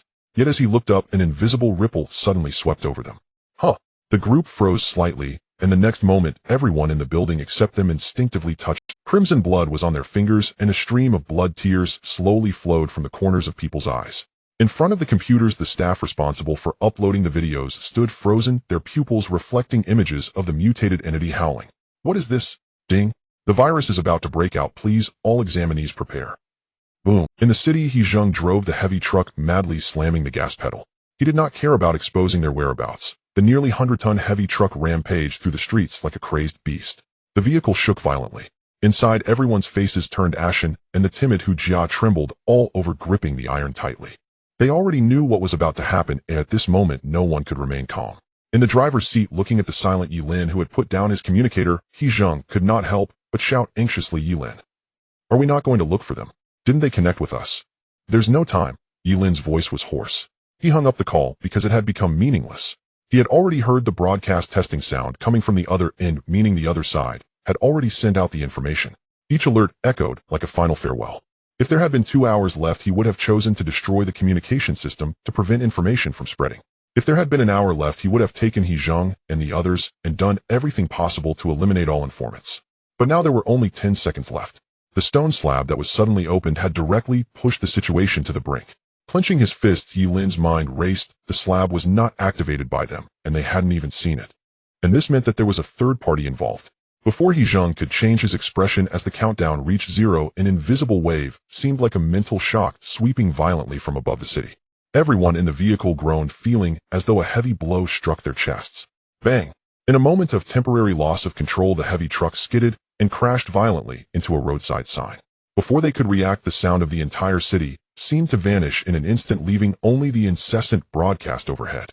On the streets, in the skyscrapers and hospitals and inside schools, whether it was pedestrians dodging on the road or delivery workers biking in that instant, they all froze like stone sculptures, completely motionless. People either looked up at the broadcasts above or stared at the images on their phones. If someone could overlook the entire globe, they would see that after the first crimson light appeared, within an extremely short time, a dense, seemingly endless crimson covered the entire world. Perhaps it was 1 second, perhaps 10 seconds. Roar! With the first zombie's roar echoing from the corner, the crowd suddenly turned, as if infected, rushing towards the survivors who had not seen or heard the information. In an instant, over 1 million roars overwhelmed the entire city. Inside the vehicle, everyone's faces turned pale, and He Zheng's pupils shrank to the extreme. The crowd roared madly as they rushed towards them. Even in the buildings, the infected humans slammed through glass like madmen, directly jumping down. Thud! Thud! Thud! Thud! The sound of falling was dense like rain. The infected, jumping down from all directions, crashed heavily onto the roof of the vehicle, making the roof cave in under the violent impacts. Even if their limbs were broken or half their heads smashed open, exposing red and white brain matter, these infected still dragged their broken bodies, scrambling to crawl over. At a glance, it seemed they were surrounded by a sea of corpses, and all they could see was an endless tide of zombies overwhelming them. Bang! As the first zombie crashed into the front of the vehicle, He Zheng could no longer contain his shock. Ye Lin, what are we going to do now? Should we use the flying backpack? He Zheng was terrified. With so many zombies, even if they drove a tank, they couldn't break through. Even if they reacted immediately and tried to flee the city. But there were still 20 kilometers to the city outskirts. Before He Zheng could ask again, Ye Lin suddenly jumped down from the roof, landing heavily in front of the vehicle. It's useless. If we don't kill it, we can't leave. After slicing through the incoming zombie with a sword, he fixed his gaze on the distance, where a giant zombie towering 4 stories high was slowly lifting its head. Unlike He Zheng, who had not noticed in his enhanced perception this monster's existence posed a significant threat, the speed of the flying backpack was too slow. If it were ordinary zombies, they could still use it to escape. But now this monster was clearly fixating on them. The fusion was fleeting. With a shriek, the monster opened its mouth and sprayed a foul-smelling liquid akin to the pus of corpses exploding towards them. The thick liquid splashed onto the ground, instantly corroding the road. It stood up and ran, its massive body resembling a small mountain, each step sending tremors through the ground. Watching the charging mutated entity amidst the system's warning sounds, Ye Lin shouted fiercely, pushing his speed to the limit. He stomped on the nearest zombie, using it as a springboard to leap into the air. Warning. Current number of infected 1490000. Difficulty level D. Warning. Current number of infected 2520000. Difficulty level C. Warning. Current number of infected 196 million. Warning. Current number of infected 465 billion. Difficulty level A. He Zheng, Huang Liang, cover me. We need to break out. Bang. The long sword struck down, reflecting a strange color in the setting sun. At the same time, the rampaging giant mutated entity also unleashed a furious punch after a shriek. The imagined collision did not occur. Under the astonished gaze of several onlookers facing the incoming giant fist, Ye Lin actually forcefully twisted his body in midair, evading the punch at an almost inconceivable angle. With a loud boom, the heavy punch missed its target. In an instant, the asphalt road collapsed and cracks spread rapidly like a spider's web. Under the shockwave, a large amount of shattered stones shot out like bullets, instantly shattering the surrounding glass curtain walls. The sound of the explosions was crisp. Amidst the flying debris, Ye Lin's profile was reflected. After avoiding the punch, he had already dashed to the side of the mutated creature. In the next second, the raised cross sword let out a sharp scream as it swung down like a beheading strike. With a thud, the pus and blood burst forth. An arm as thick as a waist was severed in one blow, and the stench of blood gushed out like a pillar shooting up to the height of half a floor. The blood flames ignited, and the weapon's blood-burning effect acted like a bone-corroding fire, igniting the wound and emitting a nauseating sound of burning. With a loud roar, the mutated creature let out a horrifying scream from the intense pain. The human face, not completely fused on its abdomen, twisted and distorted, trembling in agony. After landing a hit taking advantage of the monster's pain as it leaned back, Ye Lin did not hesitate to stab with his sword, the colossal cross sword instantly piercing towards the creature's jaw. With a thwack, the sword tip passed through the jaw, carrying the blood flames, and abruptly penetrated the entire brain of the mutated creature. Like a steel nail piercing through bone, a burst of blood flames erupted from its mouth. The mutated creature's body suddenly halted before it fell heavily forward. Just after jumping out of the vehicle, He Zheng gaped in shock, feeling his mind go blank. This is dead already. He hadn't even entered the arena. The monster's strength was undoubtedly formidable. Just by looking at the power of that punch, one could tell that when it struck the ground cracked, the force of that blow was enough to crush an armored vehicle. The muscle tissue, thick as the palm of one's hand, was incredibly robust and could withstand bullets. Even against a special forces team, it could annihilate them in a very short time. Although he had the advantage of weapons, Ye Lin managed to take down this monster in less than 2 seconds, which was truly too abnormal. Moreover, He Zheng asked himself, he definitely couldn't have reacted to that punch just now, let alone seize the moment when the monster was in pain to deliver a fatal blow. If it weren't for the certainty that Ye Lin was entering the deadly exam for the first time, he would have suspected that this kid was actually a hidden veteran. Before He Zheng could think further, a sudden, anxious female voice rang out. Ye Lin, the monster isn't dead yet. On the vehicle, and Kess's face changed drastically as she shouted urgently. Everyone was startled. As the mutated creature fell, a large fissure opened up on its chest, and a head full of sharp teeth covered in slime emerged. From its mouth, a large amount of highly corrosive acid suddenly spurted out. After a scream akin to a baby's cry, the giant mouth aimed at Ye Lin, seemingly trying to swallow him whole.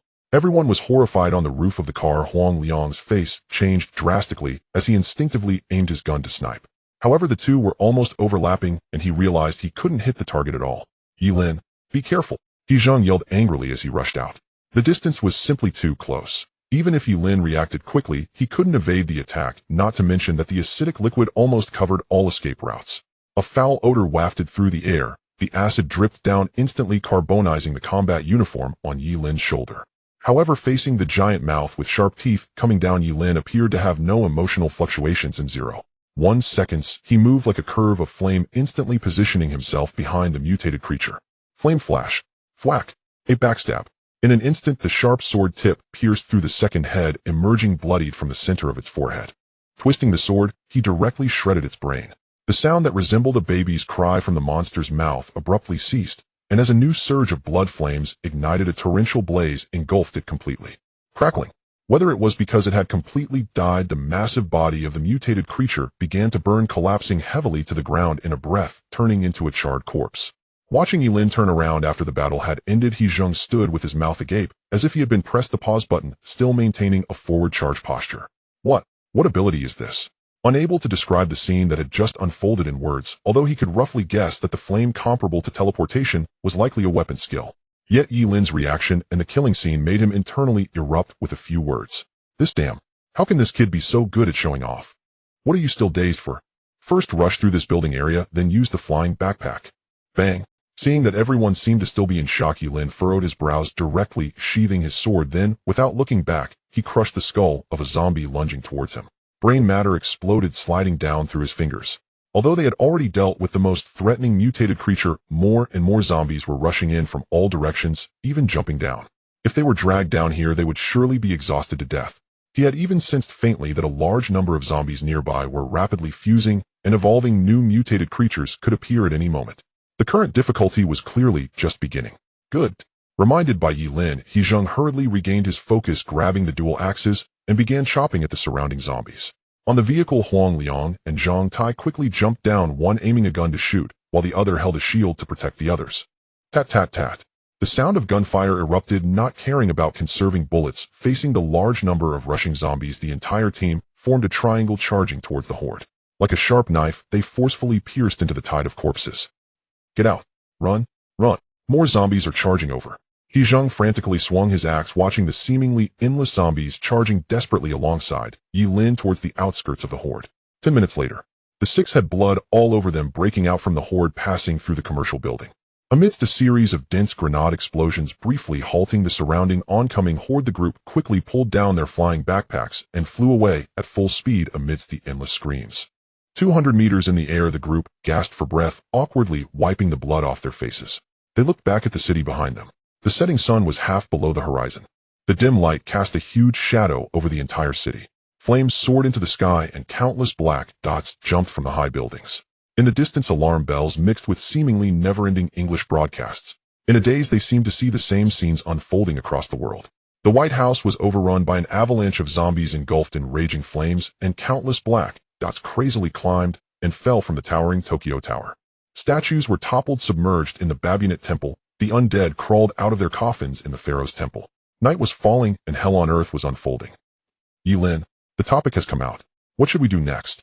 In the gas station on the highway, He Zheng stared intensely at his watch, the bright retrograde, making it hard for him to breathe. And in the system prompt, that phrase "to die and never rest" made everyone tense up. The warm glow of the fire, the crackling, would providing a touch of comfort. The modern electric power system is convenient and swift, yet it proves to be incredibly fragile in the face of disaster. After 2 hours, the power supply had completely shut down.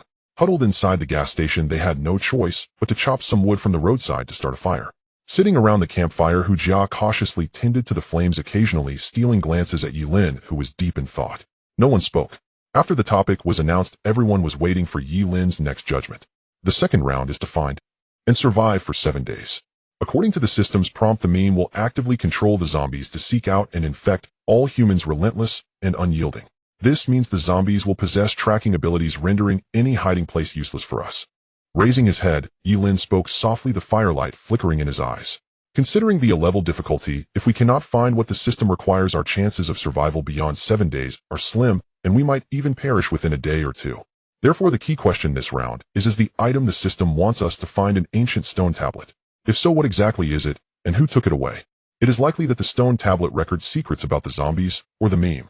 The topic was presented, and this time it was announced much later than the previous round. Ye Lin speculated that the difficulty was variable, requiring the system to release topics based on real-time challenges. As his words fell, He Zheng clenched his fist, his eyes unable to resist glancing into the distant darkness. Although they had escaped, as Ye Lin had said, those zombies and mutated beings would likely be on their trail very soon. With over 4 billion zombies, who knows how many mutated beings might appear? What horrifying monsters might emerge among those mutated beings? It appeared that there might be only a few tens of millions of zombies surrounding them. But knowing the system's cruelty, he had no doubt that the system would definitely place all the mutated beings nearby. Damn it. It's all because of those idiots. If they had contacted us earlier, this wouldn't have happened. A bunch of self-righteous fools. They thought we were going to kill him. Now look, they've played themselves into a corner and dragged us down with them. He Zheng couldn't help but curse, and this time even Huang Liang had no rebuttal. Indeed, if they had collaborated earlier, the situation wouldn't have escalated this far. Yet from the moment they entered, they had initiated communications, attempting to reach out over 100 times in the span of 7 hours, all of which were rejected. Human nature is such, they merely chose the optimal solution for themselves. Moreover, Enka lifted her hair, habitually tying it into a tight ponytail. And this is also a setup by the system. The free mode essentially allows both sides to decide whether to cooperate or oppose each other, which is a part of the challenge. If this round lacked the meme, we would also be the hunters, and their choice to cooperate would equate to seeking their own. Looking at Ye Lin, and Ku hesitated slightly. Ye Lin, do you also believe that the item the system wants us to find is indeed the ancient stone tablet? While I think the same, I can't help but feel that the direction might be too obvious. Is there a possibility that? And Ku spoke, and several people turned their gazes towards Ye Lin. Logically, it should indeed be the ancient stone tablet. After all, the professor had mentioned it, and the system had referenced it. However, due to the experience from the last round, they were unsure if the answer would be given directly. It can only be the stone tablet.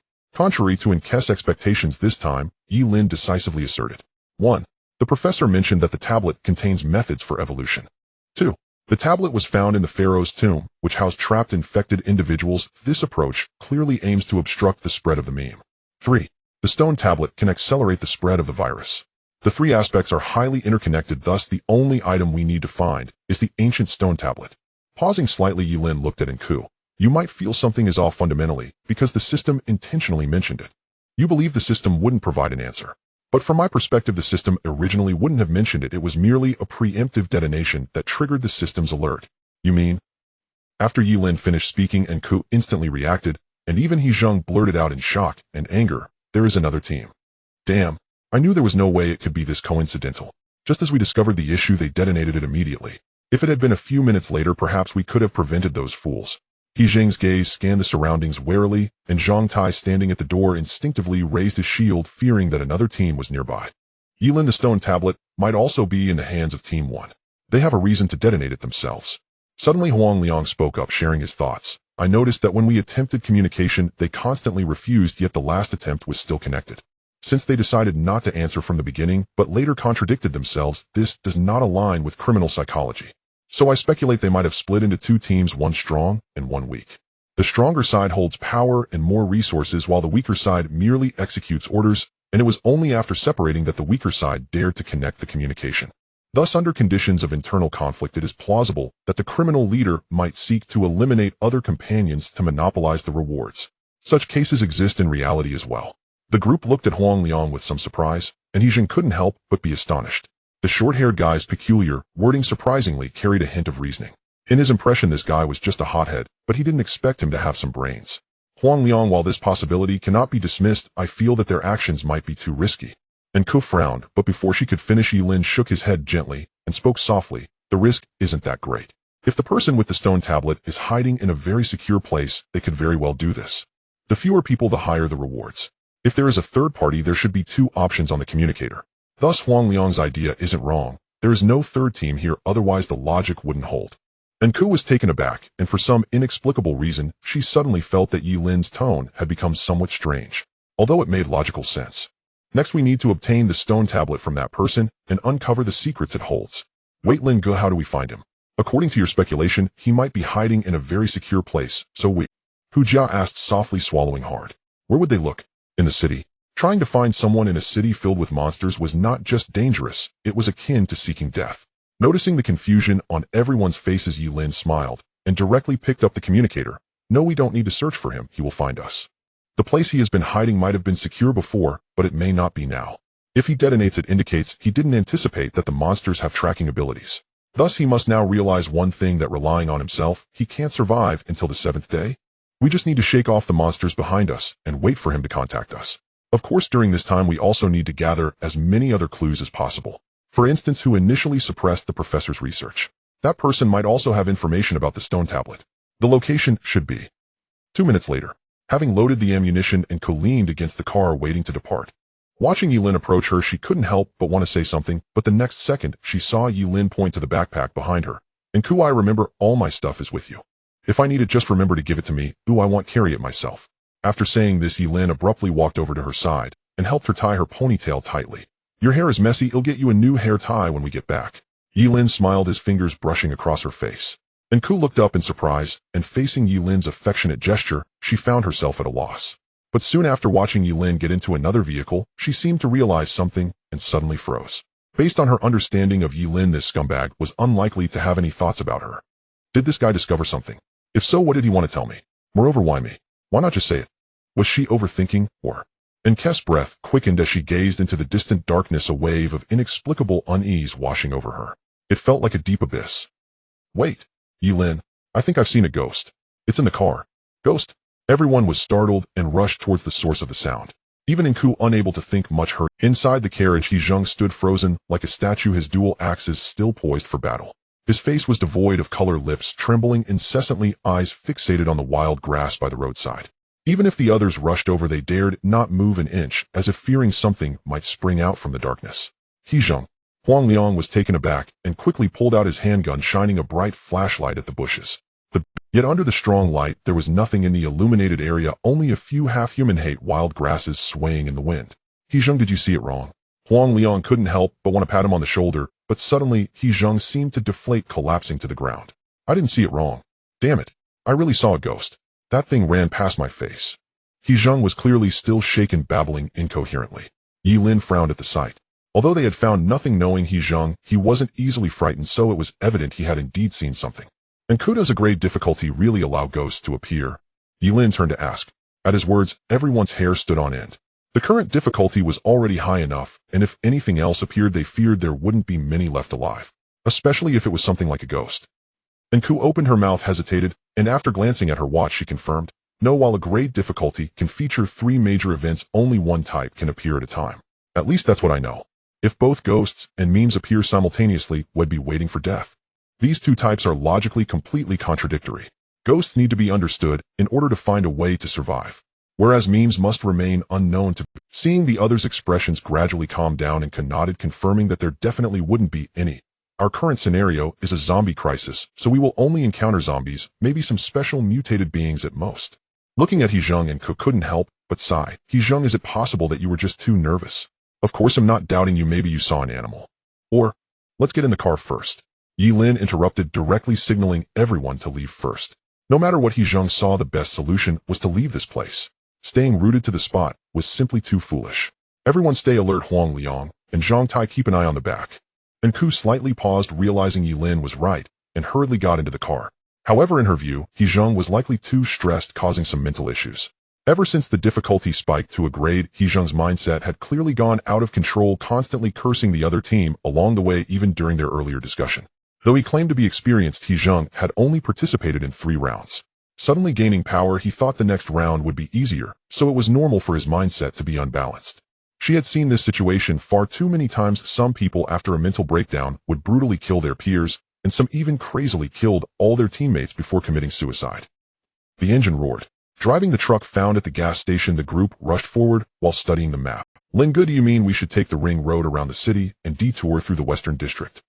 Looking at the marked Science Academy on the map, Hu Jia's finger traced over the residential areas. Can we really find clues here? Hu Jia asked softly, a hint of fear in his eyes.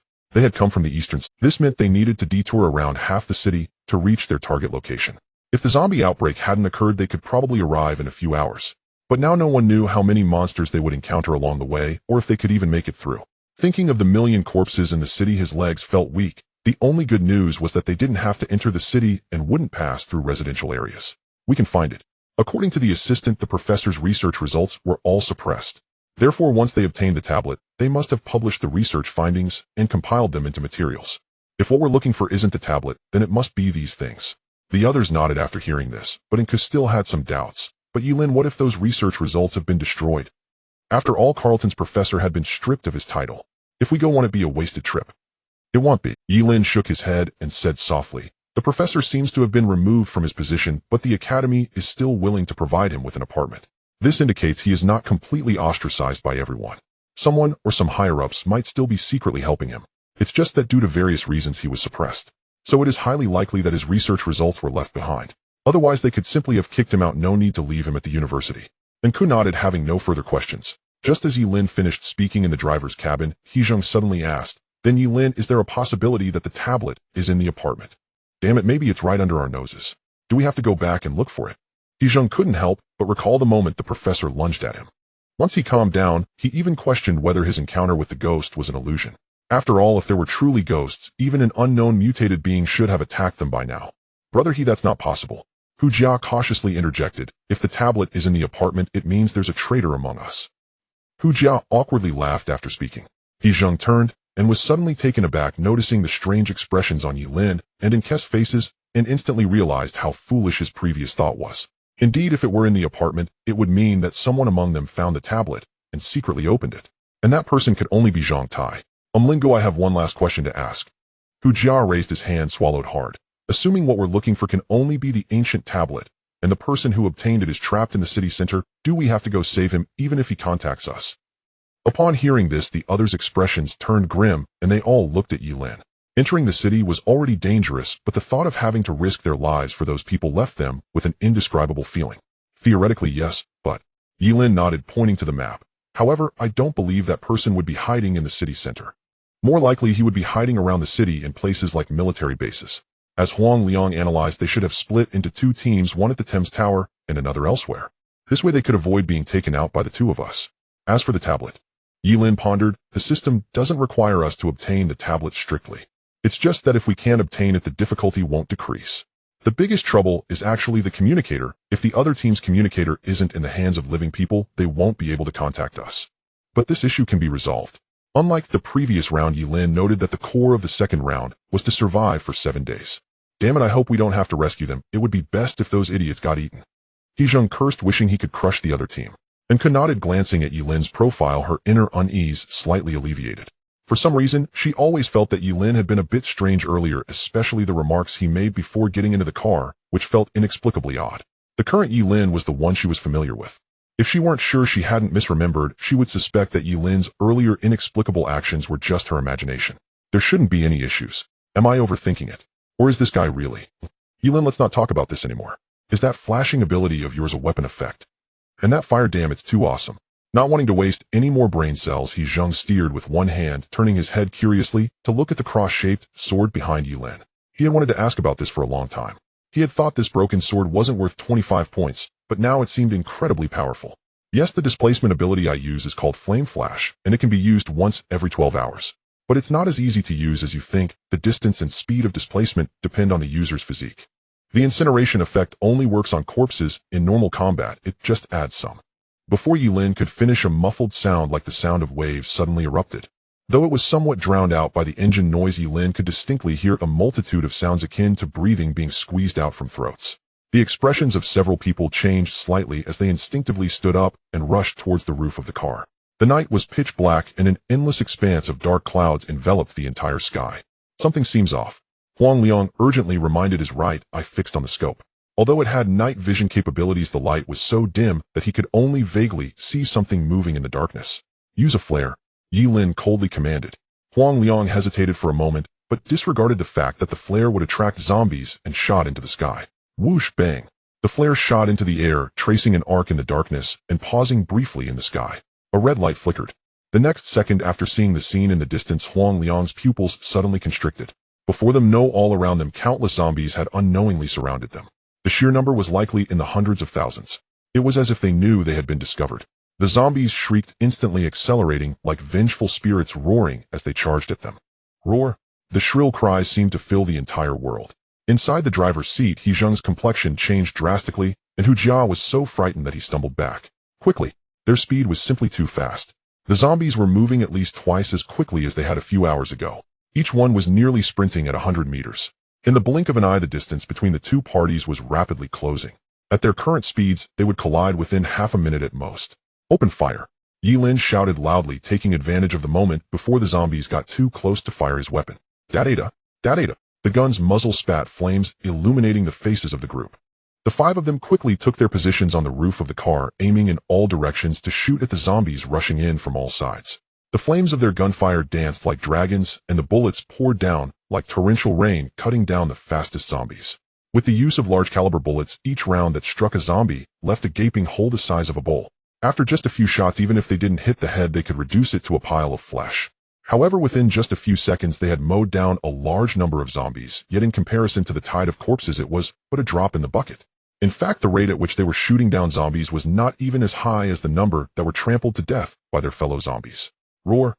The numbers were simply overwhelming. No matter how dense the crossfire was, just within a few seconds, dozens of zombies surged through like fish escaping a net, shrieking as they advanced. On the left side of the vehicle, Enko fired rapidly, but just as she shot a zombie trying to get under the car and blew its skull apart, another one climbed onto the vehicle using its hands and feet. A zombie, its face ground down to nothing but a mouth, was horrifying to the extreme. The visual impact was so strong that Hu Jia, who was on the same side as Enko, vomited. Forgetting to reload, he found himself unable to kill this zombie in time. Be careful! Noticing Enku was in danger, Huang Liang shouted and quickly turned his gun. With both guns firing, he instantly blasted a large area of zombies chasing from the left and right. Without the time to say anything, he finished off the zombies around Enku and continued to rush to the other side. In the absence of mutated beings, he who had exchanged for the super soldier bloodline was now the strongest point of firepower. Yet no matter how hard they fought, the situation showed no signs of improving. After just a few seconds, He Zheng anxiously shouted, Ye Lin, there are too many. The car can't move. Boom. The speed of the vehicle suddenly dropped sharply. At the front of the car, He Zheng clutched the steering while tightly pressing the accelerator to the limit. It was as if he was a bowling ball on the highway, with zombies colliding into the front, being crushed under the wheels. Not knowing how many zombies had been crushed, the gaps in the truck's tires were filled with blood and flesh. The engine roared helplessly before it was completely seized up, and after He Zheng smashed the windshield with an axe, he quickly climbed onto the roof. We can't go on. What do we do? He Zheng shouted, smashing the nearest zombie's skull with an axe. As the vehicle came to a halt just after he had killed 7 or 8 zombies chasing after him, grabbed his legs and bit down hard as if they wanted to tear him apart. He Zheng cried out in pain. He immediately kicked out several times, directly decapitating a few zombies, blood spraying into the air. Seeing this, Zhang Tai hurriedly pulled him onto the roof, using his shield to block in front of him. Brother, I can't worry about that. Without time to check the wound, He Zheng stood up and continued to join the fight. Watching the zombies surging like a tsunami, he couldn't help but shout again. Ye Lin, what do we do? Should we use the jetpacks?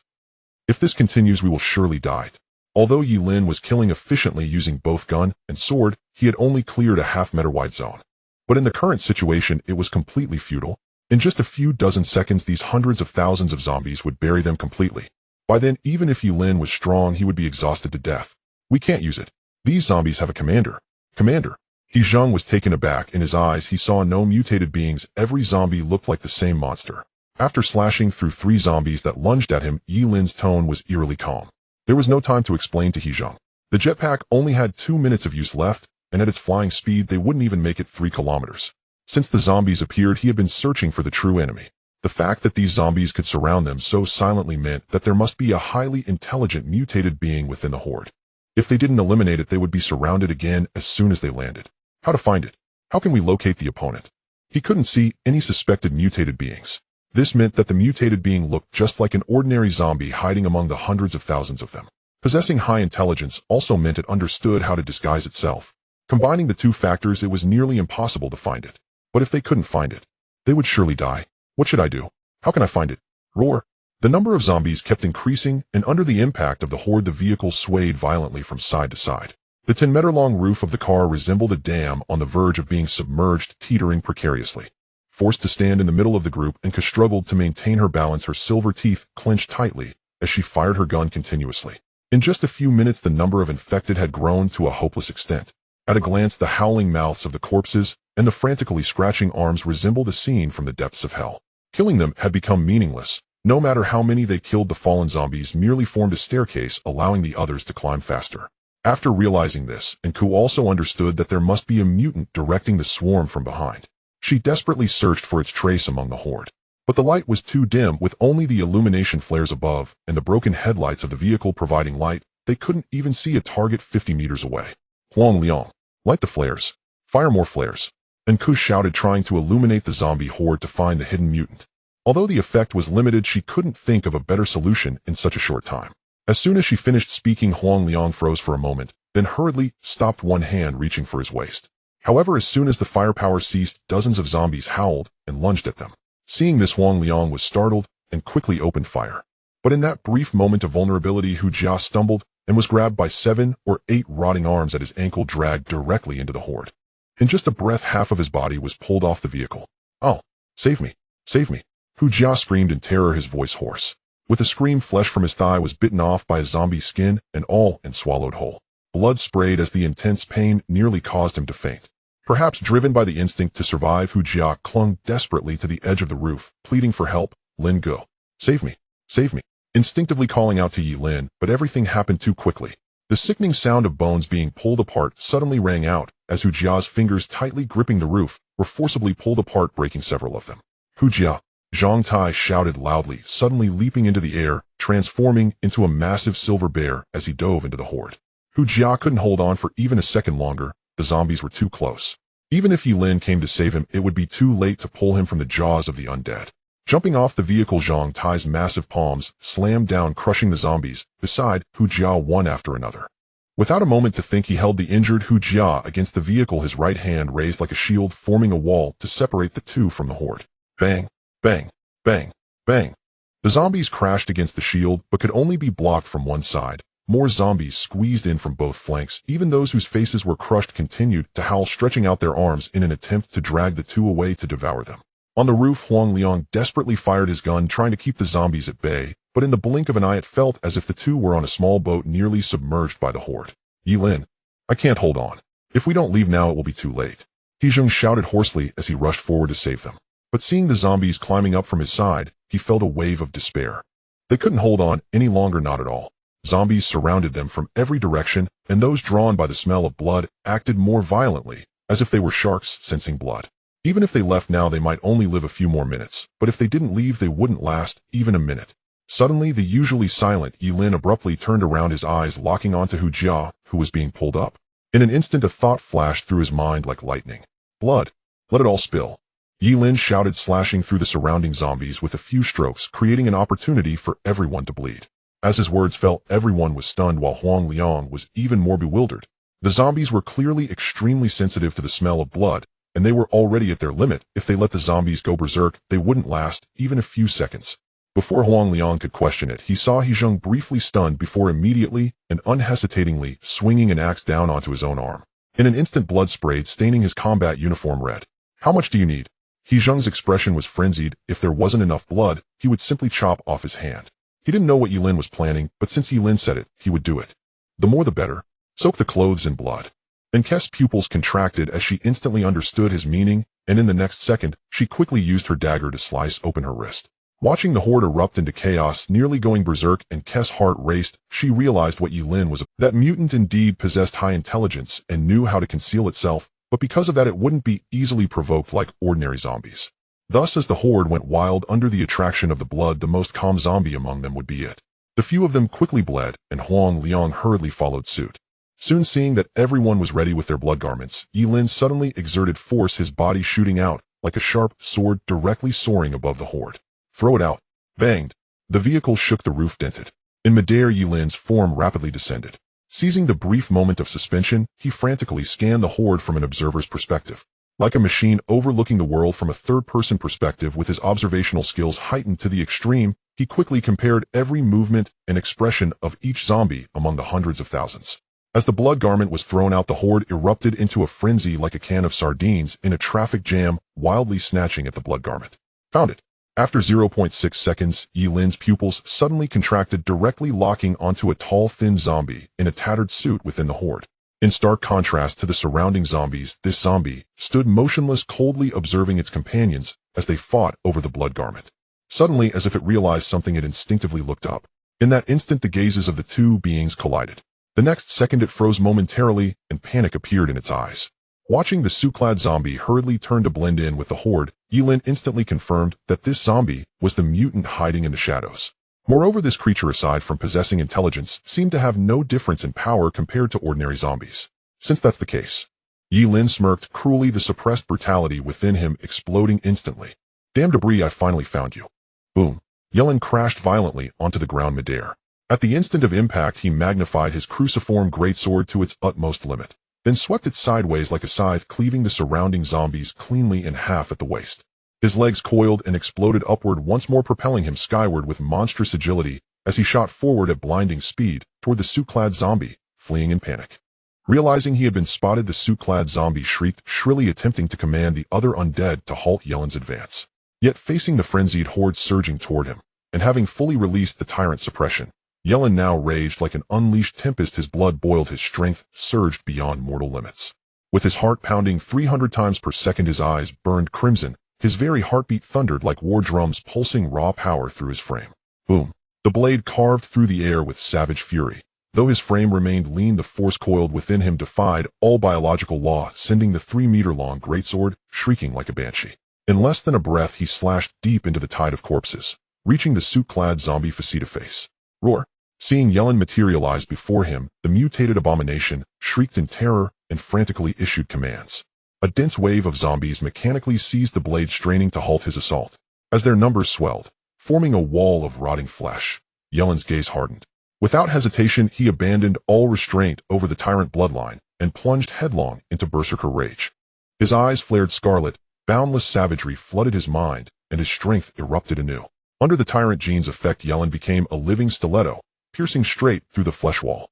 After cleaving a wide swath of zombies, his magnified cruciform sword was again gripped by grasping hands. He discarded the weapon entirely. His form blurred, then lunged forward, seizing the fleeing suit-clad zombie before wrenching its skull open with a grotesque bestial bite.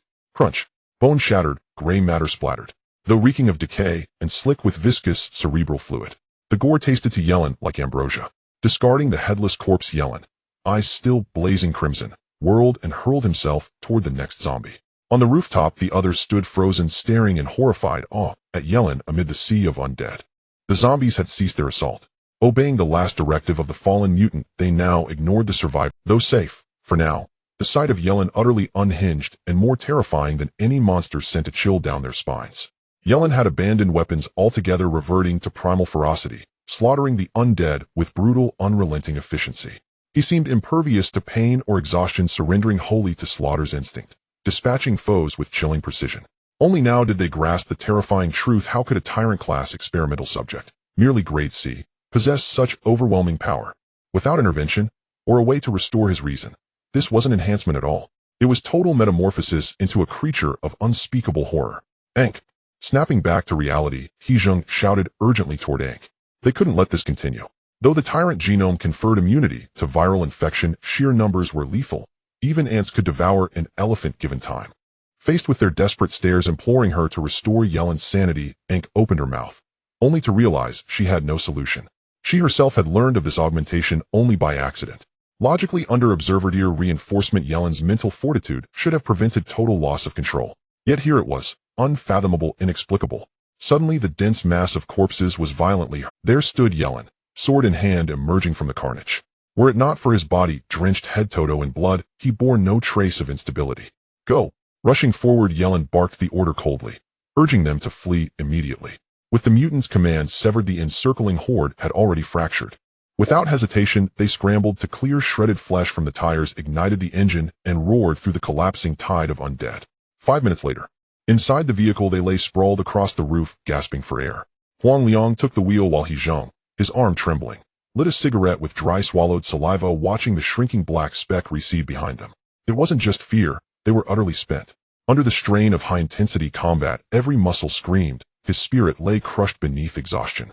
He had imagined the brutality of an A-rank trial, but never dreamed that within 24 hours of entering they would be driven to the brink of annihilation. Even worse, if just a few more mutants had joined that horde, even Ye Lin's elimination of the suit-clad zombie wouldn't have saved them. Damn it, this is A-rank. I almost got bitten, just barely escaped death. His fingers shook so badly, he fumbled the lighter several times before finally exhaling a long shuddering plume of smoke, terror still clinging to his bones. Before the words faded, Ankh shook her head with a bitter smile. No, this isn't A-rank yet. The zombies grow stronger with each passing phase. Remember, this is a survival trial. We must endure 7 days. Hezheng's expression froze. A suffocating silence fell upon them all. Suddenly, Hu Jia groaned, a low pained sound breaking the stillness. He clutched his leg, blood gushing from his mouth in violent torrents. The others jolted in alarm, recalling only now that Hu Jia had been bitten. Damn it, he's turning. Where's the antivenom? Where's the antivenom? Hezheng's face paled. Instinctively, he reached for his own supply, then remembered all medication had been entrusted to Hu Jia's exchange. He recalled clearly, Hu Jia had specifically acquired a medical backpack for logistics capable of delivering stored medicines instantly to anyone within 10 kilometers. All supplies rested solely in his care. Their eyes turned to the pack slung across Hu Jia's back. As if triggered by the word medicine, Hu Jia reflexively seized it. No, don't need it. I can hold on. You're holding on to what? Enraged by Hu Jia's stubbornness, Hezheng snapped. But before he could reach into the pack, Hu Jia sat upright. Don't, let me do it myself. Frantically waving his hands, he hesitated, then withdrew a vial and injected himself. Ankh's eyes flickered with doubt. Beside her, Ye Lin frowned sharply and demanded coldly. Hu Jia, did you acquire insufficient doses, eh? At those words the group stiffened, and Hu Jia flinched violently, denying it instantly. From his pack, he hastily produced several vials, thrusting them forward. Brother Lin, I exchanged all of it. Every point you gave me. I just couldn't bear to use it yet. Anti-venom is too precious. I'll save it until I'm truly at the edge. That way it's more efficient. After speaking, Hu Jia spat another gout of blood. Staring at the vial, half empty, reluctantly administered, he gritted his teeth and emptied the rest. He'd hoped to delay. No one knew when the next injury would strike, but his body refused to wait. Hezheng, hearing this, laughed bitterly, then suddenly remembered his own leg. Had he been bitten too? Or had his thick trousers spared him? The thought hadn't fully formed when warmth prickled his eye. Then a single crimson tear traced his cheek. Silence fell. Staring at the two, infected dread seeped into every soul. It was only day 1, and without viral suppression, they'd already expended 2 antivenom doses. If this continued, Ye Lin, our medicine may run out. Ankh's lips parted, her face had gone ashen. According to prior planning, they'd shelter somewhere secure, enduring passively for a stretch first. 2 suppressants per 1 antivenom dose, mathematically sufficient. Of course, stockpiling further would have left no points for bloodline acquisition. Hezheng's expression darkened. After a long pause, he forced a strained smile. It's fine. We won't face this every time. We're still alive, aren't we? We escaped. Just stay cautious from now on. Before he could finish, a cold mechanical voice pierced the air. Beep. First 24-hour survival phase concluded. Bonus rewards granted based on performance. Second pursuit phase commences in 24 hours. Current survival cycle 7-17. Each pursuit phase increases difficulty by 100 and reward points by 50. All candidates prepare accordingly. As the broadcast concluded, several people raised their heads simultaneously, their eyes filled with shock and unease. For a moment, He Zheng forgot, even the medicine. 7 rounds of pursuit. Once a day, that wave of corpses that nearly annihilated them just now was merely the first round of the lowest difficulty. Although they knew they had to survive for 7 days, they also understood that the monsters could find them. But survival and being hunted were 2 completely different matters. Damn, 7 rounds are one thing, but the difficulty is doubled. They might as well just kill us. I'd rather die quickly. He Zheng couldn't help but curse. Gazing at the antidote in his hand, he even thought about simply becoming a zombie. Hu Jia's face was pale. Having already lost too much blood, he now looked even more ashen like a corpse. Gazing at the antidote in his hand, he even thought about simply becoming a zombie. Hu Jia's face was pale. Having already lost too much blood, he now looked even more ashen like a corpse. Brother Lin and Ku. What will we face next? Is this difficulty increase referring to mutated beings, or the overall difficulty? He looked towards Ye Lin and Ku as if seeking help, hoping they could say something. If stronger mutated beings appeared, it would be selfish of him to say he preferred that the strongest among them, like Ye Lin, deal with it. However, if the overall difficulty increased, it would mean his chances of survival would dwindle. Unlike Zhang Tai's carefree attitude or He Zheng's habit of risking his life, he couldn't imagine what they would face in the next round. Yet facing his fearful gaze, Ku gave a bitter smile and simply shook her head. It doesn't make a difference. Based on my past experience, the difficulty is calculated according to overall strength. You, be careful, try to protect yourself. Reluctant to reveal the truth, Ku clenched her fists silently, her breathing becoming somewhat chaotic. If they considered the first day with no deaths as the standard, then tomorrow the weakest would begin to die. The day after that, it was possible that they would all be dead, and by the 4th day, He Zheng could die, and by the 5th, Huang Liang, and by the 6th, Ye Lin would. Until the 7th day, the entire team would be annihilated. And this was even the most ideal and simplest difficulty. After all, from the previous round, death was inevitable. Hu Jia was the weakest, and she was the one most likely to face trouble next, but how could she be any different? Taking a deep breath, Ku turned to Ye Lin. Ye Lin, what do you think? I think even if we obtain the stone tablet or other clues, we must consider finding a relatively safe place. At the very least. We cannot face enemies on all sides. Otherwise, in 7 days we would all be exhausted to death. Without any rest, continuously fighting and fleeing in such a manner, at most 2 or 3 days, if they didn't die at the mouths of the monsters, they would be worked to death. High-intensity combat places immense pressure on both the body and the mind. It may seem that constant movement could help avoid some dangers, but Ku had a faint feeling that no matter where they went, they would encounter enemies immediately in the second round. A relatively safe place. Ye Lin shook his head, looking at his watch. I don't believe there will be any safe. With global mutations, monsters will actively hunt us. Hiding in places that seem safe will instead become our graves. As for resting, I don't think we need to worry. Every 24 hours, a round of pursuit begins, which seems like a bad thing, but it also means that within those 24 hours, we won't encounter too much danger. I suspect this time is what the system has given us to find a solution. Ye Lin smiled. Compared to Hu Jia and others' despair, he actually felt relieved. The real danger comes from the unknown, rather than not knowing when they would encounter enemies. The system providing a pursuit time can be considered merciful. Instead of hiding somewhere, finding the information on that stone tablet is the key. Why does the meme appear here? What does rebirth mean? Why would evolution fail? Moreover, who is interested in the professor's research, and what have they done? The answers need to be found. If they really hold out for 7 days, their chances of survival approach 0. No need to be pessimistic. Having rounds of pursuit may actually be a good thing for us. Firstly, there are score rewards, calculated at a maximum of 5 points for the first round. If they perform perfectly by the 7th round, the total reward could reach 186 points. Including the final settlement, the rewards will be quite exaggerated. Secondly, with clear rounds, the person who obtains the stone tablet will estimate how many rounds they can survive. Thus, they will definitely contact us in advance, so as not to hesitate and die halfway. After Ye Lin finished speaking, the mood of the others improved slightly. In the driver's seat, Huang Liang's heart raced and his breathing became rapid. He wasn't afraid of the difficulty. He was afraid he wouldn't be able to complete the task. He scored 3 points in the last round, and if every round were at this ratio, even if it wasn't a perfect evaluation, he could still achieve over 100 points. If he could get in a level evaluation, he could even contact the outside world. Noticing Huang Liang's suddenly rapid breathing, a hint of unusual color flashed in Ye Lin's eyes. He knew what Huang Liang was thinking, but some things weren't that simple. Of course, he also wanted to overcome this round in exchange for that answer. Who exactly died in that grave? Taking advantage of the traveling time. Suddenly, Ye Lin suppressed his thoughts and turned around to climb into the cabin, looking towards Ku. Ku, come here for a moment. I want to ask you something. Ku was taken aback at the sound. Amidst the curious gazes of the others, she seemed to remember something and hurried over. Although she didn't know why Ye Lin was asking for her alone or what he wanted to discuss, she also had questions to ask. The carriage was dark and swaying, the strong smell of decay reminiscent of a morgue. Habitually huddling in the corner, Ku adjusted her ponytail and asked him first, "Ye Lin, were you out of control before?" "I noticed you seemed to." Looking at Ye Lin's thin lips, Ku felt a bit nervous. Perhaps He Zheng and the others did not realize what Ye Lin's rampage signified, but she couldn't help but think further. From the observer's third-person perspective, emotions could be disregarded and the body could be forcibly controlled. Yet at that moment Ye Lin was clearly not right, as if he had chosen to lose control willingly. She didn't understand why Ye Lin would do this, or rather why he would eat people. The side effects are greater than I imagined. If not released, the accumulated violent emotions will gradually assimilate me. A brief explanation, a strange glint flashed in Ye Lin's eyes. He did not deceive Ku. The assimilation effect of the tyrant gene was severe. He could sense that even during non-combat periods he needed to suppress his thoughts and restrain the killing desire within him. If this continued long-term, he would soon experience a dissociation of personality. After all, the observer's state of mind was not his own.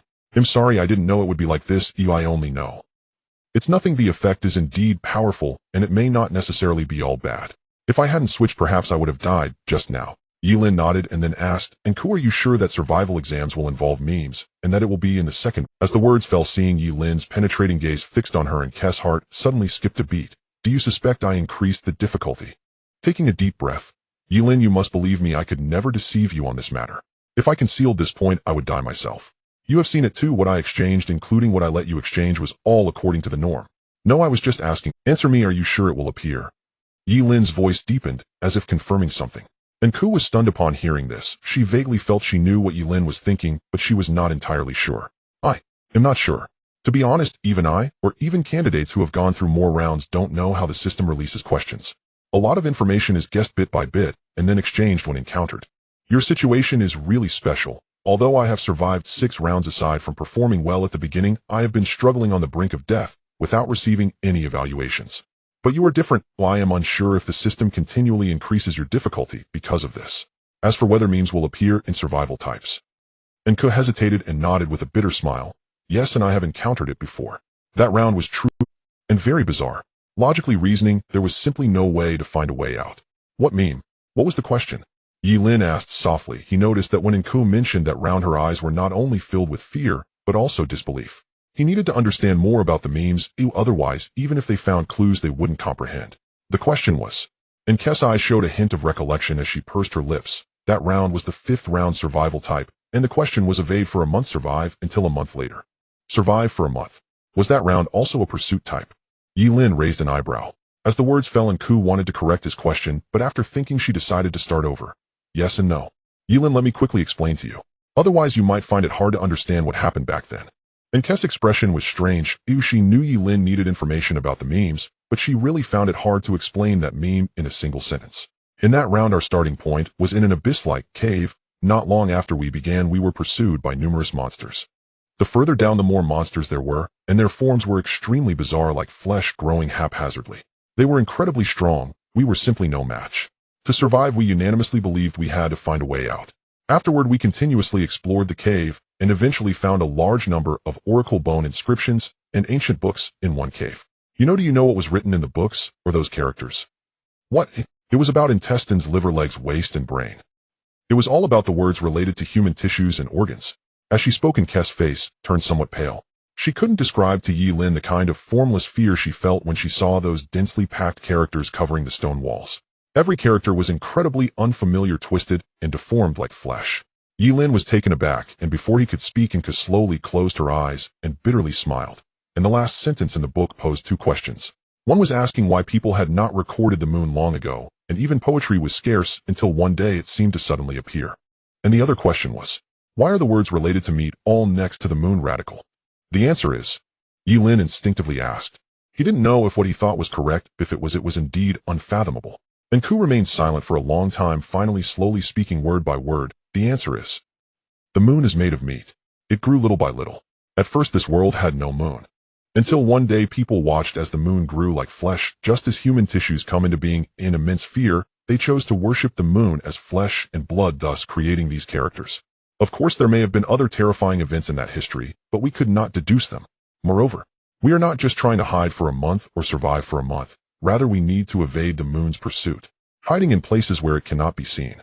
Ye Lin's heart trembled. In an instant he seemed to see that blood moon growing flesh in the night sky extending its tentacles. Suppressing his chaotic thoughts, he looked grave. What happened afterward? Did you find a way to solve it? No. And Ku smiled bitterly, a bit self-deprecating. We were wrong from the start in our thinking. The few who survived afterward were purely because the first batch of people who rushed out of the cave suddenly went mad and turned into a pile of rotten flesh. They saw that blood moon, witnessing the unknown existence that twisted and grew flesh. You don't need to ask me what it was. I didn't dare to open my eyes. I only know that at the moment I saw it, I would definitely go mad and then be infected by the meme and become a monster. It was also upon realizing what the question was that we closed our eyes and fled, hiding until the end. Brushing aside her bangs, and Kess' expression was complex. She suddenly looked at him uneasily. Ye Lin, actually, I have been hesitant about whether to tell you about this matter. We reviewed that round. I suspect that our greatest mistake was looking for clues under habitual thinking, leading us to learn about the moon meme. Moreover, we shouldn't have thought about lowering the difficulty and escaping to the surface. This point is too similar to the current situation. Memes, knowing them will lead to death. If we really got that stone tablet and found some information, I really don't know whether it would be hope or despair at the moment of discovery. I don't know, I really don't know, which is why I just said, should we hide in a safe place and wait for 7 days? After saying this, and Kess' eyes were filled with bitterness, since realizing this round was a meme, she had hardly analyzed anything. It wasn't that she couldn't think of it, nor that she intentionally didn't say it, but she simply didn't know what was right. She was afraid of misleading Ye Lin, yet also feared they would walk into the abyss and cause their own demise. Knowing there would be death, not knowing would also mean death. Finding it would lead to death, and not searching would still mean death. To hide would mean being found, and not hiding would mean being eaten. What to do? How could they possibly survive? After a brief silence, Ye Lin spoke softly. We will survive. Looking at Kess' increasingly bitter and even desperate gaze, Ye Lin nodded. This statement was not only for Ku. It was also for himself. Is this the meme? However, he would definitely find. Ye Lin, a plane. There's a plane. Screech. The truck slammed to a halt, nearly throwing everyone out of the vehicle. On the roof, Hezheng looked in shock at the glider that crash-landed on the highway. On the fuselage, the white lettering of the Royal Society was unmistakably painted. Zombies with only half bodies on both ends howled in the cockpit. The moment Ye Lin got out and saw clearly, his gaze suddenly froze, and his expression changed slightly. What surprised him was not that this plane crashed here, but that it could still fly here after the meme outbreak. That meant the people inside had persisted for a long time before being infected. Judging by the flight distance and the markings on the aircraft, it was highly likely that they were the Academy higher-ups they were looking for. There was also a great possibility that it contained what they were looking for.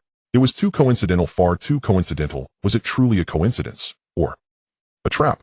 Ye Lin's mind raced. For a moment, even he hesitated. Looking at the scattered documents and password boxes, it felt as if Pandora's box awaited its sacrifice in the darkness. The truck came to a halt.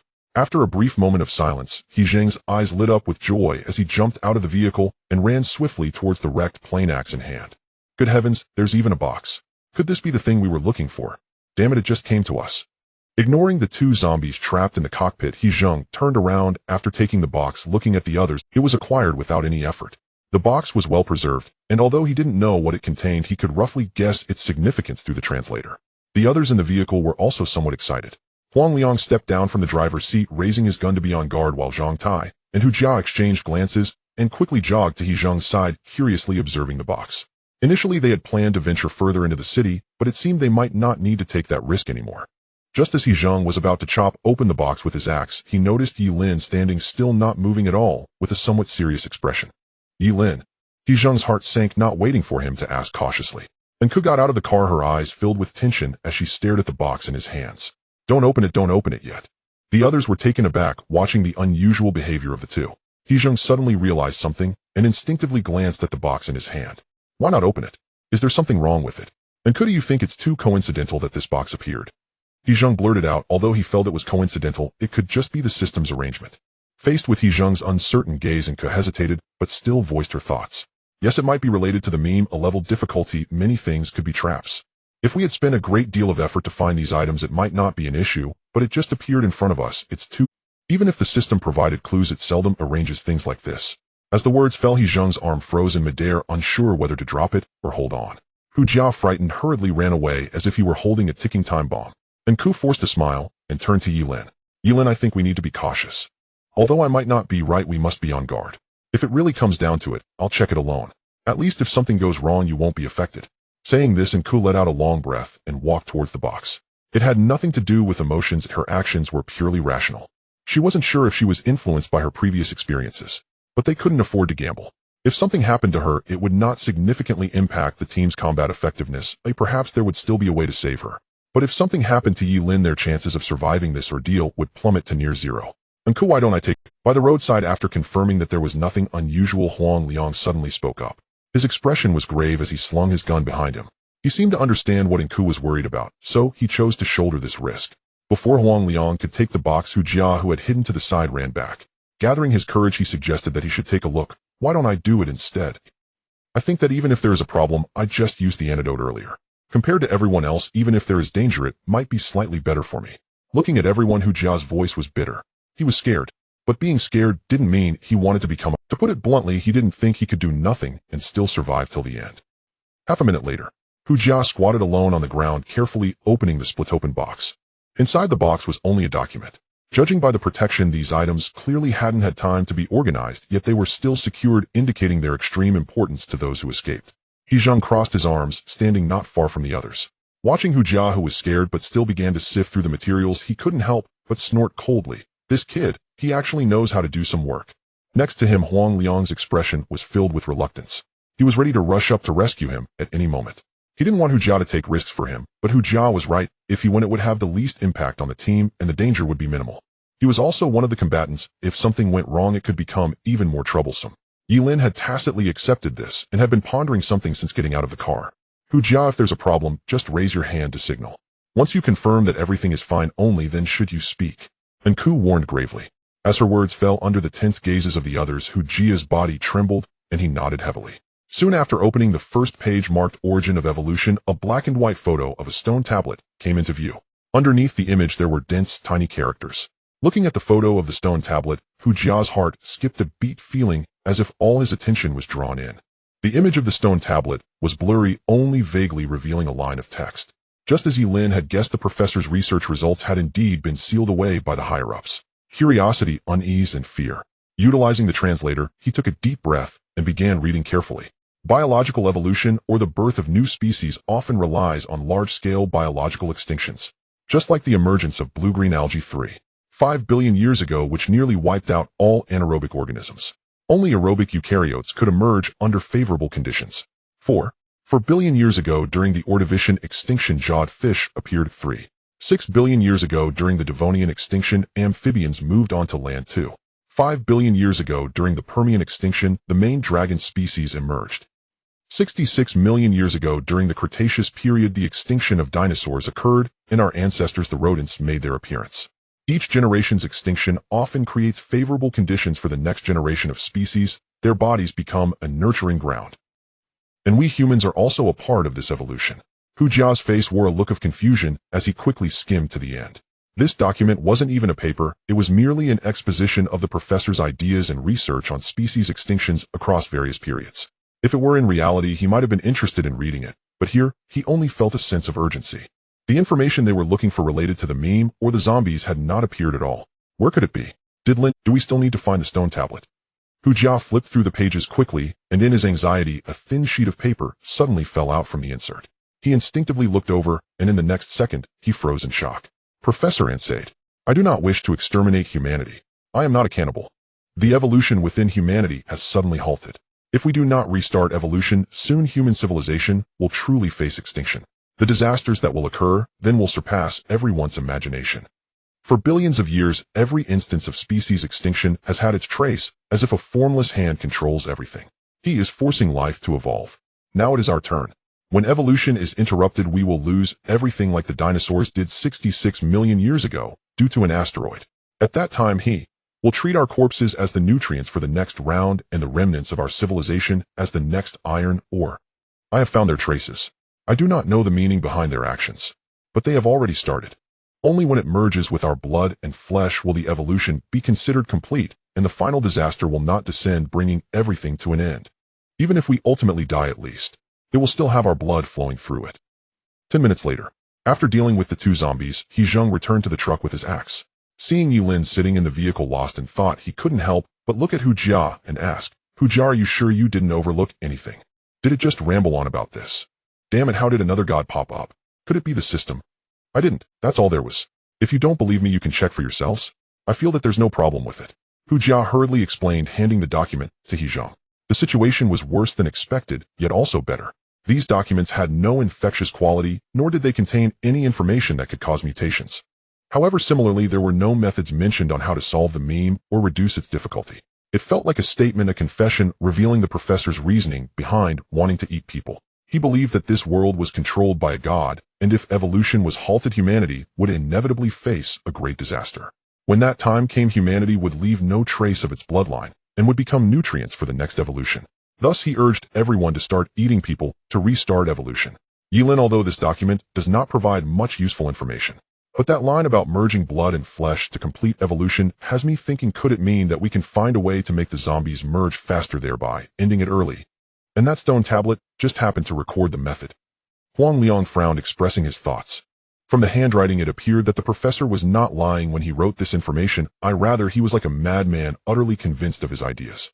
The professor must have become this way after discovering the stone tablet, which basically confirms that the tablet mentioned merging blood and flesh. However, as soon as he finished speaking, Enka shook her head. I don't think so. Even if merging blood and flesh could give birth to the new species the professor spoke of, if it truly merges, we might end up dead. Don't forget, the mutated creature we saw before was also a fusion of other zombies' mutations. And Ku sighed. Conversely, if the system requires us to survive until the 7th day, it suggests that perhaps on the 7th day the fusion will automatically complete. Therefore, even if we act early, we would only be facing a higher difficulty sooner, and we would only die faster. And Ku, maybe not. Hu Jia spoke softly, cautiously glancing at Enke's expression. Could it be that proactive and reactive situation? I noticed that the mutated creature did not attack us while it was merging, but waited until after the fusion was complete before attacking. Although the speed was fast, if a stronger monster were to merge, it should take a long time enough for us to escape. Hu Jia hesitated. Perhaps this exam's trap is to make us think we must hold out for 7 days. The rewards are too rich. Every day we delay gives us a 50 increase. I feel that the system is misleading us to avoid creating monsters too early. And the longer we wait, the weaker our strength becomes. And in the end, we will still have to face the fully merged mutants. After saying this, Hu Jia subconsciously tightened the backpack behind him. Not only was he thinking along these lines, but the key issue was that their supplies might not last until the 7th day. And Ku and Huang Liang were stunned, and they had to admit that Hu Jia's words had awakened them. Ye Lin, what do you think? Ye Lin raised his head, pondering for a moment. I do not rule out this possibility. The fusion may not only be the zombies merging, but could also involve our blood and flesh merging with the zombies. We still lack the information from the stone tablet, and now there's another problem with a god emerging. The meme should originate from it. Regardless, we can confirm one thing: as long as anything that meets the conditions for evolution appears, this disaster will come to an end. This letter is very important. If I am not mistaken, merely surviving the zombies' pursuit will not suffice. By the 7th day, if the evolutionary body that he desires has not appeared, it may trigger supernatural forces that will directly destroy everything. Now the question is, what exactly is the so-called evolutionary body? Is it something transformed from zombies, or... Boom! Suddenly, a violent explosion echoed from the edge of the city. At the same time, the communicator in Enke's Ku was startled and hurriedly answered the call. In the next second, a voice filled with pain and a hint of madness echoed from the other end. Save me. Come save us. I'll give you whatever you want. We're fleeing east from the West City. If you don't save us, everyone dies. We found a roar. Amidst the background noise, a roar accompanied by the thunderous sound of collapsing buildings drowned out the man's voice, followed by a piercing scream, and the communication was abruptly cut off. Moments later, He Zhang's expression changed drastically as he looked at Ye Lin. Ye Lin, are we going or not? They seem to be chased by monsters. Damn it, the stone tablet is indeed in their hands. Ye Lin remained silent for a moment before standing up and looking into the distance. There at the edge of the city, a giant oranger dust cloud resembling a nuclear explosion shot up into the sky. A massive fire illuminated the night sky. He did not know what the others had encountered, but from the commotion it was evident that the mutants pursuing them were extremely dangerous. But danger must be faced. If they really had the stone tablet, the phrase on it might be another key to this exam. He grasped the crossed longsword behind him, took a deep breath, and his gaze became sharp. Let's go. In the ruins of the West City, the continuously exploding munitions depot illuminated the night sky. In a pit with a radius of 100 meters, a silver-white mutated creature over 10 meters tall roared at the sky, like an enraged giant madly pounding on the wreckage of a tank beneath its feet. Underneath the shop facing the street, Frank exerted all his strength to escape, glancing back from time to time. Although the creature was distracted by the explosions and did not pursue him further, yet his lips trembled incessantly, his mind filled with the image of the creature grabbing a helicopter and crushing it into a mist of blood. Fuck! Fuck! Fuck! He cursed inwardly, his expression twisted, eyes filled with unwillingness. It seemed the system had played a cruel joke on him.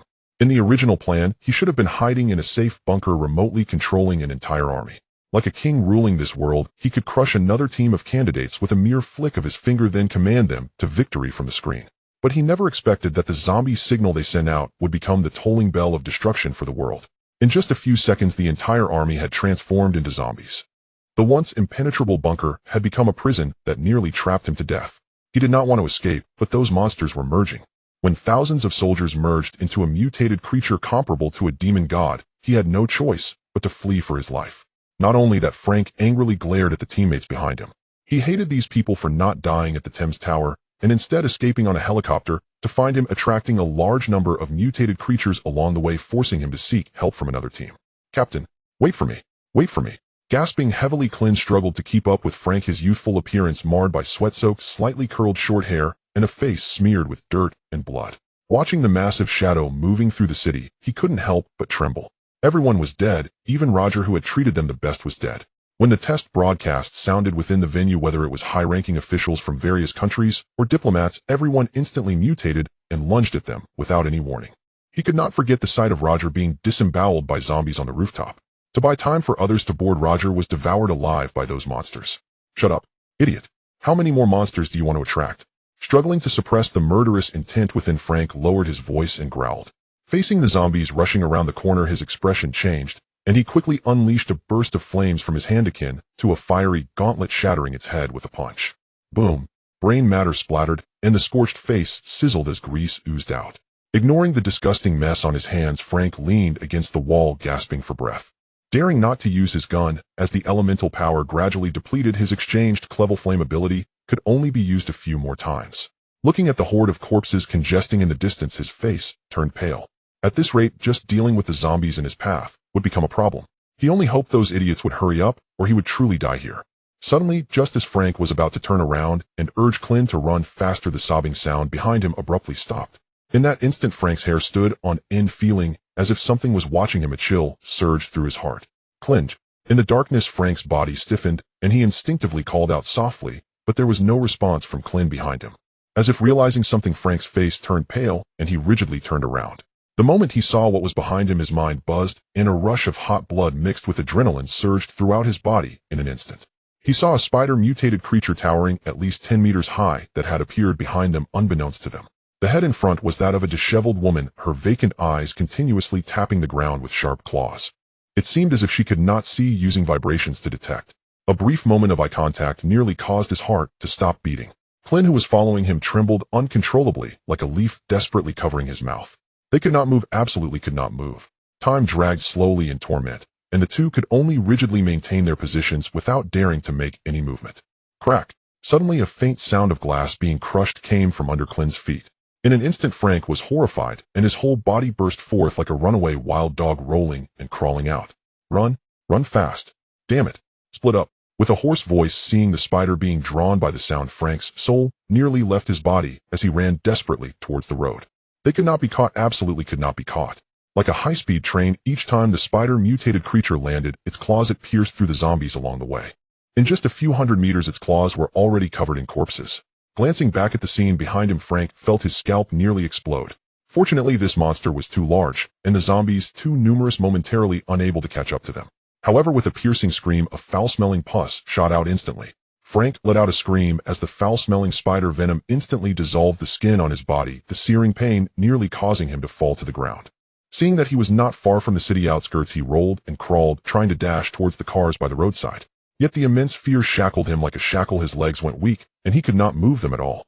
The short distance of a few hundred meters now felt like an insurmountable chasm. Lying on the ground, watching the spider-mutated creature charging towards them at high speed, Frank's expression was filled with extreme horror. Looking at the equally desperate Clint, he could only resent why he hadn't killed this culprit. He did not want to die. Not at all. He hated this idiot, hated the system, and hated why that team had not arrived. Suddenly, a dull gunshot rang out from behind, causing Frank to freeze in surprise. In 0.01 seconds, his face showed wild joy, and the resentment in his heart transformed into excitement. This gunshot. That group of idiots actually arrived. Moreover, this gun seems extraordinary. Noticing the immense power of this shot, it directly caused the spider-mutated creature to wail and pause briefly. In a moment of life and death, Frank seemed to unleash all his potential, madly charging towards the road. Seeing several people jumping down from a speeding truck, something clicked in his mind, and he frantically waved his hands while shouting, "Brothers, over here. Be careful of this monster. Just hold it off for me. Do not engage with it." Feigning concern after speaking, Frank glanced at Clint, who was weak in the legs, only to see him weighing the situation rapidly. Then, gritting his teeth, he coldly pulled him up. They could survive. Although this spider-mutated creature was terrifying with that gun suppressing it, it could not catch up to him for a while. Moreover, looking at the speed of these few people, it was evident that each of them was not beneath him in strength. "Damn it. I warn you, if you talk nonsense, they'll definitely kill you. Don't forget we are a team now." Frank spoke rapidly, threatening Clint in a low voice. After that, he pretended to be excited and yelled to the approaching Ye Lin, "Brothers, first save him. Give me a gun, and it'll help you cover your retreat." To his surprise, Ye Lin, rushing and didn't even glance at him, swiftly drew his sword and charged directly towards the mutated creature. This idiot. Unable to comprehend what Ye Lin was doing, he looked at the two people rushing past him and thought they were nothing but fools. Killing the mutated creature brings no rewards, so why waste stamina? Didn't he say so? As long as he could slow them down a bit, he could follow and escape. Though he wished for these idiots to die, he remembered he would still need them in the second round, so he suppressed his irritation and attempted to dissuade them. However, before he could feign concern, and Ku, who jumped off the vehicle, seemed to understand his thoughts and pointed to the slime on him. "You've been marked. If you don't kill this monster, it will keep following us, attracting more mutated creatures. Moreover, you have bloodline enhancement, otherwise you wouldn't be able to run this fast. So, you plan to use a gun to cover us." And Ku glanced at Frank, a playful glint in her eyes, half smiling, half serious. Frank froze momentarily, suddenly realizing he might have overdone his performance. I'm just afraid you all might get hurt. There are still many monsters behind." Facing the fear of the monsters, he still had enough mental fortitude against his peers. Once he regained his composure, he hurriedly explained and pretended to rush back to help. Damn it, how dare he doubt him? But before Frank could charge out in anger, his pupils suddenly contracted. In just a few seconds, Ye Lin, who had appeared fast, and his eyes accelerated again, becoming a dark blur, and leaped onto the spider's head. With a swift strike, the sword descended like a heavenly floodgate. The gigantic cross sword, resembling the Grim Reaper's scythe, pierced through the creature's neck under the diversion of Hezhong and Zhang Tai. Green pus gushed out violently, and with two muffled gunshots, the mutated creature, he dared not look back, it was eliminated in a remarkably short time. After a chilling scream, the monster's massive body crashed to the ground. It died. Watching the three rush back after the battle, Frank felt a surge of shock, realizing he had greatly underestimated their strength. No, wait. He initially thought this team had nurtured only one level, while the others were merely fodder. But now he saw two levels and one level in Ye Lin. And the sniper in the vehicle probably had both bloodline and weapon enhancements. "Let's go." Ye Lin sheathed his sword, calling out to Hezhong to hurry and get the others in the vehicle. Seeing Frank, who looked stunned and seemingly still processing everything, Hezhong approached him, as if he were an idiot, scolding him. "What are you staring at, idiot? Damn it, this fool can't be scared, silly, can he?" Grabbing Frank, they ran off. Though scolded, Frank instinctively felt anger, but quickly suppressed it and hurried to catch up. Damn, this team is too strong. The power dynamic is completely unequal. The thought of negotiation was almost entirely dismissed at that moment. He realized he must be extremely careful. 5 minutes later, the truck sped along. Suddenly braking, it stopped beside an empty road, and the group quickly got out alert. Looking at Hezhong, who had been keeping an eye on him and pulled him down from the vehicle, Frank feigned calmness and was full of gratitude, wanting to say something nice. However, before he could speak, Hezhong suddenly kicked him to the ground, sweeping his communicator. "All right, we should be safe now. Kid, was this mess caused by you guys? Damn it, our captain has been trying to contact you, and you haven't responded. Now that things have come to this, you realize you need us. If I'm not mistaken, you wanted to kill us, right?" Suppressed anger blazed in Hezhong's eyes, wishing he could stomp on Frank's head. If it weren't for these fools, how could this situation have become so difficult with Ye Lin around? The captain. Frank swallowed hard, his gaze hurriedly darting to Ye Lin. He didn't specify who, but it was undoubtedly this kid. Although Ye Lin seemed a bit frail and handsome, almost like a girl, after witnessing his slaughtering of mutated creatures, Frank dared not underestimate him. No. Friends, you're mistaken.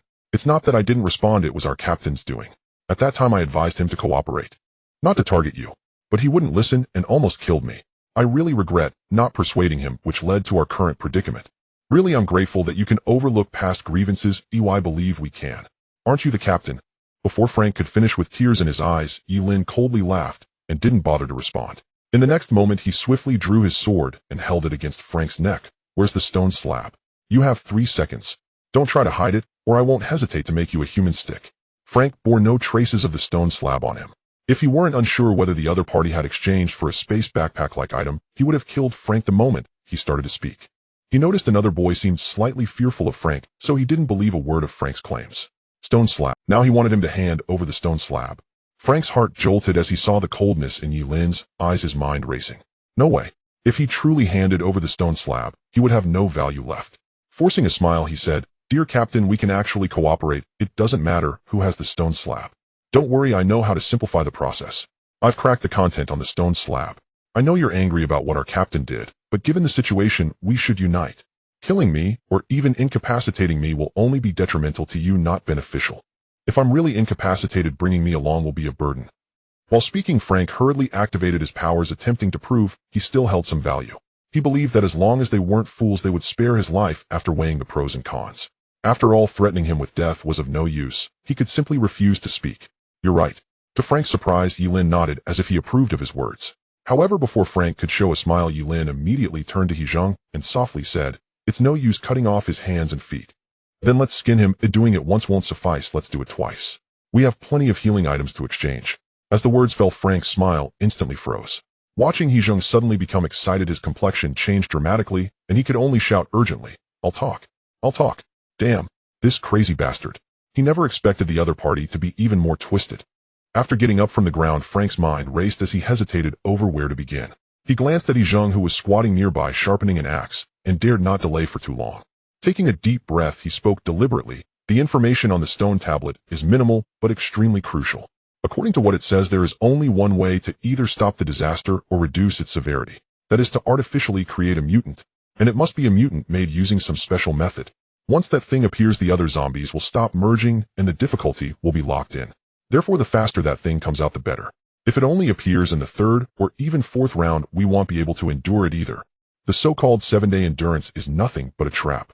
After saying this, Frank fixed his gaze intently on Ye Lin's expression. There was only one method he knew, and although this kid wanted to kill him, he believed that after he finished speaking, the other party would take it very seriously and thus spare his life. However, contrary to his expectations, as soon as he finished speaking, he did not see the astonishment he imagined on the faces of a few people. Instead, there was an odd look. "Damn it, you can't be saying that the method is to use our flesh and blood to merge with the zombies, right? You? How do you know that?" Frank exclaimed in shock, and looking at his panicked expression, He Zheng was so angry that he wanted to chop him to death with an axe. "Damn. The method is really this. Isn't this just a summary of the ideas they discussed earlier? Kill him, search the body, and ask the other one." Before Frank could react, Ye Lin seemed too lazy to listen to his nonsense, and directly ordered He Zheng to kill him. Wait a minute. Just as He Zheng stood up with the axe, Frank's heart sank in horror, and he could no longer afford to hide. It's not that simple. Just merging our flesh and blood into a monster isn't enough. We must also kill enough zombies nearby so it can eat and evolve. I know where to find one, and I know how to lure it out. Moreover, I also know that once that thing appears, it may bring immense benefits. Driven by survival instincts, Frank spoke so quickly that it was like beans pouring out of a bamboo tube, spilling everything at once. After speaking, his chest heaved rapidly as he gasped for air. If this couldn't move the other party, then he would be... Fortunately, it seemed to have caught the attention of a few people. After a brief silence, Ye Lin raised an eyebrow and looked directly at him. "Hand over the stone tablet to prove that what you said is true. Otherwise, forget it. Let's just take action first to make him cooperate." Ye Lin shook his head, patted He Zheng on the shoulder, indicating that He Zheng should interrogate him first. From the subtle expressions on Frank's face, it was clear that he was not lying, but it was better to be cautious. "Merging our flesh and blood. Does that mean letting the mutated creature eat the zombies to complete its evolution?" With this in mind, the difficulty of the competition can be explained. If they killed another team in the early stages without realizing they needed to deal with the bodies, then by the later stages the deceased team could very well turn into a group of gods. Alright then. Seeing Ye Lin turn and walk towards the car, seemingly intending to think alone, He Zheng let out a sinister laugh and strode towards Frank, who was shouting not to. "You idiot, you really know how to hide, huh? Say one thing and you hide another. Come, let me see if you can hide your head." The sounds of screams filled the air. Huang Liang could not bear to watch and laid on the roof of the car, aiming his gun in the direction of the city, while the other few took turns interrogating another member of Frank's team. Compared to Frank, this boy, who looked much younger, was much more honest, and directly admitted that Frank was indeed the captain, which also confirmed many of their previous speculations. 10 minutes later, He Zheng wiped the blood off his hands as he walked into the car and nodded to Ye Lin in confirmation. "Ye Lin, we've pretty much finished asking. That guy's teammate was just eaten by zombies and thus directly merged into a monster. According to him, he implanted microchips in these people to control them. With just a remote stimulation, he could summon them like calling a dog. He confirmed that the fused parts retain the chips. As for killing zombies near the mutant so it can eat that can induce the mutation. This point is recorded on the stone tablet, but he refuses to say where the stone tablet is. He Zheng said, helplessly wiping the sweat from his forehead, having used all means short of killing this guy. That kid also claimed that the mutant produced from the fusion is exactly what he needs, and its blood might have some very special effects. Finally, he was quite frank, showing me all his abilities. At that time, he would go along with us, and if there were any problems, we could kill him at any time. Saying this, He Zheng couldn't help but glance at Ye Lin. The tyrant gene exchanged by Ye Lin could be considered a type of mutant to some extent. So should we trust him? Without speaking, Ye Lin lightly tapped his fingers on the seat, quickly thinking. Frank's refusal to hand over the stone tablet was something he had anticipated. Frank wasn't exactly smart, but he wasn't an idiot either, thus he wouldn't divulge anything even if it meant death. Most of what he said was fine and aligned with their assumptions. Even if he was hiding something, he could roughly guess what it was. But the problem now is that some things are too coincidental. And moreover, Ye Lin, I think we should be able to trust him. Seeing Ye Lin deep in thought, and Ku spoke while pondering. Although the information on the stone tablet is similar to our assumptions, and not as special as we imagined upon careful reflection, this point actually makes sense. I was thinking earlier that the most crucial stone tablet is in their hands, and if they lose it, we are essentially waiting. They already have enough advantages, and if they also lead us in information, that would be too unfair. So the documents and that letter we got are essentially another stone tablet. After Nku finished speaking, she sighed in relief. Although she felt vaguely that something was unclear, the overall logic was already closed loop, and the traps and problems to be found had been largely eliminated. Lingu Nku is right, I was thinking the same. Not only that, but I also thought of another thing. Hu Jia suddenly spoke up excitedly. His speculation was validated and his confidence was boosted significantly. Didn't you mention before that if the two teams chose to cooperate directly, where would the risks lie? The answer is when we realize that we must merge the candidate's flesh and blood to create mutants we can only even if both sides are rational enough to choose cooperation, it is precisely because the difficulty is reduced and the seventh day is reached that both teams would want to kill each other for the immense rewards. The group glanced at Hu Jia with mild surprise. Emboldened by renewed confidence, he grew noticeably bolder, and his thoughts sharpened. You've got a point there, kid. So if that's the case, our remaining challenges are clear. How do we summon that thing? And once summoned, how do we escape? Exactly. But timing matters. Would ideally trigger it in round 1. I'm just afraid we won't have enough. And if it emerges precisely during round 2, we'll be caught between two fronts. Hu Jia added nervously, stealing a glance at Ye Lin. Ye Lin had remained silent throughout. Logically and psychologically, he felt certain his reasoning was sound, yet instinctively, until he confirmed it himself, a quiet unease lingered. Ye Lin, what's your take? Do you see a flaw in this plan? Either way, we can still try. After all, this is all the information we've uncovered. Seeing Ye Lin lost in thought, Nku softly asked. The next instant, Ye Lin lifted his head and smiled faintly. Nothing serious. Just something intriguing crossed my mind. Before Nku could press further, Ye Lin glanced at his wristwatch and rose to his feet. And let's go. Less than 18 hours remain. Remember, eliminate them immediately at the first sign of anomaly. His voice remained calm as his gaze swept over the two bound figures outside the vehicle. And at his words, the others paused, briefly startled, then swiftly regained composure. If trouble were to arise, it would almost certainly stem from Frank. From Krin's account, Frank was the mastermind, ruthless and cold-blooded. Without overwhelming superiority or the sudden emergence of a mimetic hazard, the outcome would have been far from certain. The heavy truck roared forward. On the roof, Huang Liang watched Ye Lin with quiet surprise as he sat perched atop the speeding vehicle. To Huang Liang, Ye Lin appeared casually observant. Yet beneath that ease, a subtle undercurrent of concern seemed to ripple. You're troubled. And though their relationship had grown strained, Huang Liang hesitated only a moment before breaking the silence. Aren't you too? Ye Lin turned, meeting the wary gaze of the young man with the close-cropped hair, then gestured toward the sniper rifle mounted on the roof. I assumed you wouldn't waste points acquiring gear. An excellent weapon. Seems you've spent your entire allocation. The rifle packed formidable power, straddling the line between advanced technology and spiritual energy.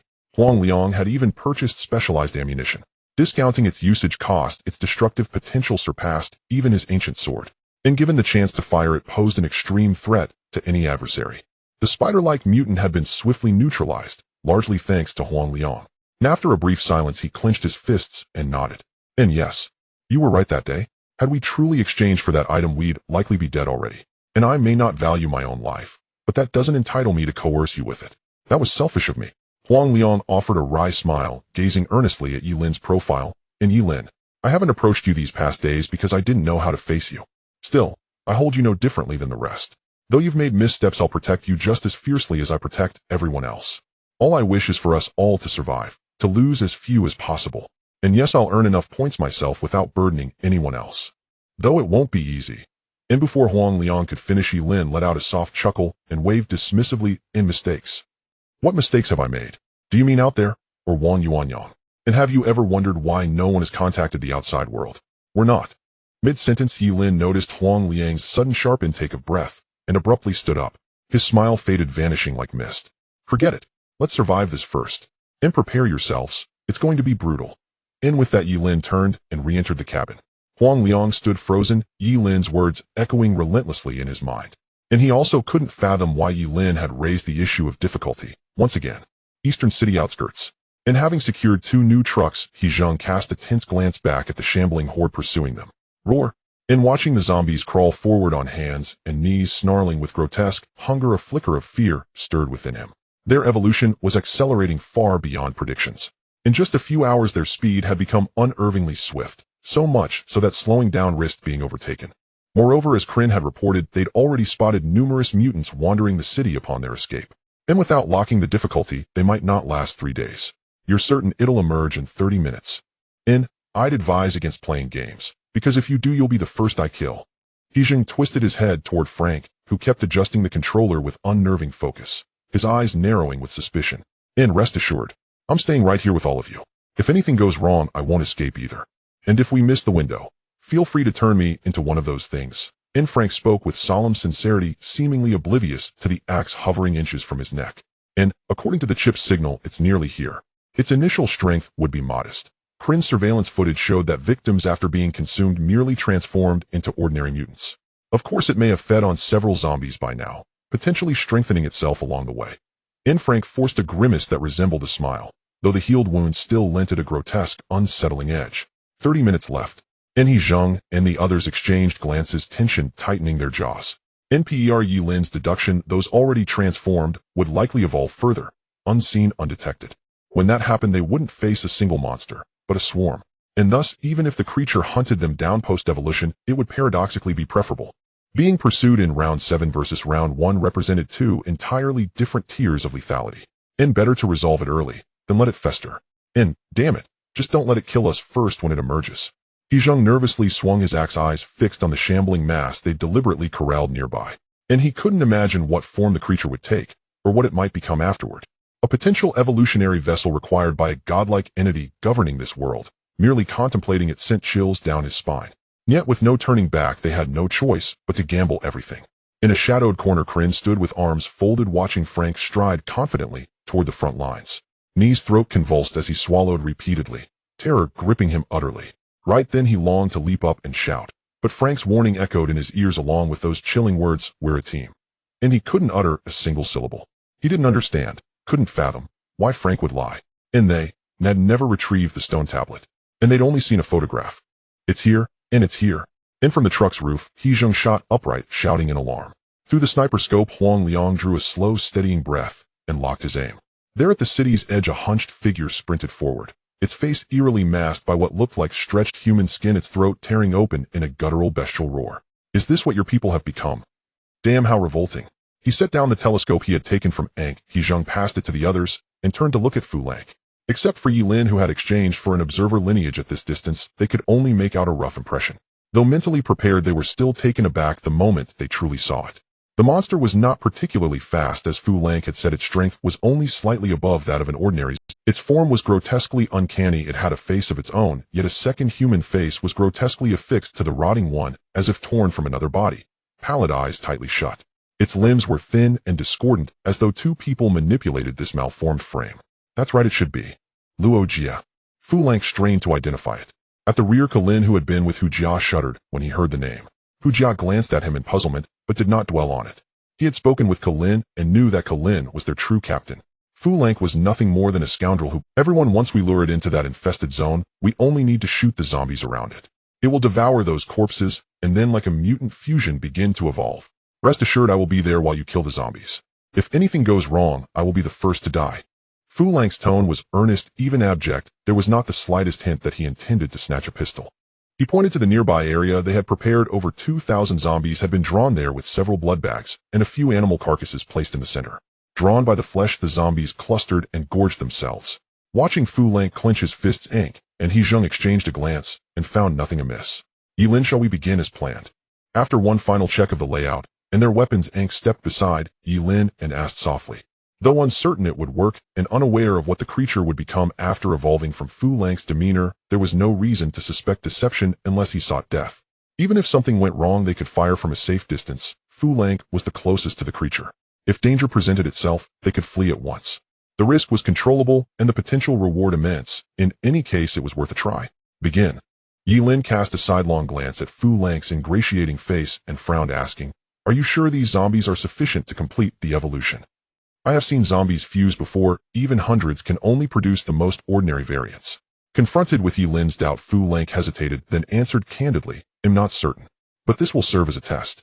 If something goes awry, at least Luo Jia will not be too powerful, and we can stop. Conversely, if it is close, but still short, we can continue to lure more zombies, even feed at the corpses killed in a..." With a pleading sincerity, Fu Lang spread his hands, his eyes alight with the desperate will to live. "This way you need not fear I harbor any evil intent to drag everyone down with me. I do not want to die, truly I do not. As long as I can live, I will do anything." Ye Lin nodded. He could tell these words came from the heart. Yet that desire seemed limited to simply not wanting to die. "Fine." When Ye Lin agreed, a smile crept across Fu Lang's face. But as he ran alone toward the corpse cluster, he was surprised to see Ye Lin also descend from the vehicle and follow close behind. Ignoring Fu Lang's startled expression, Ye Lin said calmly, "Do not attempt to flee. You may test whether the bullet is faster or you're running." Fu Lang turned stiffly and realized Huang Liang had taken a vantage point and was setting up a sniper rifle. Its dark muzzle glinted with an eerie blue, unmistakably aimed at him. Bang! As Luo Jia was drawn into the circle, a crisp gunshot rang out. At the ring's edge, the first zombie was flawlessly headshot, collapsing at its feet. The horde howled, and after a brief search was once more enticed by the meat ravenously tearing in. Meanwhile, hundreds of meters away, Aang suddenly lowered her gun, her face paling. The reason was clear. After that zombie was killed, the mutant fused with Luo Jia seemed frightened, hissing and hiding behind other zombies. Though its intelligence only extended to sensing danger. Upon noticing this, Aang immediately alerted Ye Lin via her wrist device. "Ye Lin, this creature is acting strangely. Be careful, but appears to possess a certain rudimentary intelligence." Received. "Keep shooting." 50 meters from the corpse pile behind the vehicle, Ye Lin nodded in confirmation. Soon, with gunfire unceasing, one zombie after another fell, and the situation shifted rapidly. The Luo Jia that had feared the shots began to behave oddly. A smear of reddened white ichor splashed onto its face. It touched it with a finger and instinctively put it to its mouth. Seconds later, on that rotted skull, the second face abruptly opened its eyes. It shrieked, flattened itself, and began to ravenously consume the corpses strewn on the ground. Its hands tore open the zombies' bellies with lightning speed, like gutting a fish. It bit off intestines and chewed with great gulps. The potent metallic stench seemed to ignite its savagery. It ate faster and faster, plunging its entire head into a corpse and gnawing with madness. The sky darkened as the sounds of chewing echoed. Those at the rear grew pale, watching such a gruesome sight. Moreover, as Luo Jia consumed voraciously, its slender limbs began to swell rapidly. He Zheng swallowed hard and instinctively paused his fire. For some reason, as the creature began its evolution, the surrounding air seemed to ripple in an almost imperceptible way, as if something were forming. A nameless unease spread through everyone's hearts. It remained uncertain whether the difficulty could be locked, but from the current scene, the creature had indeed begun to evolve. "Aang, want this thing keep eating until it turns on us. It grows stronger the more it feeds, but it doesn't seem like..." Before He Zheng could finish his uneasy question, a cold system voice sounded. "Beep, examinee, Fu Lang has completed choice 1. Second round exam information will now be released. Test type completion. Exam content ensure. The protoforms fully descend. Hint, they are the hope of the new world, flowers watered by billions of deaths they once appeared. Warning, please ensure the descend within 6 days and 11 hours, otherwise you will fail this. The protoforms are beginning to descend. The difficulty will lock soon. Current lock progress. Second round. Ensure the emergence of the prototype. Lock the difficulty." The broadcast ended, and everyone fell silent. After reading the updated objectives, excitement surged through them. It works, it really works. They did not understand why the second round appeared after Fu Lang had completed choice 1, but it meant their line of thought had been correct. The locked progress must refer to the monster's degree of evolution. Once it completes its evolution, the difficulty will lock at the previous corpse tide level. Mutated beings will no longer fuse. But, watching Luo Jia eat faster, and even begin to actively swallow other zombies, the group tightened their grips on their weapons, unease flickering across their faces. The greatest danger had become the creature itself. Even if they would meet similar threats later, encountering it now was the optimal choice. Yet no one could say how strong it would be once fully evolved. Ye Lin, we need to be careful. If it becomes too powerful after evolving, we withdraw first. It seems to have learned to seek out zombies to eat. Our next challenge will likely be to eliminate it or to evade it. As long as the difficulty is locked, the situation will favor us. Speaking rapidly, and Ku raised her wrist and urgently warned Ye Lin. She trusted Ye Lin would not be reckless, but feared he might pursue a higher evaluation. The system had not said whether the monster needed to remain alive after descending. If they killed the creature after its evolution completed, the final rating would surely be top tier. Before Ye Lin could answer, Fu Lon Ku, closest to the horde, abruptly stood and abandoned his concealment. He shouted to Huang Liang and the others, then charged into the horde, cutting down zombies. Quick, draw another wave of zombies. Don't let it stop eating. This handful of zombies won't be enough. If it pauses, it might attack us first. As Fu Lon Ku rushed forward, a flash of killing intent crossed Ye Lin's eyes. He instantly ordered Huang break his leg. Drawing his sword, Ye Lin pursued without hesitation. Though Fu Lon Ku had seemed fine, but then a gunshot cracked. A scream tore out as a spray of blood erupted. After the dull report of the gun, a harrowing cry rang out. Fu Lon Ku's right leg detonated into a cloud of gore, and he lost his balance, rolling to the ground. Facing Ye Lin, who had closed the distance in a single breath, Fu Lon Ku writhed in pain. Neglecting to stem the bleeding, he begged hoarsely, "No. I wasn't trying to run. Don't kill me. I only wanted." Before he finished, Ye Lin sneered, "You wanted to wake Luo Jie and have it hunt us, didn't you?" As he spoke, Ye Lin produced a device that looked like a tracker. "Did you think I hadn't noticed you deliberately leaving this on the car?" Luo Jie still retained some consciousness, right? You planned to wake it as captain and use the chance to flee. As Ku had observed, Luo Jie had shown fear of gunfire from the start, proof that even after fusing with the zombies, some of his human awareness remained. Fu Lon Ku's pupils shrank in sudden dread. He had never imagined Ye Lin would notice such a thing. To hide the tracking chip, he had concealed it in his pack and given it to Hezhong. In his mind, any normal person would assume he had surrendered everything merely to prove he posed no threat. Where's the stone tablet? Of course it's not important now. The difficulty is about to lock you. Stop pretending. Even if I told you you'd kill me. Fu Lon Ku roared, his pleading snapped into a feral snarl. He glanced at the blood-scenting zombies behind him, madness in his eyes. It was useless. Everything was useless. Those zombies could not threaten Ye Lin. Once Ye Lin had found the chip, Fu Lon Ku's final hope had been extinguished. He abandoned all pretense. Twisting his head, he stared at Ye Lin as if he meant to tear his flesh, and "From the first moment I saw you, I knew we were the same kind. You never intended to let me live. To be honest, I suspected you were already wary. But I had to gamble to hope for one last chance. But now, have you finished?" Ye Lin glanced at the still devouring Luo Jie and frowned, unwilling to waste more words. If he would not hand over the stone tablet at this point, it was pointless. Fu Lon Ku had no use left in that case. Ye Lin had no qualms about ending him. Seeing that Ye Lin would not even allow him time for last words, Fu Lon Ku's grief and rage boiled over, his eyes reddened as if driven to a dead end. "There is no stone tablet. We never obtained the stone tablet." Seizing Ye Lin's momentary shock, Fu Lon Ku detonated the flame element within him. The violent explosion turned him into a bursting fireball that slammed into the horde. Coughing blood half his body gone, he disregarded his wounds and crawled like a fiend toward Luo Jie. It was useless. Even self-detonation would not harm that bastard. He wanted to survive, and there was only one way. "Ye Lin, you force me. You force me." Fu Lon Ku screamed as he crawled faster. Zombies blocked him, and for a moment, even Huang Liang could not bring himself to fire. Letting the zombies gnaw at him, and watching Ye Lin slice through the horde toward him, he felt no fear. He laughed maniacally, eyes wild. "You damned bastard. You shouldn't have driven me to this. You shouldn't have left me no way out. Die. All of you die. Come to hell with me. No. I will become a god, and you will fall into eternal damnation." It was no longer about waking Luo Jie. Fu Lon Ku looked up at the Luo Jie tearing toward him, and without hesitation lunged to bite as well. Like an Ouroboros, he sought to merge with Luo Jie by consuming one another. At that moment, the broadcast announced that the descent progress had reached 6.01%. No one noticed that the 7-day survival countdown after the broadcast resumed suddenly leapt forward at an alarm. Boom. The sword struck down instantly, turning the zombie that blocked the way into a mushy pulp. Yen Shan was still in the cooling phase. Despite Ye Lin's rapid approach, he was still a moment too late. The two figures devoured each other, merging swiftly. It was like layers of tree bark, their facial features interwoven, with four eyes rotating rapidly like compound eyes, retaining the last vestiges of consciousness. Watching Ye Lin, who would arrive before him in half a second, Frank's eyes burned with malice. In an instant, he bent his knees and surged forward at an incredible speed towards Hezhong and the others. Boom, boom, boom. He descended like a jumping spider, accompanied by the sound of the ground shattering. In a very short time, Frank appeared before them amidst their horrified gazes. With his current fusion progress, he did not have absolute confidence in killing Ye Lin. Therefore, he planned to quickly devour the others and continue evolving. Looking at the few who could not react in time, Frank smiled cruelly and unhesitatingly reached out his large hand, directly grabbing towards Ye Lin. He could sense the deliciousness of this human flesh, knowing that consuming it would greatly enhance his physical strength. Ye Lin, be careful. From behind the vehicle, Ku shouted sharply.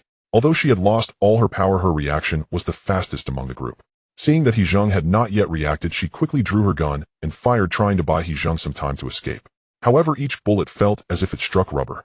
Frank squinted his eyes slightly, showing no concern for the bullets flying towards him. The power was too weak. If it were that sniper rifle, he might have felt some trepidation, but with just the most common weapon, these bullets posed no threat to him. Fortunately, Ku's warning was somewhat effective. In a life-and-death moment, Ye Lin suddenly reacted, looking at the sharp claws reaching for him, and with an angry roar he instinctively raised the axe to block. With a sound of metal grinding, the sharp claws sparked fiercely against the back of the axe. Under the collision of immense force, his arms emitted a painful crunching sound. In an instant, it was as if he had been hit by a train, and he spat out a mouthful of blood, flying backward. Boom! The vehicle's compartment caved and the heavy truck skidded sideways, tires creating long black streaks. Watching Ye Lin being smashed into the vehicle body, a hint of brutality flashed in Frank's eyes. He did not expect that in an unfamiliar body he would make a mistake on his first attack. Boom! 1/10 of a second later, Frank leaped and charged again. His evolved body blocked the sunlight, casting a large shadow over Ye Lin's head. Watching the monster charging down from above, Ye Lin was compelled to unleash his own ferocity. With an angry roar, he struggled to stand up, eager to fight once more. It was too fast. The opponent's speed was simply too fast, although he had no confidence in being able to block it. But Ye Lin still needed at least 1 or 2 seconds to arrive. And in that time, he must do everything possible to intercept it, or everyone would die. Bang! Suddenly, a gunshot sounded like a heavy cannon. In midair, a high-speed spinning blue light instantly struck the leaping Frank. Dark red blood splattered as a special bullet the size of a finger pierced through his chest, creating a hollow. With tremendous kinetic energy, Frank let out a painful howl. His forward momentum abruptly reversed as he was knocked backward. Roar! Sensing the deadly aim targeting him again, the brutality in Frank's eyes intensified.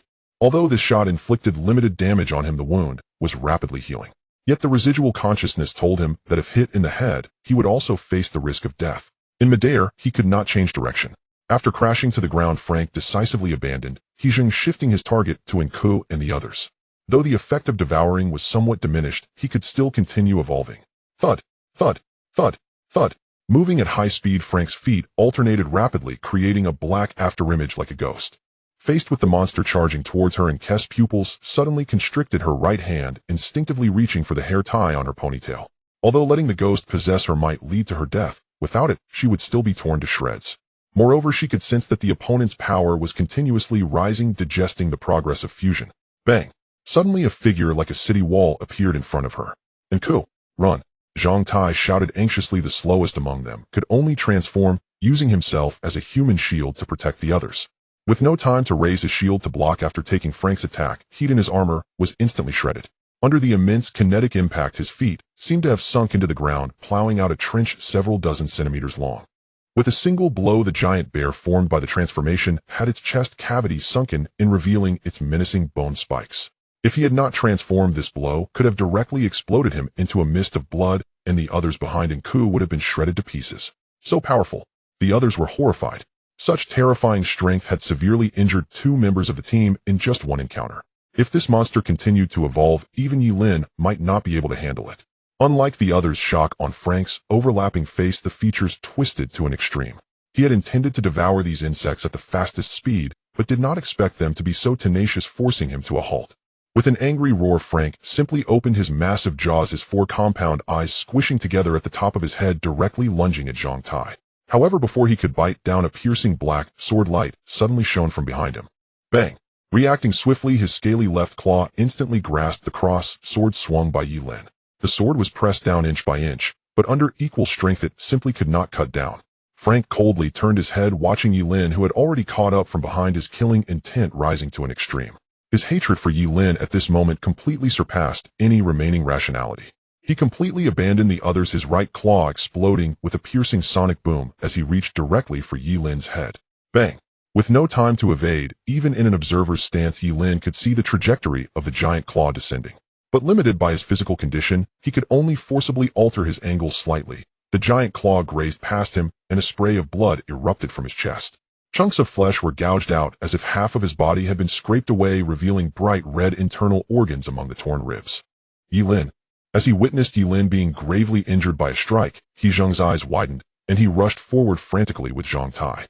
Ye Lin cannot die. If he does, they will be like fish on a chopping board with no chance of survival. Ignoring the two rushing towards him, Frank cruelly smiled and bit down again without hesitation. Compared to others, it could sense that if it devoured Ye Lin, its level of evolution would double instantly. Bang! The gunfire erupted again as Huang Liang seized the opportunity when Frank paused. However, this time, there was no time to load special bullets nor to aim. The bluish bullet merely grazed Frank's cheek, shattering one of its eyeballs. The intense pain triggered a scream from Frank, and it instinctively released the sword with its left hand, reflexively shielding its head. Meanwhile, Ye Lin, in a state of observation, seemed impervious to pain, expressionless as he drew his sword for another strike. Clang! The clash of weapons erupted with all his power, transforming this strike into a slender arc that violently cut into Frank's neck. The immense force tore through its scales, creating a horrific wound. This strike nearly severed its head. Huang Liang. And Ku shouted urgently, reminding Huang Liang to shoot again. Realizing the danger, Frank's remaining three eyes erupted with a frenzied red. In an instant, its breath surged, wounds healed, and a menacing long tail with bone spikes shot out from behind, sweeping He Zheng away, spilling his insides. With its right claw gripping the sword, its left claw lunged at Zhang Tai. A loud crack of bones echoed as it crushed Zhang Tai, then hurled him like a cannonball towards Huang Liang's position. Boom! With no time to dodge at the high point, Huang Liang could only lower his head to hug his gun, but the next moment he was slammed by the incoming Zhang Tai, vomiting blood. One person and one bear were sent flying, rolling violently on the road, tearing flesh apart. The situation deteriorated to its worst, with all combatants severely injured. Seeing that no one could stop it, Frank retracted its right claw and lunged at Ye Lin like lightning.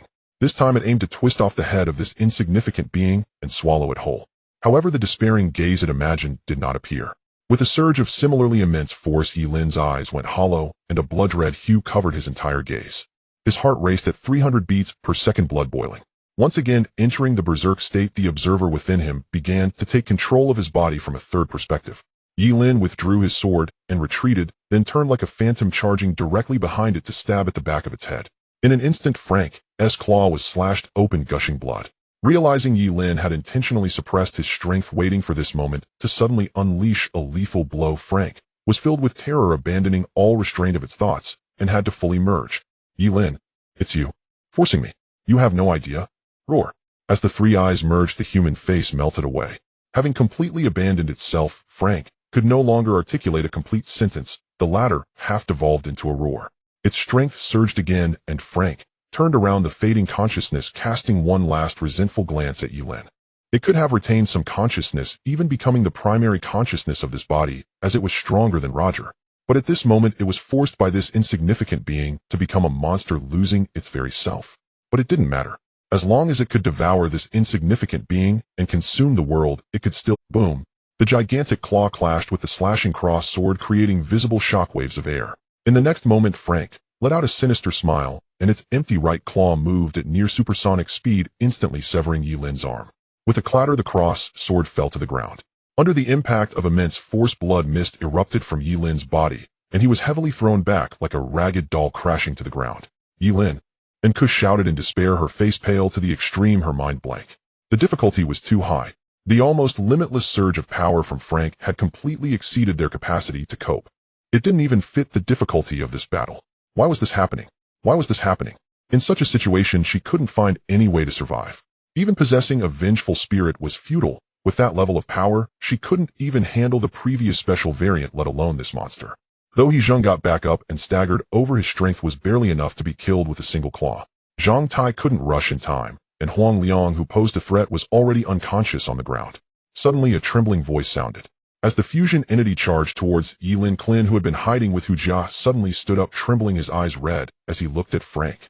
On that face, now completely melted, no trace of humanity remained, yet in his eyes there still lingered the visage of Roger. Roger, wake up. The voice was laced with a cry. Clin pleaded. Not just to continue, they were all going. Upon seeing Roger for the first time, he couldn't accept that his comrade had become this way. He could not accept that Roger, whom he regarded like a brother, had been devoured by Frank. The fusion entity seemed to suddenly pause, as if triggered, turning to look back at him. Seeing the two lock eyes, the group felt a jolt, as if realizing something. They became excited. Indeed, Frank initially wanted to control the opponent using Roger's residual thoughts, and they could do the same. Before He Zheng could feel excited the next moment, the fusion entity suddenly kicked the rubble underfoot, and the flying debris instantly blasted Clin in half like a cannonball. Without even glancing at the half-remaining Clin, the fusion entity turned its head and continued its advance towards Ye Lin. Despair spread as they realized that the fusion entity had no emotions or thoughts left, and the hope that had risen among them instantly collapsed. On the ground, Ye Lin struggled to stand. Despite massive blood loss, the tyrant gene was frantically repairing his body, even covering his exposed organs with a layer of flesh. Yet he could feel his consciousness beginning to blur and his strength waning. What to do? Must I use that trump card? But that threat still loomed. And Ye Lin looked towards the fallen cross sword in the distance. He noticed that the fusion entity had been cautious of this weapon the entire time, as if it instinctively sensed the threat. He was uncertain whether the self-destructing weapon would catch it off guard or even kill it. But at this point, a ruthless thought flashed through Ye Lin's mind. Without hesitation, under the control of his third perspective, he seemingly ignored his injuries, forcing himself to accelerate like a bloodied figure. Sensing the threat, as well, the fusion entity suddenly turned and blocked his path. Pucci. The sound of flesh being pierced echoed as Ye Lin, with a punctured heart, was met with no sign of joy in the fusion entity's eyes. What remained was only a primal fear rooted in instinct. The reason was simple. Somehow Ye Lin had regained the cross sword, and the black cross sword fractured, transforming into endless red light that wildly spread between the two. Boom! The explosion was deafening as the self-destructing ancient sword unleashed all its power within a mere 0.01 seconds. As the dust settled, the fusion entity lay on the ground resembling charred, remains only half of its body, remaining in a massive pit over 10 meters deep. It laboriously lifted its head, its distorted face displaying extreme pain. Had the explosion not occurred beneath it, had it not shielded its head with its arm at the last moment, it might have died beyond recovery. However, before it could search for Ye Lin's remains the next moment, it suddenly let out a shriek, sensing something tearing within its body. Looking down, it saw that in its chest, at its heart, influenced by the tyrant gene, Ye Lin was now atop it, devouring it voraciously. No, no. Driven by the instinct to survive, Frank struggled desperately, but before it could raise its head, Ye Lin's fist came crashing down on its skull, the tremendous impact shattering its eyeball. Not even having time to scream, the rapidly healing Ye Lin now resembled a true monster, gnawing at its flesh while launching frenzied attacks. Fist after fist rained down violently, causing Frank's entire head to cave in. On the brink of death, Frank's consciousness seemed to momentarily awaken. Regret, despair, rage. If he could, he would rather die outright. Roar. The roar gradually weakened, replaced by an increasingly powerful heartbeat. Thump, thump, thump, thump. It sounded like the booming of war drums, the only sound in the darkness. Within Ye Lin's body, the newly grown heart rapidly transformed the ingested flesh and blood into an unknown power flowing into every corner of his being. Gene repair, flesh and blood recombination, cellular regeneration. Almost every second, the newly metabolized cells within his body exploded into rapid division, constructing a more powerful physique. Countless fragments of memory, or rather the most fundamental cellular memories, continuously surged in. Among the rapidly flashing memory shards, Ye Lin felt as if he sometimes transformed into a primordial single cell, and at other times became an ancient behemoth of the ocean. Frank's Rogers, the memories of the devoured zombies, even the first suit mutant he had consumed. A multitude of angry, sorrowful, and tragic memories seemed to intertwine, forming chaotic fragments deep within his consciousness. Perhaps it was a second, perhaps a minute. Amidst the myriad of fragments, he seemed to see every scene from his past, until finally the image lingered on him on the operating table. That was before entering the death test, also before entering that grave. He did not know what the organization had done to him, he only knew that from that day on. Ye Lin, Ye Lin. Gunfire erupted in the deep pit. He Zheng rushed over anxiously to support him, while the others quickly opened fire, clearing the remaining zombies. The fusion body was already dead, or rather had been completely devoured. If not for the residual blood in the pit and their respective injuries proving its existence, the few of them would have felt as if it was all just a nightmare, as if nothing had ever happened. Huang Liang had lost an arm and 3 ribs, and half of his face was ground into a state that blinded one eye. Zhang Tai suffered from a comminuted fracture of the sternum. If not for his strong body after bear transformation, he would have been reduced to pulp under the violent squeezing of the fusion body. And Hu Jia, hurry, see if there are any usable medicines. He Zheng urged the two, overly excited as blood continued to flow from the wound in his abdomen. Neglecting to bandage himself, although Ye Lin appeared to be unharmed, his limbs had already regrown, and he exuded a somewhat eerie aura. But in his continued unconsciousness, he feared something unexpected might happen to Ye Lin. Hu Jia rushed over in a hurry, his hands covered in blood, but just as everyone was tense and chaotic. And Ku, however, behaved unusually, her complex gaze struggling as she stared at Ye Lin, unlike He Zheng and the others who had yet to realize anything. When Ye Lin, in order to eliminate this fusion body, was forced to devour it, a terrifying thought suddenly flashed in her mind. The difficulty of manifestation requires the arrival of the embryo, but the embryo requires devouring a large number of zombies, even consuming them. Initial progress at 3% Frank eating Roger was 6%, nearly 1,000 zombies, only 0.1. And this means that if Ye Lin wants to complete the arrival in this manner, the optimal solution is to devour them all, then consume mutants and zombies. Even. And Kess' mind flashed with Frank's frenzied images. She remembered clearly that although Frank was forced into a corner to choose fusion from various performances, he believed he could survive and then become a god. Considering Ye Lin's action of consuming that suit zombie for the first time, she couldn't help but suspect whether Ye Lin was intentionally disguising himself, subtly guiding everyone toward this step. It was not without this possibility. The tyrant gene could devour flesh and blood to repair itself. When Ye Lin realized that not only could it repair, but also enhance strength, given his mental level, he would certainly realize that this test was the most perfect hunting ground. The fewer people there are, the higher the rewards. The more people are consumed, the stronger the power. Once all are devoured and all rewards obtained, she could not imagine what level of strength Ye Lin would achieve when this test ended. The temptation was too great. Moreover, based on Ye Lin's performance in the last round, he was capable of such actions. Until the last moment, no one knew what he was thinking. First consume the suit zombie to lower our guard, then feign helplessness to devour Frank, and finally, when close to returning, consume us all. She could even imagine why Ye Lin would stage such a play. If they survive until the 7th day, there would be rewards to maximize benefits, and to prevent them from being completely destroyed together, Ye Lin could entirely choose not to consume them, but instead devour the mutants and zombies to lock in the difficulty. Ultimately, when they thought they could return alive, he would completely tear off the disguise. And Ku took a deep breath, gripping the gun tightly in her hand. What should she do? What should she do? If she truly had to act, now would be the best time. Moreover, she could entirely rid herself of Ye Lin's threat. During this time, she had been showing weakness, constantly trying to please. If it weren't for Ye Lin's appearance, she could have become the leader, wielding absolute authority. After obtaining the relics with her experience, she could quickly restore her original strength by then. The murderous intent flashed away, and Kess' gaze gradually turned cold. But could she persuade He Zheng, persuade Huang Liang and Zhang Tai? And after killing Ye Lin, struggles, hesitations, fears, and unwillingness. In just a few seconds, Kess' mind was in turmoil, and finally a somewhat bitter smile appeared on her lips. No, she could not do it, nor should she. The risk was too great, as she did not know whether she was scared or for what reason, but she simply could not persuade herself. Moreover, if Ye Lin truly died, they would have no way to lock in the difficulty. With a sigh, Ku slowly relaxed her grip on the gun, her heart filled with unwillingness. She truly felt powerless. She hated the feeling of fate being left in the hands of others. She could only hope that all of this was merely her conjecture, otherwise they would have no hope of survival. Unable to articulate the complexity within her heart, just as Ku gave up, Ye Lin suddenly opened his eyes and coldly stared at her, as if he had long been awake. As their gazes met, Ku's heart jolted violently. The next instant, the icy coldness in Ye Lin's eyes vanished, replaced as if by illusion with profound weakness. He extended a trembling hand, voice hoarse and strained. And Ku, the suppressant, the drug that holds it back. Ye Lin, you've been infected. He Zheng and the others recoiled in shock, bewildered as to why Ye Lin suddenly needed medication. But there was no time for questions. He Zheng instantly turned to Ku. Quickly, Ku, bring the antitoxin. Before Ku could even register the command, Ye Lin shook his head, and instead selected the suppressant from the 2 vials Hu Jia hastily offered. Never mind, Ku, keep mine for now. Meeting their puzzled stares, assuming he'd been infected yet refused the antitoxin out of stinginess. Ye Lin shot He Zheng an exasperated glance, injected the dose, then staggered upright.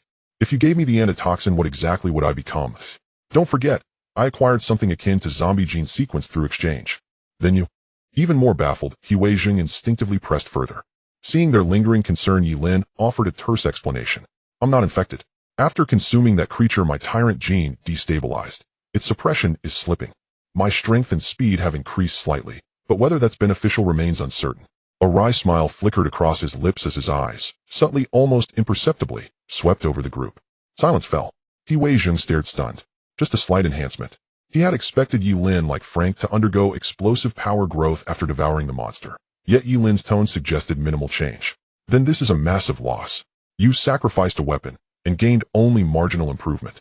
Did the system grant no other rewards? No evaluation score? Nothing. Seeing He Zheng's dismay, a flicker of something unreadable passed through Ye Lin's eyes. Then he simply shook his head. Rewards. Yes, they exist, but they cannot be revealed yet. The corpse was too small, and the tyrant gene consumed it rather than fused with it. You should count yourselves fortunate my power hasn't shifted dramatically, otherwise you'd already be dead. As for rewards, the system indicated they'll be consolidated and delivered later, but their nature remains undisclosed.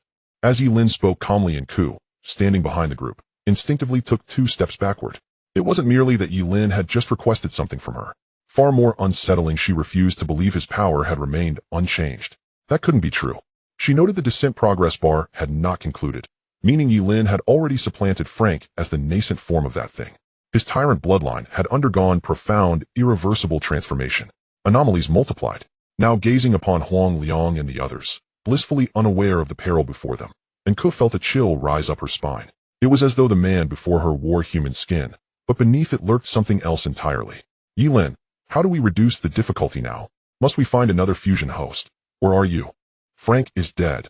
That means the difficulty lock can no longer be sustained, He Weizheng asked, instinctively voicing the question weighing most heavily on his mind.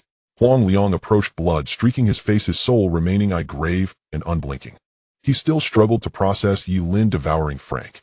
Even though Frank had long since become a monster, the act itself had been grotesquely extreme. Worse still, the tyrant gene was faltering. Should it spiral fully out of control, not only would they perish, but Ye Lin himself would devolve into monstrosity. Sensing Huang Liang's unspoken words, Ye Lin shook his head and cut in swiftly. I won't consume anything again.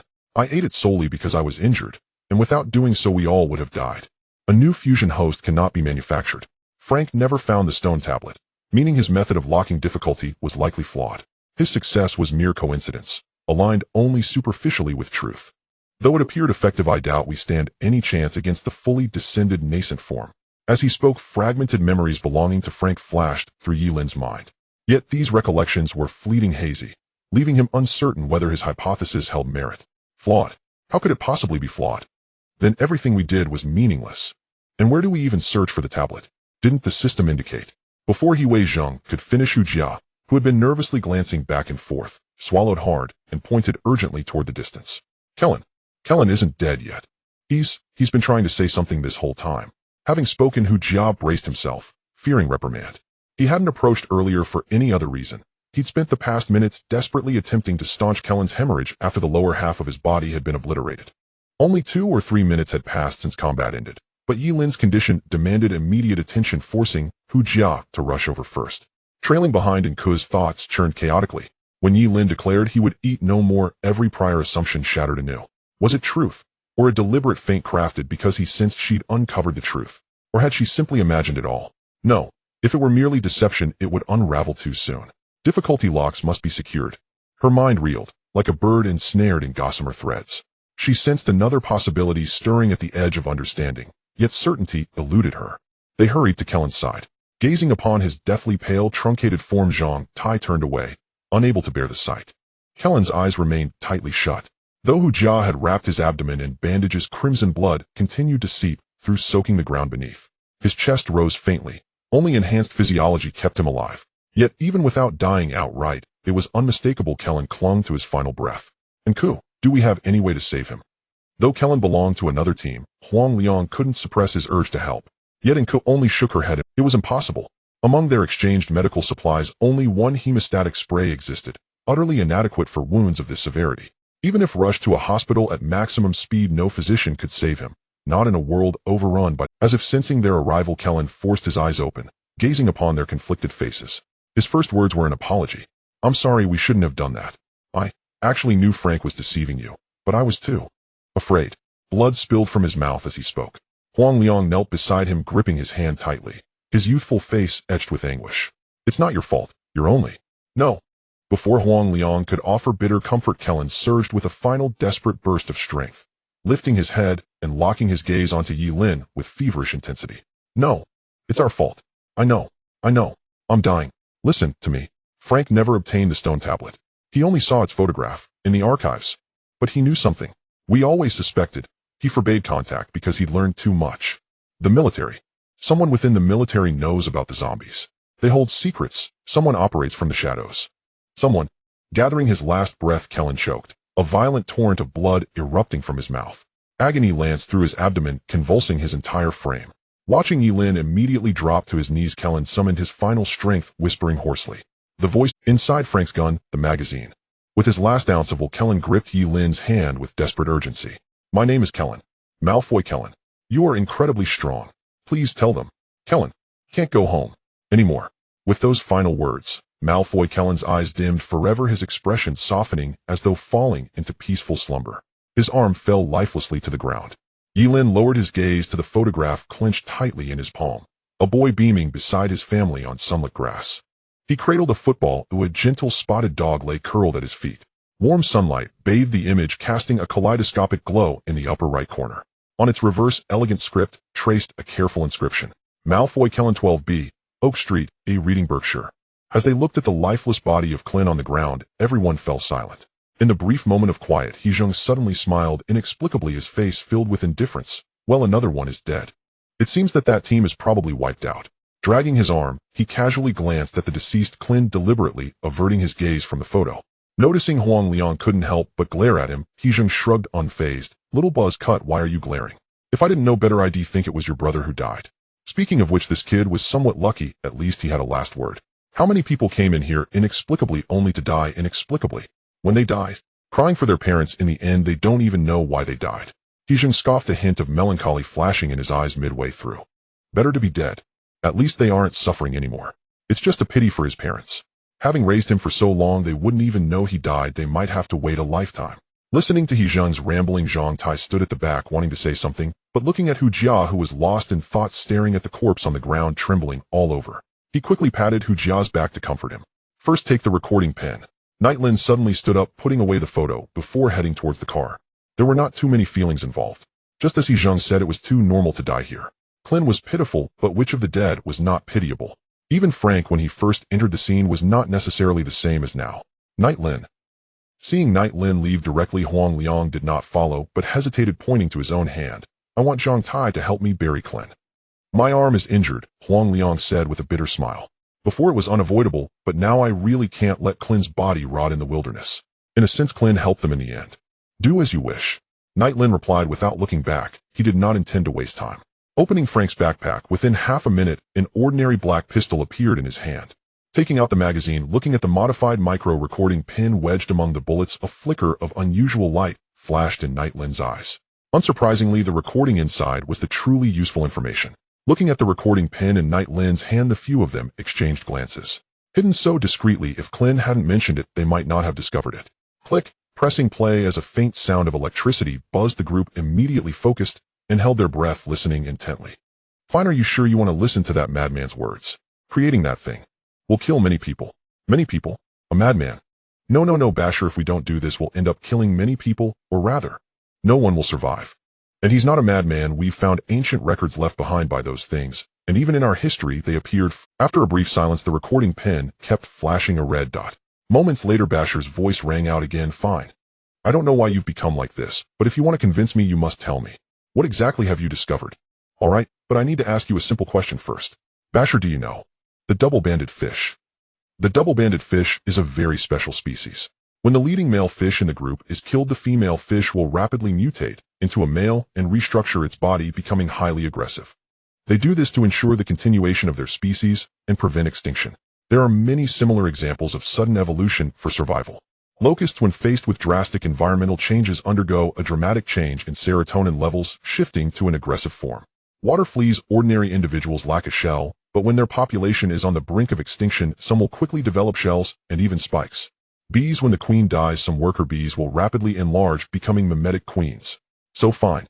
What exactly do you want to say? What do I want to say? In the recording, Fine chuckled without answering, instead choosing to retort. Basher, how do you think humanity has come to today? Having such a brilliant civilization. Because of technological advancement, the efforts of generations, and no, it's the dead, it's the continuous deaths, it's the death of many people. Fine's tone suddenly quickened. Just listening to the voice in the recording, Ye Lin and the others could almost imagine his excitement. Basher, in fact, we have long realized that after every plague and war, extremely special individuals always emerge among humanity, greatly pushing civilization or species forward. Just like the Black Death that broke out in 1347, which nearly destroyed all of Europe, causing the deaths of 75 million people. Yet it sparked the Renaissance, giving rise to a large number of philosophers and thinkers. The First World War in 1914, which killed 16 million people, yet produced a large number of the most outstanding scientists. The Second World War in 1939, which resulted in 70 million deaths, but birthed numerous great. They are like hope in darkness. Oh, whenever there is genocide and civilization stands on the brink of collapse, they lead their respective groups out of the predicament. They are a civilization, a species, the final roar of life against fate. Therefore we speculate. Fine paused, his tone gravely serious. We speculate that every civilization or species possesses the alaya consciousness akin to a macro will. When individuals die en masse in a short period, the macro will absorbs their thoughts, energy, and memories, storing them away. When on the brink of extinction, the macro will struggle like life itself. It injects everything into individuals to give birth to great existences, thus saving the entire race from peril. In the recording, Fine paused, giving Basher time to think. Faintly the sound of Basher's rapid breathing could. So you plan to? Yes. Fine's voice turned cold. Minister Basher, you have indeed seen them in ancient cave paintings and religious texts, and in the highest level of classified documents at the base. You should be very clear that they have come before and taken the first special individuals. And this time, if we can't deliver, then we shall die without a grave. This point the professor has explained very clearly and proven it to you. So, Fine articulated deliberately, so, we need the dead, we need to complete the plan. Even if many people will die, or even all of them, at least our blood will still flow in this universe. This time they want not just the previously appeared special individuals, but something that transcends everything, a transcendent existence comparable to perfect evolution. Its existence is born from the deaths of billions of living beings. It is the last brilliance of human will. It is the perfect fusion of the spirit and blood of all humanity. Therefore I name this plan the Perfect Ones Project. Click, the recording ended. The group looked at each other, their eyes filled with astonishment, while Ye Lin silently clenched his right hand. In his pocket on his wristwatch, a line of information flashed and disappeared. Candidate No. E99067, Ye Lin Tyrant Bloodline, replaced with prototype of the Perfect Ones. Perhaps a minute, perhaps 10 seconds. In the silence, He Zheng could not help but exhale, and the others raised their heads with grim expressions, exchanging glances. Damn it. There really is a third party. Perfectionists. They want to create this thing. It seems that. Even if that group of idiots didn't send out any messages, the people in the recording would still actively cause trouble. No matter what, the meme would inevitably erupt. Even though the recording only contains dialogue, I find it somewhat unclear. However, upon hearing the word minister, He Zheng could surmise that the identity of the other party must be high-ranking government officials. No, it can still be stopped. Not all high-ranking officials participated, only some. Reversing this point should be the difficulty faced by Klin's team. If they knew about the meme, they should realize what the things mentioned in the recording truly mean. Looking at He Zheng, and Ko let out a bitter smile. After listening, she understood the difficulty of option 1 and why both sides needed to cooperate. This recording can also explain why Frank was able to gain the trust of various countries so quickly. I was still wondering, even if they obtained system privileges, they could only gain the trust of one faction at most. Just like us, we only made the professor remember Night Forest. If option 1 could make global high-ranking officials trust them unconditionally and cooperate, that would be too exaggerated. He Zheng nodded thoughtfully. He hadn't considered this point, but after hearing in Kess's words, he understood. Then he instinctively looked at Night Forest, only to find Night Forest frowning, seemingly deep in thought. After hesitating for a moment, and looking at Night Forest's profile, Enka struggled for a while before deciding to ask. Even though she suspected Night Forest had a problem, it seemed now that she had overthought it. Night Forest, based on the recording, Frank's approach has no issues. If this world truly has a macro will, it could explain why killing zombies near the fusion body allows forever. After all, they are one race. Thus, Frank believes he can become a god, or rather the prototype of a perfectionist. So, we can only do this whether it's to lower the difficulty or to avoid being killed by him. In 7 days, we need to create another prototype. After saying this, and Ku observed Night Forest's reaction. Night Forest believed Frank might be wrong, but both the system and the recording confirmed Frank was right. Upon hearing this, He Zheng was suddenly taken aback and blurted out, "We need to create another one. But that thing can't possibly win. Even if Night Forest has become a bit stronger, judging by that damn progress, who knows how grotesque it will be in the end. Is there something wrong here? Isn't this difficulty just asking us to die? We clearly did nothing wrong." He Zheng dragged his hands, feeling utterly aggrieved, and that's not to mention whether they could actually win. They were all injured now, and even with the bleeding spray it was of no use. He had a severed hand. Zhang Tai could still hold out for a bit, but Huang Liang had lost sight in one eye, and there were hardly any special bullets left. In this state, fighting against a prototype was nearly equivalent to sending themselves to their deaths. Brother, the prototype can be defeated, it's just that the other team has all died.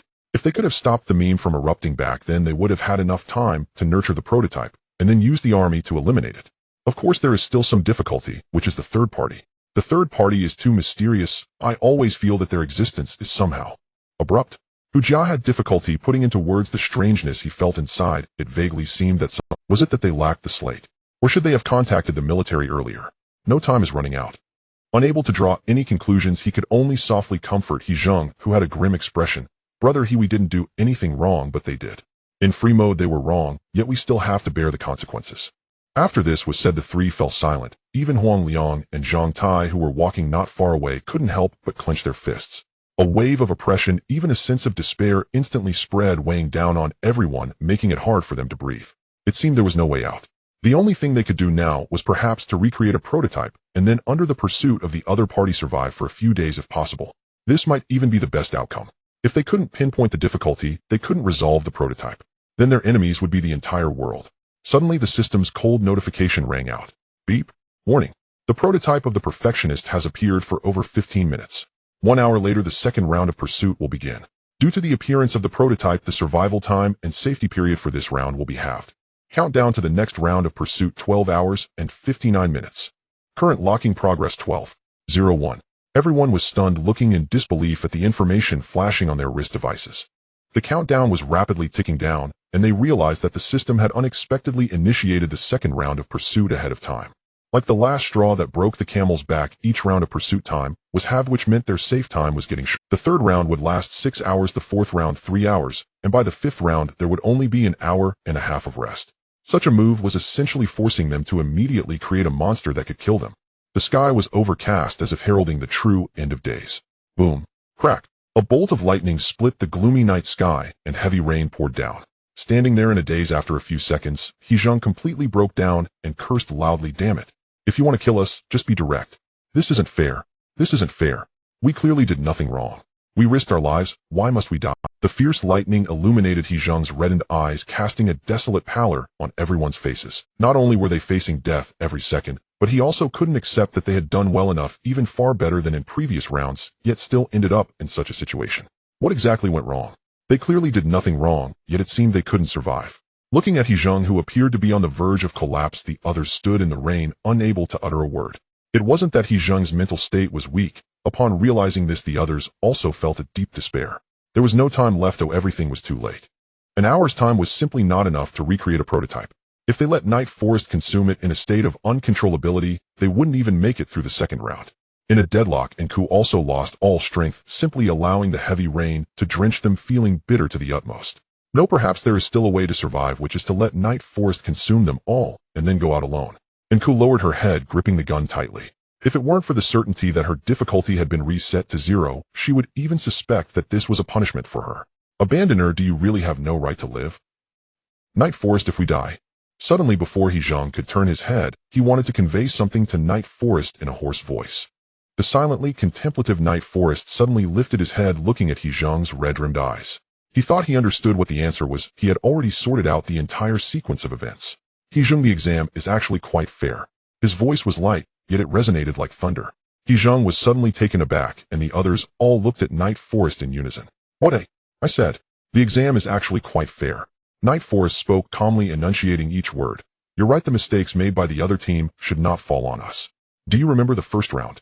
I asked you, if this is an exam, how could it rely on luck to survive? Therefore it must be extremely fair. They are option 1. We are option 2. This exam has other solutions. As the night sky split, a silver lightning bolt instantly exploded, illuminating Night Forest's dark eyes. Locking the difficulty requires a prototype, and the prototype evolves by killing enough zombies. But the most deaths in this world are actually humans. Therefore this exam has 2 prototypes. And Ku was stunned in place, looking into Night Forest's eyes, and in that moment an answer flashed through her mind like lightning. 2 prototypes. Humans. She understood. She grasped what Night Forest was saying. Too many humans had died. Naturally, a perfectionist prototype would emerge. Option 2 is to find the surviving humans who inherit all wills. Who else can survive now? The blind. No. Newborn. The topic is newborn. They shouted in unison. At the moment Night Forest finished speaking, everyone spoke in unison. They were shaking with excitement. What they needed to find was a being yet to be born. One that hasn't been infected by the meme. One that still carries the final bloodline of humanity, a newborn. The heavy rain poured down, yet it could not extinguish the renewed fighting spirit of the crowd. Zhang wiped the rain from his face, raising his axe with an exhilarating gleam in his eyes. In his excitement, he didn't even have time to bind his severed left arm and was already making moves to follow Ye Lin in search of that child. Ye Lin, where are we going now? To the hospital or somewhere else? There was only an hour left before the second round of the hunt began. He wasn't afraid of risking his life. He feared that no matter what he did, it would be futile if he couldn't find a way to survive. But now, knowing what needed to be done to survive, he would dare to venture through fire and water to the military base. Without any hesitation, Ye Lin spoke and immediately led everyone toward the truck. Zhang instinctively followed, but upon hearing the words military base, he couldn't help but feel a sense of shock. Ye Lin, aren't we going to the hospital? Aren't we looking for the unborn baby? That place. Only that place will have it. Oh, we can't survive elsewhere. Without needing Ye Lin's response, Enku jumped into the vehicle and quickly pulled the door shut to avoid falling out as they sped away. Drive now. There are 58 minutes left. We're not far, but if we delay any longer, we'll be caught between attacks. The thunder was deafening, and Enku yelled while gripping the tail of the vehicle. The meme will infect everyone who knows about it. The probability of finding a deaf and blind pregnant woman is too low. Even if there is one, it's unlikely she has survived until now. The recording contains a plan, which means there must be experiments. With option 2, there must be a new life. Therefore, there must be a mother in the base. As long as we find her, we can pass. With her thoughts becoming clearer, Enku felt a surge of excitement. Strictly speaking, after listening to the recording, she had also thought of a second answer. But perhaps because most of her energy was being pulled, she had not realized it immediately. So why didn't Frank go looking for it? Instead, he sought the fusion body. Jia clutched the steel bar tightly as the vehicle shook violently, making it hard for him to maintain his balance. Not knowing if it was because he could only drive with one hand, Zhang drove the entire vehicle like a serpent, twisting and turning, spewing black smoke as it raced forward. He could understand that there would be human experiments in the base, but conversely, Frank couldn't be so foolish as to overlook this point. So why didn't he guard the pregnant woman and wait for the difficulty to be locked in? Frank didn't stay there because he didn't know about the meme, nor did he realize that so many people would die. By the time he found out if he didn't escape, he would die. He didn't choose the fusion body. He simply had no choice. If he doesn't draw Roger, he won't survive. Enku quickly explained, leaving Jia momentarily stunned. Coming back to his senses, he realized he hadn't considered why Frank would behave so strangely from a human perspective. Indeed, although Frank may not have thought of the baby as the answer, even if he did, he could not single-handedly confront the mutated beings in the base. There was no point in saying it out loud. Without this information, it would have no value. From his perspective, Frank could not gamble that Ye Lin would spare him. No wonder that guy hated us like a madman in the end. Turns out he was more suffocated than we were. But Enku, why do I feel like you've become smarter again? In the driver's seat, Zhang held a cigarette, unable to resist glancing at Enku through the gap with some surprise. It wasn't that Enku had become smarter, but rather an indescribable feeling, as if the current Enku had reverted to the first version of herself. Not speaking, Enku couldn't be bothered to respond to the foolish Zhang. She merely cast a complex glance at Ye Lin. Indeed, her thoughts had become much clearer. To be precise, it was after Ye Lin provided the answer that she completely relaxed, assured that she wouldn't be devoured by this guy. It was hard to explain to a few people how immense the pressure had been since she was captured by Ye Lin. Without strength, everything is meaningless. I must remain vigilant at all times and be careful with my words. Not only that, but even now she couldn't understand the significance of Ye Lin's earlier actions. She would rather believe that Ye Lin was attracted to her beauty rather than plotting something in the shadows. Under the weight of various pressures, maintaining her composure was already difficult, something a reckless person like Zhang could not comprehend. In the heavy rain, the truck raced forward. In a brief moment of silence, Huang Liang looked at the blurred road obscured by the downpour. With only one eye left, the world before him appeared somewhat hazy, tinted with a faint red hue. So does that mean our biggest threat right now is the monster in the base? Calculating the time. By the time we arrive, we will have about 5 to 7 minutes to deal with it. And we also have to find her. Given our current state. Huang Liang's face turned pale as he clutched the sniper rifle, trying to sit as upright as possible. According to Klein's description, Frank was scared off by a mutant that had fused thousands of zombies. They weren't far from the base, but even at top speed, it would still take them about 40 minutes to reach it. If they couldn't eliminate that monster and find the mother within the remaining time, they would have to face both the second round of pursuit and an unknown mutant. Not to mention the urgency of time with everyone injured, and in a confined space, it would be difficult for him to exert much influence. After Huang Liang finished speaking, he cast a bitter glance at Ye Lin. The others also felt a sudden heaviness in their hearts, realizing that in the upcoming battle, it was likely Ye Lin who would bear the brunt of the pressure. Damn it, why is it still so difficult? Zhang couldn't help but curse, then took a deep breath and looked at Ye Lin with a serious expression. Ye Lin, I'll say this again, I'm just a worthless life. If you want me, take me, if not, then forget it. My strength is limited and won't be of much use. So if I die, don't blame yourself, it was just my bad luck. We will survive. Ye Lin suddenly smiled, looking at the few who felt a bit heavy-hearted, and spoke softly. The road ahead will be tough, but we can make it out alive. As the words fell, everyone felt a jolt in their hearts. He Zheng was taken aback, looking into Ye Lin's earnest eyes. He wanted to say something, but found himself unable to voice it. After a long pause, he could only grin. All right, I believe you. This statement wasn't really a promise, just a bit of encouragement. Yet for some reason, after Ye Lin said this, he felt a sense of reassurance within him. The others also ceased their thoughts, preparing for the battles to come. The vehicle fell silent once more. Sitting by the door, Enku began to bandage the wounds of her companions. Amidst the hissing sound of the hemostatic spray, her heart was filled with complexity. Looking at Ye Lin's profile as he closed his eyes in concentration, she finally noticed that his combat uniform was already torn and soaked with blood. She wondered if Ye Lin's earlier words were meant to portray him as a good person. But it sounded quite good. With a swirl of thoughts, she suppressed her mixed feelings and looked down at the watch on her wrist. There was actually one thing she wanted to say, but given the current situation, she didn't want to add any more pressure. She didn't know why Ye Lin hadn't spoken up, perhaps for the same reason she remained silent. New life. What would the newborn child be like? Is it truly still human? The stone slab. Where is the stone slab? Who took the stone slab? The torrential rain enveloping London seemed to mourn the city's demise. A silver lightning bolt streaked across the sky, briefly illuminating the military base engulfed in darkness. The red emergency alarms marked the entrances and exits, bringing a flicker of light that only accentuated the chill of the entire base. Inside the base, numerous tanks and armored vehicles stood silently parked, and apart from the long trails of blood on the ground, it seemed as though nothing had occurred. It was as if a military exercise had taken place, with everyone away, leaving everything in its original state. Suddenly, a roar of engines rapidly approached from afar. Bang! A massive 8-wheeled truck akin to an uninvited guest smashed through the barriers, charging in like a ferocious beast. With a screech of brakes, the entire vehicle came to a halt at the entrance. Before the truck could fully stop, 6 people leaped out swiftly, forming a standard triangular formation. Zhang Tai and He Zheng led the front, followed by Ye Lin, while Hu Jian took the center. Huang Liang held a gun in one hand and a sniper rifle on his back, cautiously taking up the rear. Ye Lin, what do you think? Should we go in directly? He Zheng asked, nervously glancing at Ye Lin. Staring at the dark entrance before him, he felt an unsettling silence. No, it was too clean. Most of the base was built into the mountainside, the dark entrance resembling an enlarged train tunnel. At a glance, one could only see a deformed camouflage door towering 6 meters high.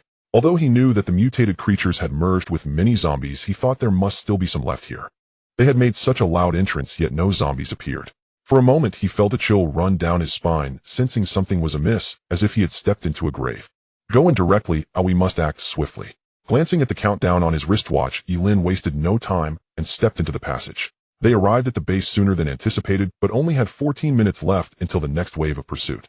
Based on the situation from the previous wave, the next round of monsters was likely already nearby, leaving them extremely limited time to find anyone. As they quickly entered the base, Zhang Tai couldn't help but press his palm against the handprint on the door. His hand was large enough, and after enhancement, it resembled a giant fan capable of covering half a basketball with a single slap. However, compared to the handprint on the door, his hand looked like that of an infant, not even covering a third of it. The group exchanged glances without speaking, becoming even more cautious. 3 minutes later, footsteps echoed rapidly as they sprinted. Not having encountered any zombies after entering, the 6 of them no longer held back and raced at full speed toward the 4th underground level. From the fragmented memories, Ye Lin absorbed the 4th underground level was the most likely location for the prototype laboratory. Although the memories from Frank were extremely vague, with only 3 staff members in white protective suits pushing a surgical cart, he recalled noticing an ampoule labeled magnesium sulfate on that cart. Moreover, his enhanced perception allowed him to faintly sense a very special fluctuation beneath their feet, pulsing slowly. Was this fluctuation coming from the prototype? A hint of unusual color flashed in Ye Lin's eyes, as he could not fathom what form the entity might take. They quickly passed through the cafeteria, mobilization area, and equipment zone. Hu Jia and Enku had acquired 2 rifles, while Zhang Tai had added a belt of grenades to his waist. Seeing the increasing amount of blood on the ground without any corpses appearing, their sense of unease intensified. If not for the peculiar fluctuation they felt as they approached the 4th underground level. They didn't want to stay a minute longer and wished to leave immediately. Damn it. Could it be that thing has eaten everyone? No, the zombies. Is it really that clean? What on earth is it?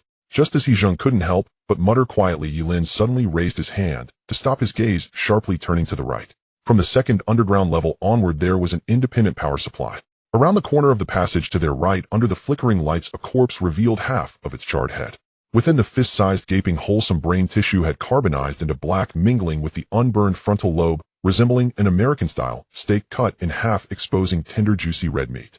The group was startled and Zhang Tai hurriedly raised his shield, but the next second, he saw Ye Lin shake his head, signaling that there was no movement in the passage behind them. There's no one else, it was Frank who killed them. Ye Lin whispered, signaling the others to follow. Just a few seconds later, as the six cautiously turned the corner, they saw the passage crowded with over a dozen corpses, some shot through the head, others burned. At the end of the passage stood 3 layers of bulletproof glass resembling a command room. The left side of the hall was piled high with water and food, while the right held crates of weapons and ammunition, and the middle wall was lined with surveillance screens. At the top, several automated weapon systems aimed outward. As they gazed at the hall, which could be described as a safe haven, the group instantly realized this was Frank's previous hiding place. Unsurprisingly, he intended to hide here and remotely command the troops. The corpses on the ground were likely the special forces protecting him. Noticing that there were even a few female zombies dressed scantily in the command room, He-jin couldn't help but smirk, thinking Frank certainly knew how to have fun. However, looking deeper into the hall, there was an even safer all-metal inner door. A hint of confusion flickered in Huang Liang's eyes. With his tactical acumen, he could tell that Frank's escape had been extremely hurried, almost as if he had shot out the moment the mutated creatures appeared. Yet the inner alloy door showed no signs of having been opened. Logically speaking, a normal person upon realizing danger would instinctively flee to a prepared safe location rather than charge out through a swarm of corpses, avoiding seeking refuge. The mutated creatures, after all, were flesh and blood. No matter how strong, it would take time to break through this door. It was hard to imagine what Frank had seen to make him flee in terror. Ye Lin, the thickness of this door is about 17 centimeters. Based on the material, it should be nickel chromium molybdenum alloy armor capable of withstanding 155mm artillery shells. Frank chose to flee, which makes me suspect that the mutated creatures here might be very special. We need to be cautious. Huang Liang took a deep breath, quickly articulating his judgment as a warning to Ye Lin. Although they had yet to encounter the other side, the direction of the blood suggested that it was either on the next level or nearby. No sooner had he spoken than the ground beneath them suddenly began to vibrate violently. It was as if some massive creature was rapidly approaching. Watch out, it's coming. Huang Liang instantly turned his gun towards the corner, while Zhang Tai crashed his shield into the front. Within mere seconds, a giant mutated creature, nearly touching the ceiling and resembling a mountain of flesh, charged out from the corner. Roar! The moment they saw it clearly, their pupils constricted, suddenly realizing why Frank had chosen to. What the hell? This monster can use cannons. He-jin shouted in shock and anger, his expression incredulous. This mutated creature resembled a cannon turret with a massive hollow cavity in its chest, where a surge of blue plasma swirled violently. Boom! The next second, a deep muffled sound of gas evaporating echoed, and a burst of blue plasma shot towards them. Plasma seared the air like a superheated, continuously radiating plasma stream, arcing gracefully through the narrow corridor. Watch out! He-jin roared instinctively in alarm and fury, his body already twisting left to evade. But Zhang Tai, instead of retreating, gritted his teeth, activated his transformation, and raised his shield higher, bracing to absorb the plasma blast.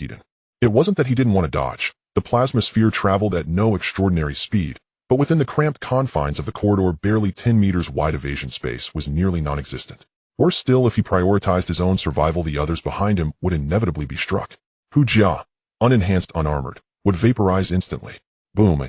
A mere 1.5 seconds later, the uplifted shield collided violently with the plasma sphere, unleashing a cataclysmic surge of thermal energy.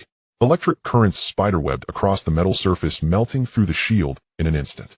A burst of tangerine orange fire erupted from Zhang Tai's chest, his armor liquefied into molten steel, his silvery white fur carbonized into ash. It was as if struck square by a rocket warhead. With a stifled grunt, Zhang Tai, nearly 3 meters tall, crumpled to one knee. In his chest, a basketball-sized cavity gaped, grotesquely melted clean through. Amid excruciating agony, he shattered his own teeth to suppress a scream, while the paralyzing current left him utterly incapable of rising. Had his silver bear transformation not been inherently defensive, and had his shield and armor not absorbed and diffused the blow, this single strike would have incinerated him entirely, reducing him to ash in an instant. Fall back, take cover inside. Ye Lin bellowed, then seized Zhang Tai without hesitation and charged backward as the mutated creature recharged its plasma. The creature's emergence point was unerringly strategic. The entire sub-level 3 structure formed a 2-Earth character shape, and this abomination had lain in ambush on the opposite flank, sealing off any lateral escape route. As Ye Lin's command rang out, He-jin instinctively reached to haul the paralyzed Zhang Tai toward the central hall, only to freeze mid-air, stunned as the mountainous figure, normally as immovable as a steel tower, was yanked airborne and hurled backward at blinding speed. Though he knew Ye Lin's strength was monstrous, the sheer surrealism of the sight left him momentarily speechless. This kid, his strength has grown again. Though Ye Lin had mentioned enhanced power post-fusion, He Jin sensed it was far more than incremental. With no time to ponder further, he snatched up Hu Jia and sprinted rightward toward the command hall's eastern flank. Boom! Almost the moment the group split and vanished into both sides of the hall, a skull-splitting crackle of electricity detonated anew. Shockwaves rolled, currents surged. One plasma orb after another traced shrieking arcs through the air, each impact instantly liquefying the floor beneath it. Crouched in a corner, He Jun's face twisted with grim dread. He snapped his head sideways and barked urgently, "Ye Lin, this thing won't stop firing. If it keeps this up, the whole place will be leveled." The relentless barrage hammering against his back sounded like an artillery battalion entrenched in the corridor.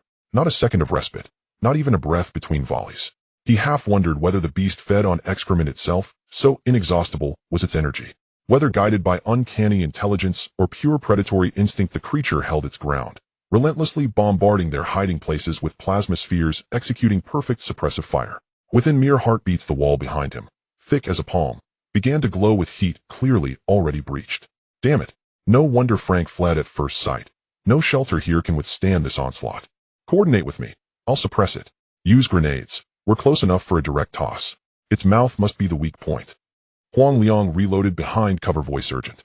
Peering out, he gauged the height of the creature's colossal maw, then slotted 3 specialized rounds into his sniper rifle. Its assault was devastating, not only in raw destructive force, but also in its paralytic aftereffect capable of incapacitating any target instantly. To Huang Liang, close quarters combat was impossible. Their sole viable strategy was to cripple it first, then under coordinated cover hurl grenades straight into its maw. But before Huang Liang finished speaking, Enku swiftly overruled him. No. Impossible. This creature clearly manipulates exotic energy. Its resistance to conventional weaponry is absolute. A single grenade won't kill it. Don't forget, its mouth isn't a vulnerability. It generates plasma. Its defenses there are far stronger than you imagine. How many had died from such fatal misjudgments? In Enku's mind flashed the memory of their encounter with the flame scorcher beetles, when they'd likewise mistaken the fire-spewing proboscis for a weakness. They'd fought their way forward, even leaping into the beetle's maw with live ordnance strapped to their bodies, only for the explosion to bloom like a crimson flower inside a pressure cooker, utterly harmless to the beast. With such hyperreal organisms, the most potent offensive organ is invariably the strongest shield. Biological vulnerabilities simply do not exist. Then what do we do?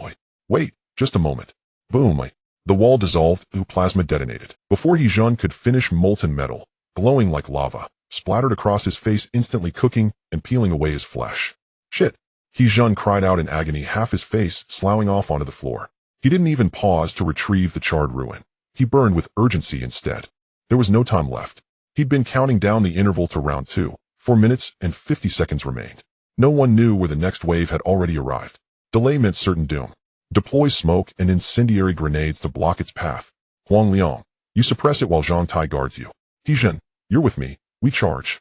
Ye Lin commanded, his mind already mapping optimal sprint vectors. The plasma orbs followed predictable parabolic trajectories, meaning their flight paths were calculable. If they closed the distance, the creature's reliance on long-range bombardment strongly suggested limited close combat capability. Incendiary grenades. What for? Ye Lin, here, take my axe. Shit. Can't hand it over. Though baffled by Ye Lin's choice, He Jun obeyed without question, instinctively offering his weapon only to watch it flicker and vanish like mist the moment he attempted to pass it. Ye Lin, this is too dangerous. And you're unarmed. Huang Liang's face paled as he moved to intervene. He knew Ye Lin's physique was extraordinary, but without a weapon, even proximity offered little tactical advantage. This beast was colossal. Barehanded strikes could never reach its core. Yet, to everyone's astonishment, Ye Lin simply drew a standard-issue tactical dagger from his belt and signaled for immediate coordination. Unarmed. Irrelevant. Though he'd lost the ancient cross sword in his battle with Frank, a heavy price, the abilities he'd gained rendered the loss negligible. Undetected by the others, a faint smoldering ember flickered silently across Ye Lin's right palm, the very bloodline enhancement Frank had expended 4 trials to acquire. Hiss hiss, 2 smoke bombs were quickly thrown, and with a billow of thick smoke the entire passage was shrouded as if covered by dark clouds. Amidst the fog, blue plasma erupted like lightning. Another incendiary device was thrown, igniting a great fire on the ground as Ye Lin sprinted through the flames and the smoke. The smoke bombs were intended to disrupt the visual perception of the mutated creature, while the incendiary devices were meant to prevent the monster from having similar heat imaging capabilities. Though the effectiveness might not be substantial, any disruption was better than none. The mutated creature's attacks were uniquely perilous. Any hit would result in paralysis. No matter how robust his physique, he could scarcely endure a few strikes. With hearing, smell, and sight heightened to their limits in the passage, Ye Lin continually repositioned himself, evading the whistling plasma balls. Each time the plasma's glow and sound appeared, he swiftly simulated their trajectory in his mind, predicting their landing point. Soon after dodging 4 plasma strikes, the distance between the duo and the mutated creature shrank to 50 meters. Gazing at the end of the smoke where a massive figure was vaguely visible, Ye Lin's eyes narrowed, and he shouted to He Zheng behind him, "He Zheng, get ready to charge." With the command given, He Zheng gritted his teeth and sprinted forward. Flames flickered beneath his feet, making him appear as if he were scorched, looking utterly disheveled. Ye Lin moved swiftly, though He Zheng struggled to keep up, yet thankfully the distance wasn't great, allowing him to barely maintain the pace. Boom, boom, boom, boom. As plasma struck the ground near him, the adrenaline surged through He Zheng's veins. Soon as the smoke began to clear, a giant mutated creature that nearly filled the entire passage appeared before them. How do we attack it? Ye Lin. He Zheng's pupils constricted as he shouted urgently, gripping his massive axe, which began to accumulate a red glow. Now that they were close enough, he could see that the creature's mouth, or rather its belly, was filled with the corpses of zombies. The plasma was actually formed by digesting the zombies. Unable to comprehend how this monster achieved such a feat, he knew they had only one chance to strike. There was no longer any space to evade. A direct hit was unavoidable, no matter how fast they were. "I'll go left, you go right. Draw its attention." Huang Liang will attempt to interrupt. Without any hesitation, seeing Ye Lin flank from the left, He Zheng gritted his teeth and charged to the right. Though Ye Lin hadn't explained why they needed to coordinate like this, He Zheng could surmise that Ye Lin intended to distract the creature, exposing its back. As it was impossible to find a weakness from the front where the head was obscured, they had no choice but to aim for the back. Whether he would survive depended on Huang Liang's ability to interrupt the attack. "Damn you beast. Look at me. Your grandpa is here." As the two charged forward, the mutated creature suddenly turned its attention to Ye Lin, and He Zheng decisively unleashed his frenzy to draw its focus. He could withstand one blow, but if Ye Lin got paralyzed, they would have no hope of defeating the monster. The dual axes spun like a whirlwind as He Zheng roared, charging in like a rampaging bull, swinging wild. Surprisingly, after activating the frenzy ability innate to his bloodline, his previously useless arm seemed to come to life, moving of its own accord. With little time to think, perhaps his threat appeared greater. The plasma mutant let out a shrill scream, abruptly halting the plasma it had been accumulating in its mouth, redirecting it towards him. Watching the destructive energy blob forming in the creature's mouth, He Zheng's face contorted with ferocity as he braced himself and swung his axe down. Thud! Flesh was cleaved, and the stench of blood splattered across his face. However, despite the axe's relentless strikes, the plasma the monster had accumulated showed no signs of stopping. As the plasma was nearly released point blank, He Zheng's expression twisted with rage as he desperately continued his assault. He didn't know if he could interrupt it, but at this moment, he could only gamble everything. In an instant, the sound of electricity surging and a dull gunshot rang out simultaneously. Bang! The red-black bullet shrieked, instantly penetrating the creature's mouth. With a crackling sound, the bullet precisely intercepted the timing of the monster's plasma expulsion, disrupting it within its mouth. Little buzz cut. Awesome. He Zheng rejoiced, thinking he would have to endure a hit, but he had not expected Huang Liang's timing to be so perfect. However, before he could celebrate for long, realizing that Ye Lin was rapidly charging towards the creature's back, the plasma mutant let out a fierce scream, unleashing a torrent of electricity that sent He Zheng flying. Bang! He Zheng crashed heavily to the ground, spitting out a mouthful of blood. The massive axe in his hand slipped from his grip under the paralysis, falling to the ground before instantly returning to his back. He wanted to stand up and continue attacking, but the electric paralysis rendered him unable to rise, leaving him helplessly watching the mutated creature scream and turn to unleash a bolt of electricity at Ye Lin. The time it took to distract was far too brief, so brief that Ye Lin had only just reached the back. Watching Ye Lin collide head-on with the plasma, everyone was filled with terror, their faces paling to the extreme. Even if Ye Lin could withstand the plasma, he could only wait for death if paralyzed. Unless they could instantaneously slay the monster, everything would be over. Huang Liang. Without waiting for Enku to urgently shout towards Huang Liang, they saw Ye Lin behind the mutated creature, blood suddenly clouding his eyes, and then in a manner unseen by the five, a fireball erupted from his hand. He had found the weakness. Just as he suspected, this monster dared only to face its foes directly, but behind it was a massive crevice seemingly designed to devour zombies. His pupils reflected the blue plasma, and in an observer state, he felt like a cold machine, unleashing all his power in an instant, thrusting the dagger deep within. With a thud, the dagger, propelled by immense force, directly tore through the outer flesh. In that moment of penetration, an explosion of flames erupted violently from within. Boom. Flesh exploded amidst the rain of blood. The blue plasma and flames intertwined, forming an otherworldly conflagration. As the fleshy remnants tumbled down, Ye Lin slowly stood up from the flowing flames, the blood on the ground quietly converging together and then seeping into his body from beneath. Ignoring He Zhang's astonished gaze, Ye Lin took a deep breath and did not intend to rest, directly reminding, "Go." 2 minutes left. Just as Ye Lin finished speaking, the system's cold alert tone rang out. Beep warning, in 1 minute and 59 seconds the second round of pursuit will begin. All contestants please prepare. Outside the base, the horde of zombies roaring out from the city surrounded them from all directions. One after another, colossal, mutated creatures kept joining the fray. And on the distant road centered around the base, the tide of corpses surged, seemingly endless. The staircase leading to the 4th underground level is far longer than the previous 3 levels. At a glance, it appears to be 100 meters deep. The walls are wrapped in thick soundproofing material, so after the 6 of them descended, the zombies, some clad in protective suits and others in military uniforms, only then heard the commotion and began to roar as they charged upwards. Bang, bang, bang. As they quickly drew their guns to deal with the zombies, seeing the countdown was down to 1 minute and 40 seconds, several of them felt a surge of urgency and dared not waste a second. However, just halfway through their escape, Ye Lin suddenly stopped, crouching down to swiftly slash at the corpse with his dagger. Each strike shattered bones as if he were dismembering. Ye Lin. He Zhan was taken aback, and the others hurriedly halted, their eyes filled with confusion and their hearts burning with anxiety. These zombies were dead beyond any hope. They did not understand why Ye Lin was wasting time. In the next second, after severing the zombie's head and hands, Ye Lin directly tossed them towards them, speaking quickly, "This place has been specially designed, so the main door must have multiple layers of verification. Regardless of whether it's fingerprints or iris scans, without these we cannot enter." As his words fell, the others fired. Looking down at the severed hand and head in his arms, He Zhan was first stunned, then his heart jolted and his eyes widened in shock. Though it wasn't difficult to think of this in such a situation, to still remember it, he found it hard to imagine how many things Ye Lin's mind was occupied with at every moment. He knew this kid was clever and would absolutely not engage in pointless actions.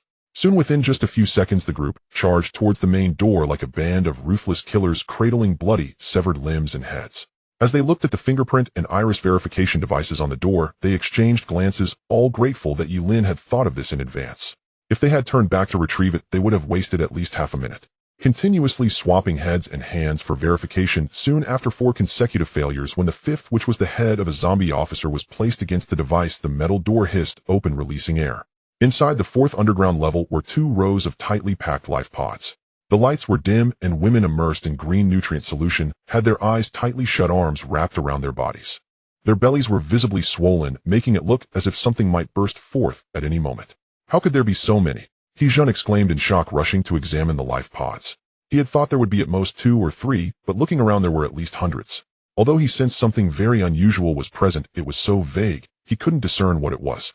However, as he got closer, his complexion instantly turned pale, and his body was covered in goosebumps. He saw that in the nearest nutrient pod from the side, it was not visible, but from the front, the fetus in the mother's womb had already broken free.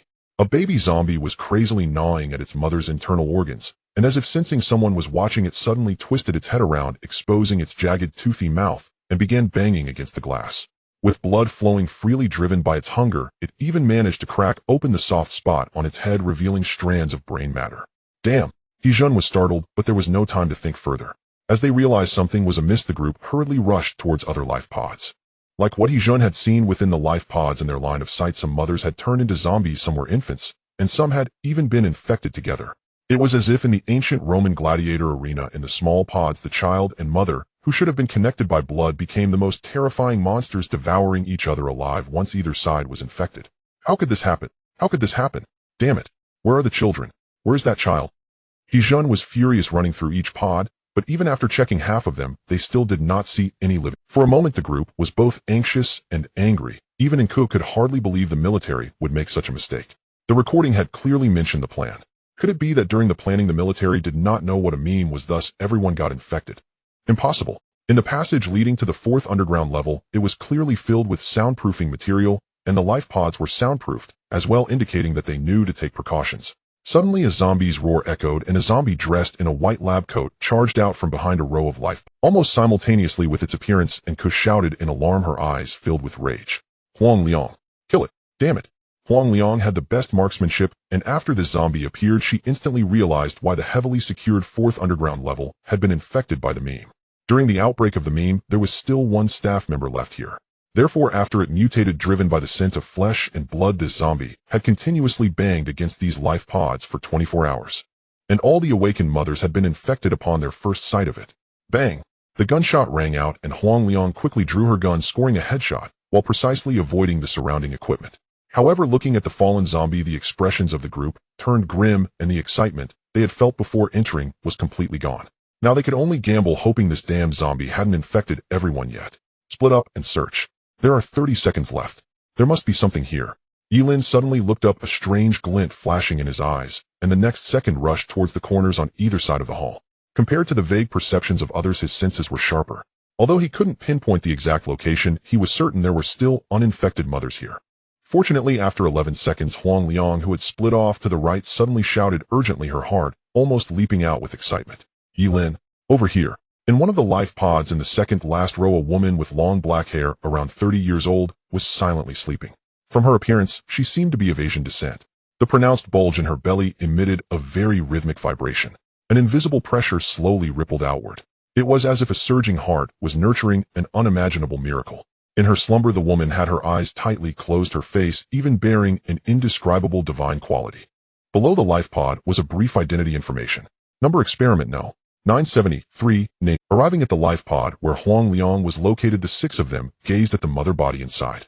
However, as they calmed down, an unexpected heaviness settled in their hearts as they exchanged glances. The reason was simple: the condition of the mother body indicated that she was nowhere near the time for delivery.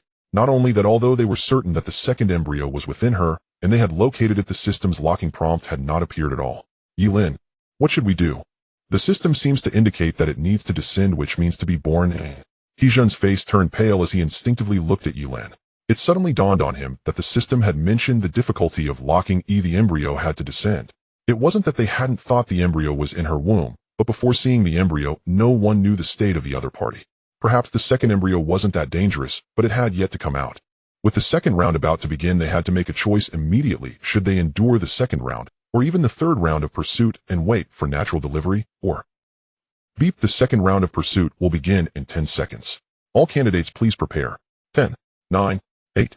The system's prompt suddenly sounded, weighing heavily on everyone's hearts. That cold and emotionless mechanical voice seemed to toy with them, forcing them to make a decision. Ye Lin stared at the woman's belly with bloodshot eyes while the others breathed rapidly, their eyes filled with struggle. If they chose to forcefully descend, they could lock the difficulty at the first round, which was almost equivalent to passing this test. But if they continued to wait, no one knew when the child would actually come out. Even if it emerged in the second round, they might not be able to withstand 6 consecutive rounds of pursuit.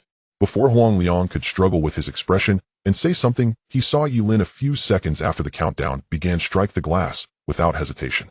Bang! The shards exploded. Nutritional fluid gushed out along with the woman. Watching Ye Lin instantly embrace the woman, the others were taken aback, realizing that Ye Lin actually intended to perform a cesarean section. Ye Lin. Huang Liang was horrified and instinctively tried to stop him. The next second, a system prompt sounded again. Beep, the supplementary question for the second round has been completed and the difficulty is locked to the first round. The rewards will be calculated and distributed at the end of the third round. The third round of the exam begins. All candidates, please prepare. Everyone was stunned, watching as Ye Lin's hand calmly rested on the woman's prominently rounded belly. A large hand against a small hand. The child in the woman's womb seemed to sense something and gently extended its hand, their palms touching through the skin. Seeing this scene, Huang Liang stood frozen in place, and after a while he seemed to notice Ye Lin's gaze and stiffly raised his head. Looking at Ye Lin at this moment, he couldn't tell whether Ye Lin had guessed the answer or if he had been stopped by the system prompt at the moment he acted. He silently smiled, bitterly feeling extremely complicated inside. Faced with Ye Lin's calm and somewhat mocking gaze, he found himself at a loss. What do you think I would do? Ye Lin scoffed, not caring about the guilty look from the short-haired guy, but merely glanced back at the passage leading to the upper levels. The ground shook, and even deep underground, he could faintly sense that a large number of zombies were surging in from all directions. However, there shouldn't be many mutated ones. Alright, what are you still dawdling for? Although the difficulty has been locked, they are coming as well. I'm tired of this round. It's up to you all. After saying that, Ye Lin directly handed the woman over to Enku and then turned to leave. He was indeed tired. Even if the questions for the third round were given, he didn't care. At the moment he uncovered the truth, only one step remained until the end of the exam. System check the detailed explanation of the bloodline. Leaning against the wall, Ye Lin sat alone in the corner, silently calling up the system information. In an instant, a series of information appeared before his eyes, so much so that it occupied his entire field. Ignoring the gunfire and He Zhan's angry curses above him, only now did he have enough energy and time to study what his tyrant gene had become. Beep. Current tyrant enhancement has fused into a perfect being embryo. Bloodline evaluation unknown. Bloodline abilities: Berserk, Virus Immunity, Regeneration, Devour, Fusion, 5 Fire Manipulation, Plasma. Current enhancement progress 7. Upon evolving into a complete form, gains Special Talent Ascension. Looking at the system evaluation from level to unknown, Ye Lin's expression turned strange. He didn't know how the system evaluated it. In his understanding, it was probably that this thing was either weak to the point of being useless or powerful to the point of being explosive. As for which one, given the current situation, the latter seemed more likely. Especially the Special Talent Ascension, it couldn't possibly be weak. Moreover, the locking progress and enhancement progress provided by the system were separate. The former had already reached 30, while the latter only stood at 7. This meant that in a deeper sense, even if Frank's strength tripled, it would still be far behind the full version of the perfect being enhancement. The former merely met his requirements. Yet he had no idea how to improve the progress. If he speculated based on the conditions for the perfect being's appearance, perhaps it was humanity's extinction. Or perhaps dying from enough of their kind. It seems the only option is to check the system. Suppressing his inner speculations, Ye Lin slowly extended his hand, a blue plasma and flame simultaneously erupting, a strange glint flashing in his eyes. His enhancement ability, rather than being replaced, had been merged.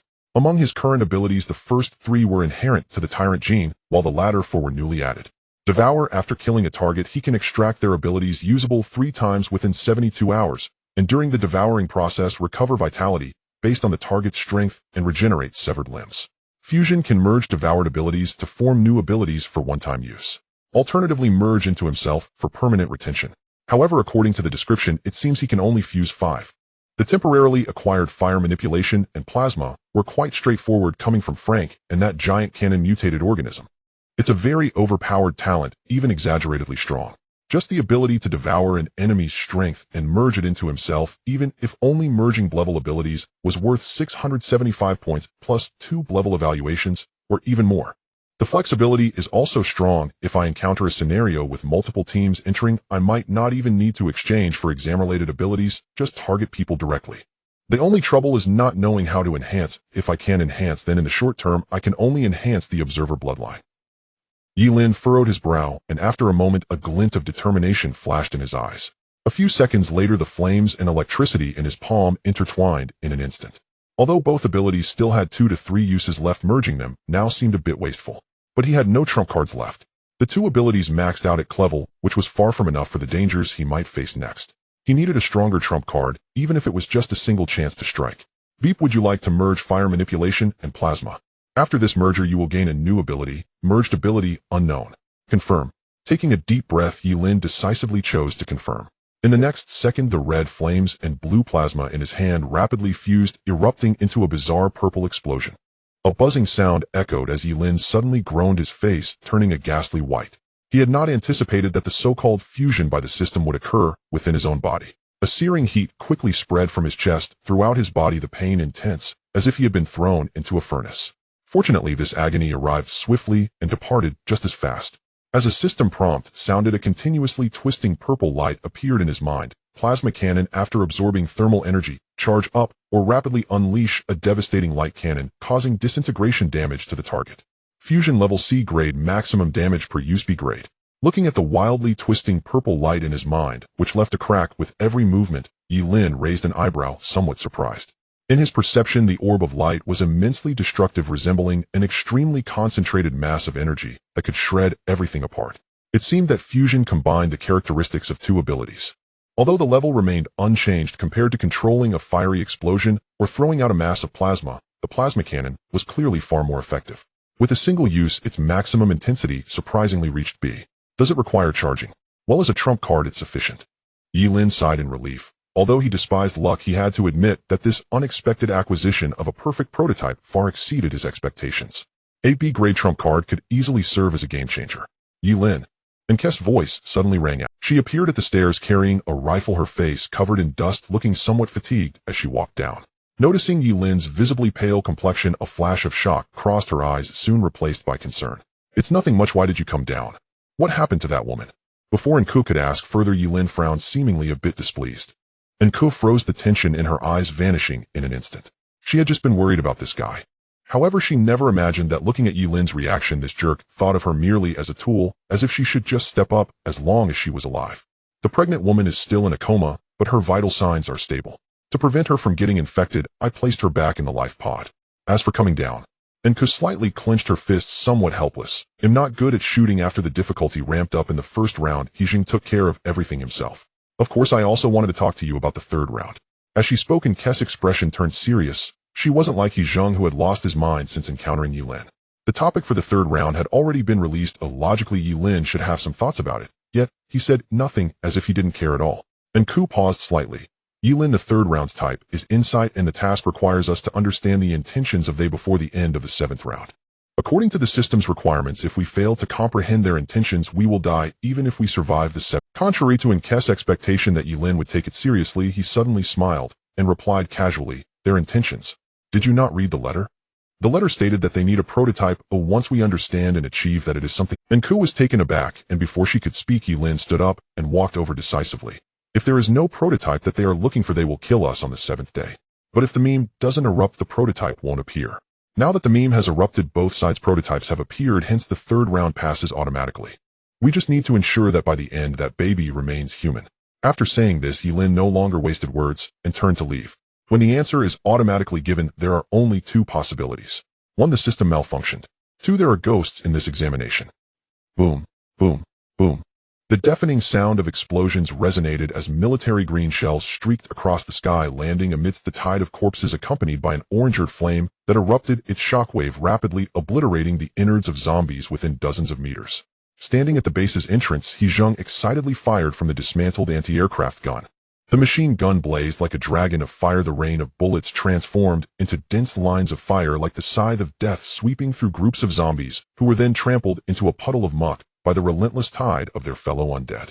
Despite the tremendous recoil that even cracked the ground beneath him, Hijing seemed to revel in the thrill of violence, shouting loudly at the encroaching horde. "Damn it! Huang Liang! Shoot it! Aim for its rear! Damn! It's charging at us!" Seeing the four-legged mutant charging towards him, Hijing exclaimed, unable to adjust his aim in time. Before Huang Liang could lock on, Zhang Tai, who had been nearby, immediately threw aside his gun, raised his shield, and charged forward. In the next moment, a dull gunshot rang out, and the mutant was instantly decapitated.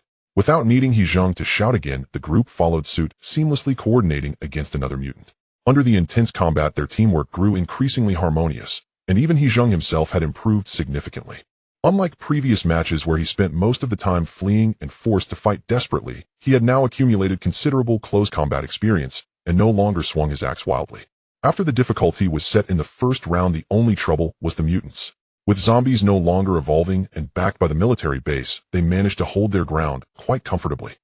2 hours later, looking at the scattered remains of zombies, Hijing dropped the heavy machine gun in his hands and took a satisfying drag of his cigarette. With a buzz cut, he was too lazy to clean up the remaining zombies. The locked difficulty was quite pleasant. After surviving 2 rounds, they had figured out the nature of the chase. Although these zombies could find them, as long as they held out for 2 hours, they would no longer go berserk and could be easily lured away. Without the suited zombie commanding them, this group of zombies couldn't even surround them. Before he could greet Zhang Tai, a system prompt suddenly sounded. Beep, the second round has ended. Countdown to the third round, 9 hours and 59 minutes. Current round reward, 2 points. Damn, why is it so little? Wasn't it supposed to be 12 hours? Why has it changed to less than 10 hours? The prompt ended, and Hijing stood there dumbfounded while Zhang Tai beside him was at a loss. In the next moment, Nkes' slightly exhausted voice came from behind. Because the difficulty is locked, it is naturally impossible to give an additional 50 reward. Since the difficulty hasn't doubled, why should the reward increase? As for time, the countdown starts from the beginning, not from the end. You guys fought for 2 hours, which naturally counts into the next round. Upon hearing this, Hijing's expression changed, and he turned to look at Nku, who was walking over. Damn, it can be calculated like this. We're really at a loss. Seeing Hijing both angry and frustrated, Nku couldn't be bothered to respond. However, despite his anger, Hijing quickly came to terms with it. Though the rewards had decreased, they still accumulated to over 10 points after 7 rounds. If the rewards weren't locked to the difficulty, they would have been wiped out long ago. Aside from Ye Lin, probably no one could survive until now. Forget it, surviving is what matters. Damn it, no matter how much we earn, it's useless if we die. Hijing complained a couple of times, but didn't think much more of it, completely unaware that Huang Liang atop the watchtower suddenly trembled. Fortunately, after a moment, Huang Liang remembered that there were rewards to be calculated, and thus his gaze resolutely returned to shooting zombies, as if he had no intention of stopping for even a moment. Although the contribution of zombies was extremely low, every point counted. As he approached, noticing the chunks of flesh on He Zheng's axe, and couldn't help but remind him, He Zheng, you should conserve your energy, instead of recklessly seeking momentary satisfaction. Use a gun if you can. The remaining time is still long, once your energy is exhausted it will be troublesome. He Zheng, holding a cigarette, chuckled, and didn't care that Enku was criticizing him. Alright Enku, you don't need to worry. You know those mutated creatures run incredibly fast. Aside from Huang Liang being able to hit them with my terrible shooting skills, it's better to just go in and chop. Besides, we still have 10 hours of rest time, at most 3 or 4 hours, and he'll be immediately full of energy. Seeing that He Zheng seemed unconvinced, and Kess' gaze turned cold, and she no longer held back. Rest? Do you really think we have time to rest? Survival time has been halved, and the time for each round of pursuit has also been halved. Starting from the third round, we only have 6 hours to prepare for the fourth round, 3 hours for the fifth round, 1.5 hours for the sixth round, and by the sixth and seventh rounds the zombie tide's attack times may even overlap. As she finished speaking, He Zheng suddenly froze, realizing the severity of the situation. Damn it. He had forgotten that if this continued there would only be 45 minutes and 27 minutes between the sixth and seventh rounds. That meant the zombies from the 2 rounds would almost appear simultaneously with no gaps in between. No, it should be said that starting from the 5th round, they wouldn't have any time to rest. Just dealing with the 5th round would take them at least 2 hours, and afterward they would have to face the 6th and 7th rounds immediately. Seeing that He Zheng realized the problem, and Kess' expression grew increasingly grave. We might not have time to rest, but if that mutated creature similar to the suited zombie appears in the later rounds, we will only be in more trouble. Perhaps even more special mutated creatures might appear. He Zheng's expression darkened, and his previously relaxed nerves instantly tensed. Meeting in Kess' gaze, he forced a smile. Enku, we've prepared for this. Didn't Hu Jia bring a few drones to monitor the surroundings? If that thing appears again, we will be able to spot it. And with Ye Lin being so clever, I think the problem shouldn't be too big. Enku remained silent, and didn't intend to say anything more. She hoped so too.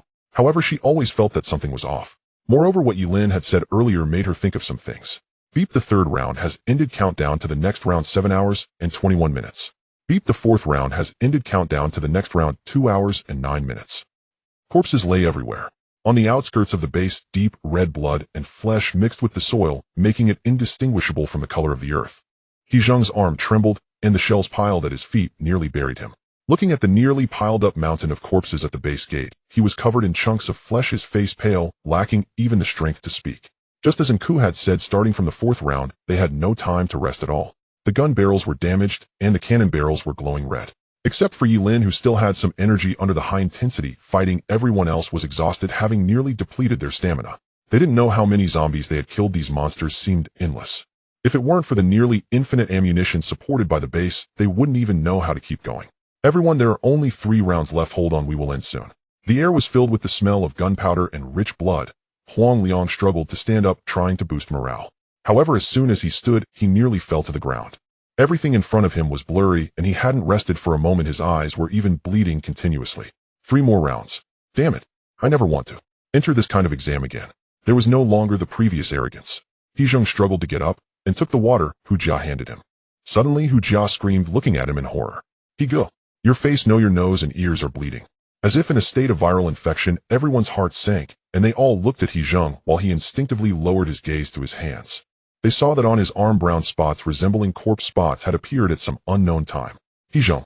Several people were horrified. In their memory, He Zheng had only been bitten by a zombie in the 1st round and hadn't been bitten in the later rounds. Moreover, after each round, Hu Jia would bring new combat suits for them to change into. Fully armed, there were no visible injuries on He Zheng's exterior. Fortunately, He Zheng quickly seemed to remember something. He hurriedly lifted his shirt and saw that on his abdomen, where the hemostatic spray had healed, flesh granules had actually grown. He was startled and instantly recalled the previous battle. It was Frank. I was scratched by it. He Zheng was still shaken, panting heavily, and the others breathed a sigh of relief, almost thinking He Zheng was infected by the meme. However, He Zheng couldn't make sense of why he hadn't felt anything at the time. If there was a problem, he would have injected the antidote long ago. It should be because you injected a dose before. There are still residues of resistance in your blood. But regardless, we need to be careful from now on. Enku crouched down to examine He Zheng's wound, but as soon as she finished speaking, she instinctively looked towards the horizon, where the zombie tide was surging again. They had exhausted too much energy, judging by the condition of the few of them, injuries were almost unavoidable from now on. Except for Ye Lin, from now on all of them must face the risk of infection. Fortunately, There are only 3 rounds left. However, just as Hu Jia hurriedly handed over the antidote, the previously silent Ye Lin suddenly grasped his hand. Hu Jia, how many bottles of medicine do you have left? His voice was cold. As soon as he finished speaking, everyone was taken aback, then turned to look at Hu Jia in unison. After Ye Lin finished speaking, Hu Jia's face instantly turned pale, and his hand holding the medicine tube trembled uncontrollably. Faced with the intense gazes of the crowd, Hu Jia seemed unable to withstand the pressure, unable to utter a word for a long while. Hu Jia, don't you dare tell me you hardly bought any. What are you so afraid of? After hurriedly injecting himself with the antidote, He Zheng glared at him, grabbing Hu Jia by the collar and lifting him up. He had long noticed something was off with this kid, but since Hu Jia had previously shown what he bought, he didn't think much of it. Although he didn't know why Ye Lin suddenly suspected if Hu Jia really hadn't bought many bottles, it would mean they were putting their lives at risk. 5 bottles of medicine. There are still 5 bottles left. I only bought 1 for myself. That's why I'm scared. His voice trembled with a hint of tears as Hu Jia hurriedly explained, fumbling to pull the medicine out of his bag to show everyone. I really bought all the scores you gave me. I just saved my own. These 4 are yours. The remaining 1 is mine. As he finished speaking, several people were stunned for a moment before letting out a sigh of relief. Thankfully, although Hu Jia had played a little trick, he had bought what was necessary. And Ku and Ye Lin hadn't made any purchases. The 3 of them had 3 bottles each plus 1 for Hu Jia, totaling 10. Hu Jia, Zhang Tai, and Ye Lin each used 1, while He Zheng used 2, so the total was indeed correct. Damn it, I thought you had lost your mind. You don't need to keep it safe anymore. Just write 1 bottle for each. And what do you mean these 4 are ours? You still have 1. You used up your own a long time ago. He Zheng laughed in anger, directly snatching it from Hu Jia's hands, but as if remembering something, he instinctively glanced at Ye Lin. Ye Lin. Do you still need it? Although Ye Lin seemed immune to the virus, he remembered that Ye Lin had once asked them for it after his rampage. Seeing Ye Lin shake his head to indicate he didn't need it, He Zheng hesitated for a moment before grabbing the 4 bottles to the right of Hu Jia. Damn it, you're not afraid of dying at all. If it weren't for Ye Lin not needing it, I wouldn't leave a single bottle for you. With only about a day left until the end, even using just suppressants would be enough to get through. Cursing aside, seeing Hu Jia trembling all over, he couldn't help but leave 1 bottle behind. Noticing Hu Jia was terrified, Huang Liang stepped forward and patted his shoulder. Hu Jia, you should head down first. Just keep an eye on the movements of the corpses and that lady. If she wakes up or shows any abnormalities, inform us immediately. You don't need to participate in the upcoming battle. With Huang Liang helping out, Hu Jia hurriedly nodded in agreement and fled back to the base. Beep, the 5th round of the chase has ended. Countdown to the next round 0. Beep, the 6th round of the chase has ended. Countdown to the next round 0. Beep, the 7th round of the chase has begun. All examinees please prepare. In the underground experimental area on the 4th floor, Hu Jia trembled as he watched the footage from the drone and surveillance. Since the 5th round began, He Zheng and the others had been unable to finish off the zombies from the previous round, leaving them no time to rest, and directly facing the next wave of corpses. With 3 consecutive waves of corpses converging, the number of zombies had reached a terrifying level, and the previously rare mutated beings began to appear in large numbers. As if it were the final assault under immense pressure, the 5 had no choice but to retreat to the main entrance, relying on the terrain advantage to prevent the zombies from breaching. Everyone was injured, and even Nku, after being ambushed by a zombie dog, had to use an antidote. It was uncertain whether they should feel relieved. Although the rounds were accelerating, the time they needed to survive was significantly shortened. Watching the footage of the 5 fighting desperately, Hu Jia felt a wave of fear. He was relieved that the remaining potions were just enough, otherwise if it went on longer, he really wouldn't know how to face everyone. There's half an hour left. Hold on. We'll be back soon. I'm not afraid. I will definitely survive and return. In a state of confusion and extreme tension, Hu Jia curled up in a corner, constantly looking up at the screen, and then hurriedly burying his head. Like an ostrich, he feared seeing the scene of monsters breaking in, but was even more afraid of not discovering the problem in time. Time trickled by. Each minute and second felt like torture. Every explosion that resonated overhead made his body quiver uncontrollably. Under extreme tension, he even began to pray to any gods he could think of. He constantly felt guilty for being useless, and he was unwilling to be just a burden. But as long as he survived this ordeal, he would have enough points to strengthen himself. At that time, all his guilt and unwillingness would be compensated. There are still 15 minutes. I can hold on. Watching the 5 on the monitor, it seemed they had already dealt with most of the mutated beings that had rushed in. Hu Jia quickly glanced at the time, and then became a bit excited. With only 14 minutes left, considering the current situation, even if they kept retreating, they could hold on until the... However, before he could stand up in excitement, he saw in the footage from the drone that over 20 giant cannon mutated beings had appeared at the edge of the screen, charging towards the base at an alarming speed. On top of the largest giant cannon mutated being, a hunched zombie seemed to see him roaring at the camera. In the next second, bursts of electric light exploded the drone, and the screen instantly went dark. Hu Jia was taken aback, and in that moment a wave of immense fear surged towards him like a tsunami, leaving him paralyzed on the spot. He didn't know how the other side had bypassed the surveillance, but there was no doubt that the hunched zombie was the command unit they had encountered before. Lin Gu, be careful. There are a lot of giant cannon mutated beings. Hu Jia shouted frantically into his wristwatch. However, the warning was meaningless. Behind the base doors, several people turned pale, their pupils reflecting the plasma balls that were being hurled at them. If it were other mutated beings, they could retreat to the lower levels and rely on the internal defenses to hold out until the exam ended. But in front of the giant cannon mutated beings, any door would be breached in a very short time. With the control of the special mutated beings, the enemy could even charge directly to the 4th underground level. Ye Lin, boom, boom, boom. Before He Zheng could shout in shock, the plasma balls shot in succession, crashing into the metal door of the upper level. With a violent explosion, the door was instantly melted halfway, and the zombies that were blocked outside under control surged in at a faster speed. The crucial defense line had collapsed, and the few were terrified to the extreme. Ye Lin suddenly looked up, staring intently at the special zombie atop the giant cannon mutated being. In the next second, without hesitation, he charged through the wave of corpses, heading straight for the opponent. Ye Lin, you all retreat and defend. If we don't kill it, we won't last. This isn't the time for hesitation.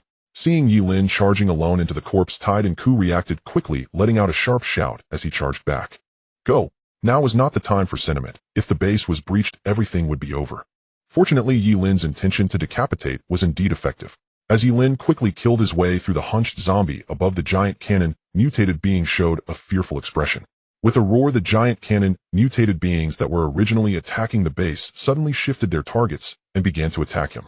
While retreating and shooting, despite the three feeling the urge to charge out, they also understood that preserving the essence was the most important thing. Otherwise, even if Ye Lin dealt with the opponent, they would all still die. On the 2nd underground level, 3 minutes later. Huang Liang, kill it. Close the door. He Zheng shouted angrily, swinging an axe towards the pursuing, crawling mutated creature. A bullet whizzed by, exploding the head of another mutant trying to squeeze through the door. Looking at the densely packed zombies outside the corridor, he exerted all his strength along with Zhang Tai to push the door, but before they could close it, a familiar figure swiftly turned back. Ye Lin. Seeing Ye Lin burst in after crushing several zombies, He Zheng was startled, and in the next moment, he saw Ye Lin's face turn extremely pale as he slammed the door shut. Bang! Without giving He Zheng and Huang Liang a chance to speak, Ye Lin quickly explained. It's a trap. That zombie was deliberately luring me out. There are only 2 giant cannon mutants outside, the rest are merely mutated creatures that look similar. I don't know why it's doing this, but I suspect it's related to the handprint on the door. That thing is likely inside the base. As he spoke, Ye Lin grabbed the slowest in Ku and dashed towards the underground. Everyone was taken aback, suddenly recalling the handprint they had seen on the door. At that time, Zhang Tai had even made a comparison. Without thinking further, the group hurriedly followed behind Ye Lin. Damn it, they never expected that the real danger was internal. Hu Jia, quickly let Hu Jia. Before He Zheng could instinctively shout into his wristwatch, Ye Lin immediately interjected. We stay here. Let Zhang Tai bring people up. Hu Jia can't carry anyone. If we don't guard here, once the mother body has a problem, we will surely die. But what if that monster is on the 4th underground level? There's no but. We searched the 4th underground level. That monster can only be hiding above the 4th level. Hurry up.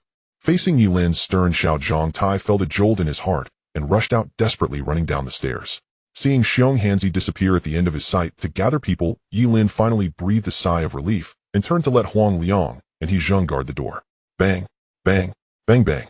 Watching the door being continuously battered by zombies, Ye Lin's expression turned serious, and the next moment, he turned to Enku.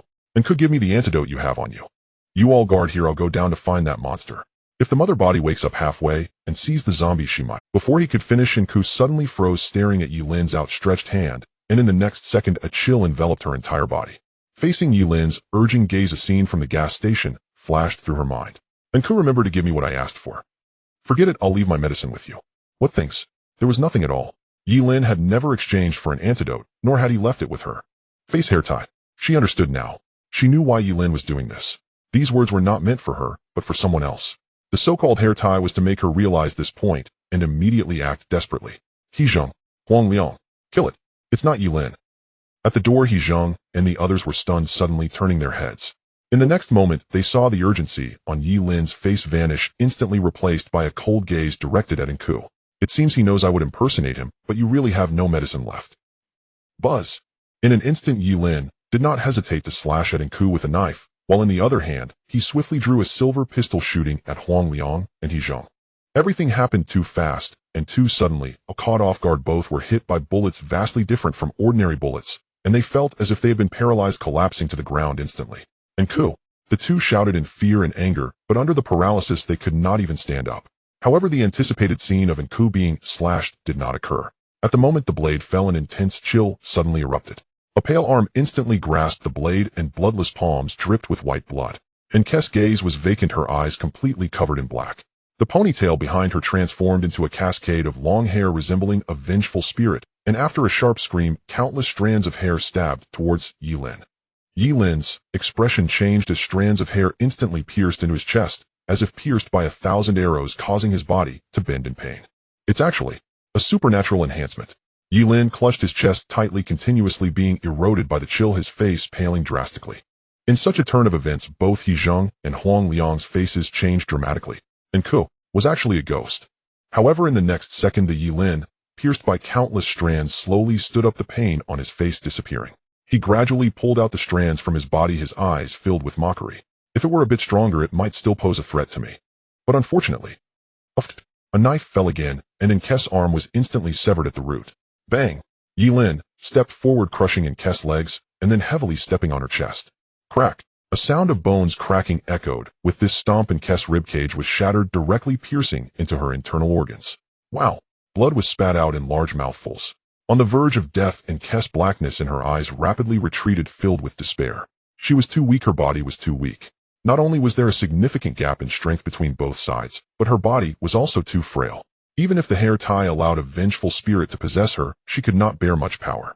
In her despair, Nk's features were bleeding continuously. As the price of possession, her life force was rapidly draining away. Yet at this moment, she surprisingly struggled to raise her head, as if unwilling, gazing into the darkness behind Ye Lin. Moi! Ye Lin exclaimed lightly, as if sensing something, instinctively turning his head to look behind. In the next second, a look of astonishment appeared in his eyes. He saw a figure slowly stepping out from behind him. The scene was eerily quiet.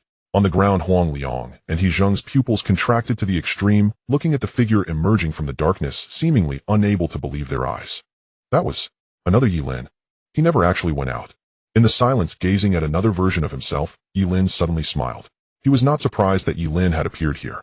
Since Ye Lin had already discovered his existence, it was only natural that he could find the other hidden path. It seems you did this on purpose. Now that I've been discovered, there's no need for me to continue the charade. However, I'm quite curious, do you not fear for the lives of your companions when you use them as bait? With a light chuckle, Yuan slowly lifted his foot from Ku and turned to face the real Ye Lin. Looking at the young man's gaunt face, Ye Lin smiled slightly. If I can't kill those on my team, what is there for me to worry about?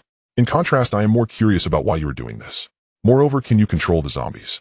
The zombies' roar had ceased, and with the appearance of the hunchback zombie, it was evident that the opponent had methods to control them.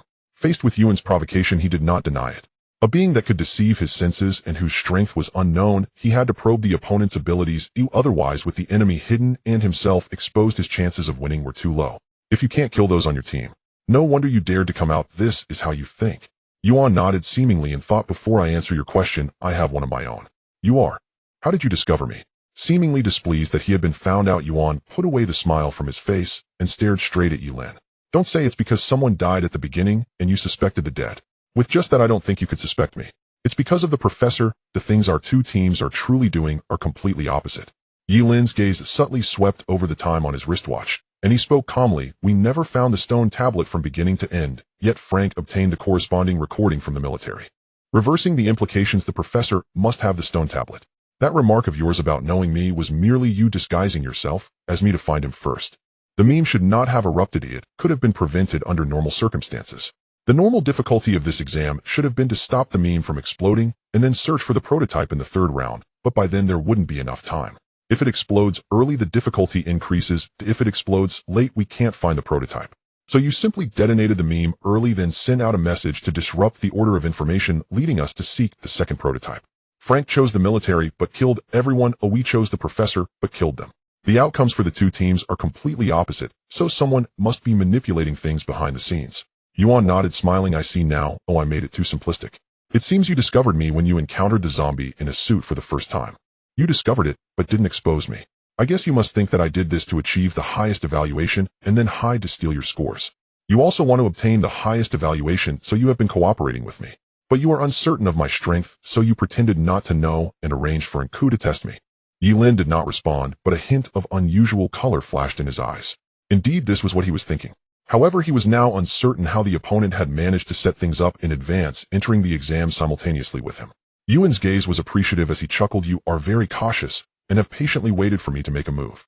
Thus, when I deceived Zhang Tai and lured you away, I was still injured by an coup. You chose to reveal yourself because all signs indicated that I wouldn't be too strong. Ye Lin's gaze hardened, and he remained silent. He was certain of Yuan's strength. It was not only these 3 points, but also the 24 hours mentioned by the system. Even if Yuan was hiding his strength, it couldn't be too high, otherwise their advance into the exam wouldn't be limited to just 24 hours. Yet for some reason, when Yuan displayed that he truly did not care about being discovered, a strong sense of unease rose within him. No, his reaction shouldn't be like this. He was stalling for time, but the other party was cooperating with him, and their words were filled with mockery. Feeling uneasy, are you? Think you've overlooked something? Yuan showed no concealment of the mockery in his eyes. From your perspective, you guessed correctly on all counts. You want die, and I won't allow the exam to fail. Even if you guessed wrong, it doesn't matter. Even if I am stronger than you, as long as I delay until the return, you can still deal with me. After all, your score is already high enough, and you have their assistance. Everything I did was to make you a wedding dress, so you have been stalling until now. But have you ever considered, what if we are not on? Who told you that there are only humans in the death exam? In an instant, the flesh on Yuan's face suddenly peeled away. His aura was no longer concealed, his face bloodied and mangled, looking as terrifying as a monster. Bang! With a stomp, a circle of black ripples instantly enveloped the entire area, transforming into black lines that trapped Ye Lin and others within.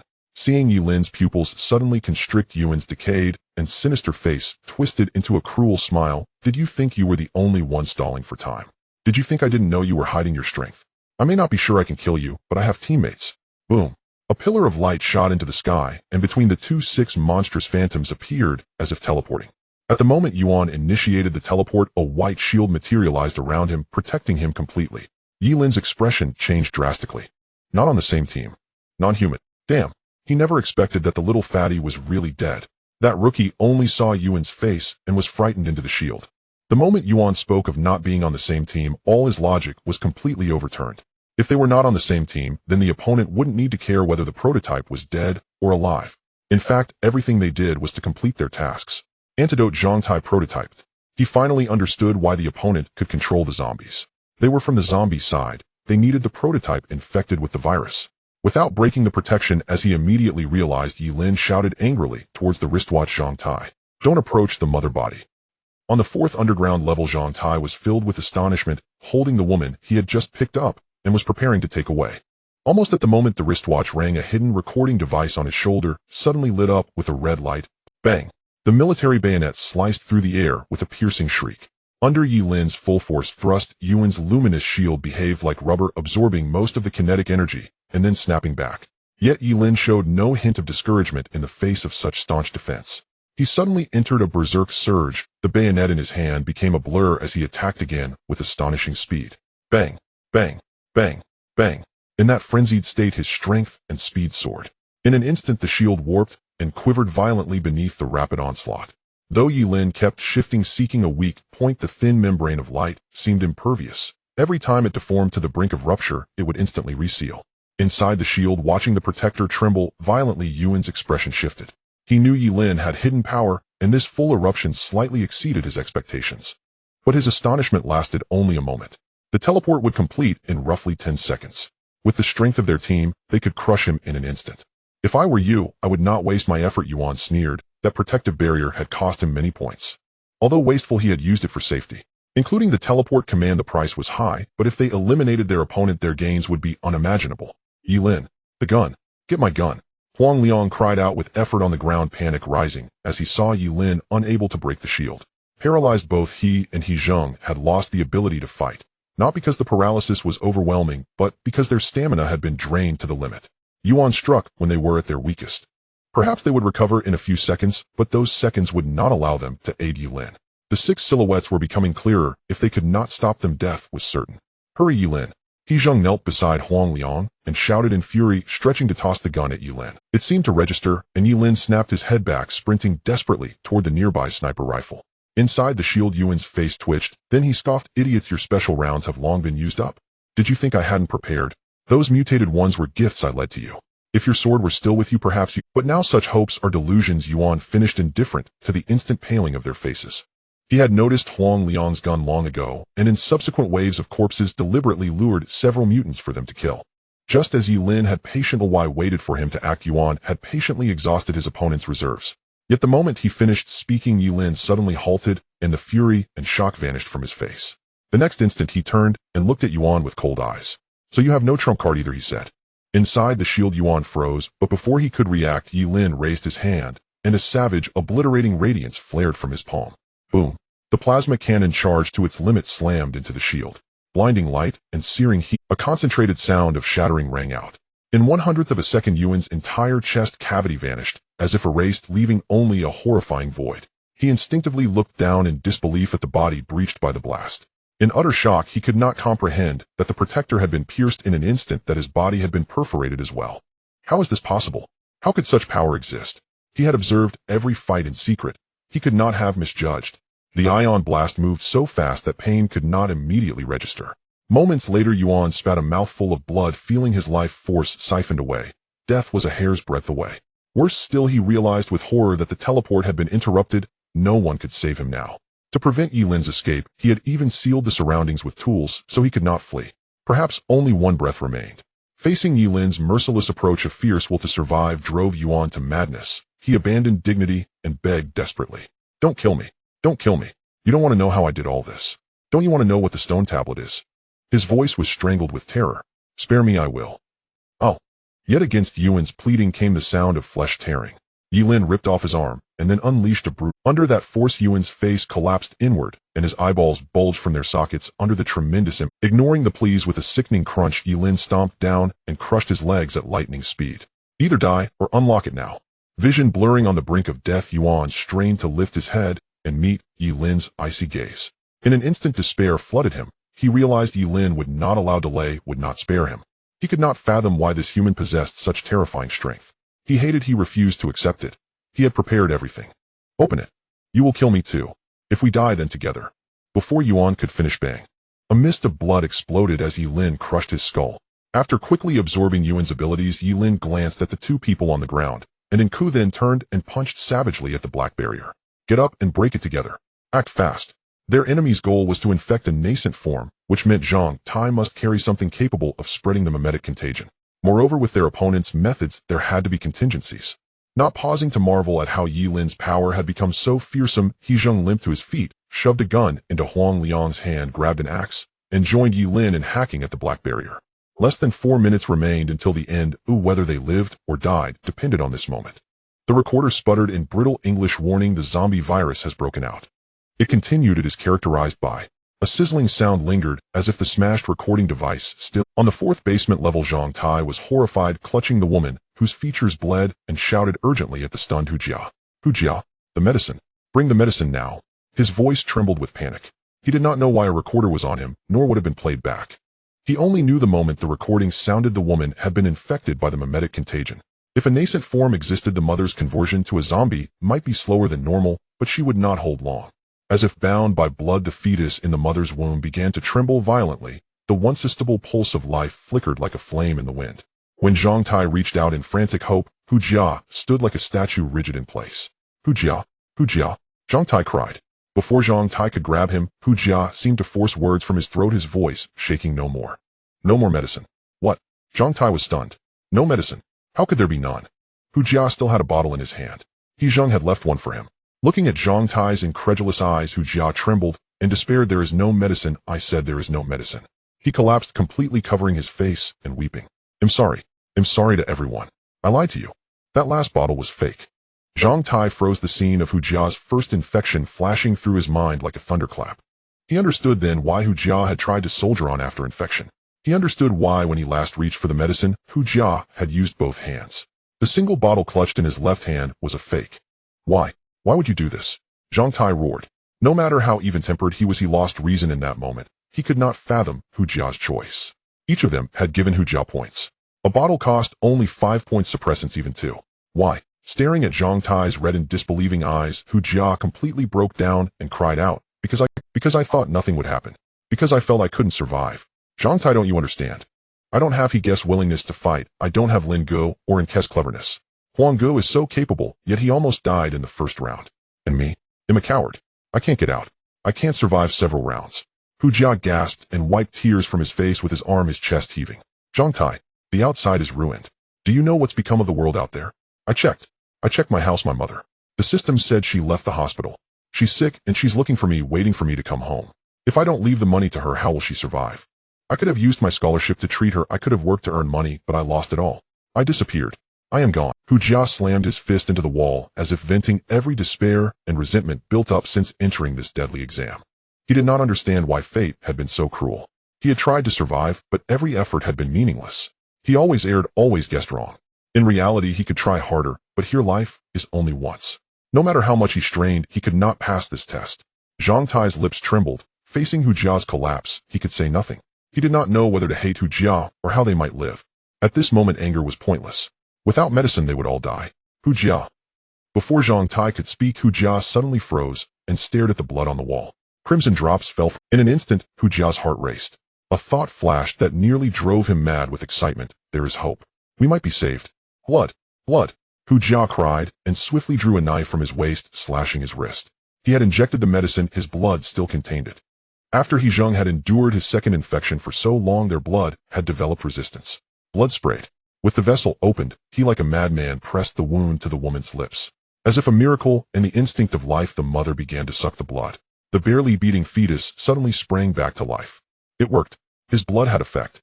But there was too little and he had waited too long. The result was insufficient. As the fetus movement again slowed, Hu Jia, without hesitation, cut deeper along his arm. Hu Jia. Zhang Tai's face jolted. He too felt overwhelming emotion. But before he could cut his own wrist, a chorus of zombie howls erupted from behind. Unknown to them, the previously sealed fourth basement had opened an escape route, and a tide of zombies poured through with snarls. Among the horde, a massive humanoid mutant with huge palms roared and charged at terrifying speed toward them. Hu Jia, run. Zhang Tai's face went pale as he grabbed Hu Jia with his left hand and the mother with his right, and dashed for the stairwell. He did not know what awaited above, but Ye Lin was there, everyone was there. If they could endure the last minutes, they could all get out alive. Zhang Tai carried the two and burst out of the lab area. They had not gone far when Hu Jia faltered and nearly collapsed. Blood loss and frailty paled him. He could barely stand. The zombies closed in, and Zhang Tai stopped preparing to hoist him up. But at that instant, Hu Jia pushed him away with all his remaining strength. Too late. It's too late, he gasped. Hu Jia. Zhang Tai cried. Before Zhang Tai could react, Hu Jia glared at the oncoming mutants and shouted desperately, Zhang Tai, go. It's too late. Run now. Hurry. There was no time. From the fourth level to the third, the stairwell was long as Zhang Tai, no matter how strong, could not carry two people and outrun the mutants. He was bleeding, and the creatures inflamed would only speed up. If they were caught, they would all die. Go, Zhang Tai. Seeing Zhang Tai hesitate, Hu Jia seemed to lose his mind and hurled himself into the horde. Fear, terror, despair, refusal. He did not want to die, but only by drawing the monsters away could the others survive. Only if he died could Zhang Tai possibly escape. Hu Jia. Zhang Tai screamed in fury. Hu Jia tumbled and rolled straight into the mass of corpses. Zhang Tai's eyes bulged and ruptured with blood from the strain. Torrents of pain and grief threatened to overwhelm him, but he knew he could not delay. To do so would waste Hu Jia's sacrifice. Crying out in agony, Zhang Tai dashed upward. Surrounded and torn by countless hands, Hu Jia used his last strength to press at his watch. He felt the monsters tearing at his flesh. His skin, eyes, ears were being ripped away bit by bit. His body was pulled apart like a puppet. Lin Ji. His voice trembled with pain. I beg you. Please.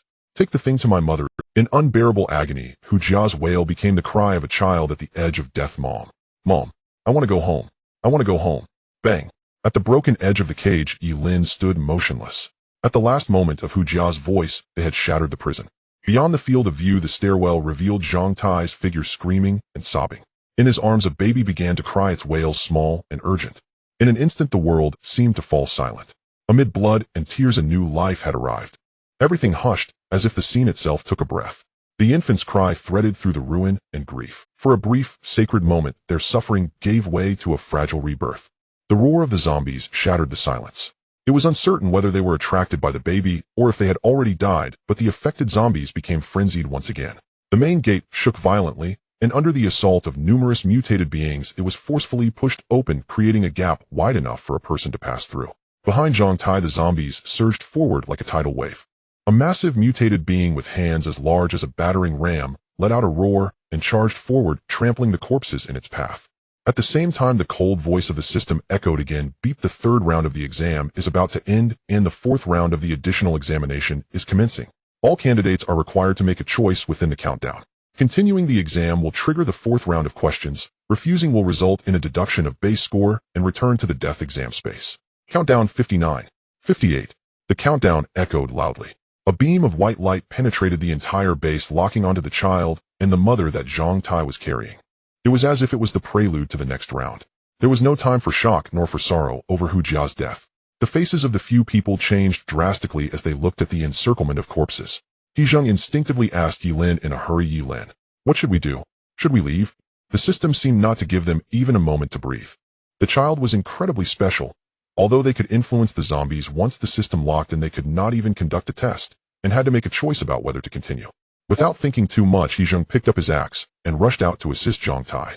Huang Liang, upon realizing the situation, also steadied himself and opened fire to stop the mutated beings from advancing. Just looking at the instructions for the fourth round, Huang Liang appeared anxious and wanted to persuade Ye Lin to retreat. He was not afraid of death, but their stamina was already at its limit. And Ku was severely injured if they forced themselves to take on the fourth round, not to mention if they could survive and Ku would not make it. However, contrary to Huang Liang's expectations, Ye Lin took a deep look at the child in the beam of light, and in the next moment chose to return without hesitation. He indeed wanted to take on the fourth round. He thought that this child could play a significant role in it. But the risks had completely outweighed the rewards. Yuan had taken the stone tablet, and they still did not know the information on it. Moreover, the teleportation item he used was not of high level, so the distance it could cover was limited. Therefore, Yuan's remaining 6 teammates were nearby, and if they stayed here, they would inevitably run into each other. What Yuan said to buy time made him vaguely guess another possibility. If he forcibly took on the fourth round, he might become a target. Did you think this exam only involved humans? Everyone chose to return. Supporting and Ku Ye Lin directly chose to return. The gains from this round were already substantial. Although he did not yet know the exact figures he had received and a level evaluation from the system. What they needed most now was to return to the death exam space and digest these rewards. In an instant, accompanied by beams of white light, flashing, the 5 of them disappeared from their original location. 3 minutes later, outside the base, figures were rushing at an incredible speed, as if mad, desperately heading towards the location where Ye Lin had been. Above them, the cold voice of the system echoed like a broadcast worldwide beep. In 18 hours, the giant spirit camp will enter the exam. Beep. In 72 hours, the tree demon camp will enter the exam. Beep. In 220 hours, the dragon camp will enter the exam. Beep. In 3,700 hours, the star shining alliance camp is about to enter the exam. The system is repairing. In the death exam space, as soon as He Zheng appeared, he shouted for a repair, and in that instant all 5 were submerged in the warm beam of light, repairing their bodies. It felt like soaking in a hot spring. Even though Ye Lin had no injuries, his stamina and energy were. He Zheng couldn't help but let out a satisfied moan. After returning, his tense nerves completely relaxed, and within a few seconds he unexpectedly fell asleep. He was too tired, truly too tired. Although he was not as badly injured as during the match, he had gritted his teeth and endured through the last 3 rounds of zombie waves. Even Xiao Kuntu was exhausted to the extreme, almost falling asleep at the same time as He Zheng. Watching the exhausted people sleep, Ye Lin hesitated slightly and slowly closed his eyes. Indeed, he was also tired. Since entering the exam, he had not rested for even a moment. Soon after 5 minutes, the 4 of them woke up one after another, feeling refreshed. Ye Lin was somewhat surprised to find that he was actually the last one to wake up. After glancing at Nku, who was still in the process of repair, he headed directly towards the vortex. Seeing him wake up, He Zheng suddenly turned his head. In his excitement, his lips trembled, and Huang Liang beside him seemed unable to maintain his composure, his breathing becoming irregular. Ye Lin, guess how many points we scored? 124. Xiao Kunta got 129. Even that fool got 121. And a clever evaluation. The 3 of us, no, probably in Kutu. So all 4 of us received a club. It was as if they could not believe their eyes. Although they had calculated before that with 14 people facing a level difficulty, only the 5 of them remained alive, the ultimate rewards would likely be very high. But after all, the difficulty was locked in, and each round would only add a few points. No one knew how many there would. Like a dream, He Zheng laughed heartily, and Huang Liang was so excited he could not speak. At that moment, if not for the lack of permissions, he would have already gone to redeem items. So many. Ye Lin raised an eyebrow. After quickly checking the scores, a hint of surprise flashed in his eyes. Without waiting for him to think too much, He Zheng impatiently pulled him along, and Huang Liang and Zhang Tai could not help but curiously gather around. How many did you get, Ye Lin? If we can all get this much, don't you have more? Unexpectedly, to everyone's surprise, Ye Lin shook his head slightly, and spoke softly, not much, only 153 points within a level evaluation and a level evaluation. It seems that it should have been 168 points, but the system automatically changed it to a level for me. Ye Lin frowned, somewhat dissatisfied. Although he knew how precious the level evaluation was, and that it was what he needed most, the system taking his score to exchange for a level was something he seemed to have no use for. 153. How could it be so low? Could it be that the system made a mistake? Damn, what if ours has problems too? What if they take it back later? He Zheng was shocked, his heart tightening suddenly. He instinctively turned to look at the vortex, fearing that the system had made an error. I guess the fixed reward for the last round was 60. There were 14 people making a total of 840 points, and in the end, only the 5 of us survived. If distributed evenly, each person would have gotten 168 points, and after deducting the base score, there would be 108 left. Adding in the round bonuses, it matches perfectly, so there shouldn't be any issues. Huang Liang finished calculating, and seeing He Zheng's frightened expression, couldn't help but chuckle. He had thought it would take at least a few more rounds to accumulate enough points, but unexpectedly, they managed to gather enough in just one round. It was as if a heavy burden had been lifted, and he felt much lighter. So, if Hu Jia could have survived, could he have gotten this much too? Suddenly Zhang Tai asked in a muffled voice. After his words fell, the smiles on He Zheng and Huang Liang's faces froze, and they were stunned. After a long moment, Huang Liang silently nodded, tightly clenching his fists. Indeed, if Hu Jia had not died, he probably could have earned this much. These points would be enough for him to enhance himself several times. That kid in the end was quite the man. All we can say is, his luck just ran out. He Zheng sighed, feeling a mix of emotions. He had always looked down on Hu Jia, but never expected that in the end it was Hu Jia who saved them. Although Hu Jia's death had little to do with them, if he had been willing to buy just one more healing potion, even if it was only a slight enhancement, perhaps he would not have died. But as if fate had conspired against him, he died just before dawn. Seeing the heavy expressions on the others, Zhang Tai suddenly realized he had said the wrong thing. Still, there were some questions he had to ask and say. He could not forget why Hu Jia had died. Summoning his courage, Zhang Tai took a deep breath and asked Ye Lin, "Brother Lin, will you help bring back those things for Hu Jia? Hu Jia told me the password to his room. Do you want to go take a look?" As soon as he finished speaking, He Zheng suddenly trembled all over, as if he thought of something, and suddenly grabbed Ye Lin. "Ye Lin, I advise you. No, we should all avoid going to look. Room 14. Ku has already woken up, and 5 people stand before Hu Jia's door waiting for Zhang Tai to open it. Unlike He Zheng, whose face looks somewhat grim, hesitating whether to leave first. Ku seems to have long gotten used to it, simply standing calmly to the side. "I say there are some things we don't really need to." He Zheng couldn't help but speak in a muffled voice, hoping that the others wouldn't open the door.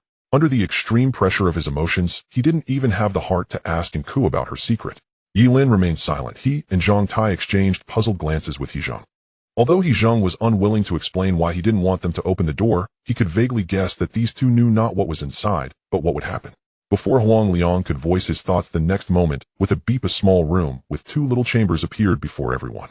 The room was simple, with curtains drawn tightly, dimly lit, resembling the most common rental rooms in urban villages. Directly opposite them was the living room, which was unexpectedly filled with blocks of gold and silver bricks. The sheer number startled everyone except Zhang Tai, who instantly realized that Hu Jia had exchanged all his... Damn it! No wonder that kid exchanged nothing. "Zhang Tai, why didn't you say it earlier?" Remembering the scene of Zhang Tai calling for Hu Jia, He Zheng instinctively questioned him, and the others turned to look. Daring not to speak, Zhang Tai lowered his head in self-reproach, unable to utter a word. He had seen it, but then he also saw Hu Jia buying medicine, and under Hu Jia's desperate pleas, he didn't dare to say anything, only keeping this secret for Hu Jia. Hu Jia's mother is sick. He said he can't go on living, so he wanted to save some money. Damn it, what's the use of... Isn't it better to be alive and get out than anything else? Even if he has money, can he send it out? He Zheng, extremely angry, ironically laughed. For a moment, he didn't know whether to be angry at Hu Jia's foolishness or at their own helplessness. Suddenly, a coughing sound came from inside the room, followed by a woman's voice. "Is it my child?" Her voice was somewhat weak, with a slight accent. Hearing the woman's voice and seeing Ye Lin still intending to push the door open, He Zheng's expression changed, and he urged, "Ye Lin, don't go in. Let's take the things and leave, then wait in the room before coming out. See her. She will die." Ye Lin frowned and asked, recalling what He Zheng had said. If they died in the exam, then the room would only remain until the next round before being refreshed. Almost anyway, there's really no need to stay here. He Zheng's breathing grew rapid, and he impulsively went to move the things first, as if fleeing from something. Ye Lin's gaze sharpened, directly asking Ku, "If we take the things now, will the room refresh immediately? What if we don't see her and don't take it away so quickly? If they take the things, the room will refresh, so indeed they could wait a little longer. Even if it's just to let Hu Jia's mother live a few more days, it's still a final respect for Hu Jia." And Ku fell silent for a moment, then bitterly shook her head. Actually, it doesn't make much difference. After Hu Jia dies, the people inside won't have a sense of time, and all her memories will only stop at the last moment she saw Hu Jia. So it's better to refresh it sooner rather than seeing it before we enter the exam. At least it won't be so. 10 minutes later. After moving everything out, the group stood silently outside the room, watching the woman inside, who was leaning on a cane, repeatedly calling for her child. The woman couldn't see them, or rather, after Hu Jia died, she couldn't see anyone anymore. She appeared to be around 40 years old with some gray in her hair. According to Zhang Tai, Hu Jia's mother was a factory worker in her early years, and after his father passed away, in order to support the family, she got a breakfast cart and sold breakfast on the street. Her leg was injured while pushing the cart across the road, suffering from chronic ailments, and she raised Hu Jia alone, so her health was very poor, and she contracted lung disease. When will it refresh, oi? And who can we save her? Zhang Tai clenched his fists, unable to bear looking at the woman inside, who kept calling for Hu Jia. Before Nku could answer, He Zhang took a deep drag from his cigarette, then stomped it out without lifting his head. There's no saving her. If it refreshes, let it be now. After He Zhang finished speaking, a wisp of flame suddenly shot out from the room, and the next second the entire place was engulfed in flames. The sudden thick smoke made the woman cough continuously. Watching the fire inside, her first reaction was not to cover her mouth and nose, but to frantically call out Hu Jia's name, as if in her memory, Hu Jia had always been with her. Child! Child! The woman panically rolled out of bed and crawled toward the cane by the bed. Unable to evade the flames falling from the ceiling, she let out a painful scream, desperately patting the fire on her body, then using the cane to hobble and shout Hu Jia's name. Child! Child! Fire! It's on fire! Soon as the flames grew larger, burning her clothes, the woman fell to the ground in pain. Yet, as if driven by maternal instinct, despite trembling all over in pain, she forced herself to crawl from the living room towards Hu Jia's room. Outside the door, Huang Liang's heart trembled witnessing such a cruel scene. He forcefully shook off He Zhang's hand that was pulling him and rushed in with Zhang Tai to save her. However, it was like a phantom. As they rushed into the fire, he despairingly found that they couldn't touch each other at all. At this moment, the two could only be like bystanders, watching helplessly as Hu Jia's mother cried and shouted, struggling to crawl across the living room. No! Why is it like this? Why kill her like this? Huang Liang was furious to the extreme. He had thought refreshing meant suddenly disappearing, but unexpectedly, it was to clear the room in this manner. Beside him, the usually honest Zhang Tai also couldn't accept all of this. His eyes were bloodshot as he desperately tried to extinguish each fire point. But it was as if they were in two worlds. No matter how hard they tried, they couldn't put out this fire. Child! Child! The voice was filled with tears. The flames ignited the woman's hair, making her scream in a horrifying manner like a burning person. Bang, bang, bang. Perhaps it was instinct. In the raging fire, she used all her strength to desperately bang on Hu Jia's door. Fire!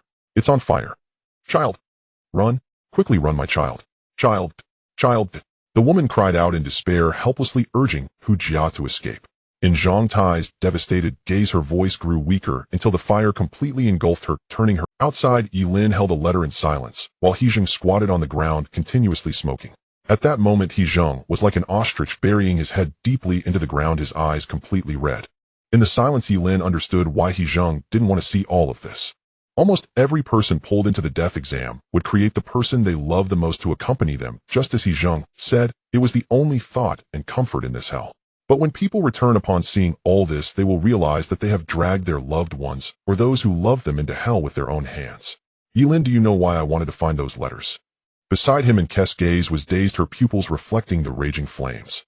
She turned to look at him as if asking and answering herself, her voice calm to the extreme. Because I want to know why. Ye Lin said nothing, just silently looking into Nk's eyes. In those eyes was hatred, a hatred to the extreme, one that would kill it, even if it meant falling into hell forever. As the flames gradually extinguished, room 14 silently closed its door in a twist, as if nothing. He Zhang finished his last puff of smoke, throwing the butt on the ground, and shouted for Zhang Tai to help move things. Huang Liang stood alone for a long time until everyone left. No one dared to exchange anything before the next exam type was announced. Just like the last round, if it weren't for the antidote and jetpack, no one other than Ye Lin would have survived. Returning to his room, Ye Lin placed the letter and photo into the drawer, contemplating what to do next. Although they received many rewards, the appearance of Yuan made him realize that danger did not only come from the exams. He was familiar with humans, but if Yuan was right, they were not the only ones entering the exam, which meant they would face enemies of different types, and even different ways of thinking. A wrong judgment would mean death waiting for them. Strengthening their abilities essentially just added a little margin for error and more countermeasures. Currently, there were 4 things to do. First, how could the progress of the perfect being prototype be improved? After absorbing the tyrant gene, how would he strengthen himself? Second, now that he had received in a level evaluation aside from increasing his permissions, could he exchange for even stronger abilities? Third, what would be the scene of the third letter, and should he collect the remnants left behind? Fourth, who exactly was the person in that grave? Ye Lin habitually tapped the table lightly. The first three matters were related to strength and needed to be prioritized. Although he was eager to know the secrets of the grave, he chose to put it last. Surviving came above all. He did not want to be controlled by emotions and desires. He feared that once he learned certain things he would keep questioning. Each question required points, and he couldn't afford. Opening the system exchange interface, Ye Lin first checked the information on the perfect being prototype. Soon as the light screen quickly changed, the system prompt rang out: ding, querying perfect being information, required permission, level, cost 1 point, confirm query. Ye Lin was slightly taken aback seeing that it only required 1 point, and he promptly chose to confirm. The points needed were much less than he had anticipated. He had thought it would take at least 7 or 8 points, but unexpectedly, it only required the minimum permission, plus 1 point. To be honest, he felt that obtaining the perfect being prototype was somewhat too easy, almost suspiciously so. It shouldn't have been obtainable, or rather it shouldn't have appeared at all. Though he could guess that the prototype was related to Yuan. The team Yuan was unlikely paid a considerable price to create this thing. By a stroke of luck it had been fused with him. From Yuan's reaction, it was evident that he did not know the effects of the fusion, he only wanted to capture him and devour him. Perhaps this thing carries significant risks. Or is it difficult to improve its progress? Buzz, without waiting for Ye Lin to ponder further, the light screen changed again, and a brief line of information flashed. Evolution method of the perfect being prototype: absorb the will of similar beings. Warning: absorbing the will of similar beings may lead to mental collapse. Absorbing non-similar beings may lead to physical collapse. Ye Lin was slightly taken aback looking at the brief explanation provided by the system. Although drawbacks had indeed appeared, he felt a sense of relief. Having problems is not terrifying, not knowing what the problems are is the most terrifying. Similar beings, non-similar beings. The prototype within him comes from a fusion body, so are his similar beings considered monsters or humans? Moreover, he did not feel anything wrong with himself. Is it because the absorption was too little? Or is it because my body and will have been strengthened, making the side effects less obvious? For a moment, Ye Lin could not determine the answer. If it was the former, it would mean he could not use this ability casually and his progress would be stuck. But if it was the latter, it would be easier to solve. It was just a matter of continuing to strengthen his body and will to counteract the side effects, continuously advancing until he became the complete version. With no fruitful thoughts, Ye Lin shook his head. He could only test it later. But in any case, the cost was within an acceptable range. When he sensed something was off, he would stop. Even if it was just to use it as a trump card, that would be enough. Suppressing his speculation, Ye Lin simply checked if the tyrant gene could still be strengthened. This time the querying speed was extremely fast. Almost as soon as the thought arose, the system provided an answer. Moreover, this time it did not even require points, as if his concerns did not exist. After quickly reading through it, Ye Lin raised an eyebrow. It does not affect continued strengthening, and the points required to strengthen it to the level complete version have decreased somewhat. Looking at the 40-point difference given by the system, the situation was much better than he had imagined. The points needed for reinforcement had decreased by a full 50 points, equivalent to a level. He had originally hesitated about whether to strengthen the tyrant gene to level. After absorbing the prototype, his body had become much stronger and his strength was likely only slightly inferior to the original version. Thus the improvement from strengthening to level wouldn't be significant, which seemed somewhat wasteful. However, it was no longer considered wasteful now, nor was there anything to regret. If he had not strengthened the tyrant in the last round, he probably would have died long ago and would not have been able to fuse with the prototype. Query the effects of a level permissions. Ding, this query requires 3 points, confirm. 3 points. Unlike before, Ye Lin hesitated slightly. After thinking for a moment, he directly chose to refuse. Although 3 points were not much, even a mosquito is meat. Rather than giving it to the system, it would be better to ask Nku. After sending a message for Nku to come over, he suddenly remembered something and quickly added 2 more lines. In room 1, the warm yellow lights created a cozy atmosphere. In the bedroom with a piano, Nku hugged her knees against the bed and silently stared at the photo in her hands. The melancholic music echoed in the empty villa, creating a somewhat oppressive feeling. With her eyes slightly reddening and K's fingertips turned white as she clutched the photo. Before she could adjust her emotions, 2 messages lit up on her wristwatch. Nku instinctively looked at the watch, which displayed 2 messages, both from Ye Lin. Come to my room. Pay me back. 20 will do. The changes waved. Nku was slightly taken aback, and in the next second the sadness in her heart instantly vanished, replaced by her clenched teeth in anger. 20. This guy actually wants her to pay double. Did he forget that she almost died because of him? Looking at the last 4 words, she could even imagine Ye Lin feeling he was being exceptionally generous when in the room of Ye Lin. The first thing Nku did upon entering was to repay the money. Seeing Ye Lin accept it without hesitation, Enku suppressed the urge to kill and coldly asked, "Are you looking for me to ask about the evaluation?" "Yes, I currently have 1 grade and 1 grade. Aside from merging bloodlines, I need to know if there are other uses. Also, what is in the scenes that can be accessed with that key?" Ignoring Enku's attitude, Ye Lin directly asked. He knew why Enku was angry. It was not about the repayment, but because of the previous incident. "There is." Enku pondered for a moment and said, "Evaluations can also be exchanged for abilities, and some weapons and equipment also require evaluations, but it's very expensive." "Moi." As the words fell, Ye Lin raised an eyebrow.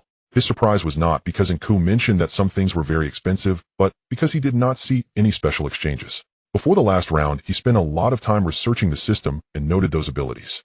Although there were too many to read them all, he was sure he hadn't seen what Enku referred to. "It's normal that you don't know because our team doesn't have a captain, so you can't see it. I didn't mention it before because you also didn't have extra evaluations to exchange, and compared to merging bloodlines, the cost effectiveness is much lower." "Captain, much lower." Seeing Ye Lin's confusion, Enku's lips curled slightly as she explained, "The captain is the representative chosen by the entire team. Once you become the captain, you can freely view everyone's abilities and have a veto right in any situation. Then the system will grant the captain access to some special exchanges, most of which require evaluations. The effects are special, but they do not enhance strength as directly as bloodlines do." He Zheng didn't mention it, probably afraid of encountering a team battle. Of course, he might not know about this.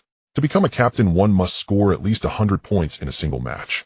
He had difficulty just surviving, so it's understandable he doesn't know. The more questions there are, the more Ye Lin's gaze flickered, directly asking, "If there is a captain, will there be team battles?" "Yes." Enku nodded. "Actually, even if you didn't ask, I plan to mention this matter. There are advantages and disadvantages to officially forming a team. The advantage is what I just mentioned. The disadvantage is that after forming a team, the probability of encountering new and individual candidates decreases. It's easy to run into teams with the same number of people. If we don't form a team, we will match randomly, and among those people there might be candidates with very strong qualities.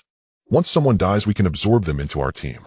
You should be able to imagine that candidates matched individually who can survive a total annihilation must be excellent in all aspects." While speaking, Enku sighed, not hiding her thoughts. "The difficulty increases as we go further. If we want to survive, the entire team must become stronger. Even one weak link could lead to total annihilation.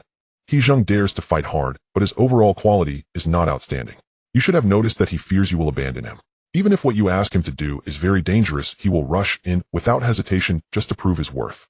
Zhang Tai is honest and reliable. He may have been a good teammate in the earlier rounds, but as we progress, this kind of personality will lead to a brutal end. Huang Liang has decent overall quality, but he is too rigid and has a high bottom line. Once we encounter a team battle, I seriously doubt whether he will let the opponent go." As for Hu Jia, at this point, Enku did not make further comments, only sighed and continued. "Ye Lin, as long as someone in the team has survived 3 rounds, we are likely to encounter a team battle in each subsequent round. In team battles, killing gives points while dying deducts points. Many people can exchange for bloodlines, actually relying on points gained from killing other candidates. Thus, as long as a team battle occurs, neither side will rest until the other is dead. If your teammates are not strong enough, no matter how strong you are, you might be eliminated due to point deductions." So you want me to replace someone, right?" After Ye Lin spoke, Enku hesitated slightly and nodded. "That's right. If they were cold-blooded enough, they could completely abandon Zhang Tai and the others. As long as they couldn't return, they could match new candidates in the next exam and filter out suitable teammates. Aren't you afraid he'll replace you after telling me all this?" "Not afraid." Enku calmly looked at Ye Lin, her tone firm. "If I can't keep up with you, I will die myself. Compared to living, I hope someone can reach the end and understand why all of this is happening. Even if that person is, she has died once and she has nothing to lose. Everything she is doing now is to find that answer, then to seek revenge." 2 minutes later. "So you still plan to become the captain?" "Evaluations must be used up, and it's not that we can't encounter new candidates, just that the probability is lower." Taking the key handed to him by Enku, Ye Lin examined it carefully. He decided to form a team during mealtime after confirming that he could access special exchanges as a captain. His biggest gain from the last match was the A-grade evaluation. Not using it would be too risky. No one knows how difficult the next round will be. After reviewing, Ye Lin realized that it was actually very hard for him to obtain this evaluation. Although Yuan was secretly plotting against him, he had also almost helped them complete all tasks. The military's plan was prepared by the team Yuan belonged to, otherwise there wouldn't be another passage on the 4th underground level. The difficulty could be locked in the first round, and the subsequent tide of corpses not exhibiting many special mutations was also related to Yuan. One could only say that the other's luck was really poor. Everything they did became his wedding dress. That could work, or our luck shouldn't be that bad. The next round might not necessarily be a team battle type. Even if we encounter it with your current strength, there's no need to worry. Enku nodded, glancing around and finding only one chair in Ye Lin's room. After hesitating for a moment, she simply sat on the table, propping her head, watching Ye Lin study the key. Enku couldn't help feeling a bit emotional. People really can be infuriating. Who would have thought that a newcomer would obtain a great evaluation and dual bloodlines in the first round? In the second round, he obtained a great evaluation and he had nearly 200 points. He could exchange for special abilities and a bunch of powerful equipment. Not only that, but Ye Lin had obviously hidden his trump cards as well. Even she didn't know what this monster had obtained in the last round. If the next round was indeed a team battle type exam, anyone who encountered this monster would probably despair and break down. Is there a way to know what scenes this key will lead to? What kind of relics do you think will be inside? Staring at the key in his hand, Ye Lin frowned. The key was blood red and had an ancient design. Upon closer inspection, it seemed like blood was flowing inside it. It's hard to know, but the difficulty shouldn't be too high. Once we enter, it will essentially replace us in the next exam, so the difficulty inside has nothing to do with our... That person placed the letter and relic inside. Unless he went insane, it wouldn't be possible to put them in a high difficulty scene. Otherwise, if we can't obtain anything, didn't he die for nothing? However, as if suddenly remembering something, Enku jumped off the table, blinked her eyes. It seems there is a way to know. You have a great evaluation which can just exchange for that item. It can identify what the relics inside are, and perhaps even deduce what the scene is. Once we know, we can make some prep. If we happen to encounter a supernatural type in the next exam, we might need to quickly replace someone and rely on this key to save our lives. What do you deduce the scene to be? What item? Ye Lin asked softly, a hint of curiosity in his voice. Enku noticed his interest and didn't hold back. A QA type of item. It can answer 3 questions about a particular thing. Since we have the key, we can ask what is in the scene and what is the most special item. Ye Lin was slightly taken aback. Are you sure this item can be exchanged with just a great evaluation? If, as you said, we had this item in the first round, wouldn't we know right from the start what is on Mars? His tone was somewhat serious. Almost as soon as Enku finished speaking, he realized the true use of this item. Taking the first round as an example, they could easily pick up any item and then inquire about its location and whether there are monsters in the scene that could destroy it. As long as they asked the right questions, they could deduce most dangers from minimal information, which could be considered cheap. Enku was slightly taken aback, realizing she hadn't explained clearly, and hurriedly began to clarify. No, Ye Lin, it can only be used in the dead examination space, but can't be taken out. Moreover, the higher the rank of the item involved, the more concise its answers will be, and it can only be used once per round. With those words, Ye Lin immediately lost much interest. If it can't be brought into the exam, then it isn't of much use. They had nothing for the next exam, so they couldn't deduce any information. In simple terms, this item can almost only be used for the key and subsequent letters, equivalent to a scaled-down version of a system search function. No wonder it can be exchanged for just the lowest rating. And to exchange for 1 rating, it feels somewhat. Suddenly, Ye Lin's gaze became serious, thinking of a certain possibility. What about living beings? If we ask questions related to people, can it answer? Ye Lin's heart raced with rare tension. If it could answer, then he could completely bypass the system and directly ask for the answers on him. In a certain sense, he was related to that grave. At least he had been to the outskirts. A name would require a grade permission and 5 points, and subsequent information would only be more precious. If this item could provide that information, it would save him a significant amount of points. People. I don't know, we've never used it that way. Maybe. It could be. Enku wasn't too sure either, a bitter smile appearing on her face as she spoke. Ye Lin, this item is actually not that easy to use, so I hesitated about whether to exchange it. The answers provided are quite vague and require personal deduction. However, this shouldn't be an issue for you. Maybe it could. After hearing Enku's explanation, Ye Lin quickly weighed the options in his mind and decided to proceed with the exchange. It was worth a try, even if he couldn't get the answer. Knowing what the relic was wouldn't be a loss, and it might be useful later. Having nothing more to ask, Ye Lin nodded, signaling Enku that she could leave. However, before he could speak, Enku suddenly looked at him with hesitation, as if she wanted to say something. What is it? Ye Lin frowned and directly asked. The next second, Enku let out a bitter laugh and straightforwardly said, It's nothing much, just wanted to borrow 1 point from you. I scored 115 points in the last round, but repairing cost about 6 points, and with what I owe you back, I only have 89 points left. I want to exchange for a gray bloodline.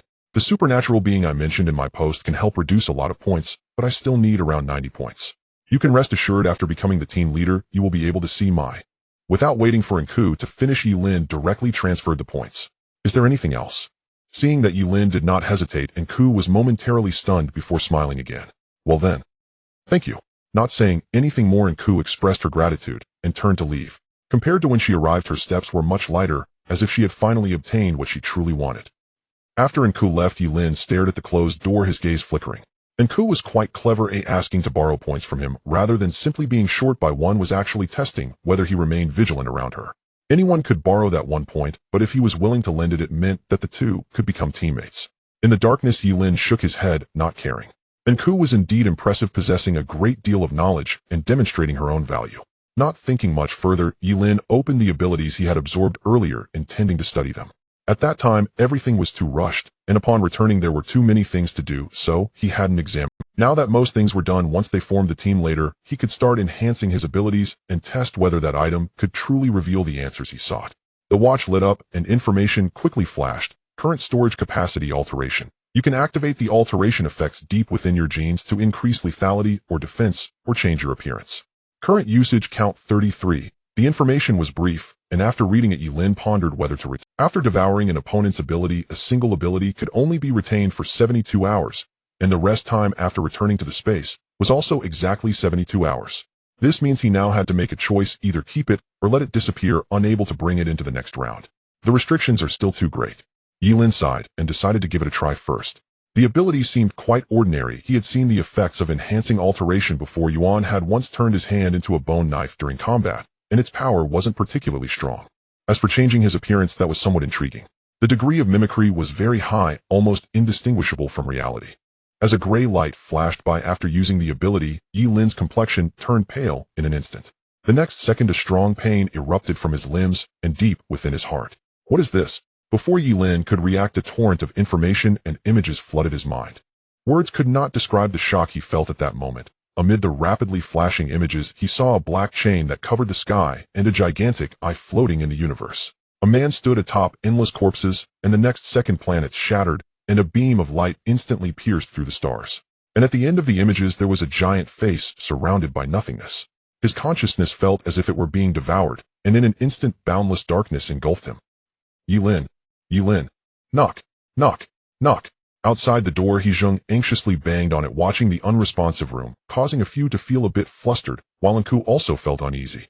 It has been 6 hours. Ye Lin has been in the room for a full 6 hours without coming out. She remembered clearly that Ye Lin had said he would gather everyone to form a team soon, so it was impossible for any delay to take this long.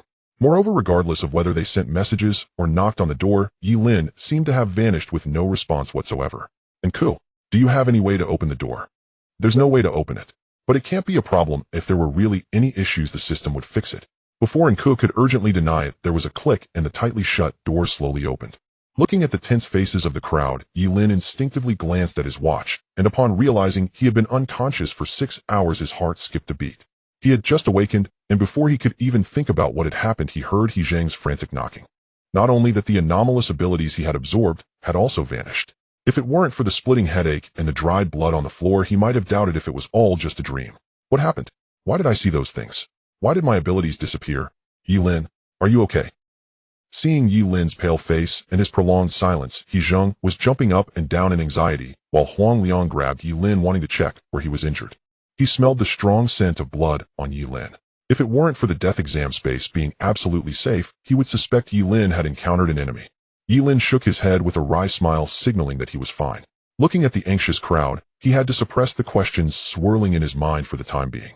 He didn't know what had happened, but it seemed to have no impact on him. He could only speculate that it might be due to his enhanced abilities, or perhaps the reason of the embryo. I'm fine, but since everyone is here, let's go ahead and form the team. And did you tell them about this? As soon as he finished speaking, everyone froze for a moment before nodding. And told us I just found out about this thing too. But Ye Lin, shouldn't we come up with a name? 10 minutes later, in front of the system vortex. After a discussion, the 5 decided on a name. He Zheng wanted to name it the Fierce Tiger Team, but as soon as he proposed it, he was opposed by everyone. Huang Liang suggested calling it the Linjiang Squad, but none of the 5 were actually from Linjiang, and even Ye Lin was only imprisoned in Linjiang, so they had to give up. After Zhang Tai suggested forming the team name, using everyone's names, Ye Lin adopted it, and chose just 2 characters. Looking at Ye Lin standing in front of the vortex, and Kes' expression was somewhat strange. If she weren't sure that Ye Lin had no interest in her, she would suspect he was hinting something when he heard those 2 characters. He Zheng, on the other hand, was acting suspiciously, constantly glancing back and forth between her and Ye Lin. I say, Ye Lin, are you sure we want to call it this name? Look at Enku, she's standing over there too embarrassed to come over.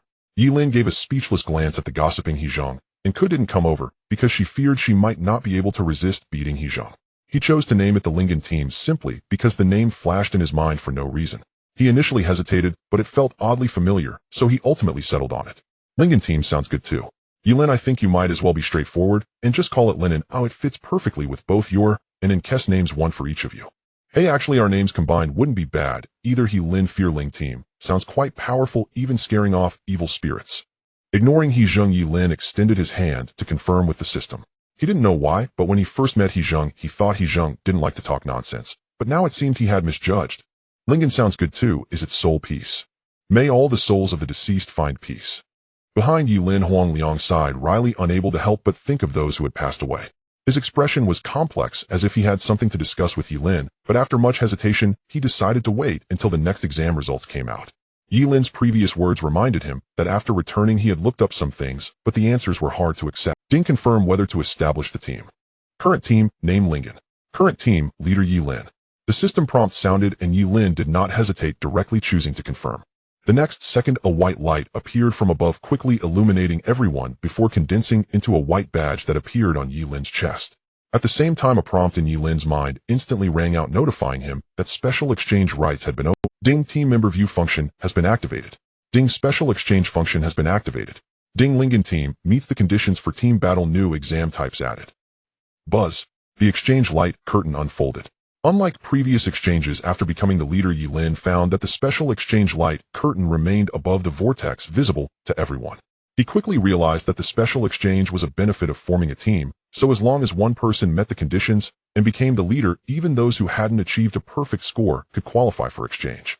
Quickly scanning through the exchange options, Ye Lin raised his eyebrows, suddenly noticing something that piqued his interest. Flight, teleportation, transfer, mechanical control, resistance to firearms. Unlike bloodline enhancement, ability enhancement directly granted specific skills. At a glance, he saw 3 or 4 he wanted to exchange for just on the first page. After the last battle, he clearly felt his biggest shortcoming was the lack of mobility. He had previously thought to compensate for this with weapon abilities, but after battling the fusion body, he discovered the drawbacks were too significant. Once the weapon was destroyed or lost, he couldn't use it at all. The others, equally excited, quickly began to check, and He Zheng suddenly shouted as if in disbelief. What the hell? Why is my frenzy ability in here? Level plus 5 points to exchange, so my bloodline was wasted. Standing aside, and could glanced at the furious He Zheng, suppressing the urge to hit him, and coldly spoke. It's not a waste, the ability is equivalent to extracting skills from the bloodline. If you just exchange for this with your physical quality, you won't be able to use it at all. These abilities are meant to compensate for the shortcomings of the bloodline. Without exchanging bloodlines, you'll have shortcomings. All over exchanging would be a waste. Ye Lin turned his head, understanding and Ku's meaning. So exchanging for abilities is also a substitute for merging bloodlines. Suitable for those who do not score enough in a single session but urgently need to enhance their strength. But if that's the case, I could also just exchange for the observer ability, no need to exchange for the complete bloodline. Seeing Ye Lin looking at her, and Ku shook her head and began to explain patiently. Not really, Ye Lin. Although exchanging for the observer ability is useful, without the will of the bloodline enhancement the effect will also be poor and the cost-performance ratio will be very low. If you rely solely on abilities and physical enhancements to piece together a bloodline, to achieve the same effect you would have to spend at least double the points. Ability enhancement generally only occurs under 2 circumstances. One is when you can't get a high rating and have to exchange. The other is when a very strong candidate seeks perfection and exchanges. For example, someone exchanged for werewolf enhancement, but only on a full moon night at night is when his strength is at its peak. Then he can exchange for the ability of the illusion moon, directly creating a moon for himself. Returning to the room, Ye Lin placed the book of QA flat on the table and contemplated its usage. The scene where the relic was located required 2 questions. First, what is the strongest presence in the scene? And second, what relics did the master leave behind? The former could infer the difficulty of the scene, while the latter could determine the value of the relic. Therefore, to maximize his benefits, he could only use one opportunity to inquire about who exactly the person in the tomb was. After a long while, having finalized the question, Ye Lin slowly placed his hand on the cover of the book of QA. According to the system's description, the book of QA could answer relevant questions based on the items placed upon it. Thus, he planned to be clever and use his hand as the item, posing a question regarding the real world. Although he was uncertain if this approach would yield any results, it was worth a try. In the darkness, Ye Lin sat solemnly before the desk, as if performing some sort of ritual. As his palm rested upon the book, it suddenly emitted a faint red glow. Taking a deep breath, Ye Lin enunciated clearly, I want to ask, who exactly is the master of the tomb I last entered? As soon as the words left his mouth, Ye Lin's gaze was fixed intensely on the sheepskin book on the table. Anxiously waiting, he was startled when the book of QA bound in sheepskin began to shake violently. A strange force instantly propelled his hand away, and the book moved on its own, as if an invisible giant hand was flipping its pages. With a whoosh, the pages of the book flipped frantically, beams of red light shooting out from the pages and filling the entire room. In the midst of the red light, Ye Lin's eyes reflected distorted crimson characters. Watching the red light coalesce with difficulty, Ye Lin's breath quickened. His conjecture was correct. He had a connection to the real world which allowed him to be counted as an item to pose the question about the person in the tomb. However, the level of the answer was quite high. This was merely a grade item, and it seemed challenging to provide an answer. Just when Ye Lin felt a sinking sensation, thinking that no answer would be provided, a sound of paper tearing echoed, and a line of blood-red characters slowly emerged on the damaged page. Ye Lin's heart jolted, but as he saw clearly, his expression turned to shock. The answer given in the book of QA was the emperor of the exotic species in Go. How could it be? Before he could process this, a system prompt suddenly rang out. Ding, candidate Ye Lin number E99067 has learned the death information of the source initial exotic species in the origin of the god scene and obtained a key clue for this scene. Subsequent hidden exam questions have been activated. Current progress 21A, access granted. Scene name: origin of the gods, minimum entry level, a grade tier 3. This scene is a hidden exam question. There is no upper limit on scene scoring, and the difficulty is fixed. Completion does not count towards the exam tally. Warning: this scene has been activated through non-standard means exceeding the current exam progress. Please choose wisely. Inside the room, after reading the system's displayed information, Ye Lin's face turned extremely pale. Damn it. He had made a mistake. He never expected that the first base know that Golden Star could also be considered a tomb. Therefore, when he asked who had died in the tomb, this broken book directly gave him the name of an exotic species. For a moment, Ye Lin laughed out of anger, unsure whether to consider himself lucky or unfortunate. The good news was that he had inadvertently activated a hidden question. Looking at the system prompt, this thing was not so easy to activate. He had purely stumbled upon it, or rather it was activated ahead of time. The bad news was that he had wasted an opportunity while still not knowing who that person in the tomb was. Should he ask again? Taking a deep breath, Ye Lin looked at the already damaged book of QA, hesitated slightly, and ultimately had to choose to give up. Although he still had 2 chances left from both a profit perspective and the practical situation, he could not afford. The remaining 2 chances had to be reserved for that key. He could not enter without knowing anything. That would be too. Not only that, but the book of QA had significant limitations. Simply providing the name of the source initial exotic species was already taxing. Asking a question of that level again would likely risk damage. He could only seek answers from the system. A grade item could only accomplish this much. Looking at this broken book, he finally understood why Nku said it was not useful. It couldn't provide accurate answers for uncertain questions. Fortunately, he had not passed through a graveyard in his last exam, otherwise this thing could have given him the name of a zombie. It wasn't entirely without gain. At least a hidden sub-dungeon had been unlocked. After being upgraded to a grade, perhaps he could have a look inside. If he could clear it, the rewards would likely be substantial. Fixed difficulty means it won't increase with the strength of the entrance. Not thinking any further, Ye Lin suppressed his useless emotions and directly opened the system search. There was no other way. He could only spend points. Unlike using the book of QA this time, Ye Lin felt much more anxious. From the previous query, the system knew the identity of the opponent. It was just that he lacked sufficient permissions last time, which was why he couldn't see it. Soon as the light screen unfolded, having learned from his previous lesson, Ye Lin was much more cautious this time. System. Query: the real world coordinates 312 N104E. Who is the master of the tomb? I want. As soon as he finished speaking, the image changed rapidly. After a brief wait, a system prompt rang out instantly. Ding, current permission level A meets query conditions. Current consumption 5. Confirm, unlock. Confirm. Ye Lin confirmed without hesitation. After deducting 5 points, a line of information appeared on the light screen at an incredible speed. Ding, query successful. In the real-world coordinates 312 N104E, the master information is Ye Lin. Frozen in place. Staring at the information displayed on the light screen, Ye Lin felt a stiffness throughout his body, his mind blank. Although it was only 2 short words, the implications behind them were like a heavy hammer instantly shattering his reason. As if falling into an ice cave, an endless chill engulfed him. How could this be? How could this be? That grave, the one that his organization sought at all costs, turned out to be his own. Impossible. There must be some mistake. How could the dead person be me? The answer was absurd to the extreme, and under the immense shock, Ye Lin could no longer maintain his composure, directly questioning the system. If the dead person is him, then why is he still alive? If the person inside is Ye Lin, then who is he? Is the Ye Lin in the grave really me? Beep, query failed. The subsequent information is classified as S-level. Please query after elevating to S-level. Permissions consumption of. System query: other information regarding Ye Lin. Beep, query failed. System query. 5 minutes later, Ye Lin's fists were tightly clenched and a series of query failure notifications filled the entire screen. At this moment it felt as though he had been abandoned by the entire world, an overwhelming sense of void surrounded. He could not comprehend that the person they were searching for was the deceased version of himself, nor could he accept that the answer which had permeated his entire life was his own grave. He couldn't even imagine that if he had opened that door that day would he have seen another version of himself. The room was dark silent. Under the intense emotional fluctuations his enhanced will even began to subtly influence the surrounding environment. After a long time, Ye Lin slowly opened his eyes, his gaze cold. Directly activating the observer status of bloodshot gaze regained its rationality. No, this cannot be right. He was certain that his memories were accurate. He was certain that he existed in reality. He had not died, nor had he been reborn. Every memory was complete and coherent, and he clearly remembered every scene from his life. Setting aside all useless emotions, he now seemed to observe himself from a third-person perspective, continuously deducing various possibilities.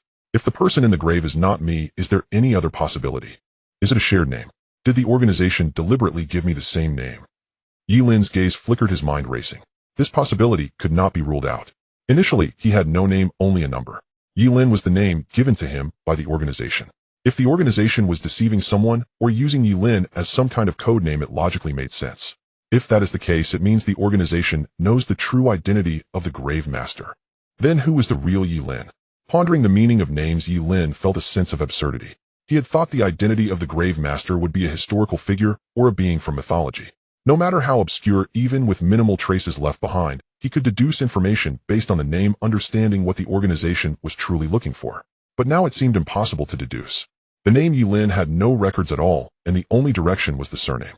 The Ye surname first appeared during the Zhou dynasty, responsible for overseeing the starry skies at night, known as the Ye official. Time is what they are looking for related to time. With too little information, Ye Lin frowned slightly, unable to ascertain an answer. So, what if by an extremely slim chance the person in the grave really is him?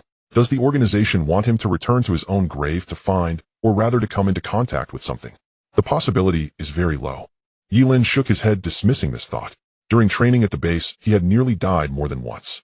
If he truly was the Ye Lin in the grave, the organization would never allow such a thing. The answers they sought were related to him, thus they would never let him die.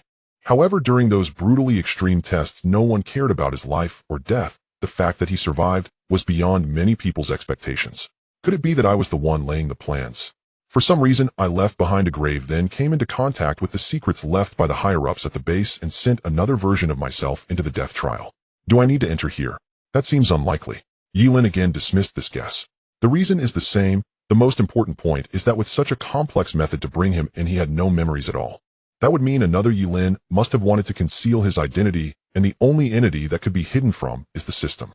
But he would definitely pursue the answer. When he discovers that the person in the grave is Ye Lin, the plan would completely fail. Unless in an even smaller probability he lost his memory, was reborn, and then coincidentally adopted by the organization, and then by coincidence became the only qualified candidate before entering the death trial. If unnecessary, do not increase the entity. Ye Lin shook his head. If the answer requires a multitude of coincidences to prove it, is entirely unnecessary to consider. I would definitely think of what I would do. If I were to arrange all of this, I would certainly leave clear messages for myself stating that I am the Ye Lin in the grave and what I need to do. And when leaving it behind, I would consider the risks of exposure. Not like now, guessing back and forth. When I am uncertain the answer is wrong. Ye Lin remained silent for a long time. There was too little information. He couldn't even confirm if the person in the grave was him, let alone deduce the truth behind it. In an extremely slim probability, if the person in the grave really is me, then what happened to me? What truth does the organization want to find? If it is not me, then what has the other Ye Lin encountered, and what lies in the grave? Looking at this level indicated by the system, Ye Lin felt a cloud of doubt in his heart. The name rated a level, while the true information rated level, equally categorized by the system as divine. He could not imagine what kind of existence that person in the grave was, and what kind of secrets were hidden behind it. What would happen after finding it? Is he dead?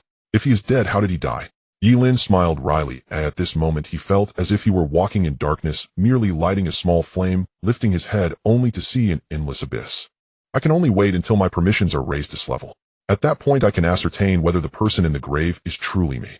First determine who it is, then investigate what the so-called truth is. Regardless of the organization's actions or the level involved, the truth within the grave is of utmost importance. It has nothing to do with power nor with money.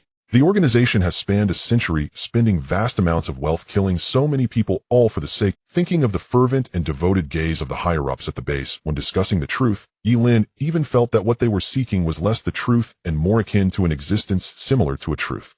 Perhaps I can ask Xiao Kunta. The military must know something. He has also seen my file. He had never sought to discuss these matters with Xiao Kunta, partly because of their identities and partly because he believed Xiao Kunta would not speak. Given Xiao Kunta's rigid nature as a national security officer, he would likely not disclose such secrets. But now he had no choice but to ask. When the person in the grave is Ye Lin, the secrets hidden behind it are difficult not to ponder. No matter what. As long as I can survive one day, I will know the answer. The priority is to survive the next trial. Ye Lin suppressed his thoughts, and before he could rise, a sudden, urgent knocking at the door sounded. Ye Lin, come out quickly. Damn it. The vortex. There's a problem with the vortex. Outside the door, He Zheng shouted anxiously, while Nku, who had rushed out, looked at the rapidly spinning vortex with an extremely pale face. When did this start? Ye Lin quickly walked out of the room, his expression grave as he looked at the vortex. In the mere seconds since He Zheng had called him out, the vortex was spinning faster and faster.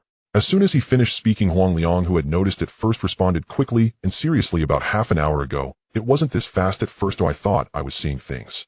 But not long after, the rotation speed doubled. By calculating the speed, the anomaly should have appeared just after we confirmed our team names, at which point we had just returned to our respective rooms. After confirming the team names, he was the last to return to his room, hence he noticed this detail. However, he did not expect that when he came out again to ask others some questions, he would suddenly discover that there was a problem with the vortex. Damn it, could something have gone wrong with the next round? Could it be because we officially formed a team? He Zheng's face turned ugly as he instinctively looked at Ye Lin, wanting to know if Ye Lin had received any system notifications. Ye Lin was now the team leader. If the changes were due to the team formation, he should have received a system prompt. The vortex had only two functions: system exchange and entering the exam. The first function was fine, perhaps it just added something new.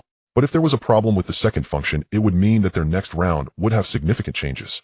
Facing the gazes of the others, Ye Lin shook his head, indicating that he had not received any system prompts. Moreover, the anomaly had appeared half an hour ago, which could not have been caused by him checking those things, nor was it due to unlocking the first round's instance. Seeing that Ye Lin had not received any news, the others hurriedly looked at Nku. Nku, you have the most experience. Have you encountered anything like this? With a hesitant expression, as if she were uncertain, Nku bit her lip, and after a long while spoke. I don't know. I have never encountered this situation, or rather, I have never seen anything like this early. The last time I saw the vortex change was. As she spoke halfway, seeing the anxious expressions of the others, Nku suddenly paused, as if struggling with whether to speak out. It was not that she was deliberately holding back, but she feared that what she said would place immense pressure on everyone. Even she was reluctant to believe that such a situation could happen to them. This shouldn't be happening. We have only just passed through 2 rounds. It is impossible that we would face that thing so soon. Even He Zheng. Wait a minute. He Zheng. Nku's heart skipped a beat as she suddenly looked at He Zheng, realizing that he had actually survived 5 rounds. And the next round would be He Zheng's 6th. He Zheng had performed poorly before, so much so that she subconsciously treated him as a newcomer. The last time you saw it. That was in the 7th round, right? Noticing Nku's pale face, Ye Lin's heart sank, as he instantly understood why Nku reacted so strongly. Nku wanted to say, but dared not, looking at He Zheng, and the answer was obvious. He Zheng opened his mouth momentarily, not realizing what the two were discussing. The next second, he saw Nku smile wryly and nod, knowing that Ye Lin had already guessed the answer. That's right, the only time I saw this situation was when I entered the 7th round. 10 seconds before entering, the vortex suddenly spun rapidly, as if the destination was completely different. After Nku finished speaking, the expressions of the group changed, but in their shock, they did not truly realize what the 7th round meant. Except for Ye Lin, they only knew that Nku had failed in the 7th round, but no one knew that the 7th round was an exam of the supernatural type. In that exam, Nku's entire team entered with the lowest level strength, but they did not even last half an hour before being completely wiped out. The vortex will change in the 7th round. Or rather, will the exam content change significantly every time we reach a specific round? Which specific rounds are they? Without mentioning that the next round might be a supernatural type exam, Ye Lin shifted the topic and directly asked Nku. Leaving aside whether the situation is the same, even if it is, saying it out loud would only dampen morale and serve no purpose. The system will only announce the exam questions tomorrow. If it is truly a supernatural type, they still have time to exchange. Yes. Nku smiled wryly, understanding Ye Lin's meaning. The 4th round, the 7th round, and the 9th round, these 3 rounds have the greatest changes, and the difficulty will also increase. The 4th round changes greatly because the first 3 rounds are considered an adaptation period, and the system will not issue 2 difficult exams. However, those who survive 3 rounds generally can strengthen themselves, so the system is likely to issue exams of higher difficulty. By the time of the 7th round, the candidates generally have completed their equipment and lineage exchanges, thus the difficulty will rise again, and they will almost certainly encounter 3 major events. As for the 9th round, I have only heard that there will be unimaginable exams, but as for what they specifically are, after Nku finished speaking, except for Hezheng, whose expression was very poor and somewhat absent-minded, the attention of the others shifted. Then Nku, what about the 10th round? Wasn't it said that passing the 10th round exam would allow us to leave? Huang Liang asked instinctively, only to see Nku smile wryly and shake her head. I don't know, I have never seen anyone who has survived the 7th round. As for what the 10th round is, I have no idea. After her words, the group fell silent, while Ye Lin nodded after hearing this, and patted Hezheng's shoulder. He noticed that Hezheng was in poor condition, and the others were also uneasy.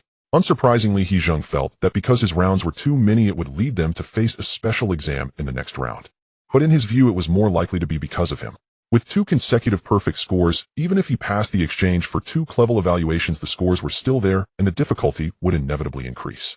To be honest, they had handled the last round very easily. Without Yuan, he could have brute forced his way through, relying solely on his strength. Glancing at the vortex, Ye Lin faced everyone and spoke softly, there is nothing to worry about. Leaving aside whether the situation is the same, whether the difficulty will suddenly increase. Even if it does, the scores we have are sufficient for targeted exchanges. Furthermore, we can also replace it. Taking out the key, Ye Lin briefly explained its purpose, but did not mention the matter of that candidate. It was not that he intended to conceal it, the fact that a candidate who had survived 10 rounds chose to commit suicide was too detrimental to morale.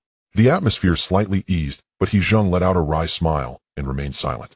Though Ye Lin and Nku did not mention that the next round could possibly be a supernatural event, he probably guessed it. What Nku encountered in the 7th round was likely a ghost. He had seen Nku use ghost possession. He might not be clever, but it was not hard to deduce this.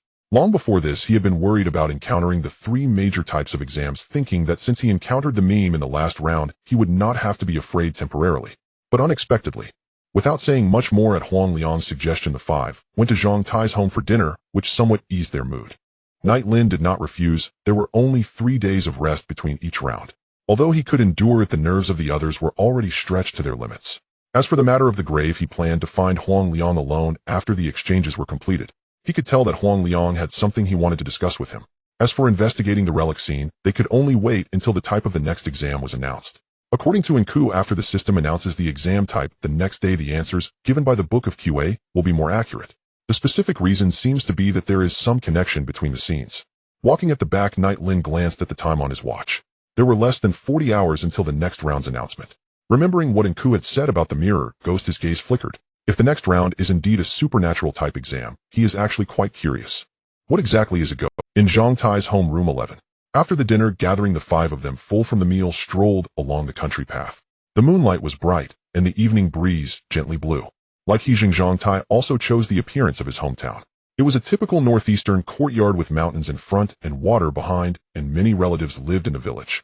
Although the conditions were not very good, it was warm and comforting, making one feel as if they had returned to reality. Watching Zhang Tai cheerfully greeting his aunts and uncles, the others began to understand why he was so deeply affected by Hu Jia's death. He couldn't accept it at all when Hu Jia's mother was taken away. Hezheng, on the other hand, remained somewhat silent, as if he realized he had done something wrong. If you could survive and leave, what would you want to do the most? Arriving by the riverbank, Nku suddenly asked the group, gazing at the shimmering water. At her words, Zhang Tai was taken aback, scratching his head as he was the first to respond. What do I want to do the most? Maybe I would go find Hu Jia's mother first. He still has a younger sister in elementary school. I want to take care of her, and then maybe start a fruit orchard. I don't have many ambitions, maybe just open a canned food factory. The others couldn't help but chuckle at his words. Although they didn't know why Zhang Tai loved canned food so much, the canned peaches from their last supplies were indeed quite tasty. It's hard to imagine that someone as big as Zhang Tai would have a favorite fruit. What about you, Huanggu? After speaking, Zhang Tai curiously looked at Huang Liang, whom he admired and liked. Although he wanted to ask Ye Lin first, he felt a bit hesitant. Me? Huang Liang was taken aback, opening his mouth, but not knowing how to respond. It seemed he had never considered this question, thinking about what it would be like if he could survive. Since taking on the mission, he had only thought about how to relay the information and never about anything concerning himself. Looking at the seemingly real world, seeing everyone gaze at him, Huang Liang hesitated for a long moment before finally speaking. Maybe I want to become a police officer.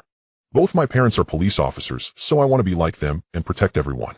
If I could bring some documents out, those technological blueprints and literature would be very useful for our country, Bringing them out might help everyone. As he spoke, Huang Liang subconsciously glanced at Ye Lin. He didn't tell the others his true identity, only saying he was a police academy student, and he didn't reveal who Ye Lin really was. Deep down, he actually wanted to be a police officer rather than a national security special agent. Little Buzz cut him not as great as you. If I can get out, the first thing I will do is marry my wife. The second thing is to blow up the school. Damn it, I must be crazy. I had planned to just muddle through, yet I still want to take the exam that day. Damn. In my opinion, there shouldn't be any exams in school. Everyone should just learn to fight, and whoever is the best at fighting would be number one.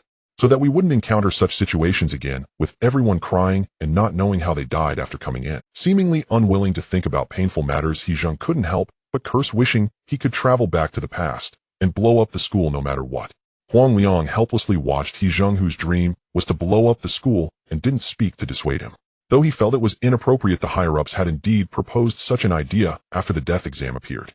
In order to prevent this disaster, the country had almost tried every conceivable means.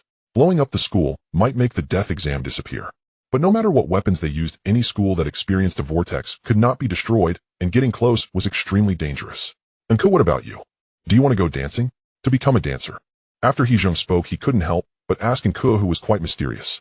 Not only had she survived 6 games, but it also seemed that her family background was quite good.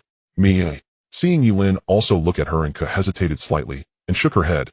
I don't like dancing. Learning those was just a requirement from my family. They hope I can pursue art and then marry into a good family.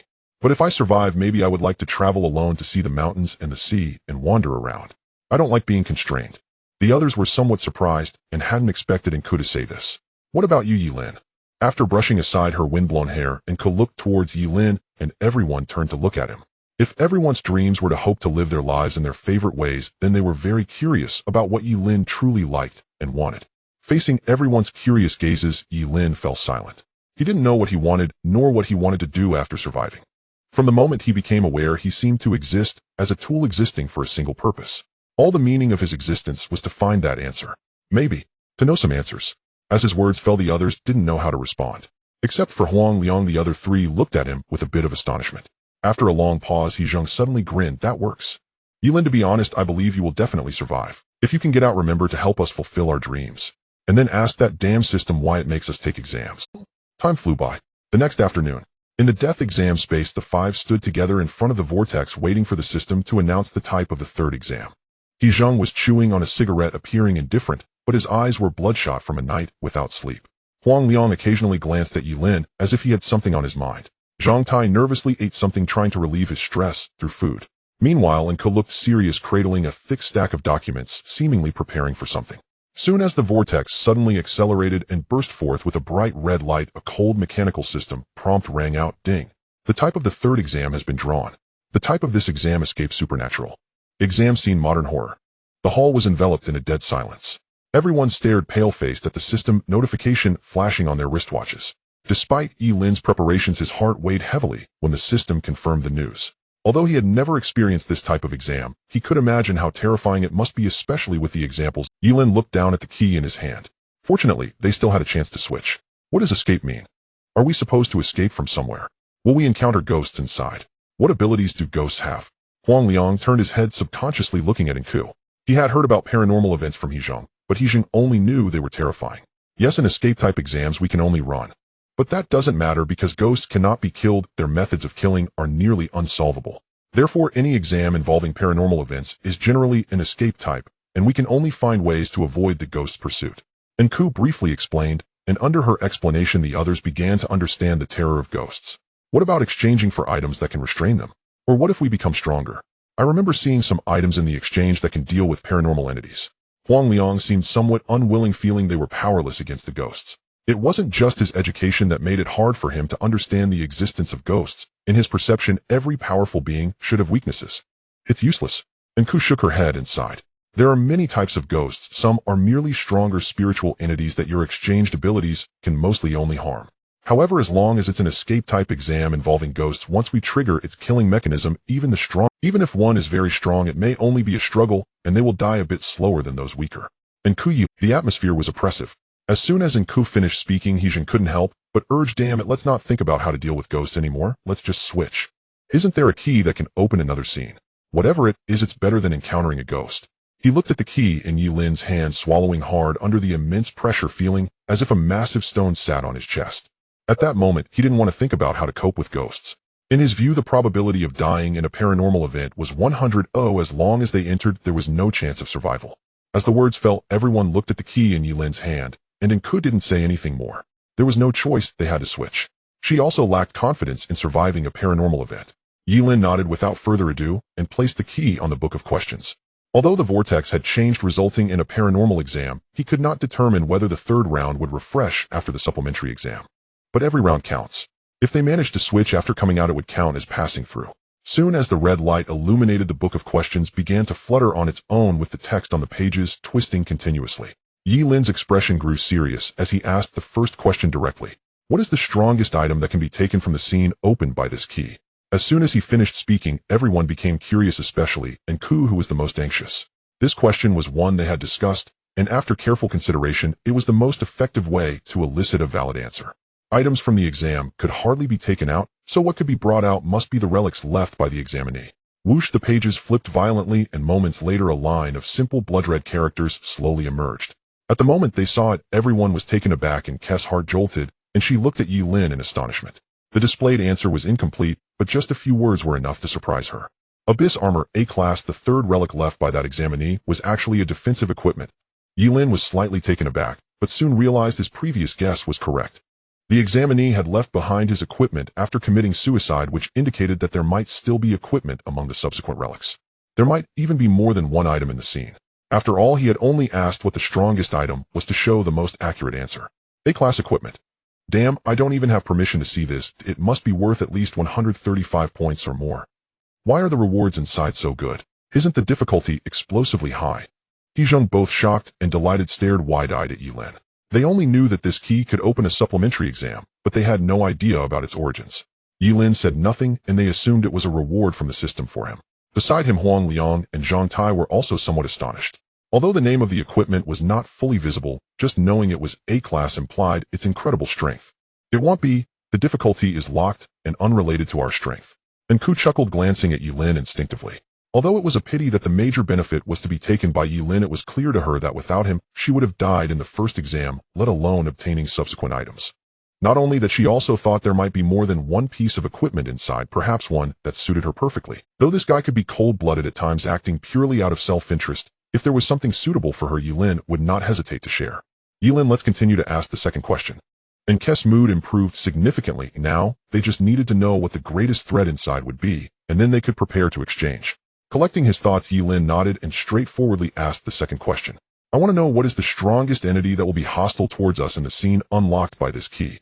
Under the anxious gazes of everyone, the pages of the book began to flip instantly. However, this time the duration was significantly longer than before. As Ye Lin sensed something was off, a ball of red flame suddenly erupted from the book. Watching the book of questions being torn apart, as if to be burned, and Kess' expression changed drastically as a strong sense of unease arose within her. This isn't right.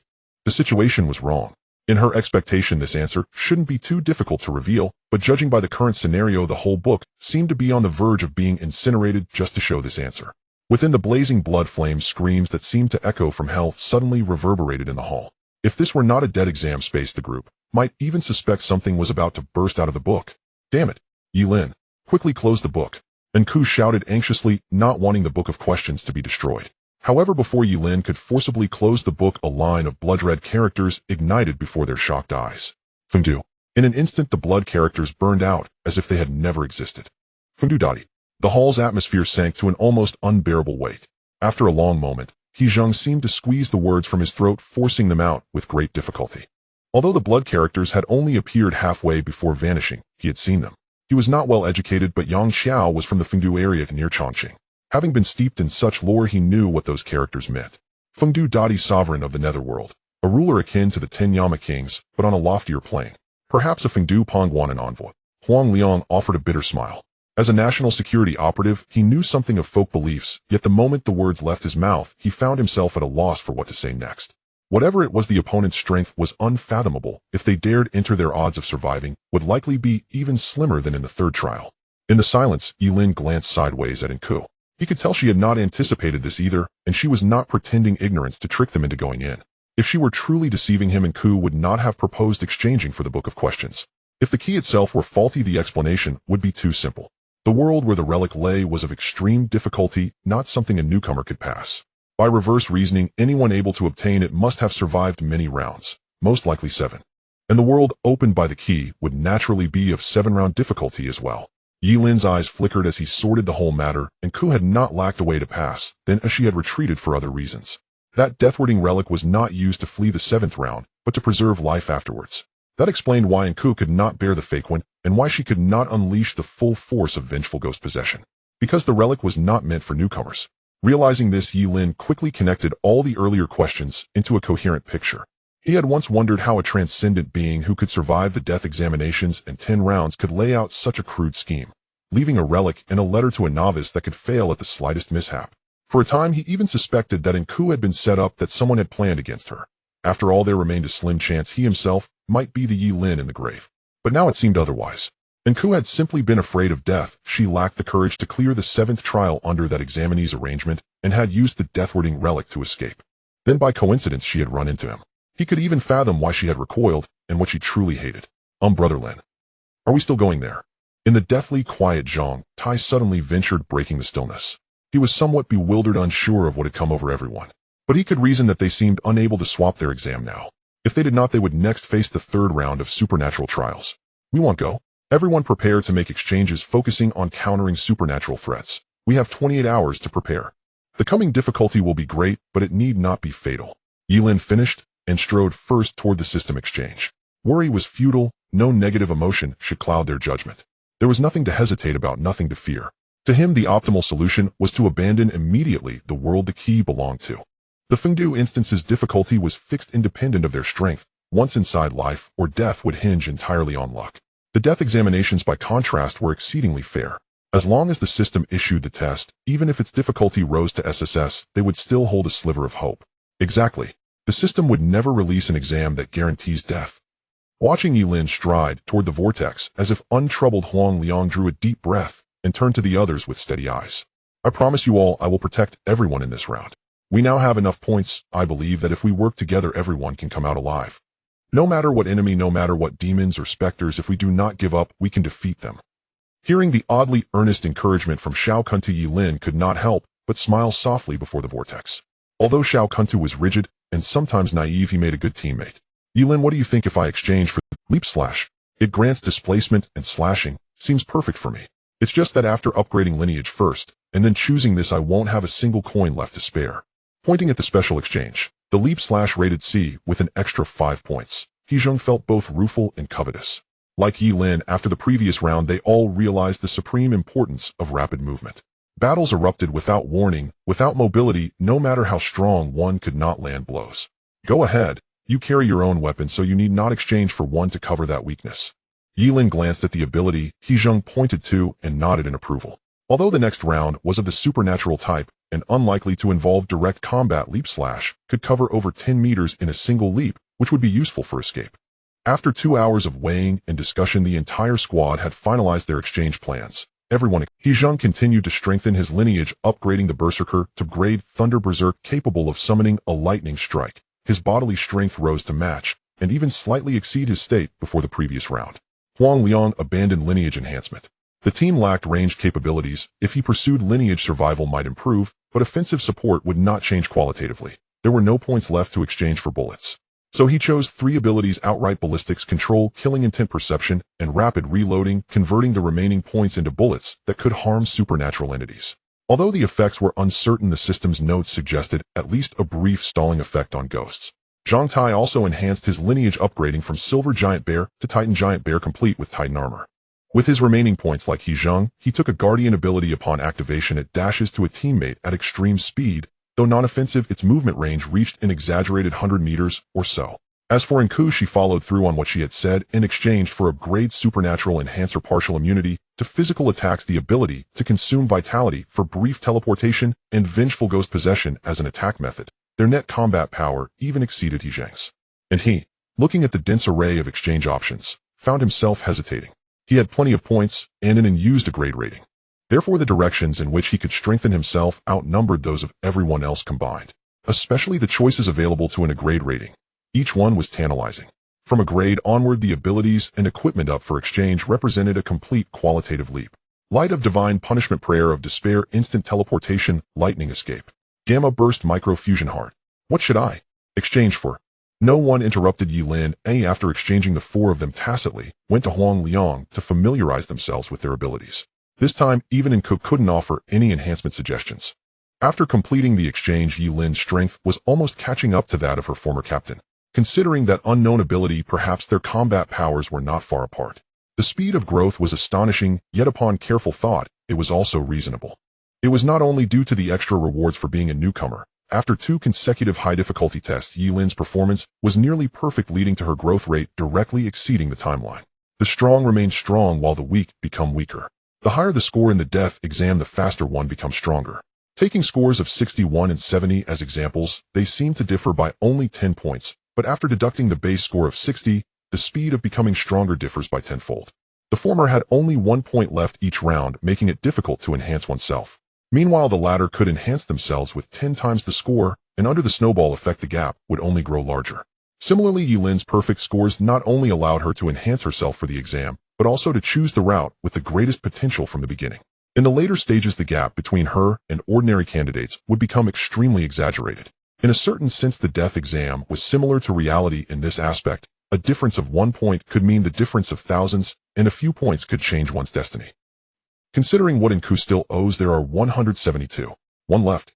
Looking at the score on the watch, Ye Lin weighed her options repeatedly and decided to give up enhancing the tyrant gene, prioritizing the enhancement of observer to be level, and then exchanging for some abilities and equipment. The score was too low.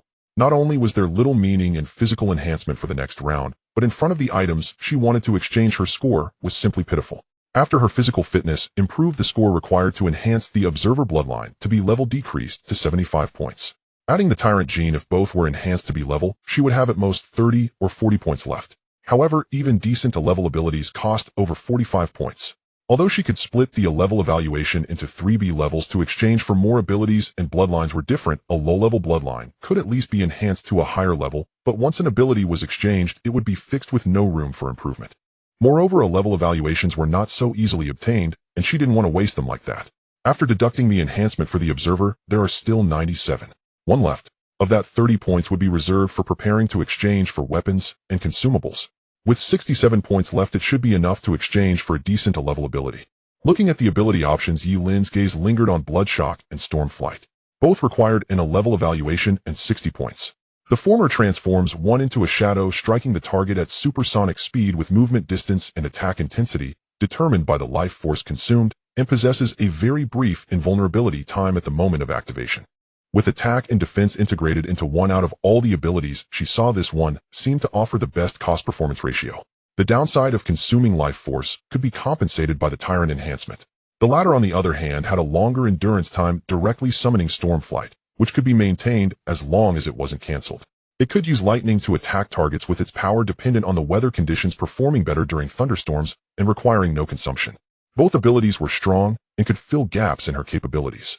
But precisely because of this, she found it difficult to choose for a moment. In terms of potential, Bloodshock is stronger. But the next round is an escape type, and I'm not sure how large the scene will be. Stormflight is suitable for long-distance movement, while Bloodshock is better for sudden situations. After much hesitation, a few seconds later, Ye Lin decisively chose Bloodshock. The next exam would be in a modern scene. If they appeared in a vast wilderness without buildings, that description would likely not occur. Conversely, if they appeared inside a building, Stormflight would face significant limitations. From Enke's previous experience, the ghost killing was extremely sudden, and Bloodshock was more suitable. Of course, Ye Lin also saw better abilities.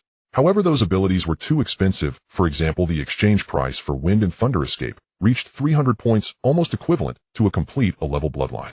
With a teleportation range of several kilometers, it could be used continuously, making it a life-saving skill.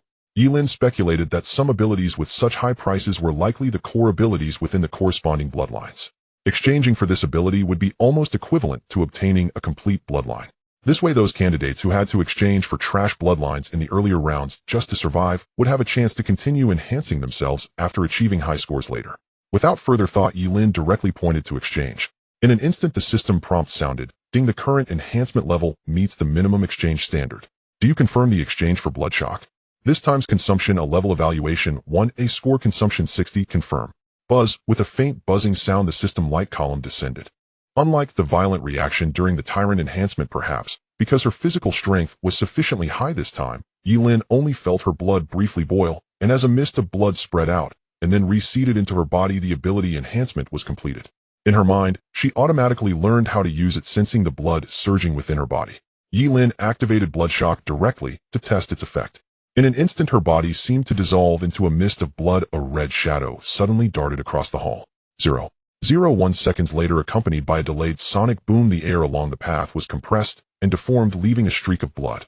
Then at the moment she stopped, a terrifying red shockwave erupted at the point where she appeared. The power was greater than her full force attack. Gasping slightly, Ye Lin looked back at the fading blood streak with a pale face. If she had a weapon in hand with such powerful kinetic energy, she even doubted whether she could slash apart the fusion body from the previous round. Not only was the power enormous, but the movement speed of Bloodshock also exceeded her expectations. Roughly estimated, the movement speed reached more than double the speed of sound. But the consumption was also significant. Feeling the blood and life force flowing away within her body at maximum capacity, she could only use it 3 times in a short time before facing life depletion. However, with the Tyrant gene replenishing life force, this impact was not significant. In battle, she could even eat, while killing, greatly increasing the number of uses. Very good, truly worthy of being an A-level ability. Ye Lin nodded in satisfaction, a smile appearing on her lips. Exchanging 60 points for such a powerful ability along with a brief invulnerability effect brought about a qualitative change in her. If it weren't for the enhancement of the Observer bloodline to be level, which would also provide her with mental attack methods, she might have been tempted to exchange all future enhancements for abilities. Of course, she also knew that the effectiveness of the exchanged ability was so good primarily because it consumed an A-level evaluation coupled with her sufficiently strong physical quality, making it powerful to use.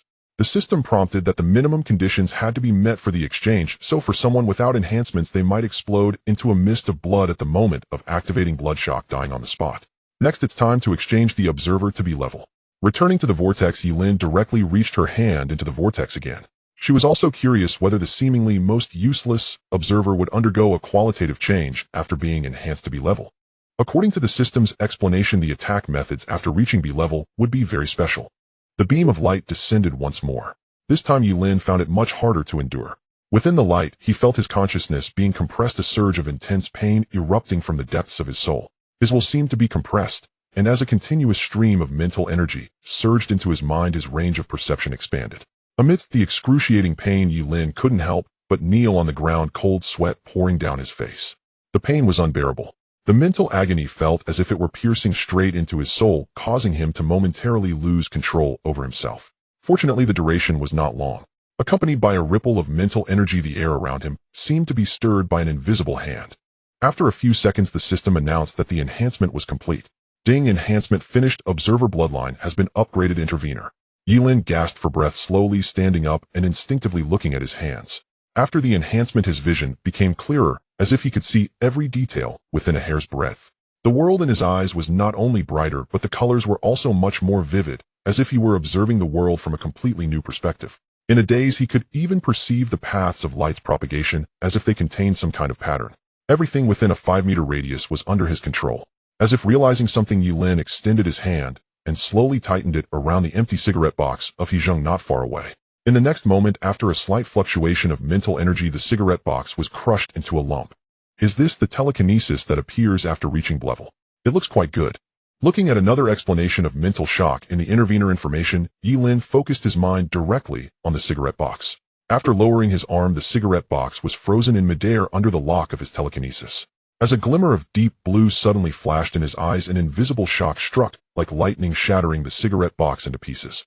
Glancing at the powdery remnants of the cigarette box that floated down from the air, Ye Lin turned his gaze away, thoughtfully assessing the results. According to the enhancement description, the mental shock was most lethal against living beings and also had some effect on spiritual entities. However, in terms of purely attacking a target, it was equivalent to an upgraded version of telekinesis with power comparable to a grenade. The damage was not very high, but it could be triggered instantly, making it impossible to evade. Most bloodline enhancements did not increase mental power. Even if they did, the increase was minimal. Therefore, when facing people or special types of enemies, it was akin to ignoring defenses. In the hall, he was alone, and for the moment, Ye Lin had no way to find someone to test it. It seemed he would have to wait to find Hezheng or Enku to try it out. The means of attack are secondary. The key is the improvement of willpower. Ye Lin shook his head. After upgrading the observer to level, there was no qualitative change in strength. It was similar to what Nku said, a qualitative transformation would only occur after reaching a level. Although the current means of attack were sufficiently bizarre and could produce remarkable effects at times, it had primarily enhanced his will and speed of thought. He could distinctly feel that his thinking speed had increased significantly, as if accelerated information that he previously couldn't handle became easy after the enhancement. In his mind, he could even simulate multiple possibilities simultaneously. It was hard to say which was more important, intelligence or strength. However, in Ye Lin's view, when it came to survival, cognitive ability was likely more crucial. The system seemed to favor smart candidates in certain aspects rather than pure brutes. Suppressing his thoughts, Ye Lin finished the exchange. He had nearly spent all his points and wanted to exchange for a usable weapon before entering. He also planned to exchange for some talismans and sensing bells. Although their effects were limited, any increase in his chances of survival was worth it. Walking towards the training room for 4, Ye Lin's gaze flickered, and he felt a surge of confidence. He had prepared everything now, it was just a matter of waiting for the exam to begin. Taking advantage of the last bit of time, he intended to ask Xiao Kuntu about the grave matter. He could tell that Xiao Kuntu had something he wanted to discuss with him. Unsurprisingly, Huang Liang should have found the answer. Huang Liang, have you ever wondered why no one has contacted reality for so long? Boom, boom, boom. The sound of intense pounding echoed throughout the training ground. He Zhang, like a terrorist, excitedly practiced his jumping slash. He resembled a frog falling from the sky. Though his posture was awkward, his power was indeed considerable. Zhang Tai and Nku were sparring. Not particularly skilled in offense, he simply acted as a punching bag, training his reaction speed under Nku's elusive attacks. As for Huang Liang, he was lying on the rooftop alone, shooting at a moving target several kilometers away with one shot after another like a machine. Standing inside the door, Ye Lin observed for a few minutes. Compared to the previous session, everyone's strength had increased by more than one tier. If the next session was not a supernatural exam, they would likely handle it with ease given their current strength. Moi, you're here. Downstairs, without waiting for Ye Lin to go upstairs to find Xiao Kuntu, Huang Liang, who was lying on the rooftop with his back to him, suddenly reacted, turning his head sharply. In the next moment, he put away his gun and decisively jumped down from the rooftop, landing in front of Ye Lin with a thud. Can you sense me? Ye Lin raised an eyebrow, looking at Huang Liang with some surprise. Just now he hadn't made a sound at all, yet Huang Liang had instantly noticed him. It seemed that although the ability Huang Liang exchanged for was cheap, its effect was indeed remarkable. However, Ye Lin remembered that Huang Liang had exchanged for the ability to sense killing intent. Theoretically, he should not have been able to perceive him without any killing intent displayed. Understanding what Ye Lin was asking, Huang Liang nodded and spoke earnestly. You have no killing intent, but you can still kill me. So I sensed a threat. As he spoke, Huang Liang's eyes showed some hesitation. He really wanted to say that when Ye Lin approached him, a grotesque darkness had suddenly appeared in his perception. It was as if a monster had appeared behind him, coldly watching him. Under the intense stimulation, his hair stood on end. He didn't understand why he felt this way. It was not just a sense of power, but also something eerie. Ye Lin nodded, refraining from asking further. He pointed to the dormitory, signaling the two to go upstairs and talk more there. In the room adorned with the national emblem, Ye Lin cut straight to the point and asked Huang Liang. After the military surrounded me, did you go into that grave? If you did, I want to know what's inside. What else is written in my file? The room fell into a brief silence. Looking at Ye Lin, who was staring directly at him, Huang Liang instinctively wanted to refuse. But after a moment he hesitated and spoke up. We have been inside. But I cannot answer what exactly is inside. Before Ye Lin could frown, his gaze gradually turned cold, and Huang Liang hurriedly explained, Ye Lin, it's not that I don't want to say, but I genuinely do not know what is inside. I only know that once you were captured, the military immediately sealed off that area. It seemed they found something, but the confidentiality level is too high. Only a few high-ranking officials are qualified to know. We have no idea what is inside. As his words fell, Ye Lin's heart sank. However, he had somewhat anticipated the response from the short-haired man. Huang Liang was affiliated with the national security, and although he was one of the most outstanding trainees, if something truly important was found in the grave, it would be difficult for someone of his status to access it. Ye Lin, if you want to know, you can completely contact the outside world. I promise. As long as you can reach the outside world, everything